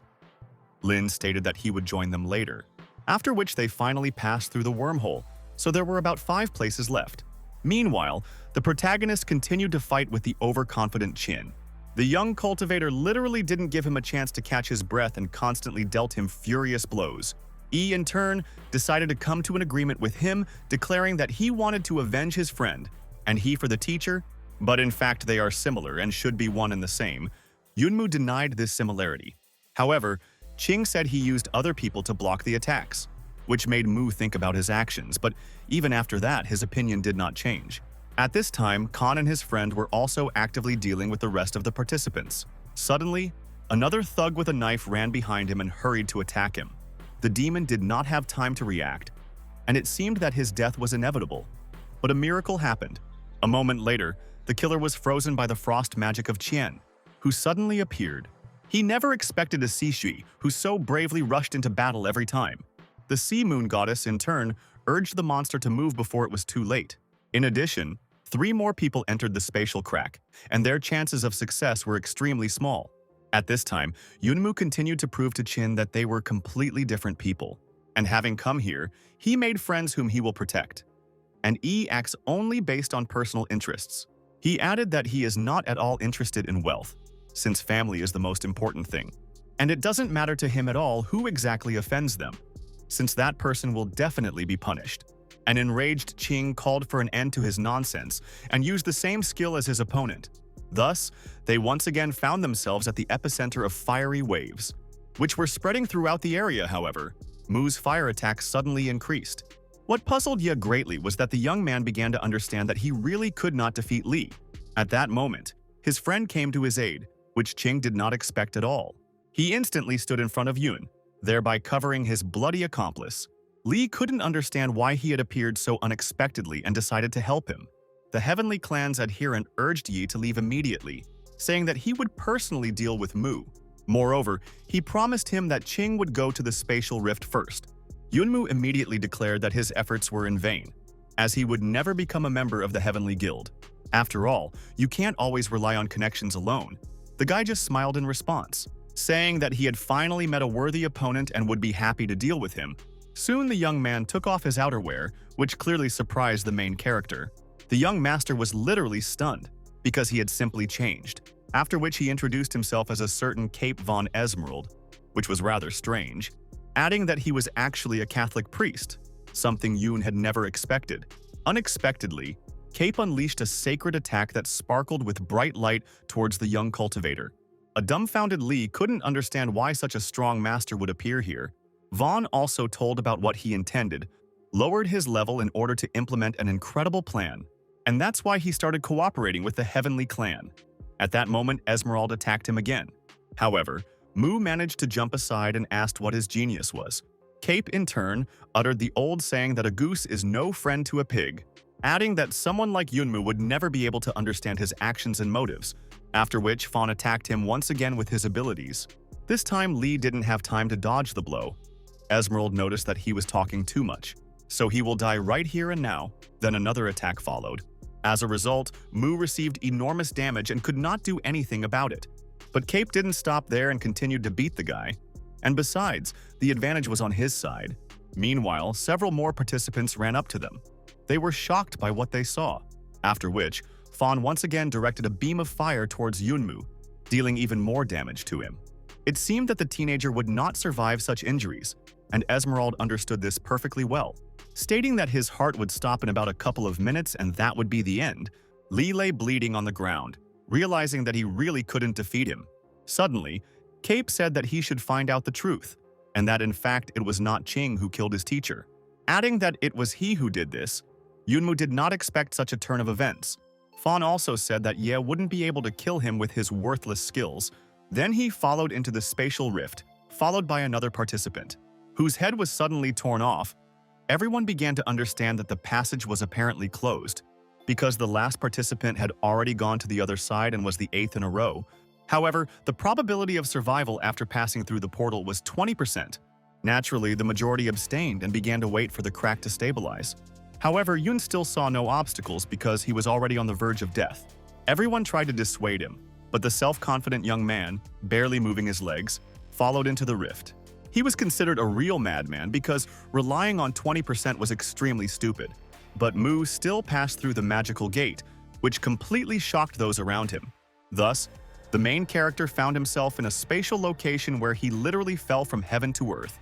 The system immediately reported that his body was deteriorating and demanded 20,000 for restoration.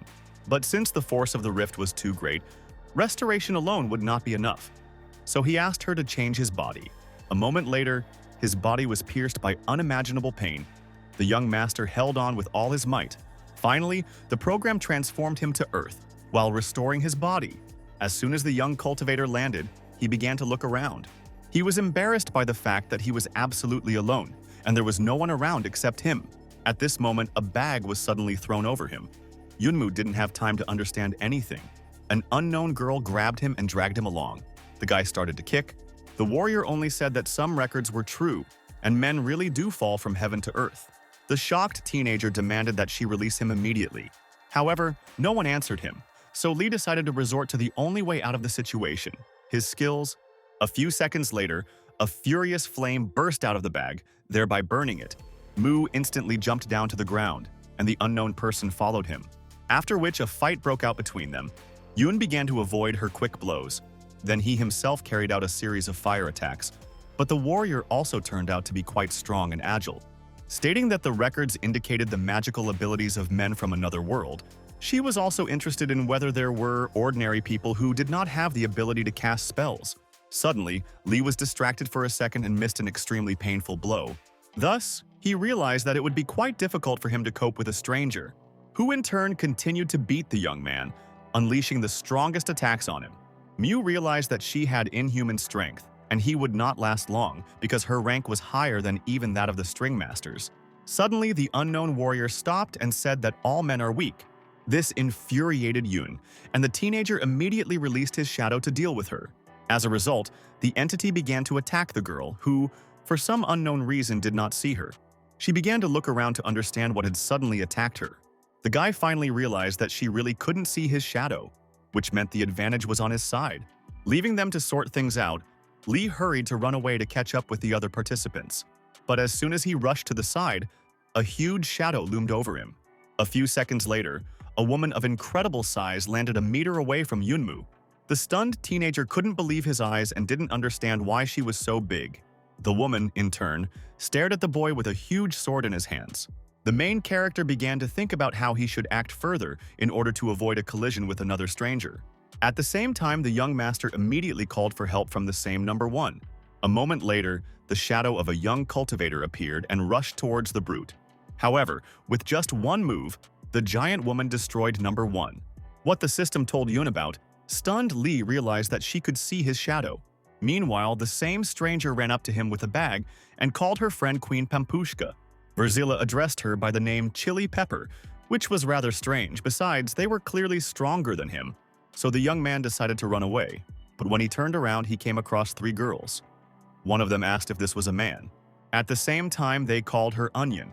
In response, she declared that this boy was obedient and turned to Smorodina. But at a certain point, Yoon began to behave aggressively, which the girls did not like, and they decided to capture him so that Moo would no longer have the opportunity to escape. Lee began to think again about how he could escape from inadequate women.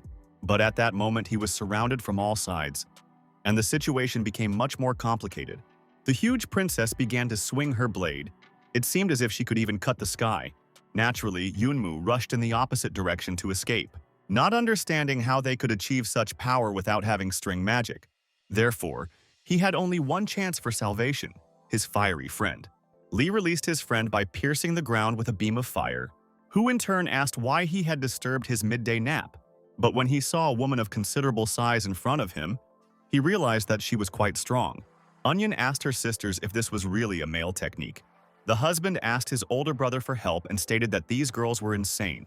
The flame giant replied that he had distracted him from his rest, but the situation was indeed critical. So he decided to help his little brother and launched fiery attacks at the big guy, dealing crushing blows. It seemed that she could not escape a painful death. However, the giant not only withstood all the demon's efforts, but also fought back against his friend Yoonmoo, which was amazing, because Moo had never encountered such power before. Just like his older brother, who decided to retreat and leave Lee to deal with the problem alone. After a couple of seconds, he literally disappeared, and a stunned Yoon asked where he had disappeared to. At that moment, the queen approached him. The young man understood that he could not escape from her. After all, she possessed incredible power, and it was pointless to resist her. But the main character did not give up and again released 2 more shadows. He ordered number 3 to attack the big guy from above. The young master called on the second shadow to attack from behind in order to have a chance of success. It seemed that the young cultivator had managed to catch her off guard, and the woman became noticeably nervous. Moreover, some of her attacks were successfully blocked by number 2, who hastened to attack her. But just a few seconds later, the giant simply crushed his head.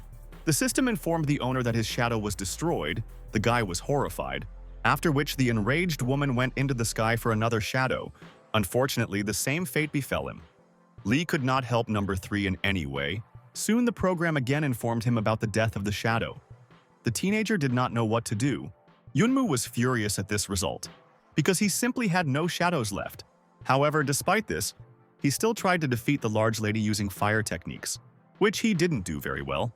Even with the abundance of flames, which didn't harm her in any way, suddenly she noticed that his magic was similar to the man who had fallen to them earlier. The teenager assumed that Ching had been here before him, after which the queen attacked him again. Having sent him to the ground once again, she hurried to plunge her sword into the pile of stones under which Lee found himself. But a moment later he appeared from the other side and dealt her a crushing blow. The princess even began to like the fact that she had such a strong man, because she had never lost to anyone from the human race before. Suddenly, the queen gave in, which Yoonmoo did not expect, because she seemed much stronger to him. The woman discovered that she could not move because her internal organs were damaged. Therefore, she had no opportunity to continue such a grueling battle. Moo only said that if she gave in, then he could leave, which of course angered her. Suddenly, Smoradina blocked his path and said that he couldn't just leave like that. A puzzled Lee noted that he had defeated their leader and should be free. However, the girl stated that according to their rules, he was now obliged to marry her. Yoon was shocked. The stunned protagonist began to get indignant, saying that no one would want to marry her. At that moment, the queen rose from the ground and said that if he did not do this, she would put him in prison. But the young master again refused and declared that he would never do this in his life. Suddenly, she stood up on her feet and grabbed the young cultivator. The guy realized that the situation was hopeless again. In connection with this, Moo again began to demand that she immediately let him go. Naturally, no one listened to him, and they immediately sent him to prison. At that moment, the queen's minion rushed into the city and reported that the princess had summoned Chin again. Everyone was talking about how after the death of the empress's mother, she became a government official and successfully carried this burden. Meanwhile, Yoon was taken to prison in shackles and put behind bars. The guy couldn't calm down and kept demanding that he be released immediately. Suddenly, a familiar voice called out to him. The young man said that it was useless. It was the kid with his bodyguard Khan, but the girl herself was nowhere to be seen. Suddenly, he handed him the key to the shackles so that Moo could finally free his hands. Then he asked how they got there, and the teenager told him that the queen had defeated them. Then he asked him a similar question. Lee replied that he had defeated the princess. However, according to the rules of this place, he is now obliged to marry her, and Yoonmoo refused her. Looking at the guard, Mu began to think about how he could get out of here. Having found one way to do this, the guy immediately offered the girl something that women cannot resist. These were exquisite lipsticks that Lee showed to the guard. The puzzled woman asked what it was, and the young man said it was his sister's lipstick. The inquisitive girl snatched one of them and began to paint her lips, noting that it was much better than what they were using. In the end, Yoon gave her some lipsticks and asked her to tell him more about the place. The guard said that this was the kingdom of Nuwa, and there were no men here, only girls were born. But every 150 years men fall from the sky to them, so they stay here. The puzzled teenager asked how they could give birth to children without men. The girl dodged the question and said that she could tell him about one important thing. If a woman has a small form, she is considered weak and suitable for the role of a jailer, which was quite strange. Meanwhile, the queen was choosing her wedding dress when suddenly her assistant came running to her. The girl asked why the princess had called her so urgently. The woman said that she fell in love with a man, but he refused to marry her. Therefore, it is necessary to find a way to persuade him. At that moment, an explosion thundered in the city.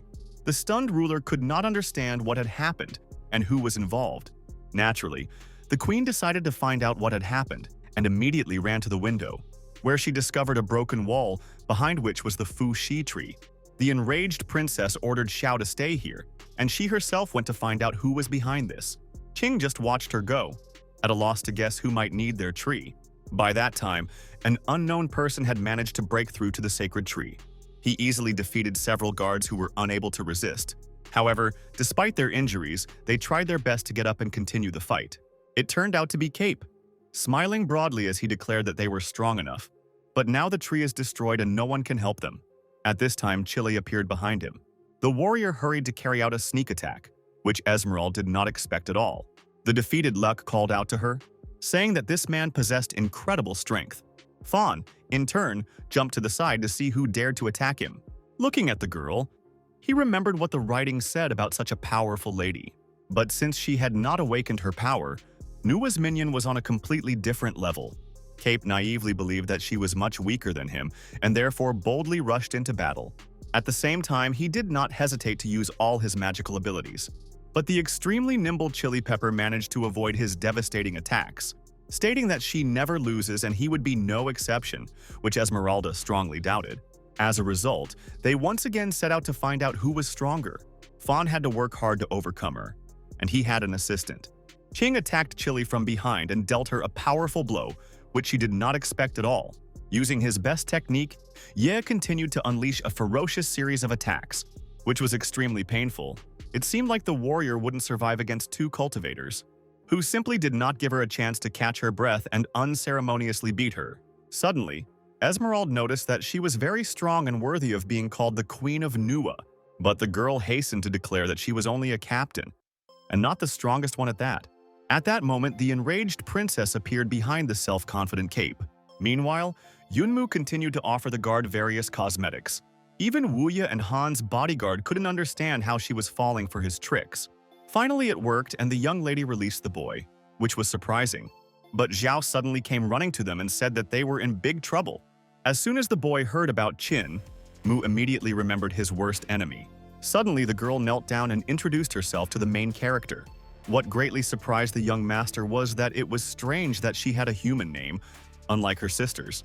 Xiao also introduced herself as a minister, and Li suddenly interrupted her and asked if she really wanted to persuade him. Qing pointed out that if the young cultivator wanted to escape from here, she could help with that. Yunmu's gaze suddenly dropped lower, which angered the little girl, after which the teenager asked if she was really that weak, and that was why she was asking for help.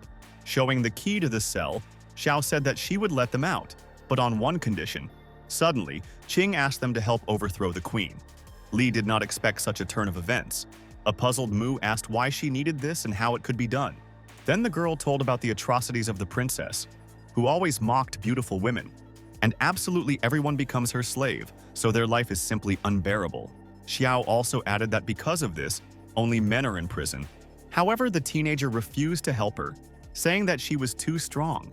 But the restless Qing said that she had a way to make him much stronger.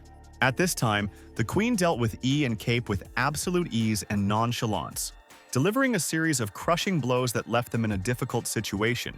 Esmeralda, in turn, found time for jokes and asked if people really came in that size, adding that her strength is truly amazing, but there is one small drawback, after which, Fawn immediately released a powerful sacred attack at her, which the leader of Nuwa easily blocked, which shocked him. Feeling her superiority, the queen began to act more decisively. Cape continued to mock her, saying that with such a body she moved too fast. As a result, the princess unleashed a barrage of lightning-fast blows on him. In what was extremely painful fashion, the bloodied Esmeralda tried to get to his feet, saying that the difference in strength between them was too great and he really couldn't handle her. Yao, in turn, did not stop persuading Yunmu to help her overthrow the cruel ruler. But Li was only interested in how she was going to make him stronger. King immediately told about 3 magical stones left on their land 150 years ago, which can help him to rise to the level of a holy warrior in a short period of time. Mu asked her a very logical question. Why then doesn't she do it herself? But the girl said that such power could only be used by someone like him, who uses the magic of the strings. Standing up, the guy said that by and large he didn't care about their country, but when it comes to increasing power, it changes everything completely. And so he agreed. Soon the main character, Baby and the guard Khan, escaped from prison. But they were quickly discovered. The young master stated that the thug had no need to steal food, because that was why they were noticed. Yue's bodyguard demanded that he not pressure him. After all, the main thing now was to escape from the guards. But at a certain moment, Yunmu stumbled. Ouya, and the big guy didn't even have time to understand anything before the young cultivator had already disappeared. Yun eventually fell into the water and began to look around. Climbing out of an incomprehensible grate with water, he unexpectedly saw girls in front of him, who were swimming in the pool. The young man literally could not take his eyes off them. The stunned teenager caught himself thinking that this is exactly what paradise looks like. Meanwhile, Qing and Cape continued to fight with the queen, which was quite painful. The wounded Esmeralda and E had no idea that the princess would be so strong. Fawn couldn't understand why there was such a huge difference in their combat power, since he was at the level of a holy warrior. At the same time, Cape knew from the writings that the ruler possessed incredible power, but he didn't expect it to be so bad. At that moment, she attacked them once again. Suddenly, E grabbed her by the hair, trying to distract her attention so that his friend could quickly take advantage of it.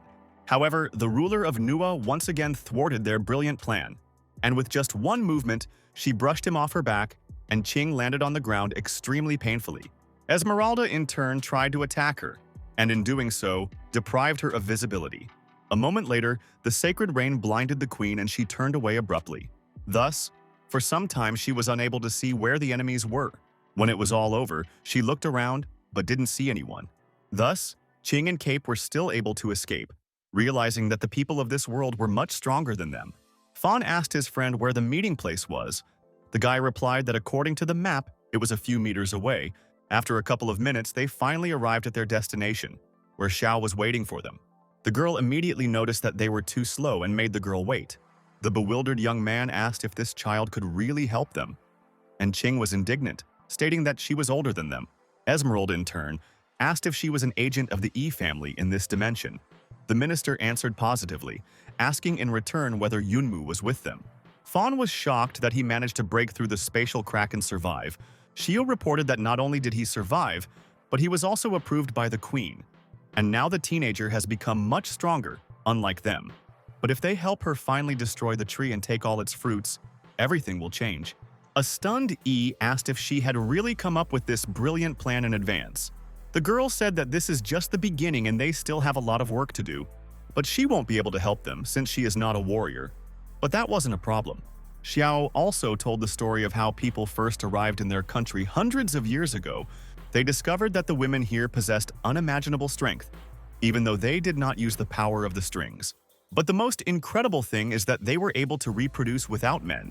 After some investigation, the men finally learned of the existence of the Fuxi tree, on which grew rather strange fruits, and they contributed to the development of forces. And every spring, women would go out to collect the buds to boil them and have the opportunity to become pregnant. Then the people turned to the ruler to get the miraculous fruits in exchange for some things from their world. At the same time, one of them discovered that after eating the fruit, he was able to overcome the highest threshold of the holy warrior level. Therefore, all events and knowledge were recorded in a scroll, which is kept by the Strung clan, but where exactly no one knew. Since then, every 150 years, men come to them for the fruits of Fuxi, and among those who crossed the border of their country was the young Ye Zhong from the Heaven Guild. For many years, the young man voluntarily helped women develop in various industries. But one day he fell in love with a girl from the country of Manhwa, which was extremely unexpected. In connection with this, he asked the queen for permission to live together with her. The princess agreed, and soon they had a child. It seemed that a family was what he wanted. But in reality, Zhang decided to gain the queen's trust in order to cooperate with the heavenly clan and burn the tree, yet also wanted to pass on all the fruits of Fuxi to his guild, and she is his descendant. A surprised Cape asked what stage of development her plan was at. Qin urged him not to worry about it and said that she would definitely help them defeat the queen, adding that Yunmu also agreed to help them in this difficult matter. Meanwhile, the main character and his friends wandered through the forest, having lost touch with the guards. Li, in turn, noted that this was the very forest that Xiao had spoken of. But Han's bodyguard said that everyone had fled and they should follow their example. But the guy objected. Having said that they promised to help him find the magic stone, they then decided to split up to search for it. Having gone their separate ways, they began to explore the dense forest to finally find what they wanted. Although Mu thought it was a stupid idea, he still managed to make the best of the situation. Since no one had seen him, Yun hurried to summon his 3 shadows to help in the search. It took him about 6,000 points. They soon appeared, and Li gave them the order. The entities immediately began searching for the magic stone, but were unable to find it. After a certain amount of time, the teenager began to control his shadows. Using special techniques, Mu began to scan the wooded area, and soon it brought results. The guy was still able to find the location of the stone. Naturally, he hurried to take it, but to do this, he had to penetrate inside the stone structure. At that moment, they were attacked by an unknown knight who seemed to be guarding this place. Zhang and his friend rushed towards him to deal with him as quickly as possible. However, it was not so easy as the unknown was quite strong.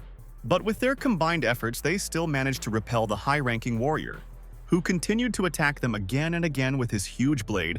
The monster tried in every way to prevent him from doing this, and was even able to neutralize him for a while, after which they hurried to the young master. The guy was already at the stone structure, where there was a rather capricious entrance door, which looked more like a puzzle. The kid urged him not to touch the mechanism, as they did not know what would happen next. But at that moment, Li managed to turn the lever, after which a stone slab with 3 holes appeared in front of him.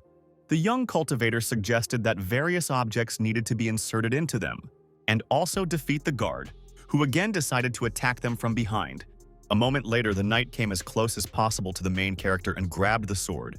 He then launched a powerful blow, but Yunmu miraculously managed to survive. Not having time to understand what had happened, Ouya and the thug immediately came to his aid, and Li, in turn, hurried to get up.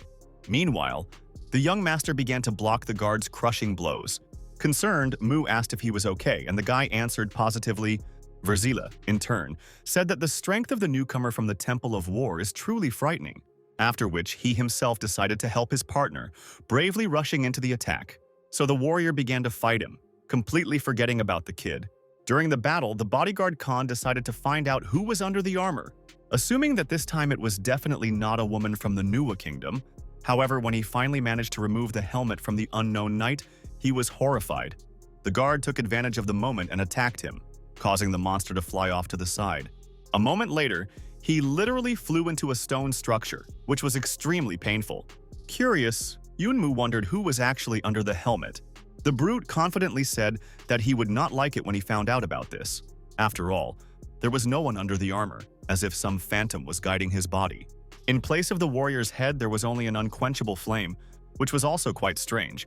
The headless warrior, in turn, did not stop attacking them, trying to wear them out. Zhang Wuya defended himself quite skillfully and also launched a series of ferocious attacks. But it seemed that the guard did not receive any damage and attacked him again. Meanwhile, the main character came to his aid and dealt a crushing blow to his back. The big guy didn't have time to react, and the young master took advantage of the moment. However, Yunmu's numerous attacks did not produce the desired result. Zhang Wuya noticed that this Iron Man was clearly guarding this place and had not appeared out of nowhere. But the main thing is that he felt the power of the strings, which literally controls this armor. After all, there was no other explanation for the armor's behavior, which significantly complicated the task.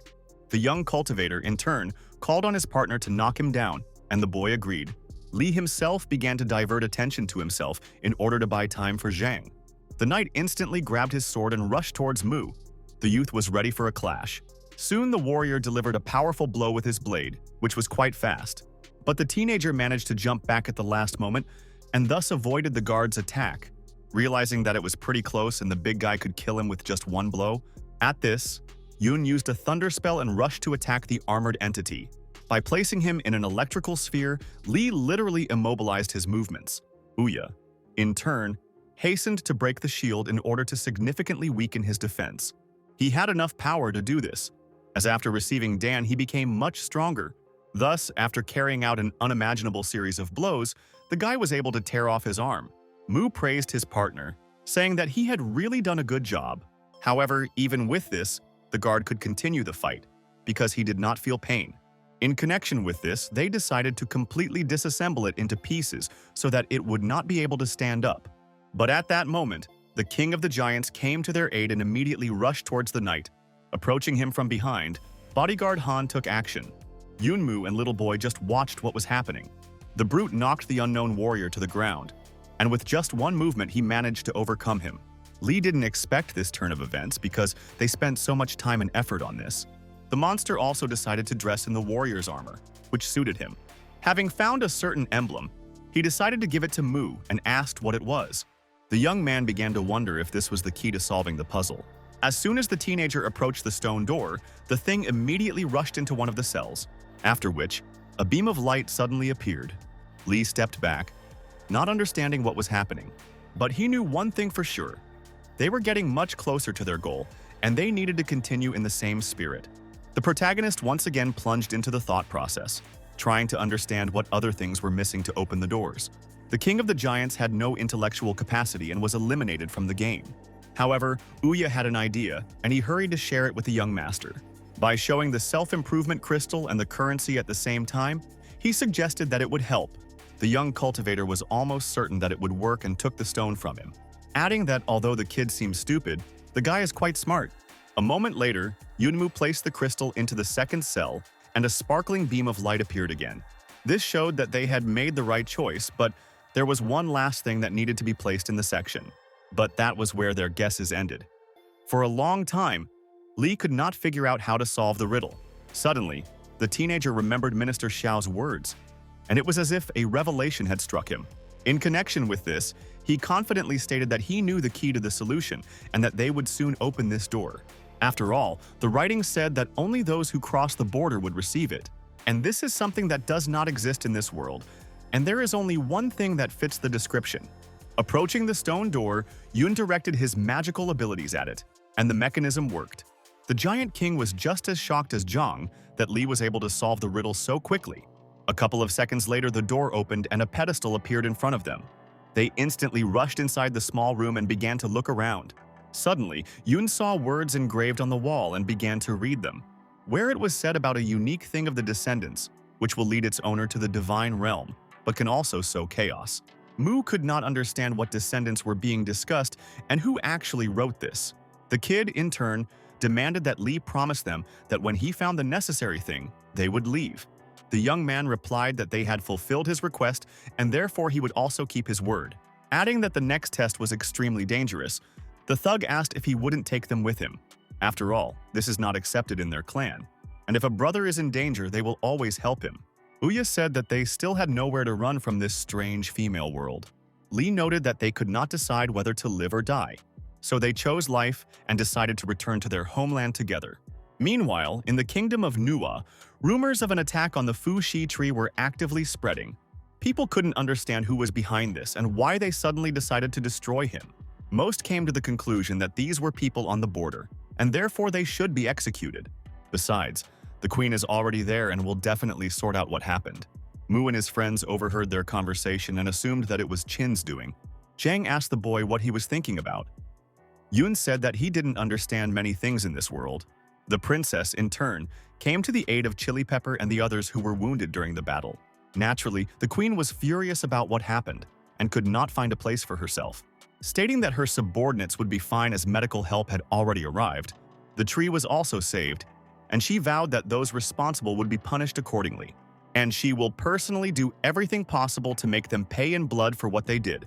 Meanwhile, the main character and his friends took to the streets of the city, where life went on as usual and people were busy with their own affairs. The young master noted that no one even paid attention to them, and that was good. In fact, he and Uya dressed up as women, and the king of the giants also transformed and put on a burqa. The young cultivator urged his partners to try not to stand out from the crowd and to behave naturally. After which Yunmu asked one of the passing girls where the women who crossed the border were taken. The young lady replied that they were in the reception room and showed them the way. After some time, they finally arrived at the place. But Lee doubted that this was where the prisoners were being held. Because the buildings looked more like aristocratic castles than a prison, Mew reported this to the kid and the thug, and they also found it suspicious. Suddenly, Yoon heard Shuang's voice and rushed forward. His friends followed him. They believed that Lin was being tortured and abused in every possible way, so they rushed to help. However, when they came running to the girl's voice, they saw a completely different picture, where Shuang got a back massage, which she was simply delighted with. They looked at her with displeasure for a long time. The girl didn't even pay attention to them. Unexpectedly, Doksun also appeared and asked why Lee was with the guy from the Temple of War. The enraged young man nervously said that they were trying to survive, and he was just chilling out here. Yong said that he himself did not understand why he was sent here, mistaken for a woman. Besides, this world is extremely friendly to foreign girls, which could not be said about men. Yun was surprised at how they had settled in here. Zhang said that it was clearly better than the queen's bedroom. Suddenly, a little girl appeared and said that their world was different from this place, but they respected foreigners. After which she saw Doc and literally threw herself into his arms, which was also strange. Xiong smiled and said that the girl's name was Garnet, and she knew about everything, but she was not going to hand them over to the princess. Then Mu offered her a few things in exchange for information about this dimension. The extremely kind girl agreed to help them and told them everything she knew about the kingdom of Nuwa.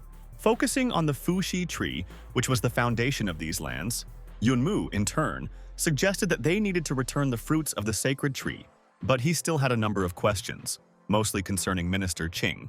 Hearing this name, Lin asked the protagonist if he was talking about the queen's assistant, which from the very beginning was interested not only in the personality of each person, but also in the state of power on Earth. It was strange. They couldn't understand why she needed to know in detail about the situation in their world. At this point, Han and Jue joined them and asked why they were dressed as women. Noticing that they looked terrible, the young master explained the situation, after which he asked if they wanted to take the fruits of the tree with them and return back. Kian said that she liked it here, but it was really time to go home. A saddened Garnet asked Doksun if he had also decided to return to his world. Zhang stroked her hair and replied that unfortunately it was inevitable. While discussing their plan of action, they did not pay attention to who appeared on the horizon. The dumbfounded Yue called for the young cultivator to look at who was coming towards them, and the boy immediately turned around. She was a cruel ruler, and she was clearly not in a good mood after the pogrom that had taken place. Li urged everyone to ignore her and walk past the queen with their heads down. A moment later, they passed each other, and it seemed that the threat had passed, however, only for a couple of seconds.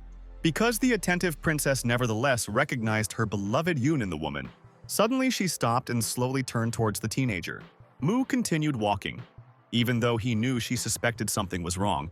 But when the queen of the kingdom of Nuwa asked him why he was dressed like that, Li realized with horror that his plan had collapsed like a house of cards and instantly froze in place. After which, he turned abruptly and ordered everyone to go to the sacred Fuxi tree, adding that he would try to detain the princess as long as possible. Then he began to release fire spheres at her, which she easily blocked. But at the same time, the queen noted that he had the same techniques as the one who attacked the tree, which meant that they were on the same team. Yunmu did not try to convince her otherwise, since this state of affairs was even to his advantage. The teenager instantly pulled out his snowblade and began to fight back, which was quite difficult to do against such a strong ruler. And no matter how many magical spells Li cast on her, she was completely safe and sound. Mu believed that this was all the result of eating the Fuxi fruit, which blocked all attacks, after which the mistress dealt a retaliatory, extremely painful blow to the teenager. As a result, Yunmu instantly flew into a nearby building and destroyed it. The young man, in turn, did not have time to react and received colossal damage. Doksun became nervous for him, realizing that few could stand up to this Iron Lady. In connection with this, he hastened to help his friend, as did the king of the giants, who called on Li not to be afraid of this person and also rushed towards him with the kid. In the end, they all together began to confront the princess. However, the queen once again ignored all efforts of Han's bodyguard. The stunned monster continued to unleash a barrage of furious attacks on her, but this never led to anything, which simply discouraged the king of the giants, after which the enraged ruler began to deal crushing blows to the giant. The brute could do nothing to resist such a strong princess and only defended himself. Meanwhile, her rage knew no bounds and she rushed towards her next opponent. Speaking of how she hates people who use childish techniques in battle, Zhang Wuya, in turn, tried to attack the invincible queen. Subsequently, they engaged in a fierce duel, where the guy felt the power of the ruler. Even his magical abilities did not help him gain the upper hand over the huge princess. However, the forces were still unequal, and she soon demonstrated this to the fullest extent. The queen then went to her fallen bridegroom, who lay in the stones, stating that anyone who harms the tree and attacks her clan must say goodbye to life, adding that the damned pagans were still just as ignorant in matters of life and death. Doxon, in turn, noted that this guy has a shadow that turns into light. At the same time, she always attracts people who strive for the light, and even he began to trust him. The self-confident Shuang also stated that as long as they were with him, victory was just around the corner. Zhang said that the kid treated them well, but that doesn't change anything. Besides, their well-coordinated team does not need a cowardly man from the Temple of War. Moreover, he was wounded and would be of no use, so Xiong threw him out. After all, when Yunmu was in real danger, he was the first to flee the battlefield. A stunned Lin urged him to calm down immediately and pull himself together. At this moment, the queen suddenly attacked them, saying that they were talking too much, after which Doxon instantly fired his plasma launcher. But the princess managed to dodge the shot, and Xuan immediately attacked her from the other side. However, the enraged ruler really did look like a beast, which destroyed everything around him. Zhang had never encountered such incredible power before. Then suddenly he found that the wounded Lin was lying on the ground. He ran to her, but the restless queen once again attacked the guy, not giving him the opportunity to help his sister. Zhang, in turn, managed to jump to the side and stay alive, so the blow landed on the ground, as a result of which an explosion thundered. The mistress began to look for him in the dissipating fog, but he was nowhere to be seen. Suddenly, Yunmu came to his senses and tried to stand up on his feet. Seeing Doxon behind him, the young man calmed down, then grabbed a certain flask.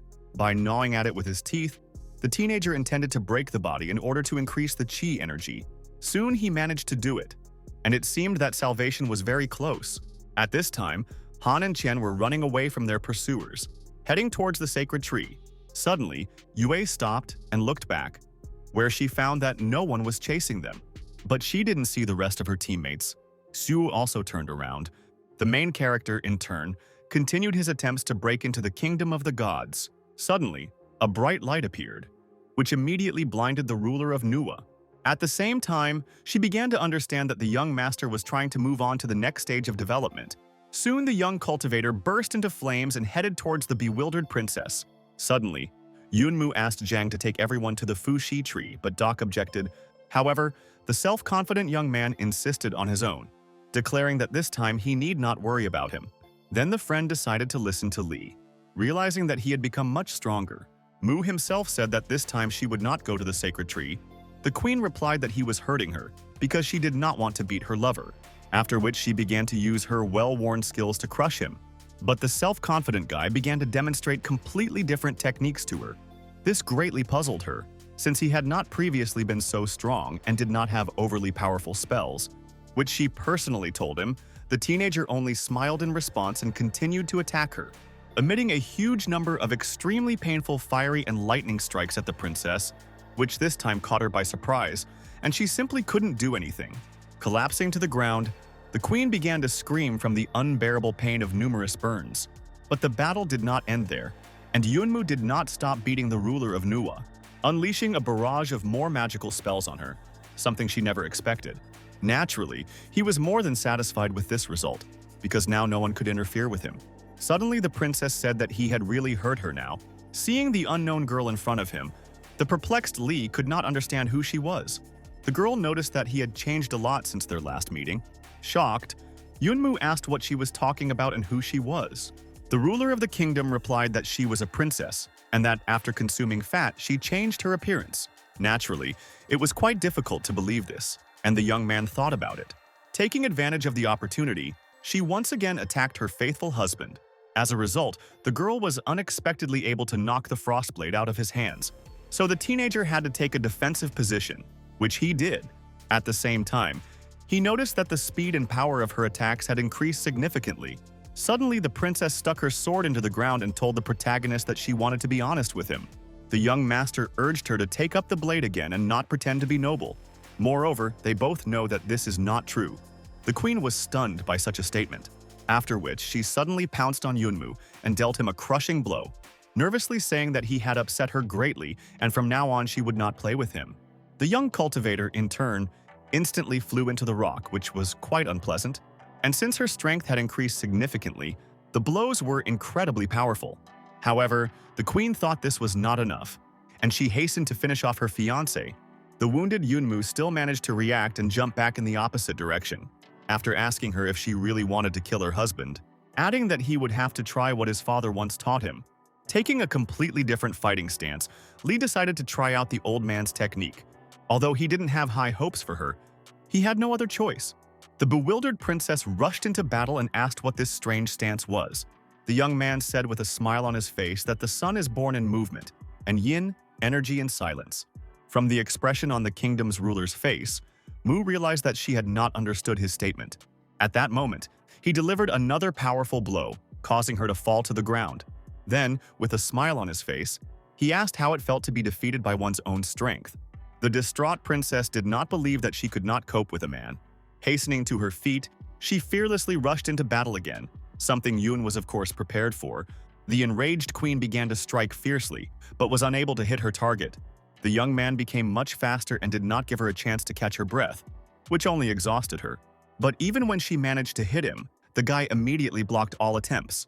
Thus, she looked like a helpless child who could do nothing against him.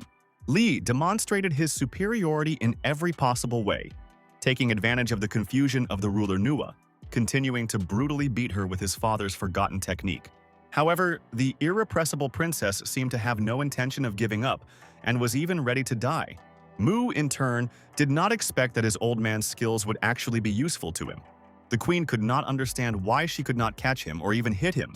She soon took to the air again, trying to attack the overconfident teenager. But at this moment, Yun suddenly felt weakness in his body and did not understand what had happened. Suddenly, it dawned on Lee that for some unknown reason his strength had left him at the wrong time. The main character also noticed that even the power of the strings had dried up, but he didn't know why. Then the young master remembered the writing on the wall and thought that it might be related. But at the moment when he was distracted, the extremely persistent ruler of Nuwa attacked him. But at the same time, the girl noticed that his strength suddenly disappeared, in connection with which she asked what happened to him and where his power went. Realizing that she now had the advantage, the queen began to beat him. The young cultivator instantly became a victim and could do nothing about it. At the same time, her strength increased once again, which threatened him with imminent death. His body simply didn't want to obey him, and Yunmu began to think about what to do next. While the princess did not stop her attacks because she smelled blood, Lee had only one choice: to resort to the help of his magical shadows. Having blocked another blow from the fierce queen, the boy stepped back to finally summon the three shadows, which should make the battle much easier. A moment later, the teenager's assistants instantly appeared in front of the girl. The ruler of Nuwa immediately noted that she hated this spell. Then she bravely rushed into the fight again, trying to deal with him as quickly as possible. Before the shadows could reach her, however, Yunmu once again began to block her efforts. The shadows of the young man, in turn, also rushed towards the hated woman. One of them grabbed her by the leg, but the princess hurried to free herself. At this time, a second shadow arrived and dealt her a crushing blow. The end result was that the mutilated ruler of the kingdom was sent flying to the side. Knowing full well that if things continued like this, she wouldn't last long, then she gathered her strength and followed the shadows, trying to eliminate his assistants, which she later managed to do. In just a few moves, the shadows were defeated. After which she rushed towards Yunmu. The guy was ready for this and stood in a fighting stance. Realizing that the main thing is to stay cool and act smoothly, the distraught ruler of Nuwa, in turn, hastened to deal a powerful blow. However, Lee did it much faster than her, and so the outcome was not in her favor. However, she still managed to hook her picky husband, The end result was that they fell to the ground with a loud thud, which was quite painful. Thus, the main character literally broke through the stone foundation. The queen also flew into a pile of stones, and Qing, who was watching what was happening, was pleased. They said that they had put on a real show and now everything fell into place. Adding that she had been following the course of events with pleasure, the young master tried to get to his feet. The minister was extremely surprised that the young cultivator was still alive. After so many blows from the majestic princess, few were able to move, after which Xiao called her accomplices, who immediately came to her aid. Yunmu never expected that they would be Esmeralda and his sworn enemy. Yeah, Qing immediately struck Li and declared that it was all over for him, and that he would now die in agony. Cape said that to defeat the queen at such a young age is truly frightening. At the same time, they decided to make sure that the mistress of the sacred tree was dead. Fawn instantly rushed towards her and used his abilities to scan the girl's condition. At this time, Luke ordered her minions to attack the intruder. A few seconds later, an arrow pierced Esmeralda's shoulder, which no one expected. However, the remaining few arrows fell near his feet, never hitting their target. Hearing the distinctive noise, Qing immediately turned around to find out what had happened. Where he saw the wounded Cape and the Onion Army, the girl declared that now they were finished. After all, she had waited so long for them to fall into her trap, and the situation took a completely different turn. Even Yunmu didn't expect that Xiao would be such a devious girl. At that moment, the princess suddenly stood up on her feet, shocking everyone. The stunned Qing began to shout that this could not be, and she must die. But the minister noted that before them was a majestic queen who could not be killed. Adding that she is the strongest princess in the entire existence of their country, Esmeralda couldn't believe that the situation had changed radically and they were doomed. The enraged Ye shouted that Xiao had betrayed not only him, but the entire family. In response, the girl stated that she hated this family because it caused her unbearable pain, and she would gladly get rid of her last name, since bearing this shameful stigma is a burden to her. Knowing that it was his family that destroyed her life and gave her no choice, after all, Hedye married her grandmother only because she was willing to submit to him.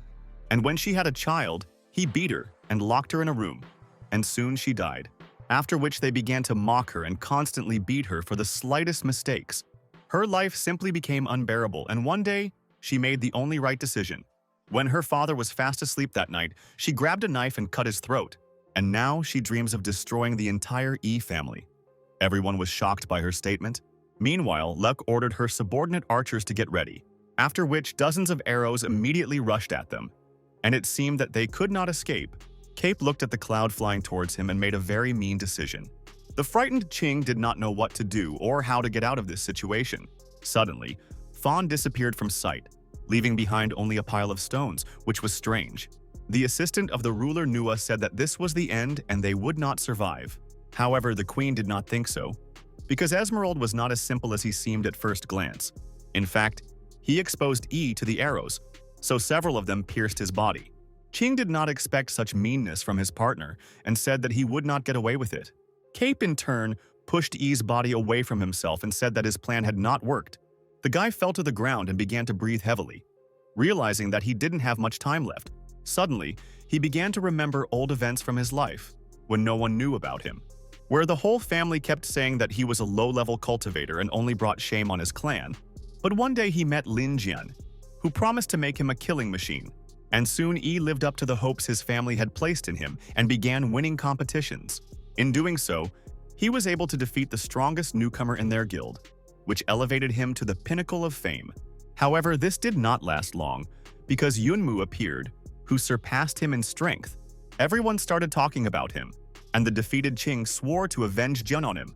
The bitterness of defeat did not allow him to live in peace, and he dreamed of the day of reckoning. In this regard, Ye turned to Esmeralda for help, because he also hated Li. Then he came up with a plan, which he hastened to implement with Cape. But now, as he was dying, he understood perfectly well that he had turned to the wrong person. Suddenly the sky shone with a bright light, and a moment later he saw Lin. Qing thought that Jian had come to take him away. The boy reached out to him and smiled. He said in a choked voice that he had almost succeeded in avenging him. But at the last moment, everything went wrong.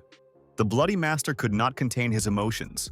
In fact, at this time, Yunmu approached him and looked into the empty eyes of his enemy. The bewildered princess asked what Li was planning, and the dumbfounded Xiao also asked if he could really stand on his feet. The young man replied that he had not expected such a turn of events and would have preferred a different ending. And if it weren't for this world, perhaps everything would have ended completely differently. Suddenly, he declared that even he had been deceived, so he had to deal with it personally. After asking the ruler not to interfere, the teenager took out a magic flask, with the help of which he could partially recover and nourish his body with chi energy. The protagonist immediately consumed this elixir to become stronger. A shocked Xiao said that if he did that, his body wouldn't be able to withstand it. However, the young master did not listen to her, believing that he would soon go to the kingdom of the gods. A few seconds later, a strong release of Yunmu's magical energy occurred. Esmeralda, stunned, realized that he had the power of the strings and wondered how strong this man was. The young cultivator instantly appeared behind him and rushed to strike, but Fawn managed to dodge the attack and jump to the side. Everything happened too quickly. Cape then fired a sacred sphere at him, but Lee continued to press forward. Like a fearless beast, the teenager put serious pressure on Esmeralda. After declaring that his magic would do nothing to him, he then easily destroyed the sacred ball. But the self-confident Fawn was not going to give up and again brought down a barrage of furious blows on him. Yun once again nullified his efforts, blocking the spells with complete ease. Soon he himself emitted a sacred ray at him, turning his own power against him. This was something Esmeralda had not expected, but he could do nothing to counter his opponent. Only after receiving an extremely painful blow did he realize that he could not defeat this madman. Fawn collapsed to the ground and tried to get up, but his weakened body did not obey him. Yunmu slowly moved towards him and said that he had lost. Besides, he could no longer call himself a holy warrior, and his plan didn't work. The defeated Cape had nothing to say in response. He could only blame his evil fate. Lee, in turn, breathed a sigh of relief and said that now it was finally all over. Having delivered another crushing blow, the guy literally pinned him to the ground. At this, Mu summoned a sharp blade. Esmeralda tried to get up, but he couldn't do it. Because Yun's dagger instantly began to inflict deep cuts on him, a terrified Fawn literally began to beg for mercy, calling Lee crazy. The silent young man immediately grabbed his leg and began to twist it, which was quite unpleasant. Soon he tore off his limb completely. Esmeralda screamed from unbearable pain. The half-dead Cape continued to ask him to stop, but the enraged Mu had no intention of doing so, because he had long dreamed of taking revenge for his mentor, stating that this day had to come sooner or later, and that time could not be turned back, adding that when Fawn killed his teacher, he should have realized what consequences it would lead to. Finally, Esmeralda shouted that he was the leader of the Heavenly Clan, and his guild will never forgive the young master for this.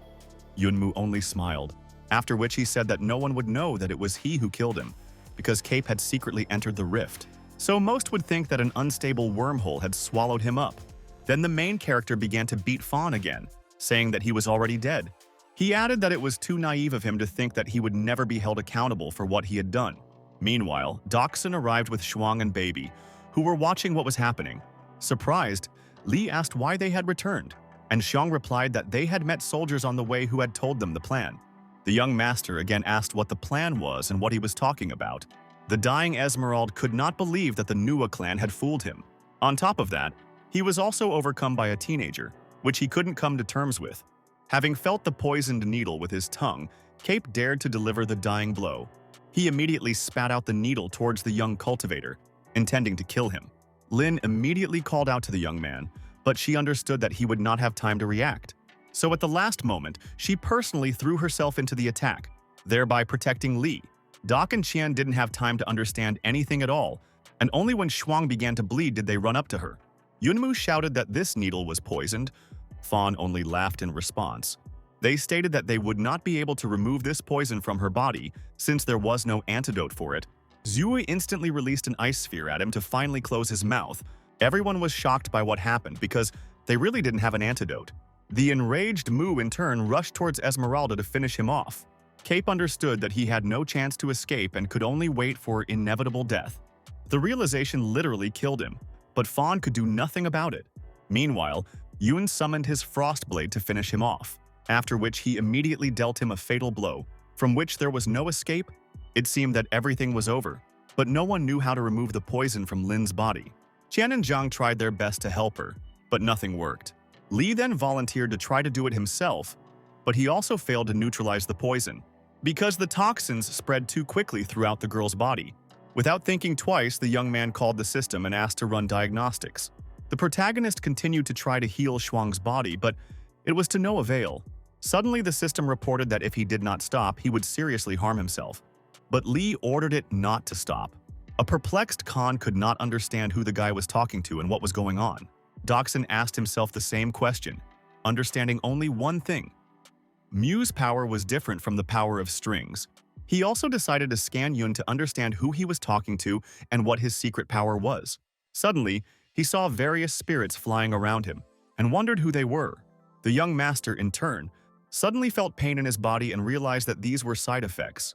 As a result, he began to try harder to heal Lin in order to complete the procedure as quickly as possible. However, at a certain point his body couldn't take it anymore and he lost consciousness. Soon the young cultivator came to his senses and found himself lying on a bed. He immediately came to his senses and saw the princess in the room, who was eating as usual. She told him that Yunmu had slept for 3 days and they were already starting to worry about him. Hearing a suspicious noise, the boy asked what was going on. The queen urged him to look out the window. The teenager saw how people had made a fire and were celebrating their victory. He slowly looked around at everyone with a surprised look, seeing his friends celebrating the occasion with the Nuwa clan members, which seemed quite strange to him. But at the same time, it calmed him down. Yun let out a sigh of relief.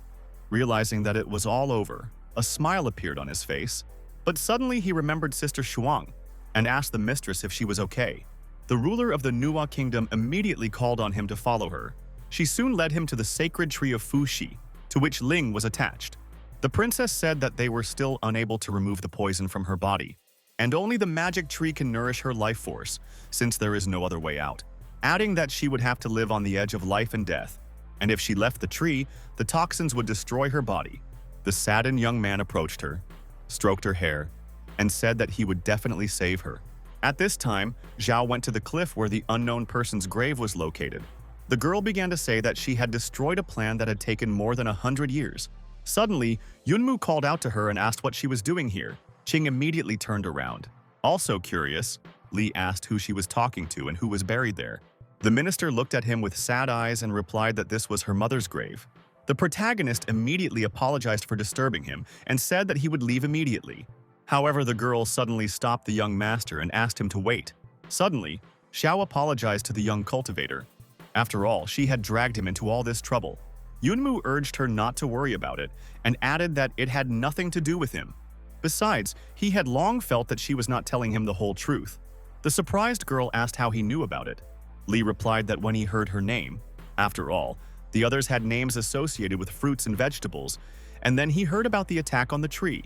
Moreover, her request to overthrow the queen seemed extremely suspicious to him. Mu also understood that she would not help Ye because, in fact, Zhang left them the fruits to defeat the princess.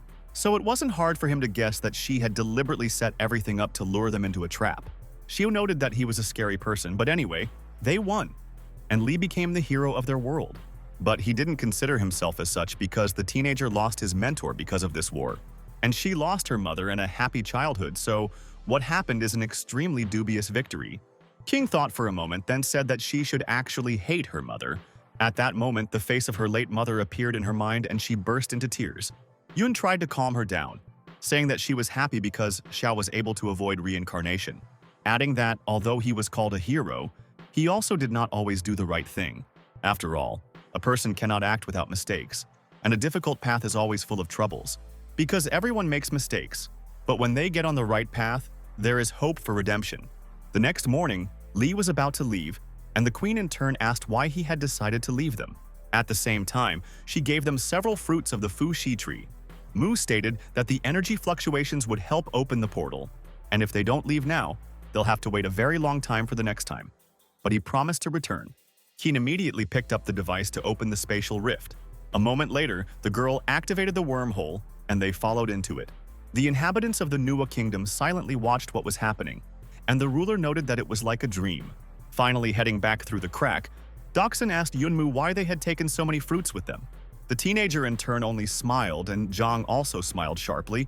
Meanwhile, the clan mistress turned her attention to the sacred tree, where she discovered some changes, but she couldn't figure out what exactly was wrong with him. Looking closely, the woman saw a cut-off branch and realized that he had taken quite a lot of fruit with him. Moreover, the young man did not just take a few berries for himself and his team. Yunmu secretly planted a small tree in the dump, which soon began to sprout. After some time, Toad's assistant came running to him and reported that there were vibrations in outer space. Tutor smiled and said that they were finally back, although he had expected a different result. After a couple of minutes, they emerged from the spatial rift and headed towards him. The delighted ruler of the Strung faction declared that he was glad for their imminent return. Lu, in turn, looked around in search of Qing, but did not find him. The protagonist was the last to emerge from the space gate and declared that there was no one else. A stunned Jing was indignant, saying that this could not be, and asked where the others were. The young master walked down the corridor with complete calm, heading towards the team, after which he said indifferently that they were all dead. Naturally, Lu was stunned by such news. The enraged Jing couldn't believe it and thought that Yunmu was to blame for everything. In connection with this, he instantly grabbed the young cultivator by the clothes and demanded an explanation. Of course, Li began to try to divert suspicion from himself by declaring that the Heavenly Clan had nothing to do with it. Finally, Tutor's henchman calmed down and even asked for forgiveness for his behavior. Toad, in turn, ignored what had happened and moved on to other topics of conversation, congratulating everyone once again on their return and suggesting that they go on vacation. However, this applied to everyone except Yun, which was quite strange, the young man thought. Trying to understand what he had in mind and what to expect from this man, Tutor kindly invited him into his office, where a not very pleasant conversation took place, and Toad in every possible way hinted at Li's involvement in the death of Cape and E. He said that if Mu hadn't done this, he would have personally dealt with these impudent people, and since the Kaokiang Guild would send someone to investigate anyway, Yun would be the first to fall under suspicion. In connection with this, he invited him to join his faction and join the Night Watch, and take the path of his teacher. An enraged Li asked how he came up with the idea of sending just one person on such a dangerous mission. Tutor admitted that it was an unforgivable mistake on his part, but now the student can take his mentor's place. Then Mu finally realized that she had deliberately set this all up to lure him to them. The teenager also asked him if there was a way to return to that world. The leader of the musicians group responded that if Li joined the Night Watch, he would personally open the rift for him. Yunmu understood that this cunning fox would do anything to achieve his goal, so he took his time answering and said he needed time to think, after which he hurried out of Toad's office, who immediately began to write a letter. Then he called his assistant, and a couple of minutes later a guy came to him and asked why he was looking for him. The old man sealed the letter in an envelope and ordered him to deliver it to the Heavenly Clan, naively believing that Yunmu was now on his hook and would soon submit to his will. When Anne became enraged and found out about his sister, he couldn't take it anymore and hit the main character. Stating that he was the strongest young master and had to save Shuang at any cost, the young cultivator didn't resist. Lin suddenly burst into tears and asked why he couldn't help her this time. Suddenly, Doxon grabbed his hand and urged him to calm down, because it was not Li's fault that what happened. Anya was not himself and went off in an unknown direction. It was understandable. Yunmu understood perfectly well what he was feeling and only sympathized with his friend. At that moment, Liu approached him and asked him not to blame Lin, because he considered him omnipotent. The guy immediately left her, stating that he in no way blamed the teenager. The girl, in turn, just looked at him, realizing how hard it was for him. Soon, Li went to his room, where he began to meditate diligently. After all, he had miraculously managed to avoid death recently, which meant he needed to become stronger. He also used his shadows, which significantly accelerated this process. But even this seemed not enough to him, because he needed to improve as quickly as possible. For a whole month, the young man worked hard on himself, while everyone in the dorm began to discuss his disappearance. After all, he blamed himself for what happened to Shuang. Zhang in turn went to Vega City. Suddenly, Sui saw an announcement that someone had challenged Bai Zerui. She became extremely curious about who exactly believed in himself so much that he dared to take such a step. Naturally, it turned out to be none other than Yunmu, which surprised her greatly. Zerui, in turn, praised the young man for his courage and noted that few would do this, because he was much stronger than the others. Lai replied that he knew about the difference in strength, but he was curious to see how far he had progressed in his practices. Of course, Bai accepted the challenge with pleasure, believing that by doing so he would once again confirm his status. Everyone around began to call Mu crazy, because it was impossible to defeat Zerui, since he was the best master among the others. Qian and Nojie also couldn't understand what their friend was counting on in a fight with such a strong opponent. Meanwhile, the arrogant Bai declared that he would not hold back despite his low level. He kept talking about his superiority, while Li, on the contrary, silently waited for the fight to begin, after which, Zirui began to demonstrate his supernatural abilities. Seeing his skills, Yunmu wondered why the legendary fighter was so slow. Then, he showed his techniques, which left Bai perplexed and unable to understand where such strength came from. Li asked again if he was just giving in to him and not fighting with full force. The protagonist urged him in every way to fight fairly and use all his strength. Zirui, in turn, was furious at such a self-confident teenager. At the same time, Bai never ceased to be amazed at the abilities of the young master. However, he pretended not to be impressed by his skills and said that he just wanted to look at his techniques, after which he began to demonstrate sinister tricks, trying to surprise his opponent. He soon unleashed a series of lightning-fast, ferocious attacks, but Mu easily dodged them. Zirui immediately smiled, declaring that this was his signature move and that Li couldn't handle it. But Yunmu blocked his next attack, saying that it didn't make an impression on him, adding that he expected much more from such a skilled cultivator. Then he aimed his fiery arrow at him, noting that it was time to finish with him. It all happened too quickly, and Bai didn't have time to dodge the wave of flame. As a result, his body was engulfed in a furious fire, and everyone was shocked by what happened. Not understanding where this teenager got such incredible strength from and how he defeated Zirui, Yun himself was also pleased with the outcome, as his speed and defense improved. In fact, the tree that he secretly planted grew and bore fruit. It was these berries that helped him speed up the process of self-improvement. Li greedily ate the specific fruits, intending to become much stronger. However, the fruit turned out to be extremely tasteless and even disgusting, which he did not expect at all. But it was worth it, because the effect was immediate. It was amazing. A sudden surge of strength and energy literally turned the young talent's head. But the system reported that the power of the Heavenly Kingdom was being spent on a colossal scale, so he had to resort to extreme measures, which is what Yunmu did, using absolutely all the magic crystals he had for improvement. However, the sacrifice was justified, because in just 1 month the teenager reached an unprecedented peak. In connection with this, the young man went to the store to buy string crystals. The girl was surprised because he came for them just a couple of days ago. Mu said that he wanted to stock up on them well. She later gave him a whole box of magic stones, which is what Yun wanted. At that moment, Doxin unexpectedly called him, and the guy immediately answered the call. A joyful Jang greeted his friend, and Li immediately asked if he had learned anything. Young reported that the Weaver was never able to return to Nua's world, and this was a problem. But at the same time, she contacted a poison master, and if they were lucky enough to obtain this poison from the Sacred Sky Sect, he would help them make an antidote, which could already be considered progress. Yunmu became interested in this man and asked him to tell him more about him. Doc said he was an expert in the field, but he couldn't just be asked for help. Li already understood this very well, but he was determined to save Sister Shuang. The next day, the protagonist went to meet Mr. Tan to find out what he needed. He replied that the newcomer competition at the War God Temple would soon begin, and the Jifeng Academy would send its best students. And for this, an experienced leader is needed who will lead them to the tournament. Originally, Bowen was supposed to take this place, and so this role went to Yunmu. However, the young master stated that he did not have time to take care of children. Tan said sadly that this was the last class that Professor Li would teach, and he would be happy to know that the young cultivator had taken on such responsibility. Then Mu asked him to send him all the information and the meeting place. For some unknown reason, Tan was absolutely confident in the success of the self-confident teenager. Meanwhile, at Jifeng Academy, and asked Jiajia if Yun would definitely come.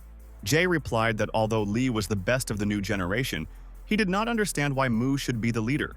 Shen, in turn, noted that people called him that. But in fact, he was an ordinary person. Lu was furious at Chen's remarks, saying that Yunmu was her idol. Shinran tried in every way to restrain her friend. Suddenly, Yuji heard someone's footsteps and called for them to stop quarreling. A moment later, their leader flew to them and said that he was not welcome there. He literally soared through the sky, which already made a lasting impression on the teenagers. But Jiajia and Shen pretended as if they saw this kind of thing every day. Anya, in turn, noted that he had very beautiful wings and they suited him. The guy looked at them with an indifferent gaze and asked if they were really the best students. Chen replied that it was true and that he was the captain of their team. But the young man suddenly called them weaklings. Shen was taken aback by this statement and naturally couldn't ignore it. He began to urge him to fight him, but Zhao assured him that he could not handle Li. However, Yunmu agreed to teach the upstart a lesson and agreed to put on a show performance. Naive Chen nervously said that today, he would show the helplessness of the newly appointed leader. He then immediately attacked Li, who again pointed out that his technique had too many unnecessary movements, which of course became even more annoying to the young minion of the Jifeng Academy. Yun continued to provoke him, saying that even his pets could fight better than him. The enraged Shen immediately pointed his huge sword towards the talkative mentor, but at that moment a raven appeared and easily blocked the boy's blow. Mu stated that even his crow was able to handle him, let alone himself. An extremely nervous Chen demanded that he immediately shut up and begin fighting. In the end, the main character just watched what was happening, because the raven was actually able to block Chen's blade and cause damage to him.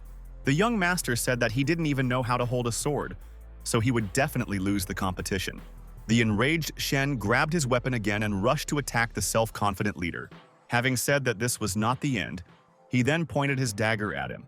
A stunned Anne, in turn, noticed that Chen was indeed angry. However, the teenager never achieved the desired result. Yun was as cold-blooded as always.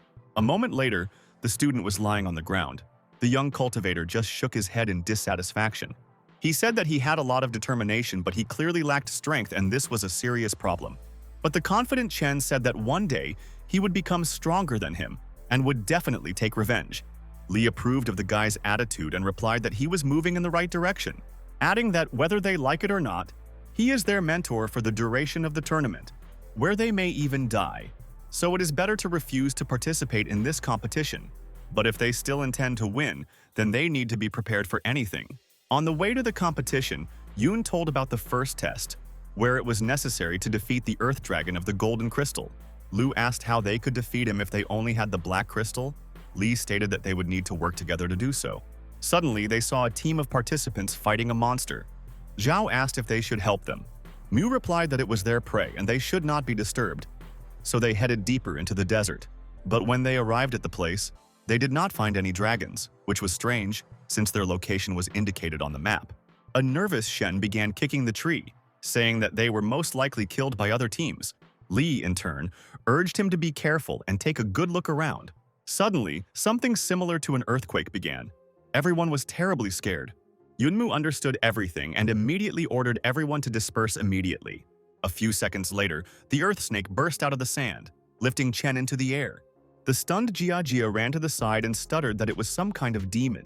Lai corrected him, saying that it was actually the Earth Dragon King. He also ordered everyone to prepare for battle because this was an extremely dangerous enemy, and was worried about Shen, who was attacked by the monster because he was nowhere to be found. At that moment, she turned around and saw the huge mouth of a desert serpent. Xinran immediately came to her aid, but the girl urged her to hide, declaring that she would personally deal with this monster, which literally shocked the team. Taking off her glasses, she looked at the Earth Dragon, her eyes instantly sparkling. Thus, a magical sphere appeared on the monster's head to restrain it. For a moment, it seemed as if the monster had come under her abrupt control and had stopped. The protagonist noted that she was really doing well and that she should continue in the same spirit. While the snake was immobilized, Ran asked Zhao for help. Jiajia immediately grabbed his long whip and hurried towards Xin, after which the guy pounced on the desert beast, intending to tie it up in its movements. However, he was unable to do this, as the demon simply switched to him. The terrified teenager asked why he was out of control and attacking him. The young master noted that they were a team and should trust each other. Yuji suddenly appeared and instantly called on his partner to run towards him. He himself wanted to find out the snake's weak spot, realizing that the nerves of the knee joint were located under its armor. Therefore, it was necessary to wait for the moment when the beast raises its powerful legs, and as soon as this happened, the teenager immediately attacked the dragon. As a result, an explosion thundered right under the feet of the king of the earth creatures. Everyone was happy with this turn of events and began to praise their skilled teammate. However, as it turned out, they rejoiced too soon, since the monster was still alive. Realizing that he was going to use string magic, Zhao ordered everyone to scatter to the sides. Soon the dragon really resorted to unusual spells, and huge thorns literally began to grow from the ground.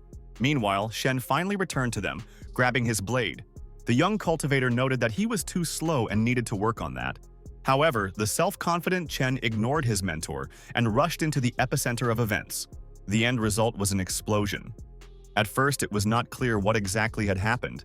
But when the dust cleared, they saw their partner and were delighted at his sudden appearance. A puzzled Yuji in turn asked how he got out of the sand. Shen said that it didn't matter because he had saved him. At that moment, the monster rushed towards them again. Chen quickly gave orders and told them to prepare for a counterattack. Then they suddenly started to act together, which bore fruit, where everyone did their own thing, and as a result, the monster found himself in an extremely difficult situation. Yuji began to look for the dragon's weak points again, Wei controlling him the whole time, which she did well overall. Yunmu was pleased with the team's work. Anya, in turn, was busy with defensive spells providing protection for everyone. It was then that Lee truly realized that teamwork was the key to fighting such a beast. After some time, the Desert King was finally defeated. The students' jubilation knew no bounds, and the main character was also pleased with their work. The young master caught himself thinking that they really were some of the best. At this time, Zhao and Chen began to dissect the monster in order to obtain its heart. After making a couple of incisions, they began to look for the organ, and Yuji soon found it. But the guy couldn't understand what this strange glow was, which he had never seen before. But suddenly, another explosion thundered. No one even had time to understand what had happened. Confused, Lu and Jia asked the logical question of what had happened. Zhao, in turn, said that the Snake King had actually evolved. At that moment, Shen saw a monster's spike bursting out from underneath him. Realizing that he wouldn't have time to react, Chen suddenly pushed Yuji away from him, who naturally did not understand what his partner had in mind. The young man immediately turned around, where he saw that a huge spike literally pierced Shen's body. Everyone was stunned by such an unexpected outcome and simply lost the power of speech. The dragon, in turn, managed to evolve and became much stronger. At this, the monster immediately began to call the rest of the snakes to him. Zhu said that they should act quickly and asked Lu to try to help Shen, who was already climbing a high spike to get to her teammate. However, the half-dead Chen ordered her to get out of here immediately, since he could no longer be saved. Naturally, the girl ignored the captain and continued climbing up, having said that she is an unusual doctor and will definitely save him. But suddenly, the king of the Earth Dragons turned his attention to this action, in connection with which he rushed towards them. Lu did not know what to do. The others also did not have the opportunity to help her. Suddenly, the monster's head flew off to the side. Everything happened too quickly. No one had time to understand anything. A moment later, their newly minted mentor appeared. Yunmu noted that they had done a good job and he would deal with the rest personally. The team was simply stunned by the incredible power of their teacher.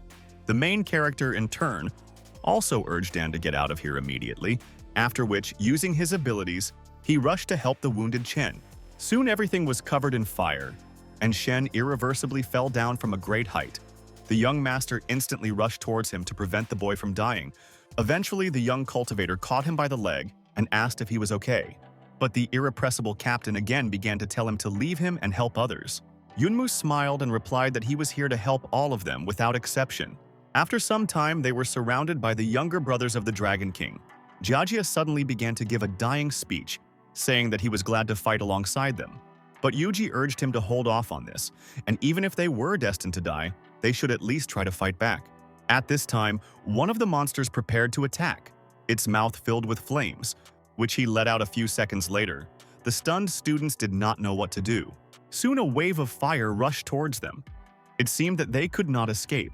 Naturally, the teacher did not allow them to die and rushed to help the students. A moment later, the earth snake collapsed unconscious, and no one had time to understand anything. Realizing that this was the work of their mentor, they wondered if this would get them into trouble. However, Lu reminded that in an emergency, the teacher is allowed to intervene. Li said that he will deal with the monsters himself. At the same time, he ordered them to take care of Shen's treatment, after which he rushed towards the dragons. Zhao literally froze in place, and a puzzled Yuji asked what was wrong with him. Jiajia smiled and said that their teacher was an incredibly strong person. He couldn't believe that in a year they could become as powerful. At this moment, one of the demons attacked him. Yunmu instantly jumped to the side. Thus, the enraged dragon struck the ground, which immediately began to shake. After making several attacks, Li realized that his sword simply could not penetrate the beast's thick armor. He then resorted to another technique, intending to outwit the desert serpent. In fact, Yunmu decided to continue the fight inside the animal's body. and after a couple of seconds, he himself jumped into his mouth, which shocked the others. The stunned students believed that the monster had eaten their teacher and fell into despair. But Yuji said that everything was completely wrong, and that Mu had done it on purpose. After a couple of seconds, the monster began to growl from the unbearable pain that Lee provided him with, literally riddling all the organs of the Earth Dragon, which brought the desired result. Soon, a bloody Yunmu crawled out of the monster completely unharmed with the monster's heart in his hands. Having stated that it was only on the outside that he was so strong, everyone breathed a sigh of relief. Chen, in turn, continued to persuade Anne not to waste the power of the strings on him. Lu reacted extremely negatively to his demand and told him to stop talking nonsense. At that moment, the main character approached them and asked what was going on. Anya asked him to help with the captain's treatment and find a way to patch the hole. The young master understood perfectly well that he would not be able to heal such a big wound. Then he asked the system to analyze the situation. And after a couple of minutes, the program reported that holy water was needed to cure the heart. But Lee decided that it was possible to replace the heart with a dragon's. But there was a possibility of the organ being rejected, and he suddenly asked Lu to step aside. After which Yunmu lifted Shen off the ground and said that he would not die today. Then Mu tore out his heart with a sharp movement, which was unbearably painful. The mentor urged him to be patient a little longer and took the dragon's heart in his hands, which he immediately inserted into the student's chest, which was also an extremely unpleasant procedure. Yun also called on the system to rebuild the boy's body to accommodate the new organ. The program instantly deducted 40,000 points from Lee's account for this process. The others were stunned by the teacher's skills, because they had never encountered such magic before. Meanwhile, the program gradually rebuilt Shen's body to fit the dragon's heart, and soon the wound healed, which was also an amazing ability. After this procedure, Chen lost consciousness and came to his senses a few hours later. A puzzled Shen looked around and asked how he had survived. Lu immediately declared that the teacher had saved his life and now everything would be fine. Suddenly, the young cultivator noticed something strange, which he instantly scanned with the system to find out what it was. The program immediately reported that this item contained chemical ingredients that promoted the evolution of demons. Then, the teenager began to think, but his thoughts were suddenly interrupted by Anya. The girl brought Chen to him and asked the teacher to spare them a couple of minutes, after which, pushing Shen in his direction, she declared that he wanted to talk to him. The student began to mumble something uncertainly and extremely incoherently for a long time. Finally, Chen found the strength to overcome his pride and thanked Yun for saving him. Lee ignored his statement and was generally indifferent to it. Shen also said that he would soon repay him in kind so as not to feel indebted. Anya, in turn, interrupted his hesitant monologue and urged him to simply be honest. Yunmu found himself thinking that this team wasn't really united. However, he suddenly realized that there was a traitor among them, but Lee did not know who exactly. But he intended to find out soon, to warn them. Soon, the main character and his team went to the second test, seeing Shen standing to the side, and urged him to come over to them so as not to get lost. Curious, Chen immediately rushed towards them and asked what the second task would be. The young master was in thought, trying to understand which of his subordinates was the traitor. After all, without him, they would not be able to cope with the monsters, since they do not know how to turn a golden crystal into a rainbow one. At that moment, an unknown guy who was a participant in the competition suddenly called out to him. The stranger asked him for a dragon's heart to be able to pass to the second level. Having shown his partner, he said that they were not lucky enough to get hold of this organ. Taking a closer look at the teenager, the young cultivator recognized him. Yunmu was taken aback because it was in Ling, and naturally he couldn't refuse him. The guy said that he had just arrived today and decided to participate in the tournament. Unexpectedly, Lee gave him the dragon's heart, which the students were extremely unhappy about. Shen was quick to express his indignation at this and said that they no longer had hearts. But the self-confident teacher said that they would easily pass to the second stage anyway. As Mu approached the registration desk, he said that his team didn't have a dragon heart. But there is something more interesting, after which Yun presented his emblem. The puzzled manager asked what it was, but when he finally realized it, his expression immediately changed. As a result, he instantly missed the Jifeng Academy to the next round. The inquisitive Anne asked Lee what he had shown the man, but Mu evaded the question. They lied that it was some kind of invitation letter and that they should think about preparing for the second test. Looking around, Yunmu was surprised to find there were too many people. They were all the ones who made it to the second part of the competition, which seemed rather strange to him. At that moment, a familiar female voice suddenly called out to him and the young man turned around. Nuoji immediately pounced on him with an embrace, saying that she had finally found him. A stunned Lee asked her what she was doing there and how she ended up at the tournament. The girl reported that her grandfather forced her to lead one of the teams participating in the competition. Unexpectedly, Tutor greeted all the participants over the microphone and noted that the second stage would soon begin. He also asked the teams to meet the examiner, who was an unknown girl. Her look was extremely self-confident, and no one knew who she really was. Yunmu, like everyone else, had no idea who this young lady was. She soon revealed that the second round of the War Temple test would be a possession test. She then hurried to introduce herself to all the participants and gave her name as Zuo Ming.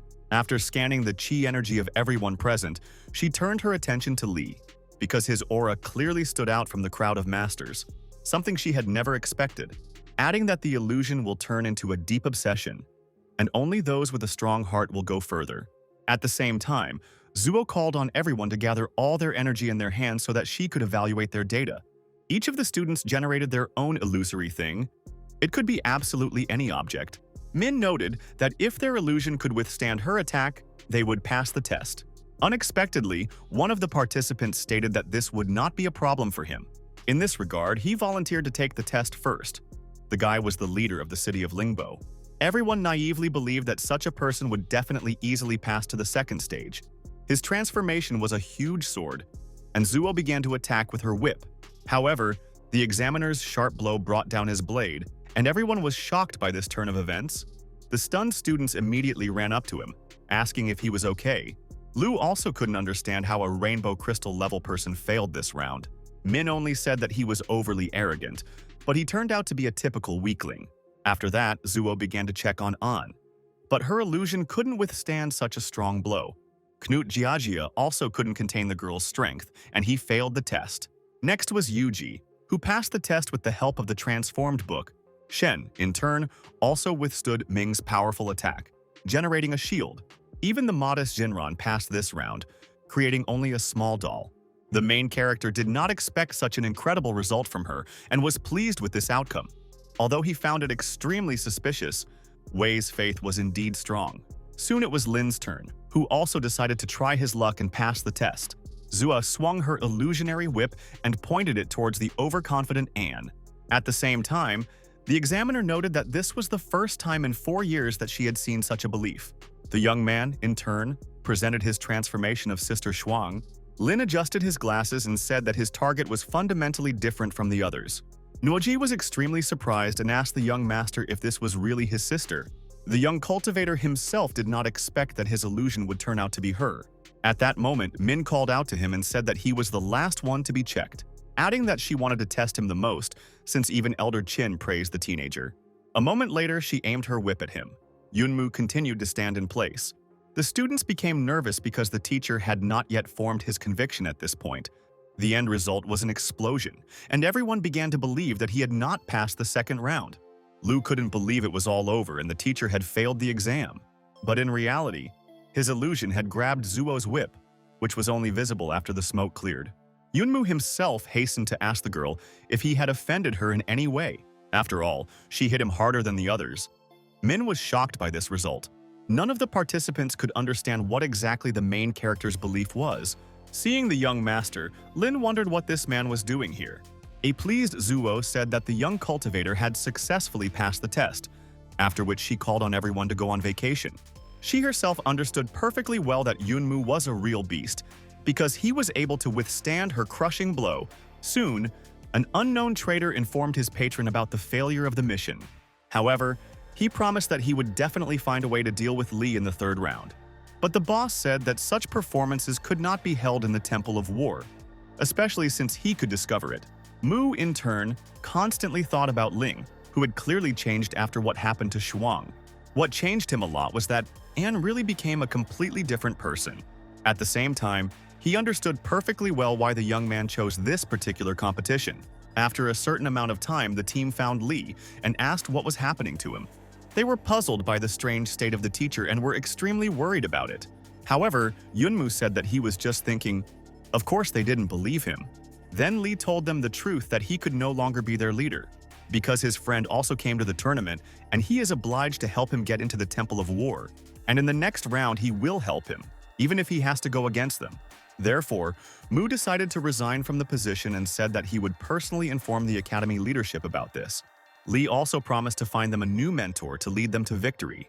Shen suddenly sat down next to him and said that this tournament was a real bore, and so he had enough of this. Everyone was shocked by Chen's abrupt statement. He added that he would take part in the third test, but would not try hard. He also didn't mind Mu helping his friend win the competition. But regarding the idea of a new teacher, Shen said that only he could be their leader, and they don't need anyone else. Yun was extremely surprised to hear this from him. Besides, Jiajia and Lu lost this round and were eliminated from the competition. But they are a team, which means they will reach the end together. Even Anya approved of the mentor's intentions regarding his friend's help. Having said that they would all be rooting for him, it all seemed quite suspicious to him. The next day, it was finally time for the third test that Zuo had announced, where you had to go through a door and go upstairs, and those who lasted the longest would win. Noting that there are no rules in this challenge and team leaders should try to protect the students. After a certain amount of time, the exam finally began, which everyone had been waiting for so long. Soon, all the participants went to the other side of the door, and Yunmu along with them, where they were unexpectedly met with snowy weather, which they did not expect at all. The main character immediately began to look around carefully, where the young master noticed a huge mountain that they had to climb up. At the same time, Lee noticed that the wind had incredible string power and could literally freeze the body. Realizing that it was not easy for the Temple of War to find a place where even snowflakes were sharp and could cause harm, upon seeing Lin, the young cultivator decided to follow him to help him overcome the mountain. Thus, An and his student rushed forward. The young man asked where they could find a mentor. Lin replied that he didn't need it, and the teenager also asked what level he was on. As soon as the guy said that he was at the gold stage, his henchman immediately stopped. Then he turned around and said that it was very good. There was something frightening in his smile. A few seconds later, he grabbed him by the neck and started to strangle him. An was in shock. As Lin began to ask what he was doing, he felt his strength being sucked out of him. The guy also ominously replied that he wanted to absorb all of his string power, adding that he would live as long as the process was not interrupted. Lin tried in every way to escape from its grip, but since he failed to do this, he could think of nothing better to do than to start screaming. However, in such a remote place, no one heard him, which is what the vile student was counting on, who pursued only his own goals and was ready to do everything to achieve them. After beating him, the unknown person left him to die in the snowy wasteland, where he suddenly lost consciousness. The last thing the guy remembered was his former partner disappearing over the horizon. After a certain time, he came to his senses and discovered that someone was dragging him through the snow. Opening his eyes, the teenager saw only the back of an unknown person. However, when he took a closer look at it and realized with horror that it was Yunmu, Lin immediately called out to him, but Lee ignored him and continued to drag him along. The distraught friend started shouting that they were from different teams and he didn't need his help. Moreover, he has already done everything he could, and he will no longer have to hide behind his back. Finally, Mu replied that he understood his feelings, because he also hated himself because of what happened, and that's why he helps Anya, because Xuan was like an older sister to him, and if he dies here, he will never forgive himself for such an outcome. Besides, he won't be able to explain to his sister how it happened and why he didn't help him. At this point, Lin became overly frank and began calling himself a weakling who always hid behind others' backs. At one point, he even burst into tears, but Yunmu urged him to stop, because the tears would freeze instantly. But Anya seemed to have had a nervous breakdown. By that time, the wind had become much stronger and the protagonist's pace slowed down. He soon reached the student who had abandoned Lin in the middle of a snowy wasteland. He naively believed that he would reach his destination in a few minutes, but suddenly the young master ordered him to get out of the way, and the surprised guy turned around, where he found a young cultivator dragging Anya, which left him perplexed, realizing that he was still lucky to find a new assistant and thus be saved. In this regard, he suggested that Yunmu leave this child and join him, adding that if he leads him to the top of the mountain, he will receive a good reward. But Lee got tired of listening to him and simply tore his head off with the help of his shadows, after which he continued his journey up the mountain absolutely calmly. The higher they climbed, the stronger the wind became. Suddenly, Lin said that he could no longer stand the cold and his fingers went numb. Even Yun began to freeze, and the power of the strings could not help in this situation. Then there was only one way out, which the young man hastened to resort to. Soon the rest of the participants rushed towards them, because they also needed to get to the top. The wild cold spared no one, and some of them had difficulty enduring such treacherous conditions. Suddenly, Mu stopped them. The teenager declared that there was no way forward for anyone. There was a stop sign behind him, which they found extremely suspicious. Naturally, they became indignant, saying that they were obliged to proceed further. But Lee pointed at Anya and said that he arrived here first, which meant that the final point was right here. The puzzled participants of the competition asked why he was first. Yunmu glared at them and replied that this was his final word. Team members once again reacted negatively to his statement, after which they decided to pounce on him in order to move on and win, stating that even if he was the strongest rookie, that didn't give him the right to act like that. Moreover, they counted on their numerical superiority, believing that Lee would not be able to do anything to them. Mu didn't stand on ceremony with them and used his flame magic. A moment later, most of them simply burned up in the fire, which was to be expected. One of the two remaining noted that the guy was indeed extremely strong. Yun, in turn, urged them to come to their senses and go back before it was too late, adding that otherwise they would join their incinerated friends. However, the two brave men said that they were not as weak as these four scum, and that they are real masters, which of course he strongly doubted. He said that then they should check who among them is the strongest warrior. At the same time, the self-confident main character, as always, was absolutely calm and cold, stating that if they really wanted to, they could try. In fact, the young master understood that they were quite dangerous fighters who would not be easy to deal with. Suddenly, one of them said that apparently they had no options left. The young cultivator tensed up, guessing that he would most likely have to fight them. A few seconds later, the guy rushed towards him. Yunmu continued to do nothing. At the same time, the young man knew that Lee was one of the strongest newcomers and it would not be easy to defeat him.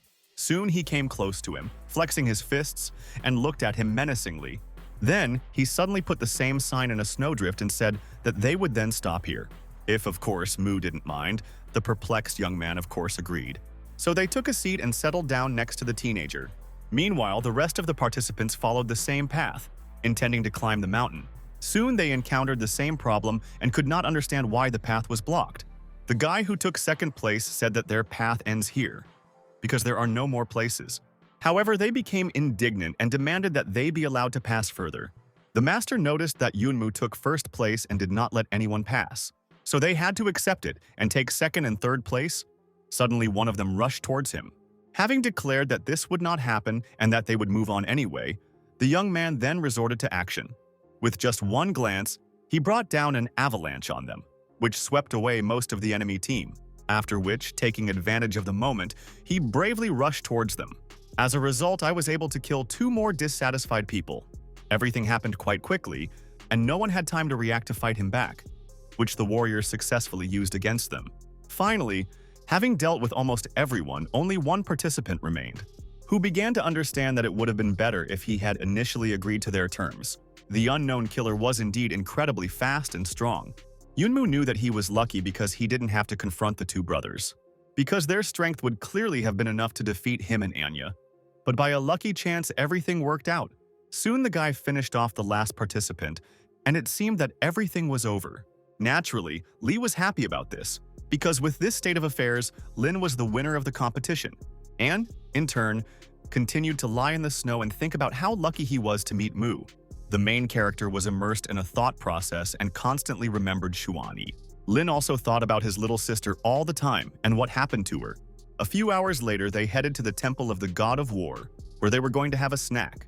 However, the young master was extremely unhappy with the fact that everyone ended up at his house.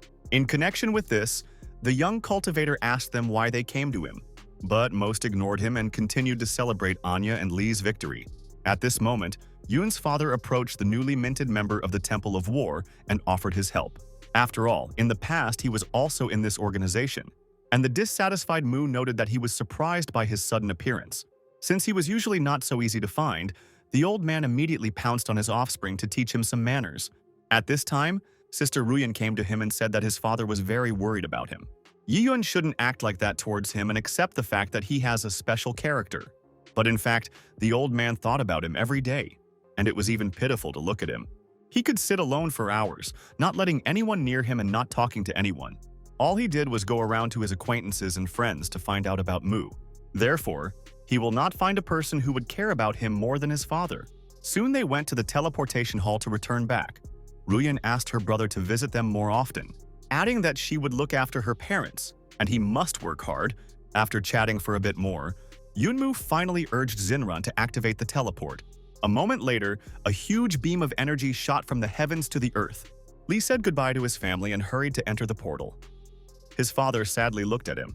Lin, in turn, dreamed of the day when he would become as strong as Mu. After a certain time, they were transported to a dense forest, which had a rather gloomy appearance. After looking around, the team came to the conclusion that they were not at Jifeng Academy, which was quite strange, since that was exactly where they were originally heading. Assuming that there was some problem with the teleport, they moved forward. However, Yun stated that they were definitely sent here on purpose by changing the location of the teleport. Meanwhile, there were unknown people in the trees who were watching them, and clearly not with good intentions. At this moment, a minion of the sacred heavenly sect spoke to him, because he had been waiting for this day for so long. Naturally, Li recognized him and realized that it was the people from the sacred clan who were following him, after which he began to be overly sarcastic, which of course the thugs did not like, who stated that they intend to avenge their leader and that he cannot escape this fate. But the self-confident Yunmu said with a smile on his face that they wouldn't even be able to hurt him. Suddenly, one of them attacked him from behind, but the burden managed to react. Jumping back, the guy understood perfectly well that this was the very same traitor. His silhouette was visible through the strange smoke. Mu was impatient to find out who he was. Soon the smoke cleared, and the main character was surprised to see the traitor. Shinran cut off some of her hair and noticed that Yunmu was indeed strong, because even the king of earth dragons couldn't do anything to him, adding that at a certain point she had to change strategy. But in the end, she was still able to fulfill her mission and deliver him here. Moreover, pretending to be a good girl is extremely tiring, and she is tired of playing this role. Everyone was shocked by what happened. Shen demanded that she return to them immediately and not make a scene. Wei smiled and said that she was tired of playing in a close-knit team, and so they had better get out while they had the chance. Of course, they didn't do that. A stunned Lu asked her to stop, because they were best friends. Suddenly, Xinran attacked her, making it clear that their friendship was clearly over. Chen immediately came to her defense and blocked Ran's next attack, and couldn't believe that Wei had only been pretending to be good all this time. Shen, in turn, once again called on Xin to stop before it was too late. But she asked her accomplice where the promised reward for completing the task was. The Holy Sect's henchman declared that she would definitely get everything. Yun noted that this was not the way to treat friends. However, Wei was quick to say that she had no comrades and did not need them. Lu was horrified and even burst into tears, not understanding how she could become such a person. Shinran, in turn, left in an unknown direction, ignoring everything that was happening. Having finished his cigarette, the representative of the sacred clan ordered his henchmen to kill everyone. A moment later, they found themselves surrounded by armed thugs, which immediately attacked them. Suddenly, the team felt some weakness in the body. Chen couldn't understand what this was all about or what was going on with their power. Jiajia reported that his string power had somehow dried up, as if it had never existed. The bandit leader said that this was the cursed land of Hongman province, after which he told the story of a warrior who died here, and it was he who cursed these lands. Because of this, it was impossible to use the corresponding magic here, which was a problem. Thus, the strength of the young cultivator and the others was reduced to a minimum. However, Yunmu was quick to prove otherwise and dealt with the two thugs. The stunned leader of the group could not understand how he was able to use his abilities. Li noted that he thought he should have prepared more seriously so as not to fall flat on his face, adding that they naively relied on physical force, and this became their fatal mistake. Nuoji also joined Yunmu, because she couldn't leave the guy alone. Suddenly, the sect's henchman rushed towards the main character and his assistant. The young master, as always, remained absolutely cold and waited for them to approach. Lu suddenly declared that she no longer intended to hide behind Yunmu's back, after which the first one rushed into the attack, thereby dealing with the two thugs. The young cultivator did not lag behind her and also decided to start the performance. Saying that they had made a huge mistake in bringing them to this place, Li unleashed furious blows on the overconfident bandits and easily defeated them. At that moment, one of them tried to attack him from behind, but Mu managed to react. As a result, he grabbed the naive giant by the arm and threw him to the ground, which was quite painful. The henchman of the Sacred Guild immediately dropped his sword from his hands. Yun said that he would beat them all up, even on their own territory, which they never expected. Lu and the others also couldn't believe that the mentor had such terrifying skills. However, Nuojie in turn became no less a dangerous enemy for them. Their leader noted that he did not expect such agility from them, but this does not change anything, because even their incredible strength would not be enough for an entire army of armed people. Therefore, they cannot avoid death in any case. At this moment, he smiled ominously, after which he called even more thugs, who began to emerge from behind the trees. Yunmu stated that he was really serious about capturing him, and had organized so many people. Suddenly, a magical black haze began to float in the air, and Lu stepped back. A few seconds later, several armed shadows appeared behind Li, in connection with which, the guy said that he also has a small army of ghosts. The sect representative didn't expect that Mu would have enough string magic to summon. At the same time, Yun noted that he actually didn't have much energy left. Therefore, it was necessary to end this quickly. The teenager immediately ordered the shadows to kill everyone, because they were already quite annoying to him with their arrogance and excessive self-confidence. A moment later, the ghosts began to kill their leader's minions. The bandits really couldn't do anything against Li's magical allies. One after another, they were subjected to crushing blows from the enraged shadows. In a matter of minutes, dozens of people from the sacred heavenly clan were dead. Naturally, the main character was pleased with this result, which could not be said about his opponent, who never thought that everything would turn out this way, but there was no turning back. At a certain point, one of them managed to injure the shadow, but it instantly recovered. The frightened boy didn't know what to do or how to hide from these monsters, who continued to raze to the ground all the bandits of the Heavenly Guild. They soon came to a general consensus and began to flee. But not everyone managed to survive, which is what Mu expected. Watching what was happening with pleasure, some even began to beg their patron to save them. But naturally, he did nothing.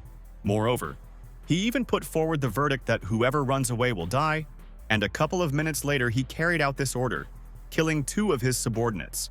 Of course, most of them were unhappy with this, but they had no other choice. Therefore, they had to fight to the last, knowing what lay ahead. In fact, their leader was counting on the fact that Li would soon run out of strength. After all, the shadows consume a huge amount of string power, which was clearly exhausting. Moreover, Yunmu would be weakened, which would also only play into his hands. At that moment, the shadow again rushed after the bandit, who was exhausted and simply collapsed to the ground, begging not to kill him. Seeing the ghost approaching him, the boy immediately closed his eyes, realizing that he was finished. However, the ghost's fist stopped abruptly in front of his face, and the guy didn't understand what had happened. The shadow seemed to freeze in place. The frightened member of the sacred guild slowly stood up. Suddenly, the ghost completely disappeared into thin air, which was also unexpected. Li also couldn't understand what had happened and why his magical assistants had disappeared. At the same moment, the system reported that the owner had run out of free accounts. This was something Yunmu had never expected, and it also happened at the worst possible time. Realizing that he had to watch his shadow's energy consumption, everything happened exactly the same as last time, when he ran out of free slots for ghosts. At the same time, the speed of the summoned shadows slowed down significantly, rendering them useless. As a result, he could only control 4 weakened ghosts, and if the number of shadows exceeded, the body could not withstand it and break into pieces. However, it was still possible to emerge victorious from the current situation, but this required a huge amount of money, of which he had plenty. At that moment, the protagonist did not understand how this could help to exceed the demon limit. But the system explained that it could provide a temporary increase in his string strength.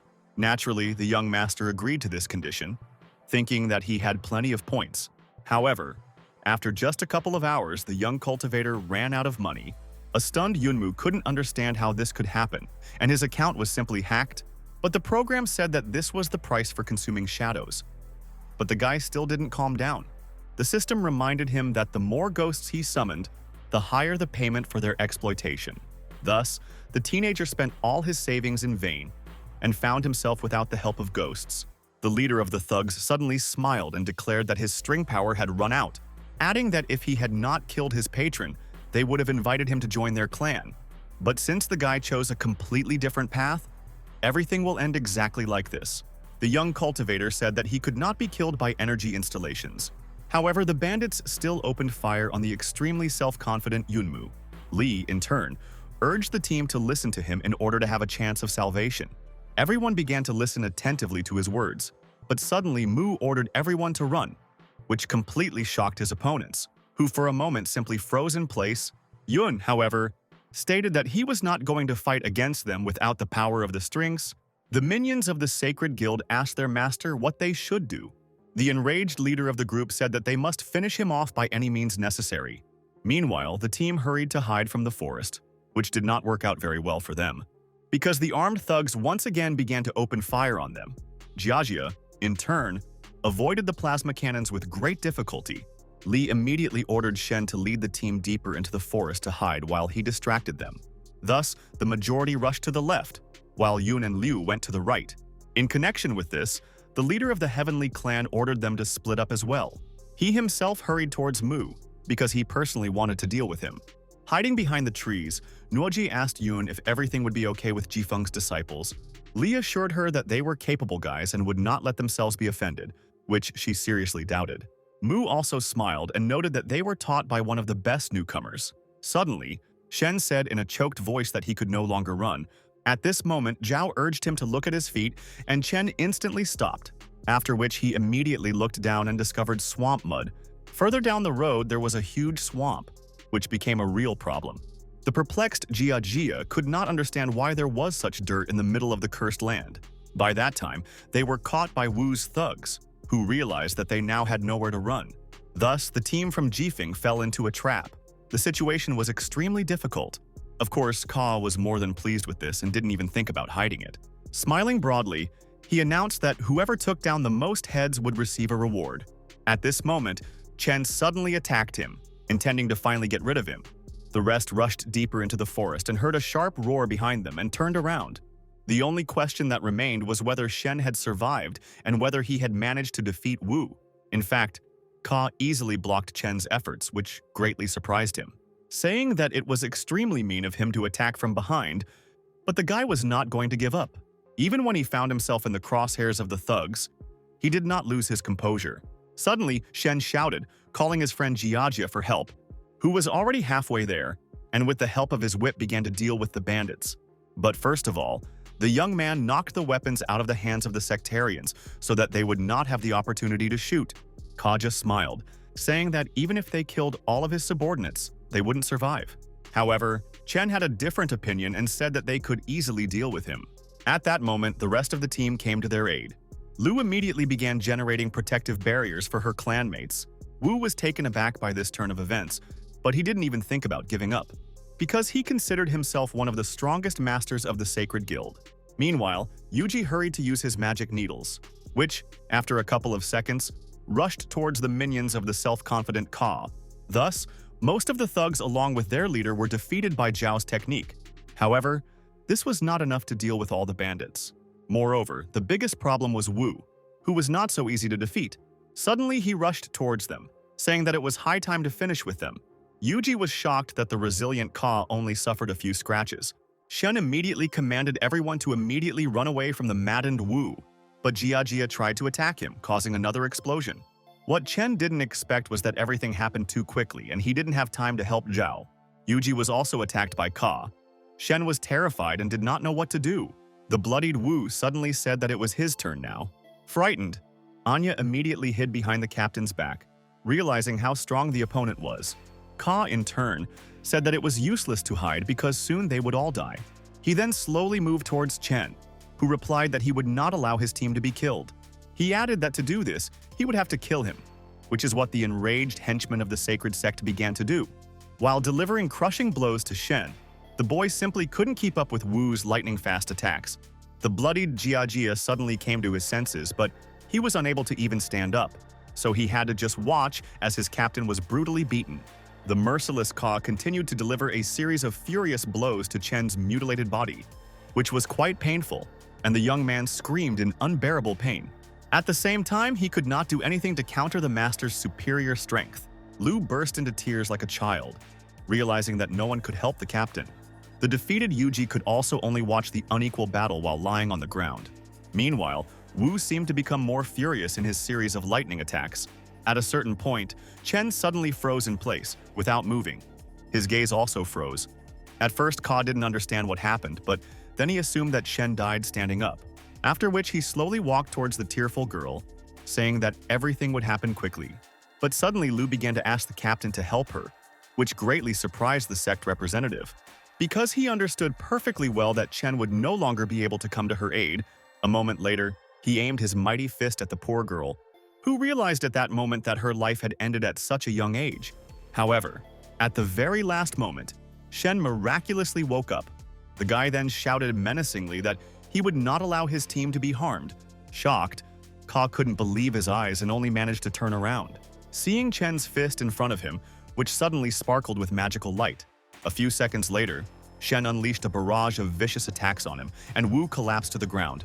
He appeared to be dead, but that didn't stop the enraged captain from continuing to beat him. The young man literally went crazy and saw nothing but the bloody Master Ka, which he did not stop driving into the ground, and was very frightened by Chen's state and asked him to stop. Because, obviously, he was already dead, but the guy simply ignored her. And only when the girl screamed loudly, the captain suddenly stopped in his tracks. His eyes were glowing with a bright light. No one could understand what had happened to him, and why such an unimaginable power had awakened in Shen. The team was really worried about him. Soon, Chen suddenly lost consciousness and came to his senses a few minutes later. A frightened Anya asked him how he was feeling, and the captain replied that everything was fine. Lu began to cry again and said that Shen had scared her because she thought he was dead. The guy smiled and said that until he got Xinran back, he would not abandon any of them, adding that the chiefing team must be reunited and there is no other way. Suddenly, Anne hit him, and a puzzled Chen asked what he had done wrong again. The girl said that he couldn't behave like that because they were all very scared, and if he had died, they simply would not have been able to survive his unexpected death. Zhao and Jia, in turn, wondered what had really happened to him. It was like the madness of an earth dragon, because in its chest was the heart of one of these monsters. Meanwhile, the priest from the Heavenly Guild continued to search for the main character. Suddenly, he noticed footprints on the ground and thought that they were his footprints. But after taking a closer look, he came to the conclusion that the young master had decided to deceive him. Therefore, he ordered to move in the opposite direction from the tracks found. In addition, there was another trace nearby, but it was covered by earth. Realizing that the cunning young cultivator always acts with extreme caution, at this time, Yunmu and Nuojie continued to run deep into the forest, trying to hide from the thugs. Liu pointed out that they shouldn't leave such obvious traces, but Li was sure of the opposite. He said that once he saw their tracks, he would definitely start moving in a different direction. Especially against smart people, it is best to act stupidly in order to confuse them. At this moment, Mu suddenly tripped and fell to the ground. Nuojie immediately ran up to him. An angry Yun couldn't understand who came up with the idea to plant flowers right in the middle of the road. But suddenly he noticed a small bear cub to which the plant was attached. It was quite unusual, and Li had never seen anything like it. Suddenly, the bear burst into tears, which, for some unknown reason, was very loud. Liu and Mu immediately covered their ears with their hands, not understanding why his crying was so loud. The girl called on her friend to put flowers so that the beast would stop growling.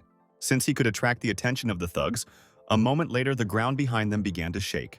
Turning around, they saw a huge bear who had come running to the cry of his offspring. The dumbfounded Yunmu and Nuoji were literally speechless, realizing that the situation had worsened. Li smiled and asked his friend if they could defeat him with just their fists. At that moment, the bear pounced on them, and they began to run away to hide from the beast. At the same time, they began to run in different directions to try to confuse him. Meanwhile, the priest was indignant that the young master had deceived him. Suddenly, one of his henchmen saw a huge column of dust in the distance and informed his patron. Realizing that this was clearly the work of the young cultivator, the bandit leader ordered them to rush forward. The main character, in turn, continued to flee from the huge bear. Liu urged him to find a way to defeat the beast, because they would definitely be discovered soon. But at a certain point, they literally fell into the ground, without having time to understand what had happened. The enraged bear, in turn, managed to stop right in front of the hole, while Yunmu and Nuojie safely fell into a deep hole. Having landed extremely painfully, Mu began to look around. Liu said that this was clearly a hunter's trap and they should hurry to get out of here. But suddenly she noticed the strange expression on the teenager's face and asked what was the matter. Noticing that she was literally sitting on top of him, the girl hurried to get off him. She apologized and said that she simply didn't see it because she was concerned about their situation. Li believed that the bear was at the entrance to the cave and suggested waiting a little. Walking further into the pitch darkness of the cave, they discovered many stones. Yunmu said that there might be some magical power hidden here, and it was worth taking a good look around. Suddenly, Nuji sneezed and the teenager instantly threw off his sweater, after which he covered Liu with it, realizing that she could get sick at any moment.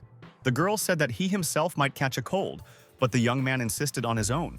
However, for some reason she didn't like that Mu became so worried about her, so she covered him with the other half of her sweater, and they sat together by the water. Then there was an awkward pause between them, and they looked into the distance in silence. Unexpectedly, Yoon began to look at her, which naturally she noticed. For a while, the dissatisfied Nuojie sat silently, looking at the water. Lee also looked at her silently and could not understand what was happening to her and why she was behaving this way. Suddenly, Liu asked sharply why he was looking at her like that, and the young man immediately turned away. He said that she just caught his eye, and he didn't even think about anything like that. Nuojie also asked how long they would have to sit in this cold cave. They soon fell asleep, and a few hours later the protagonist unexpectedly woke her up.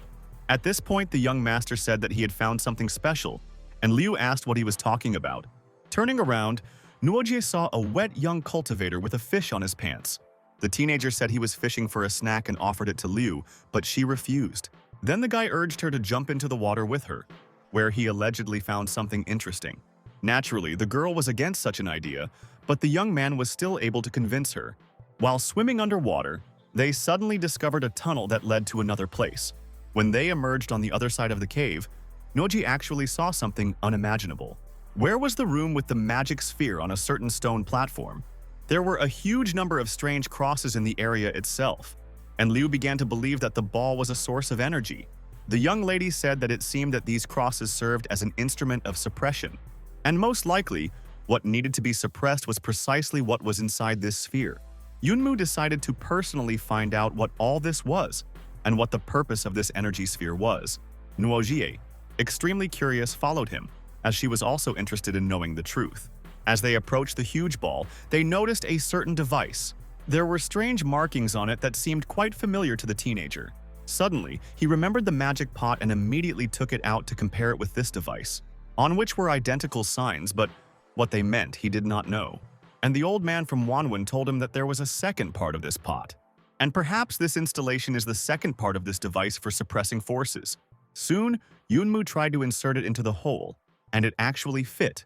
When the lever was turned, a huge amount of energy was released a moment later. The guy couldn't do anything about it and tried to disconnect the device. And with great difficulty, he still managed to disconnect the installation, which was filled with energy. Having said that the pot was finally ready, Nuoji suddenly saw something terrible and called out to her friend. He said that human remains and an unknown sword could be seen in the distance. The teenager turned around and also saw a long blade sticking out of the pile of skulls. A frightened Liu could not understand what had happened here and why there were so many corpses. Yunmu was only interested in the sword and tried to take it, but Nuoji urged him not to.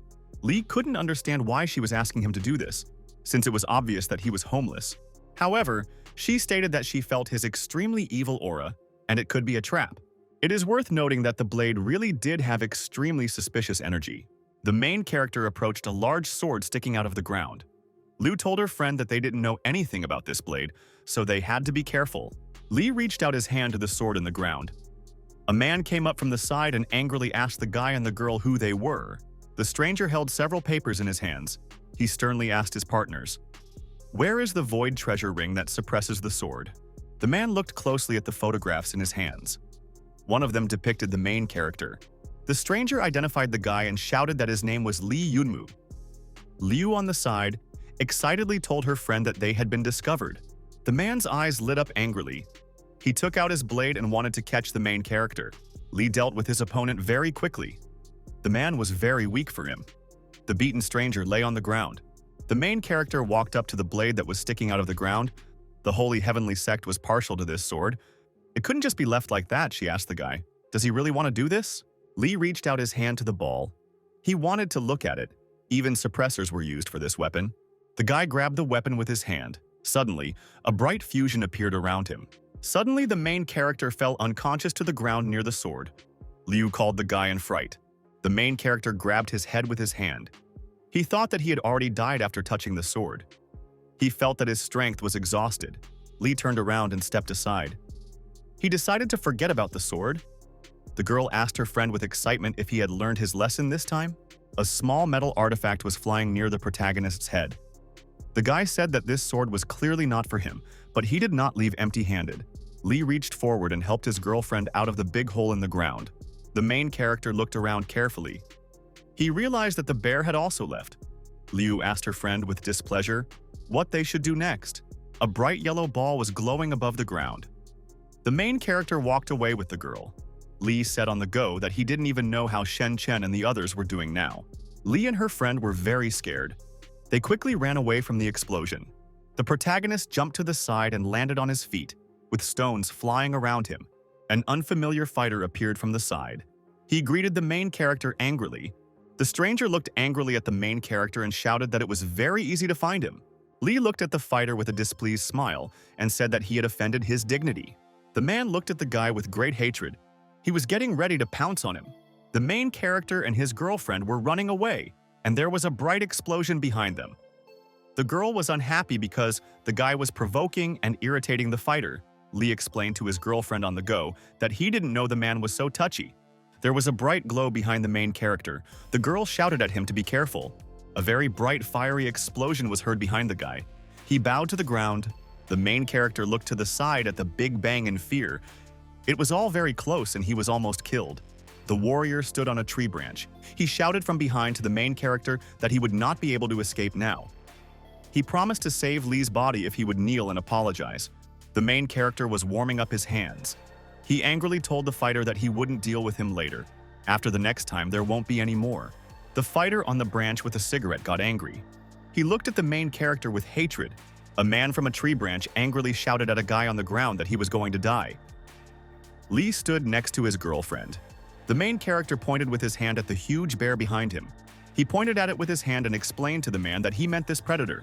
The predator looked at the people with an angry look, and his eyes were burning. The fighter on the side turned to the priest and warned that a bear was in front of them. He approached the surprised predator closely and told the bear that his fur was burning. The main character slyly told the angry bear that the approaching fighters had wounded him and wanted to take his child. The predator got angry and growled very loudly. The priest and his fighter got scared. The angry bear quickly rushed forward. People ran away from him with a scream and fear.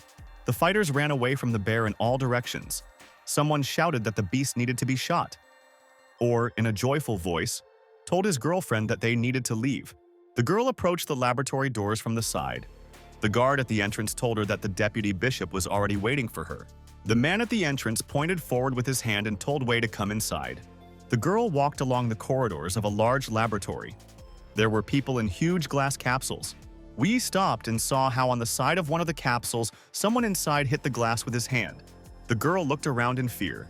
The creatures behind the glass were screaming and asking to be killed. Wei felt a strong fear. She turned away from the glass with displeasure. The patient was lying on the operating table and screaming very angrily. There were traces of blood on his face.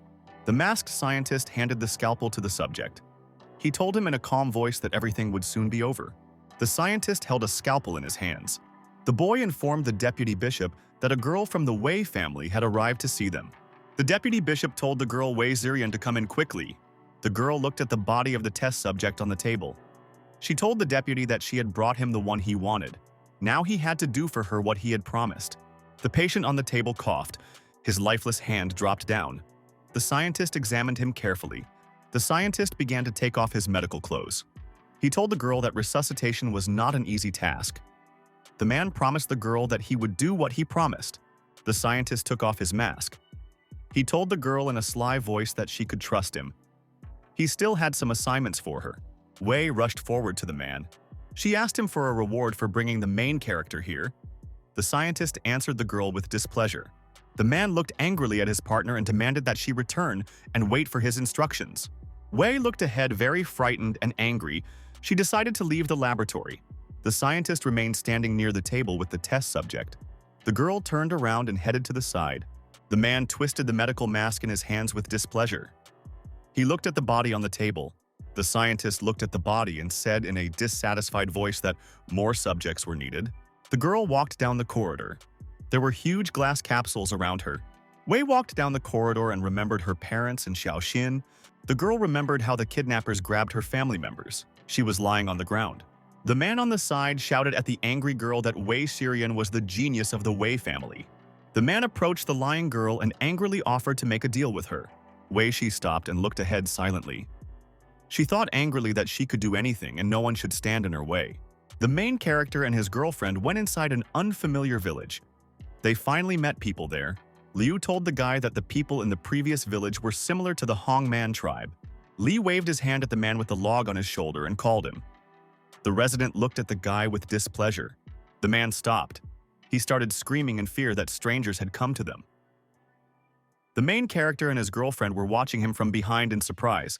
People were very scared when they heard about the strangers. They immediately ran to this place. The main character stood with his girlfriend in fear. He asked the people in a dissatisfied voice what had happened. The man angrily shouted at the residents to bring the strangers to him. The main character asked the people in a dissatisfied voice what they wanted to do. People around joyfully began to shout that it was necessary to arrange good hospitality for the guests. The main character was sitting in the center of the village with his girlfriend. People were drinking and walking around. A man on the side told the guy that their guests looked ugly. One man kept pushing food into the main character. He told the guy to eat more. The guy and the girl should treat this place like their home. A man ran up to the side and hit the guy on the back. He said that the ugly guests would die if he overfed them. The man put his hand on the protagonist's back. He said that they belong to the Hongmana tribe and are very fond of making friends. Li looked slyly at his partner and explained that everything was fine. He asked the elder, "Where is the nearest intercontinental teleport?" The elder pointed his hand to the side of the protagonist and said that they should simply go south.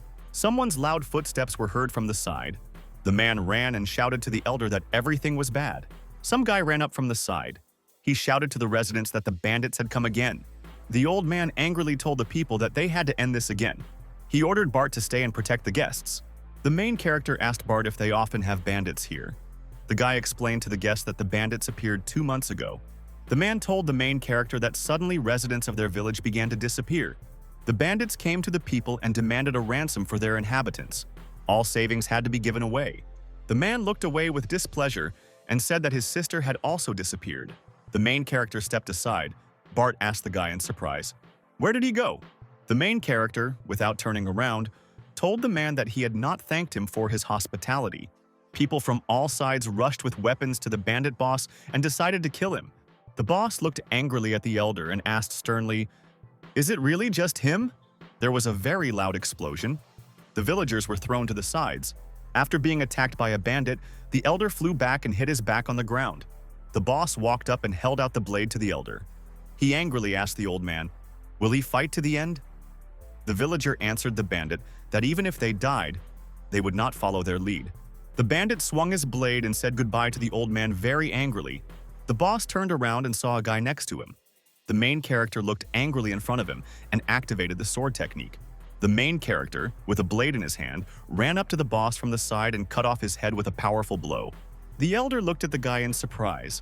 He seemed very strong to him. Li turned angrily and looked at the bandits. He asked, "Do any of them really want more?" The fighters on the side stood very scared. They looked at the body of their boss on Earth. The main character stood with a sword in his hand. He angrily asked the bandits, "Who allowed them to do this to the village elder?" The fighter asked the leader in a frightened voice what they should do now. The worried boss answered his subordinate that they needed to run. The boss shouted to the bandits that they had to escape. He called the main character a monster. Li rushed forward after the criminals. He activated his killer step. The main character chopped the bandits with his sword. He ran to the side and stopped in front of the boss. The leader fell to his knees in front of the boy and asked him sternly where the villagers they had stolen were hidden. The boss with a blade near his throat excitedly told the guy that they tied up the villagers and then sold them. He doesn't know where the villagers were taken. The bandits stood to the side and looked at their boss in surprise. One man said that even they did not know where the prisoners were taken. The main character angrily asked the leader, "Is this really all he knows?" The boss excitedly told the guy that there was another person who had contacted them. The frightened chieftain told the boy that a few months ago a man came to them. The stranger asked them to help him find people. He paid gold for men and children. The stranger's figure was tightly wrapped. The boss did not recognize him, but the guest's figure was thinner than the bandits. The main character realized with excitement that someone from outside this continent had come to the bandits. The elder came up to the side and told the boy to leave the rest for them. Lee answered the old man that he had one question for him. The old man asked the boy what kind of question he had. He wanted to know from the elder the location of the intercontinental teleport. The man pointed his hand to the side and told the boy to go south. That way, he could get to the biggest city on their continent. The main character and his girlfriend arrived in the city of Mantians. People on the streets pestered the main character and the girl. They wanted to help them. A group of strangers approached from the side. They sternly demanded that the residents get out of the way. Lee and his companion turned away with displeasure. They looked to see who had approached them. The protagonist looked closely and saw that Shen Chen and the others were standing opposite them. The main character and his new companions entered the building. The guy said that the only teleport on the Hongmen continent is in the city of Mantian, so they decided to wait for their friends here.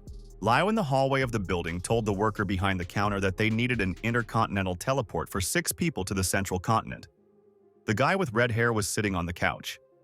He was happy because he could finally go home. The main character looked around carefully inside the luxurious building. He really liked the decor. Lee turned around and noticed how she was very indignant because she didn't like the price. The main character approached the counter and asked the girl in a dissatisfied voice how much money was missing. He was ready to exchange his materials for money. Lee reached out and looked at the menu. He was very surprised by the amount of 600 million. The worker slyly told the disgruntled guy that she hoped he wouldn't rob anyone. The main character lifted a whole bunch of goods to the counter.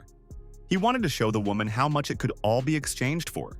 The woman explained to the surprised protagonist that all of this could be exchanged for 15 million string crystals. He thought to himself that on the central continent, it would cost no more than 3 million. The woman pointed to the monitor. She said that the monsters of the central continent are very valuable. On their continent, the high value is explained by the high cost of transportation between the two continents. Lee glanced slyly at the worker and said that the materials from the Hongmen continent would be very expensive on the central continent. The partner confirmed to the guy that all this was true. Without turning around, he told his girlfriend that they would not be returning for now. The girl asked the guy excitedly, "What did he come up with?" The main character was very happy. He smelled money. A subordinate entered the head's office and a man next to the table bowed to him. He asked the guest with displeasure, "Did the main character really take the sacred artifact?" The subordinate looked at the floor angrily. He promised the boss that he would be able to catch up with the main character and take the sacred artifact. The guy looked up. The boss told him that they didn't need to worry about the sacred artifact. He still needed experimental materials for it. The subordinate was delighted. He promised his boss that he would be able to catch the main character. The leader told the frightened fighter that he was absolutely useless. The frightened subordinate began to beg the leader not to kill him. A priest stood next to the leader with a cigarette. He asked the boss to give him 2 commands to capture the main character. Lee Yunmu appeared in Mantian City 2 days ago. The leader looked at the screen. He said that he would send Wei Shiran to sort this out.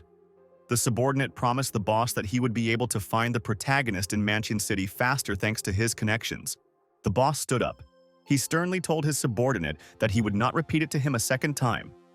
The leader handed his subordinate a cigarette and demanded that he not spoil his mood. The leader warned his subordinate in a stern voice that his entire family could end up on his operating table. 2 warriors were walking through the mysterious forest of the Hongmen continent. The man was surprised to tell his companion that usually in this place there were animals at every step. Today, there was no one. The fighter suggested his companion to go further into the forest. The warrior did not want to go deeper into the forest. He asked his partner, "Has he really forgotten?" The warrior told his friend that 2 years ago, more than a dozen Rainbow Cross-level people went on a campaign against an enchanted banshee butterfly in the southern forest. People returned home after a couple of days. Some of them went crazy, and some committed suicide. The man walked behind the warrior and suggested that he go back. The partner answered him that they would only be able to return after a couple of days. The main character was in the center of the forest with his girlfriend. He was cutting up a huge predator and was getting ready to transport it through the portal. Lee took the huge carcass of the beast in his hands and began to carry it into the portal. He shouted to his girlfriend that they would sell the artifacts at a high price on the central continent. A huge black dragon with glowing eyes appeared above the main character. The monster from above looked at the man very angrily and growled. At that time, he was holding the carcass of a huge monster in his hands. The main character smiled evilly at the monster and made a sly face at him. The black dragon screamed in fear. The main character shouted at the monster not to scream, and no one would come to save him. He and the girl ran to the mutant. Lee ran behind the black monster and shouted for it to stop. The dragon tried to escape. The main character ran at full speed to the cliff and did not have time to stop near it. Lee began to pitch from a great height into a huge hole. She ran up to him from behind, frightened. The main character fell down with a loud cry. He did not understand where the cliff came from in this place. She ran up to the edge of the cliff from the side. She looked at her friend and called him by name. The main character was falling into a deep abyss. Liu watched him attentively and fearfully from the edge of the cliff. Liu was maliciously happy to herself. She realized that the guy was going to die now. Liu stood alone near the cliff. She laughed maliciously to herself. A figure suddenly appeared behind the girl. She felt that someone had appeared. The main character jumped out of the cliff with the help of magic wings. He asked the girl in surprise why the earth had disappeared. Lai was flying in the air. He said in a dissatisfied voice that the healthy dragon still had illusions. The guy landed on the ground and walked up to the girl. He shouted that magical monsters cost a lot of money. The main character asked his girlfriend with a smile where the dragon ran. The frightened girl pointed to the side. Lee rushed forward at full speed. He shouted that the dragon must not be allowed to escape. The girl got angry. She looked sternly after the main character with burning eyes. Liu walked in surprise and looked ahead. She realized that the guy had disappeared somewhere. The girl with a blade in her hand looked around carefully. The main character stood beaten near a tree. There was blood on his body. She called him in fear. Liu ran up to the guy in fright and asked who had wounded him. The main character answered the girl that he had been wounded by an animal, but it was okay. The frightened Liu ran at full speed after her friend through the forest. The main character stood with his girlfriend near a huge monster. The guy told the girl to go first in front of him. Then he would close the mutant's path to retreat. Liu ran quickly forward. The main character rushed after her and shouted that she was in danger from above. The main character's eyes lit up brightly. He felt danger in front of him. The girl, after a short run, picked up speed and jumped far forward. The guy jumped behind her. He chopped the black stripes next to him with his sword. The main character told his girlfriend to turn around and stick out her elbow. Then she had to tense her body and hit. An explosion of bright energy was heard near the girl. It was a blow from an iron mountain. The main character felt a very strong blow to his body. He was wounded. The main character fell to the ground after being hit by the monster. A girl came up to him from the side and said in a displeased voice that he had finally shown himself. Liu looked at the guy sternly and displeasedly and said that he was not a real Li Yunmu. The guy asked the girl how she knew he wasn't real. His partner told him that all you had to do was use your brain. The girl said in a thoughtful voice that a monster of the level of the Golden Country would not be able to hurt Li Yunmu. The guy's body began to fly apart in space. He said angrily that he was careful this time. The man looked at the girl with a displeased look and said that this time they would not be able to escape. Liu realized with fright that there was an illusion around her. She had to tell the main character about this. It must have been very difficult for the guy now. The wounded protagonist was lying near a tree in the forest. The girl crawled up to him from the side. He was surprised when he saw her nearby. Liu looked slyly at her friend and said that her body was very hot. Liu fell on all fours in front of her surprised friend. She asked him to help her. The main character got scared and waved his hands. He felt that it was difficult for him to restrain himself. The main character was lying on the ground in fear. He asked the girl next to him in fear what had happened to her and asked her to calm down. I looked at the main character with a burning and very exciting gaze. Lee looked at the girl very frightened. He felt anxiety inside himself. Liu closed her eyes and touched the guy with her hand. The main character looked at her attentively. Suddenly, someone from the side shouted loudly and asked the girl to stop right now. The real Liu ran up. She angrily asked the imposter how dared she use her appearance for such things. Liu swung her arm with all her might and prepared to beat up the imposter. The girl beat the imposter. The stranger's body began to dissolve into thin air. The main character said from the side with surprise that one Liu had blown off the head of another Liu. The girl hit the main character on the head and explained that it was an illusion. Lee was surprised when he heard about the illusion. She explained to the protagonist from the side with excitement that this guy's illusion can affect hearing and vision. But if the illusion is hit, they cannot retain their shape. The main character saw how the body of the illusion fell apart. They began to gather into the body of a huge man. An unfamiliar voice told the guy that he wanted him to die of pleasure. A body of a very tall demon with purple hair appeared in front of the people. The demon was in the form of a girl with purple hair and a curvy figure. She told people that killing prey with your own hands is very pleasant. The main character looked up in surprise and realized that they were now being attacked by a large moth. The Earthling looked at the demoness and said that this old woman looked more like a butterfly. The butterfly stretched out her hand to attack. The main character stood on the earth. At this time, pink swirls began to move towards him from above. Liu said in a calm voice that he would use fire against the insect. He launched a bright stream.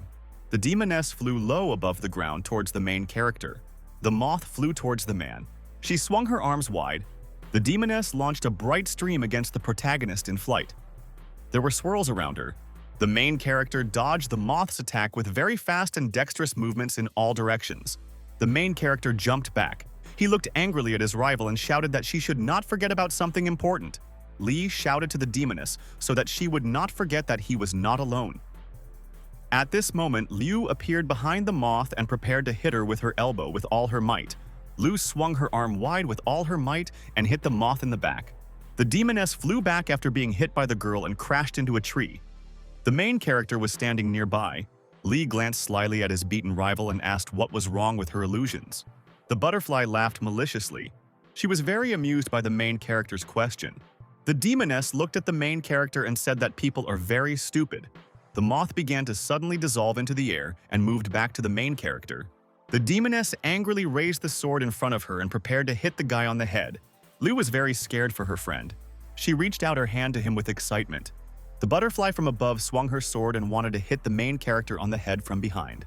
Suddenly, a blue ghost appeared from the guy's body and rushed at the demoness. She was very surprised. The blue phantom asked the moth angrily, "Does she still want to attack him?" The demoness looked at the guy very slyly and said that he was very strong. The main character stood and calmly watched as his rival attacked him with a clot of pink energy. The butterfly prepared to attack the girl with pink demonic streams. The main character called his girlfriend in fear. Liu jumped high up, pink streams hit the ground with a bang. Stones flew around. The main character shouted to the girl with great excitement to turn around. A pink demonic cloud appeared behind Liu and wanted to swallow her. The main character jumped up to help his girlfriend. Liu swallowed the magic pink ball. The butterfly told the flying boy in a sly voice that she was still not dead. The demoness glared at the protagonist. She turned the guy's girlfriend into her personal illusion. The butterfly slyly asked the main character if he would find his girlfriend among her illusions. Li looked angrily at the demoness. Moth slyly asked the guy, "Is he really afraid of accidentally hurting his girlfriend?" The moth angrily rushed at the man. She shouted at him that he would die now. The demoness attacked the guy with bright beams of blue energy. Li dodged the attack. Li turned to the moth. He shouted and activated the Shadow Legion's protection for himself. The main character rushed forward with his sword.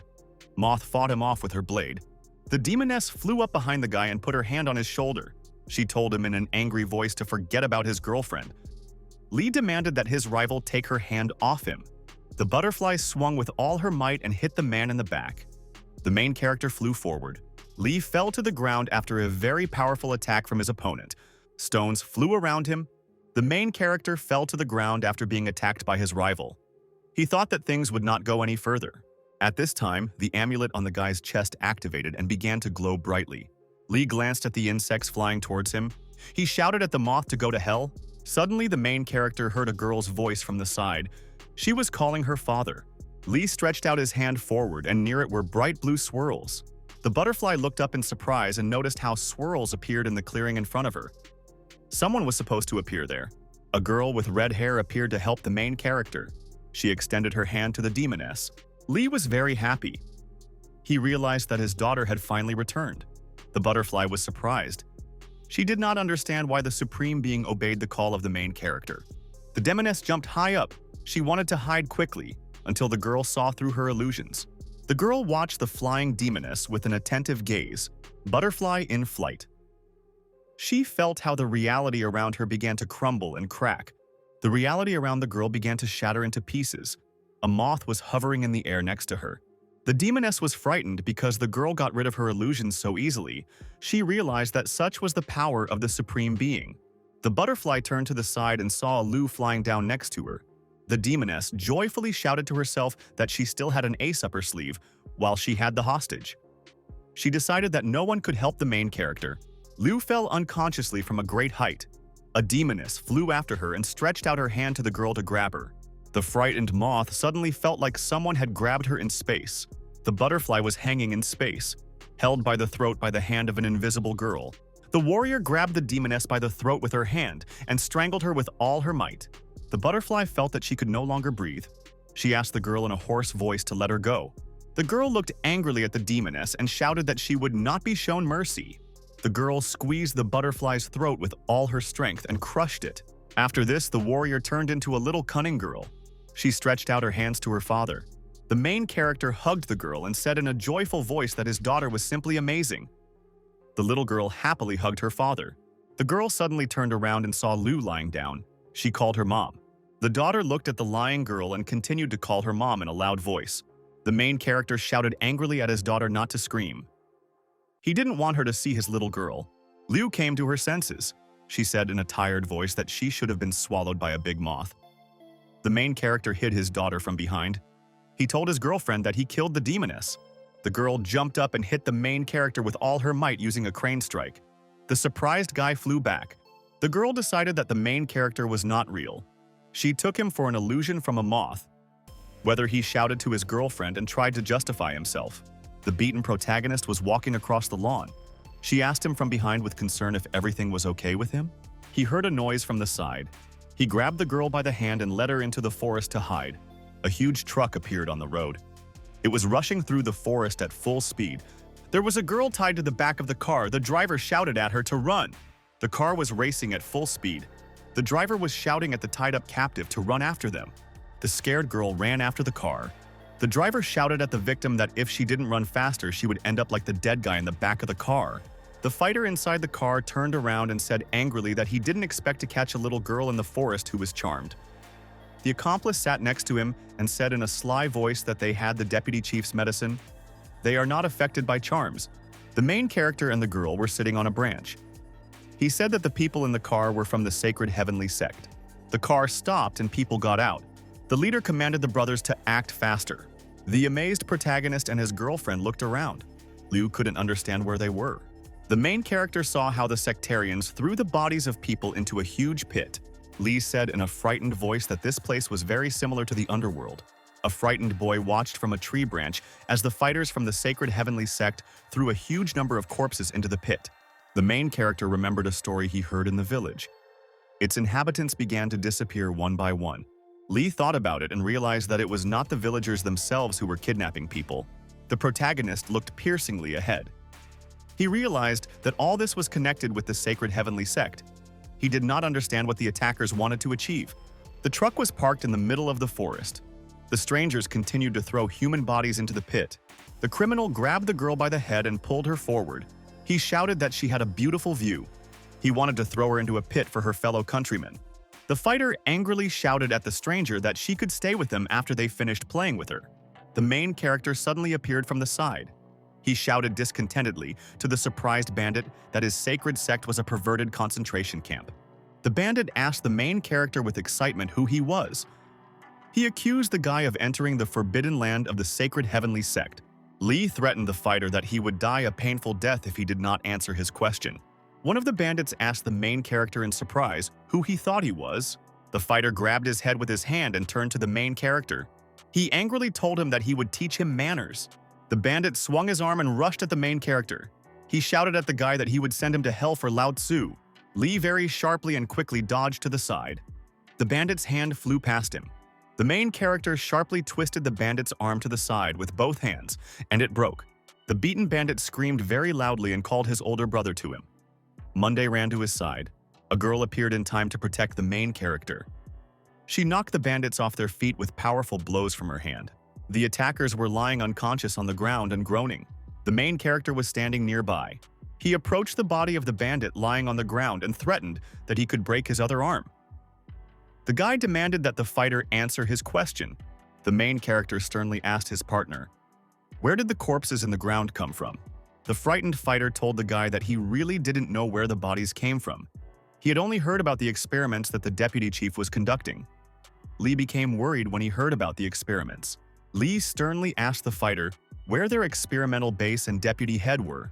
The bandit shouted to his partner in a frightened voice that he really didn't know.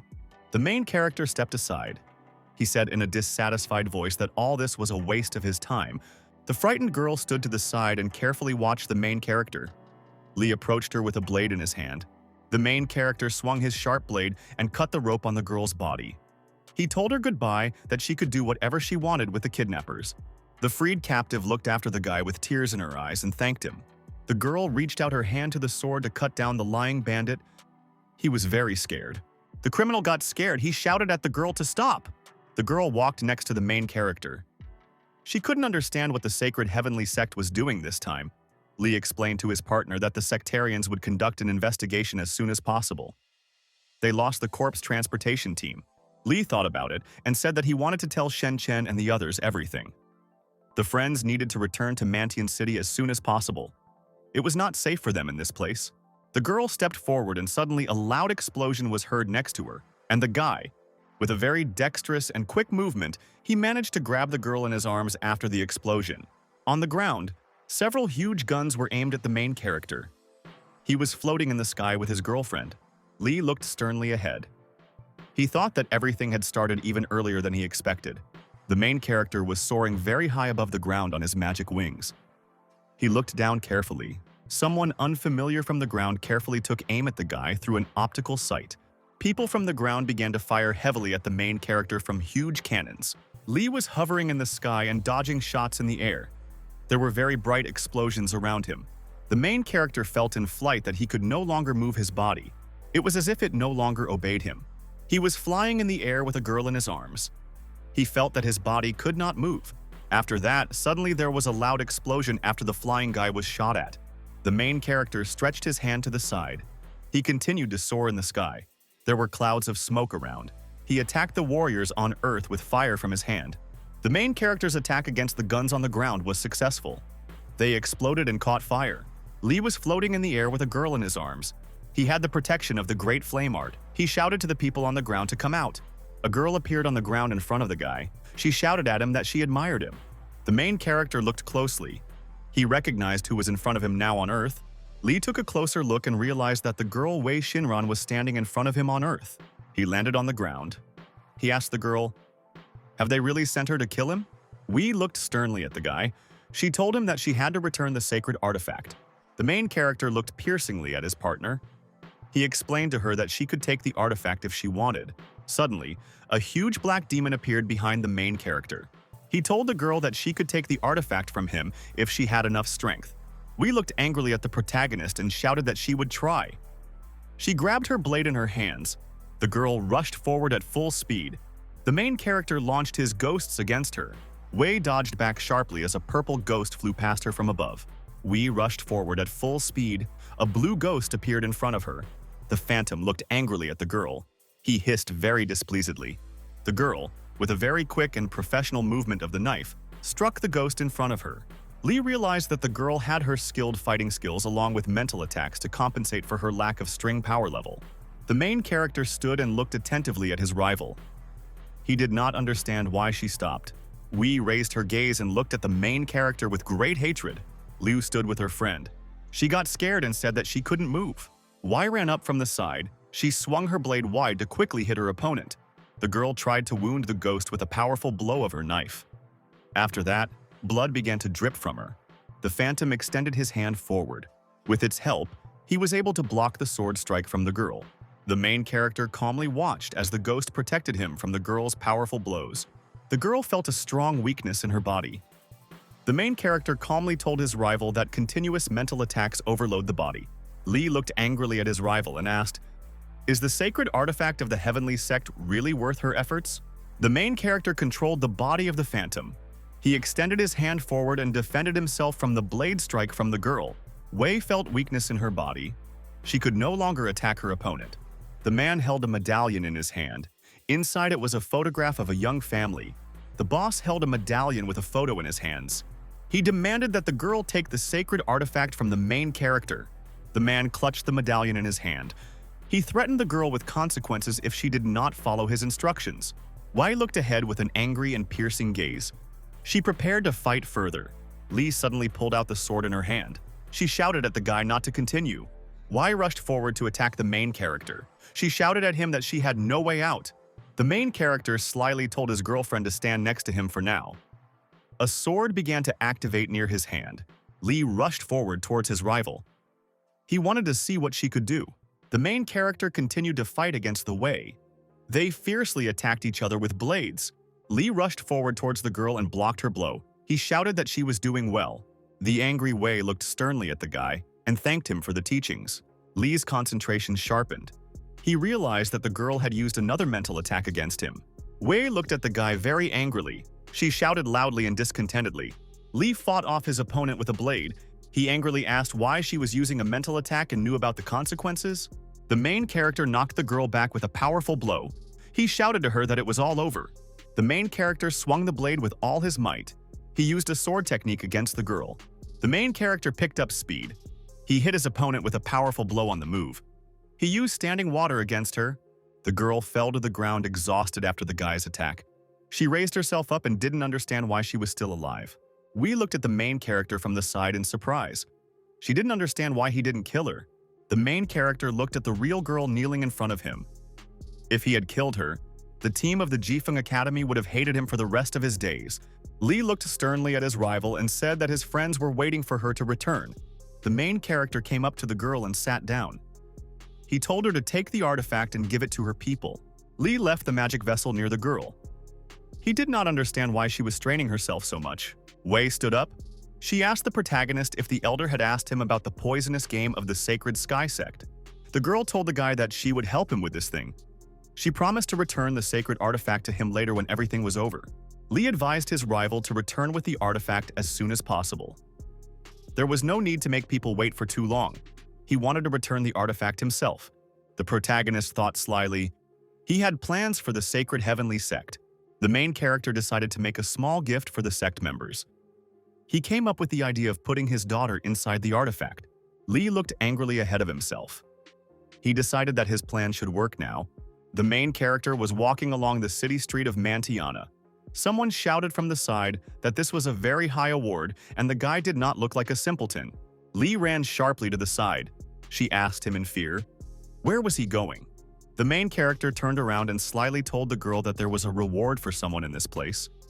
He could make some good money. The man told passers-by that everyone liked the amount of the reward for the guy. Lee leaned forward to look at the portrait of the wanted man. Lee looked ahead in surprise. He realized that the reward for the guy was 100 million. The man held a portrait in his hands. The protagonist glanced at the image and could barely recognize himself. He decided that the drawing was very harsh. The main character told his girlfriend in a sly voice that the man on the wanted list was very funny. He decided to catch him. At this time, someone came up from the side and put handcuffs on the main character's hand. He shouted, "Is he a wanted person?" The main character angrily told the man that he himself did not at all resemble the man in the portrait. The people around looked at the main character in surprise. They realized that the right person had already been caught. Liu couldn't understand what was happening around them. The girl told the frightened protagonist that it was exactly him who was depicted in the portrait. The man with handcuffs sternly demanded that the main character follow him. At that moment, he suddenly jerked to the side. The man stood with empty handcuffs in his hands. He realized that the guy had disappeared somewhere. Liu was carrying her friend in her arms. She was unhappy because she had to save him. The man looked at the handcuffs with surprise. They were too big for the guy, so he was able to escape. People on the street couldn't figure out where the main character and his girlfriend had run off to. There were children with big toys standing nearby in the square. The guy excitedly told his friend that the fugitives were not in this square. They could be looked for elsewhere. Liu in the toy costume took off her headdress. She told the guy that their pursuers had left. The main character in the dog costume told the girl that they had to leave. Liu explained to her friend that the city was full of explanations about the search. The main character suggested that his girlfriend go to the palace and ask about everything. Lee ran to the side with balloons in his hands.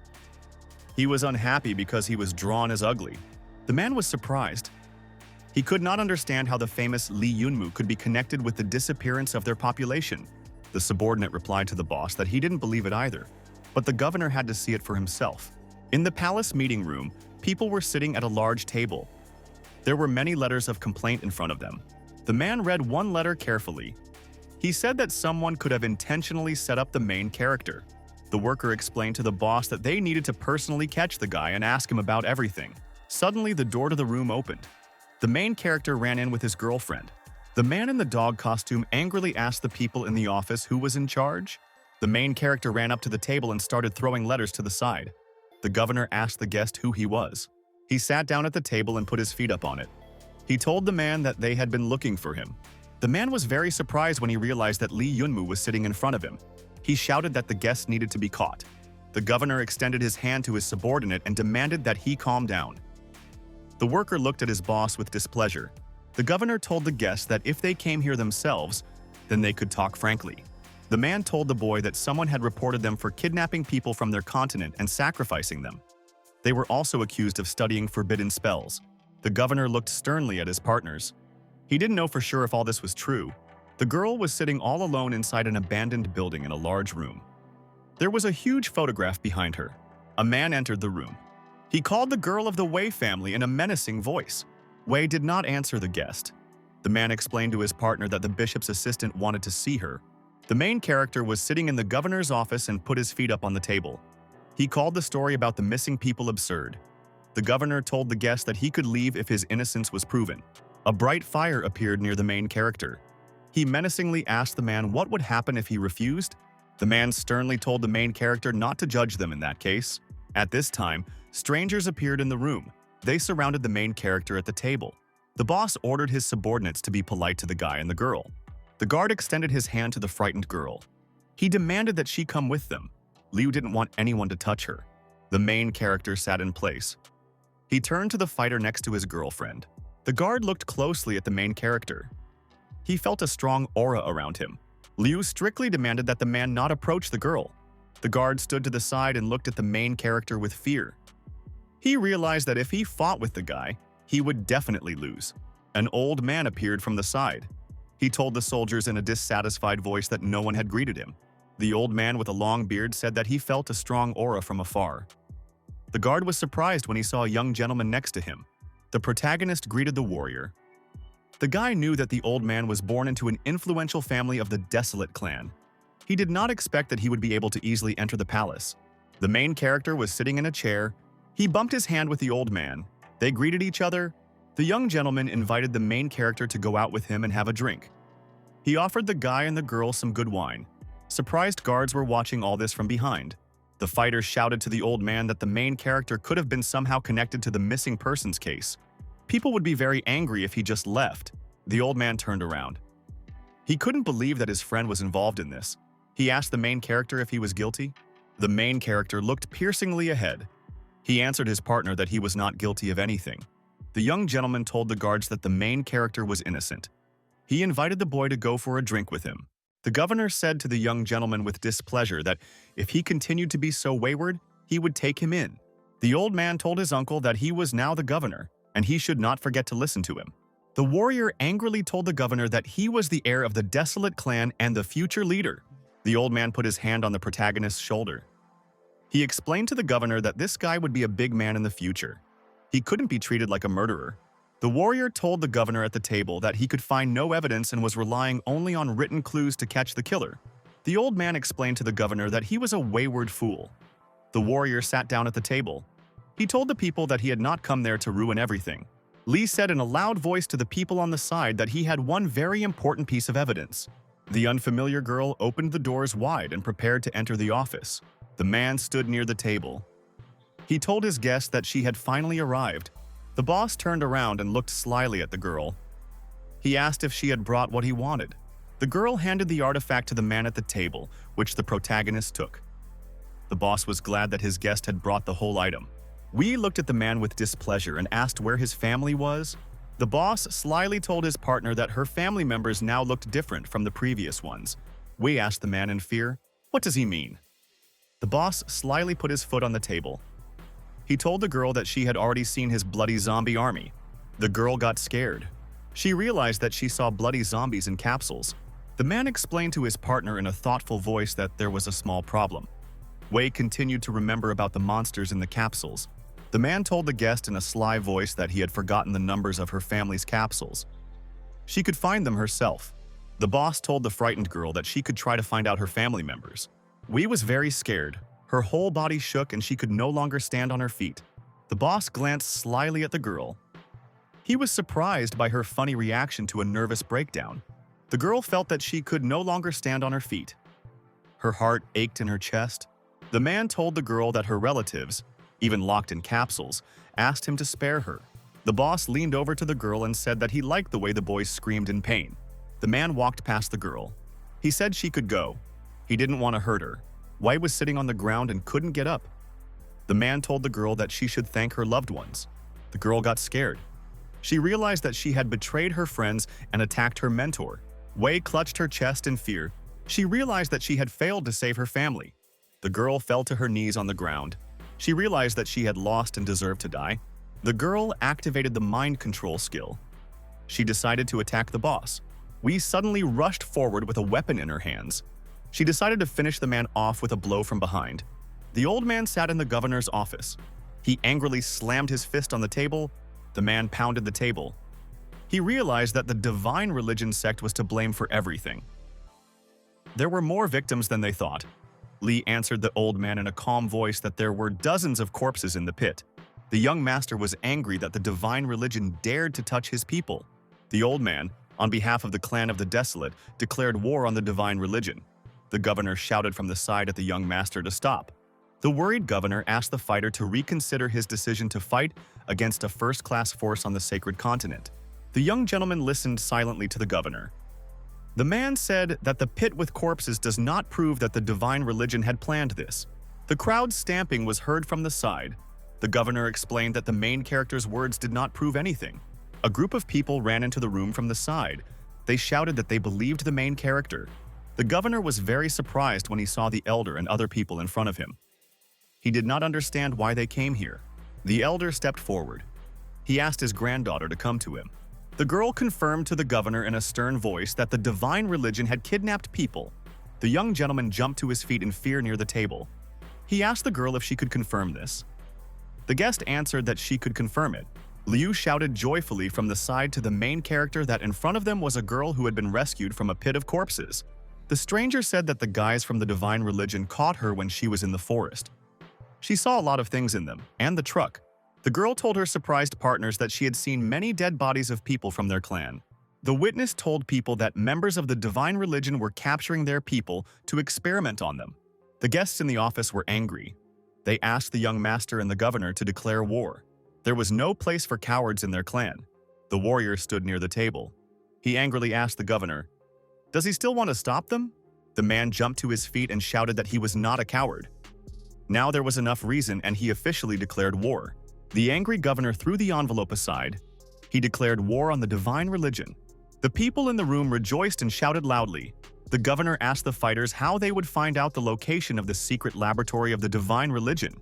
The main character approached the surprised old man from the side and said that he knew about it. Li smiled slyly. He told the old man that his daughter knew where the laboratory was. A group of students were sitting on chairs around a table. A girl turned to the main character and said that they could help. They could probably find Xinjiang. Li lay with his eyes closed. The girl on the side said that the people from the continent could handle it. After she took them back to the city, she would check their headquarters. At this time, someone suddenly knocked on the door. Shen Chen turned around and asked who came. Shen opened the door and was surprised to see an unfamiliar girl there. Wei Ran stood at the threshold. She looked tired and said nothing. The students in the room shouted in shock and loud voices that Xinran had returned. Shen looked at the wounded girl in front of him with fear. There was blood on her back. Students from all sides ran up to the girl in fear. They didn't understand what had happened to her. Shen was holding her in his arms. The wounded girl lay on the ground and could not get up. She asked the main character for forgiveness. Wei brought the guy a poisoned needle and showed it in her hand. Wei told the guy in a weakening voice that she couldn't return to him alive. Li looked at his partners with an angry and frightened look. He didn't answer her. The students stood around the girl. The girl shouted that perhaps everything would still work out for Xinjiang. The wounded girl called out to the captain in a weakening voice. She wanted to ask for something. Wei told her friends in a very exhausted voice that she wanted to return to the team. Shen was very touched when he heard these words of the girl. Tears appeared in his eyes. The guy told the girl in a tired voice that he agreed to her proposal. Wei lay with tears in her eyes. She could no longer say anything. The girl thought that if it weren't for the evil sword, none of this would have happened. She remembered how she stood surrounded by her friends. Lee had tears in her eyes. Gradually, her body began to lose vitality. The student stood next to the unconscious girl on the ground. There was silence all around. A battle was taking place near the doors of the underground bunker in the cursed forest. One of the fighters shouted loudly that they needed to avenge their family. The fighters were standing near the gate. They had to guard the entrance to the forbidden area. The guy got ready to shoot from a fire weapon. He shouted that the divine religion will be invincible. The guard and those near the entrance were shooting at the attackers. There were bright fiery explosions around them. The fighter stood near the gate. He didn't understand how much more time they needed. Inside the cave was a group of human test subjects. A fighter stood behind them. The man came up. He told his master that the man Tian was very cruel. Their people would not be able to defend themselves for long. The man stood surrounded by zombies. He said that there was enough time when he got the sword. Then all the other enemies would die. The cigarette-smoking fighter told the gentleman that they should not turn the desert continent against them for the sake of a sword. The boss turned around and told his subordinate that all this was indeed true. The man walked up to the sword and spread his arms out to the sides. He shouted that this was God's weapon. The fighter couldn't understand what the divine weapon meant. The boss wanted to tell his subordinate what the literature said. The boss told his subordinate that with this sword, the cursed god killed the old god and got this place. God, after his victory over his predecessor, cursed the blade and threw it into this place. This weapon has a feminine will. The man looked carefully ahead and said that this was the highest glory. Mr. General holds a magic pot in his hands. He prepares to repair the sword and asks his subordinate not to let anyone inside. The magical artifact was on Earth. The boss said that this sword could absorb the energy of the flow and release the power of the curse. A bright glow came from the magic pot. The zombies around were very surprised. The man decided to use a weapon to transform the energy flow from the bloody zombies. The gentleman decided that he would convert the power of the curse into bloody zombies. A bright red aura and glow appeared around the sword. All zombies came under the control of the boss. The sword was hovering and there was a bright glow around it. The aura became more and more red and dark. The boss looked at the weapon carefully. Even if this sword had not been used for tens of thousands of years, it still had tremendous power. The fighter reached out for the weapon. He shouted that it would still be under his control. Suddenly, a very powerful explosion was heard from behind. The boss stood in front and was very scared. The man continued to activate the ball with red magic from his hand. He needed to hurry. The bloody zombies began to explode as they could not bear the curse. The man looked angrily ahead. He shouted for the sword to obey him quickly. Suddenly, a very bright fiery explosion was heard. The door near the entrance to the bunker flew apart. The boss turned to the side. He heard someone in the clouds of smoke asking for forgiveness for the invasion. A man entered the room. He put his foot on the guard's head. The guy said that he came to return something. The deputy leader asked the protagonist, "Is it really him, Yunmu?" The guest explained to the man that he had taken care of his student. The boss looked slyly at the guy and said that he was late if he came to avenge the girl. Lee gave his partner a sly look and said that he was not late at all. He told the deputy leader that he had given him a surprise when he handed over his weapon. Lee told his daughter in a loud voice to come out. A bright swirl appeared around. A girl appeared from the magic pot. She extended her hand to the side and activated the Shadow Queen. The fighter grabbed the blade with his hand. The energy of the curse returned as the bloody zombies began to explode. Suddenly, the deputy leader flew to the side from the sword. He was thrown back hard. The man was very badly injured and there were bloody marks on his face. The boss could no longer fight. He fell exhausted to the side of the ground. The protagonist walked towards the sword sticking out of the ground. He told the man that he really wanted this weapon. Lee grabbed the blade with his hand. He shouted at the boss that he would not allow him to equip him with this weapon. The main character held a blade in his hands. A very bright glow and lightning appeared around him. Lee realized with great fear and excitement that the sword could still possess such power after part of its energy had been absorbed by the divine religion. The system warned the boy that a powerful force was passing through him and he could die in a minute. It was necessary to use the star space to divide the force.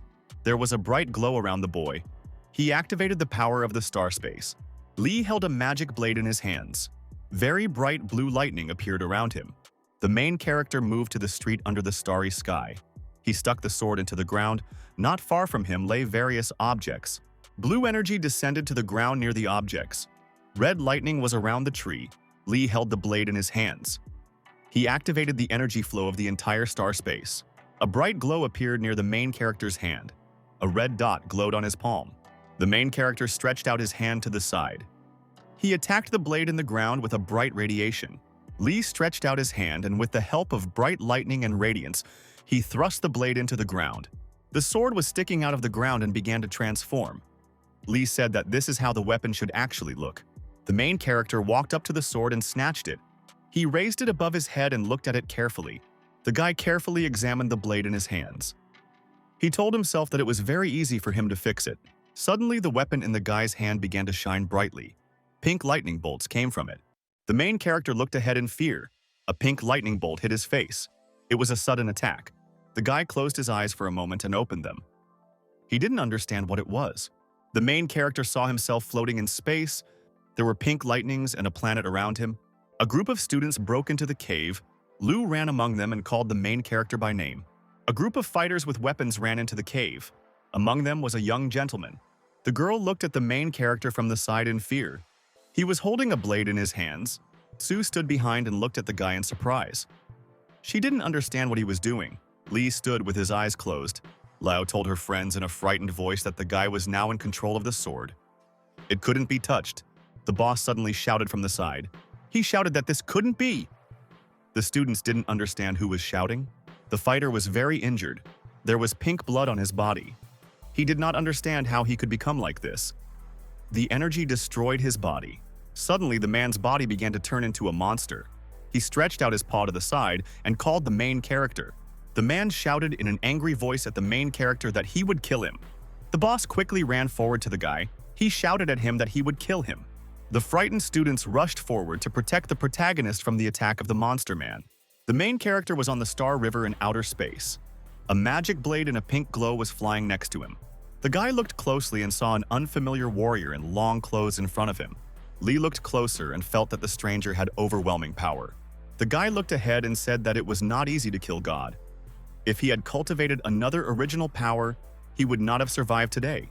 The main character looked closely at the sword in the purple glow. He shouted that the blade was waiting for him. A bright glow appeared in space. Lee said that there would always be a right time for him to return. The protagonist looked at the glowing blade. He couldn't understand how it ended up in his memories. The power seemed very familiar to him. Lee looked angrily ahead. He saw the power of star space and was afraid that it would swallow him up. There was a bright blue glow in front of the main character. At this time, the boss came up behind the old man and put his foot on his back. He was unhappy that the young master dared to stop him. The boss looked angrily at the people lying around him on the ground. He shouted that they were very self-confident. The mutated boss was very unhappy that the protagonist had disrupted his plan and stolen the sword. The wounded girl shouted after the boss not to do this. She threatened to kill him. The man approached the main character from behind. Lee was still holding the sword in his hand. The boss came up behind the guy and extended his paw towards him. He shouted that the sword still belonged to him. The girl lay helplessly on the ground. She called the main character in a weak voice. The deputy leader extended his paw forward. Liu lay on the ground and looked ahead in fear. The main character held a sword in his hands. He asked for forgiveness in a sly voice. Lee glanced to the side. He angrily told the boss that now the sword would belong to him. The frightened deputy leader realized that the Flowmaster was able to resist him. He decided that the guy understood the message of the gods, placed in the divine weapon. The mutated boss ran forward towards the main character. He decided to kill him as soon as possible. Lee swung his blade. With a powerful blow, he defeated the monster that ran towards him. The wounded mutant screamed. Lee swung his blade at him in the stomach with all his might. The blade in the guy's hand began to glow brightly. He prepared to attack further. Lee swung his blade with all his might and pierced the boss through and through. The man screamed angrily. The mutant was mortally wounded after the sword attack. He wheezed and could no longer resist. The main character swung his arm and with a very powerful kick threw the monster away from himself. The main character pulled the blade in his hands to the side to swing it for another powerful blow. Lee screamed very loudly before delivering a powerful blow with his sword. The main character cut the mutant's body with a powerful blow of his blade. The mortally wounded fighter flew to the side. He could no longer stand on his feet. Liu looked at the main character from the side with great excitement. She realized that he had won. The main character felt weakness in his body. He developed a bloody cough. The girl on the side called him out in fear. The wounded monster looked ahead with a weak gaze. He was glad that the guy had fallen into his trap. The main character stood aside from the lying mutant and felt pain in his body. The guy looked closely at the traces of the mutant's blood on his body. He realized that it was poisonous. The boss jumped to his feet. He angrily shouted at the protagonist that his left side should be paralyzed.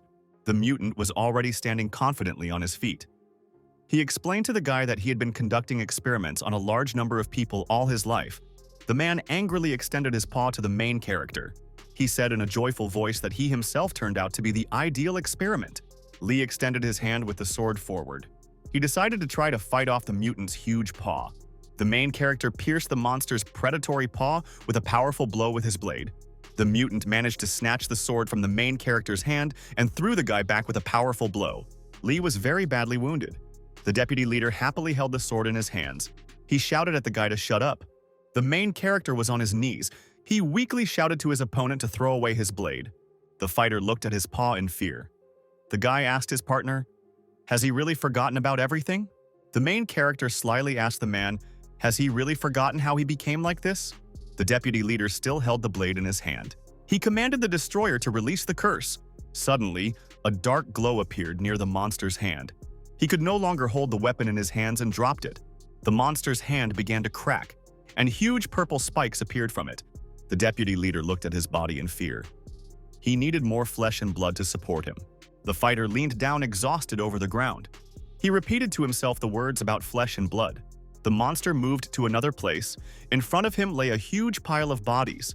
Lee opened his eyes and looked angrily at the mutant. He decided to continue attacking him.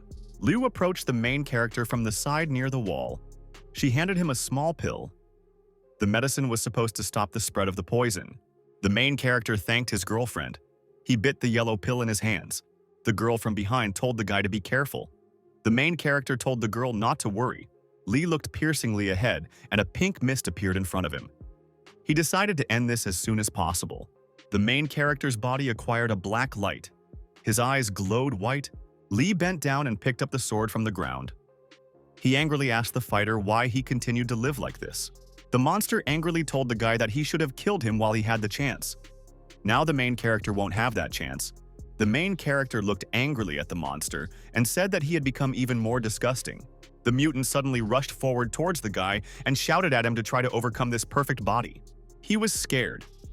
He realized that the monster had become very fast with such a huge body. The mutant ran up to the main character from behind. He angrily asked the guy where he was looking. There was a very powerful and bright explosion. The main character jumped far back from his opponent. A bright blue phantom appeared. He decided to try to protect the main character and grab the monster with his hand. Lee looked ahead in fear.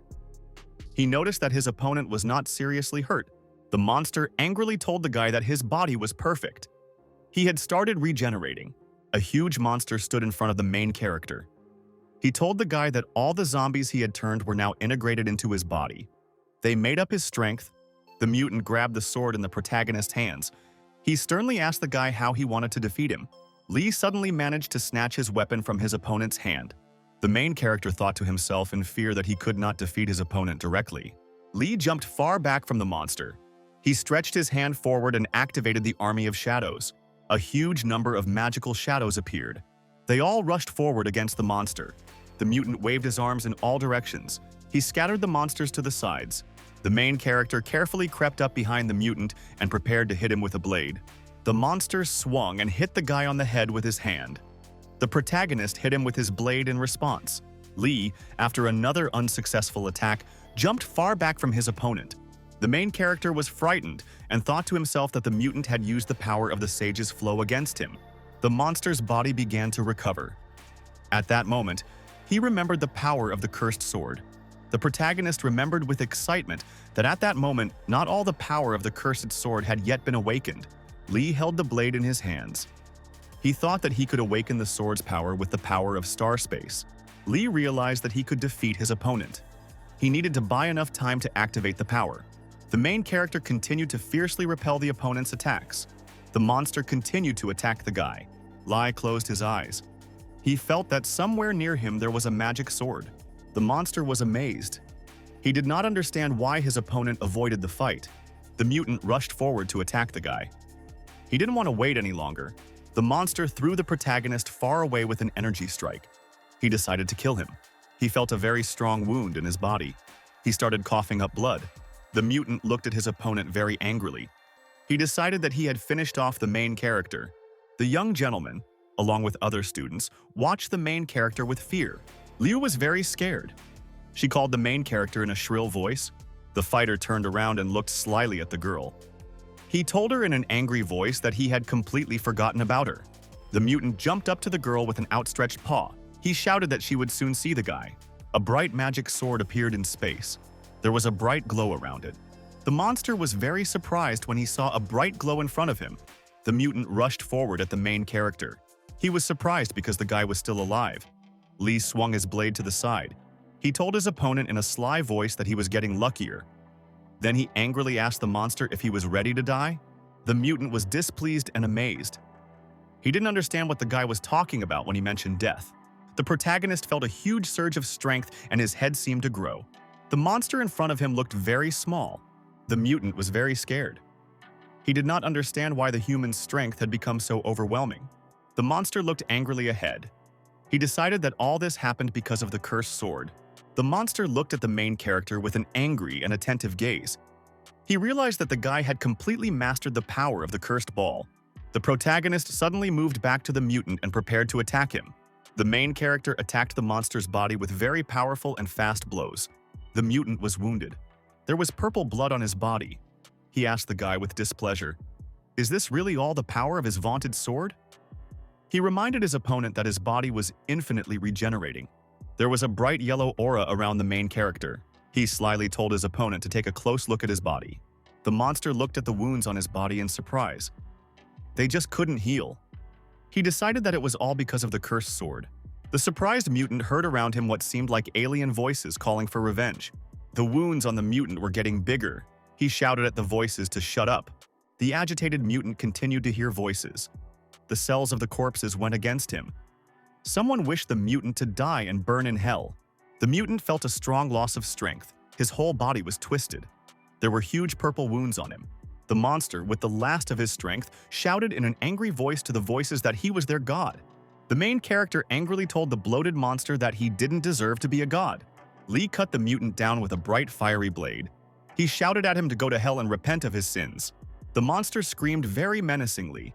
He realized that the man was about to finish him off. The mutant's lifeless body fell to the ground. He lay there unable to move. The wounded mutant lay on the ground. He couldn't believe that he lost. The main character swung his fiery blade to the side. He shouted that it was all over. There was a bright yellow glow around the boy's wounded body. His delighted friend stood to the side. The guy looked closely at the sword in his hand. He didn't expect that his strength would be so difficult for him to gain. The main character lost consciousness. He woke up in the hospital and saw his friends around him. Zhu looked at the guy happily and said that he would be fine. The main character was lying on the bed, wrapped in bandages. He asked his friends in fear, "Have they really made a mummy out of him?" Liu entered the room. She shouted to the students to be quiet and give the guy some peace. Liu shouted to the students at the entrance to come out. She wanted to take care of the main character herself. The main character was trying to free himself from the bandages on the bed. She asked the guy with excitement, "How does he feel?" Lee touched the blade next to him with his hand. His body could not withstand the force of the sword. The main character was amazed. He could not understand why he did not feel the power of the sword. The door to the room suddenly opened. A young gentleman was getting ready to run in. The old man ran up to the main character and hit him on the back with his hand.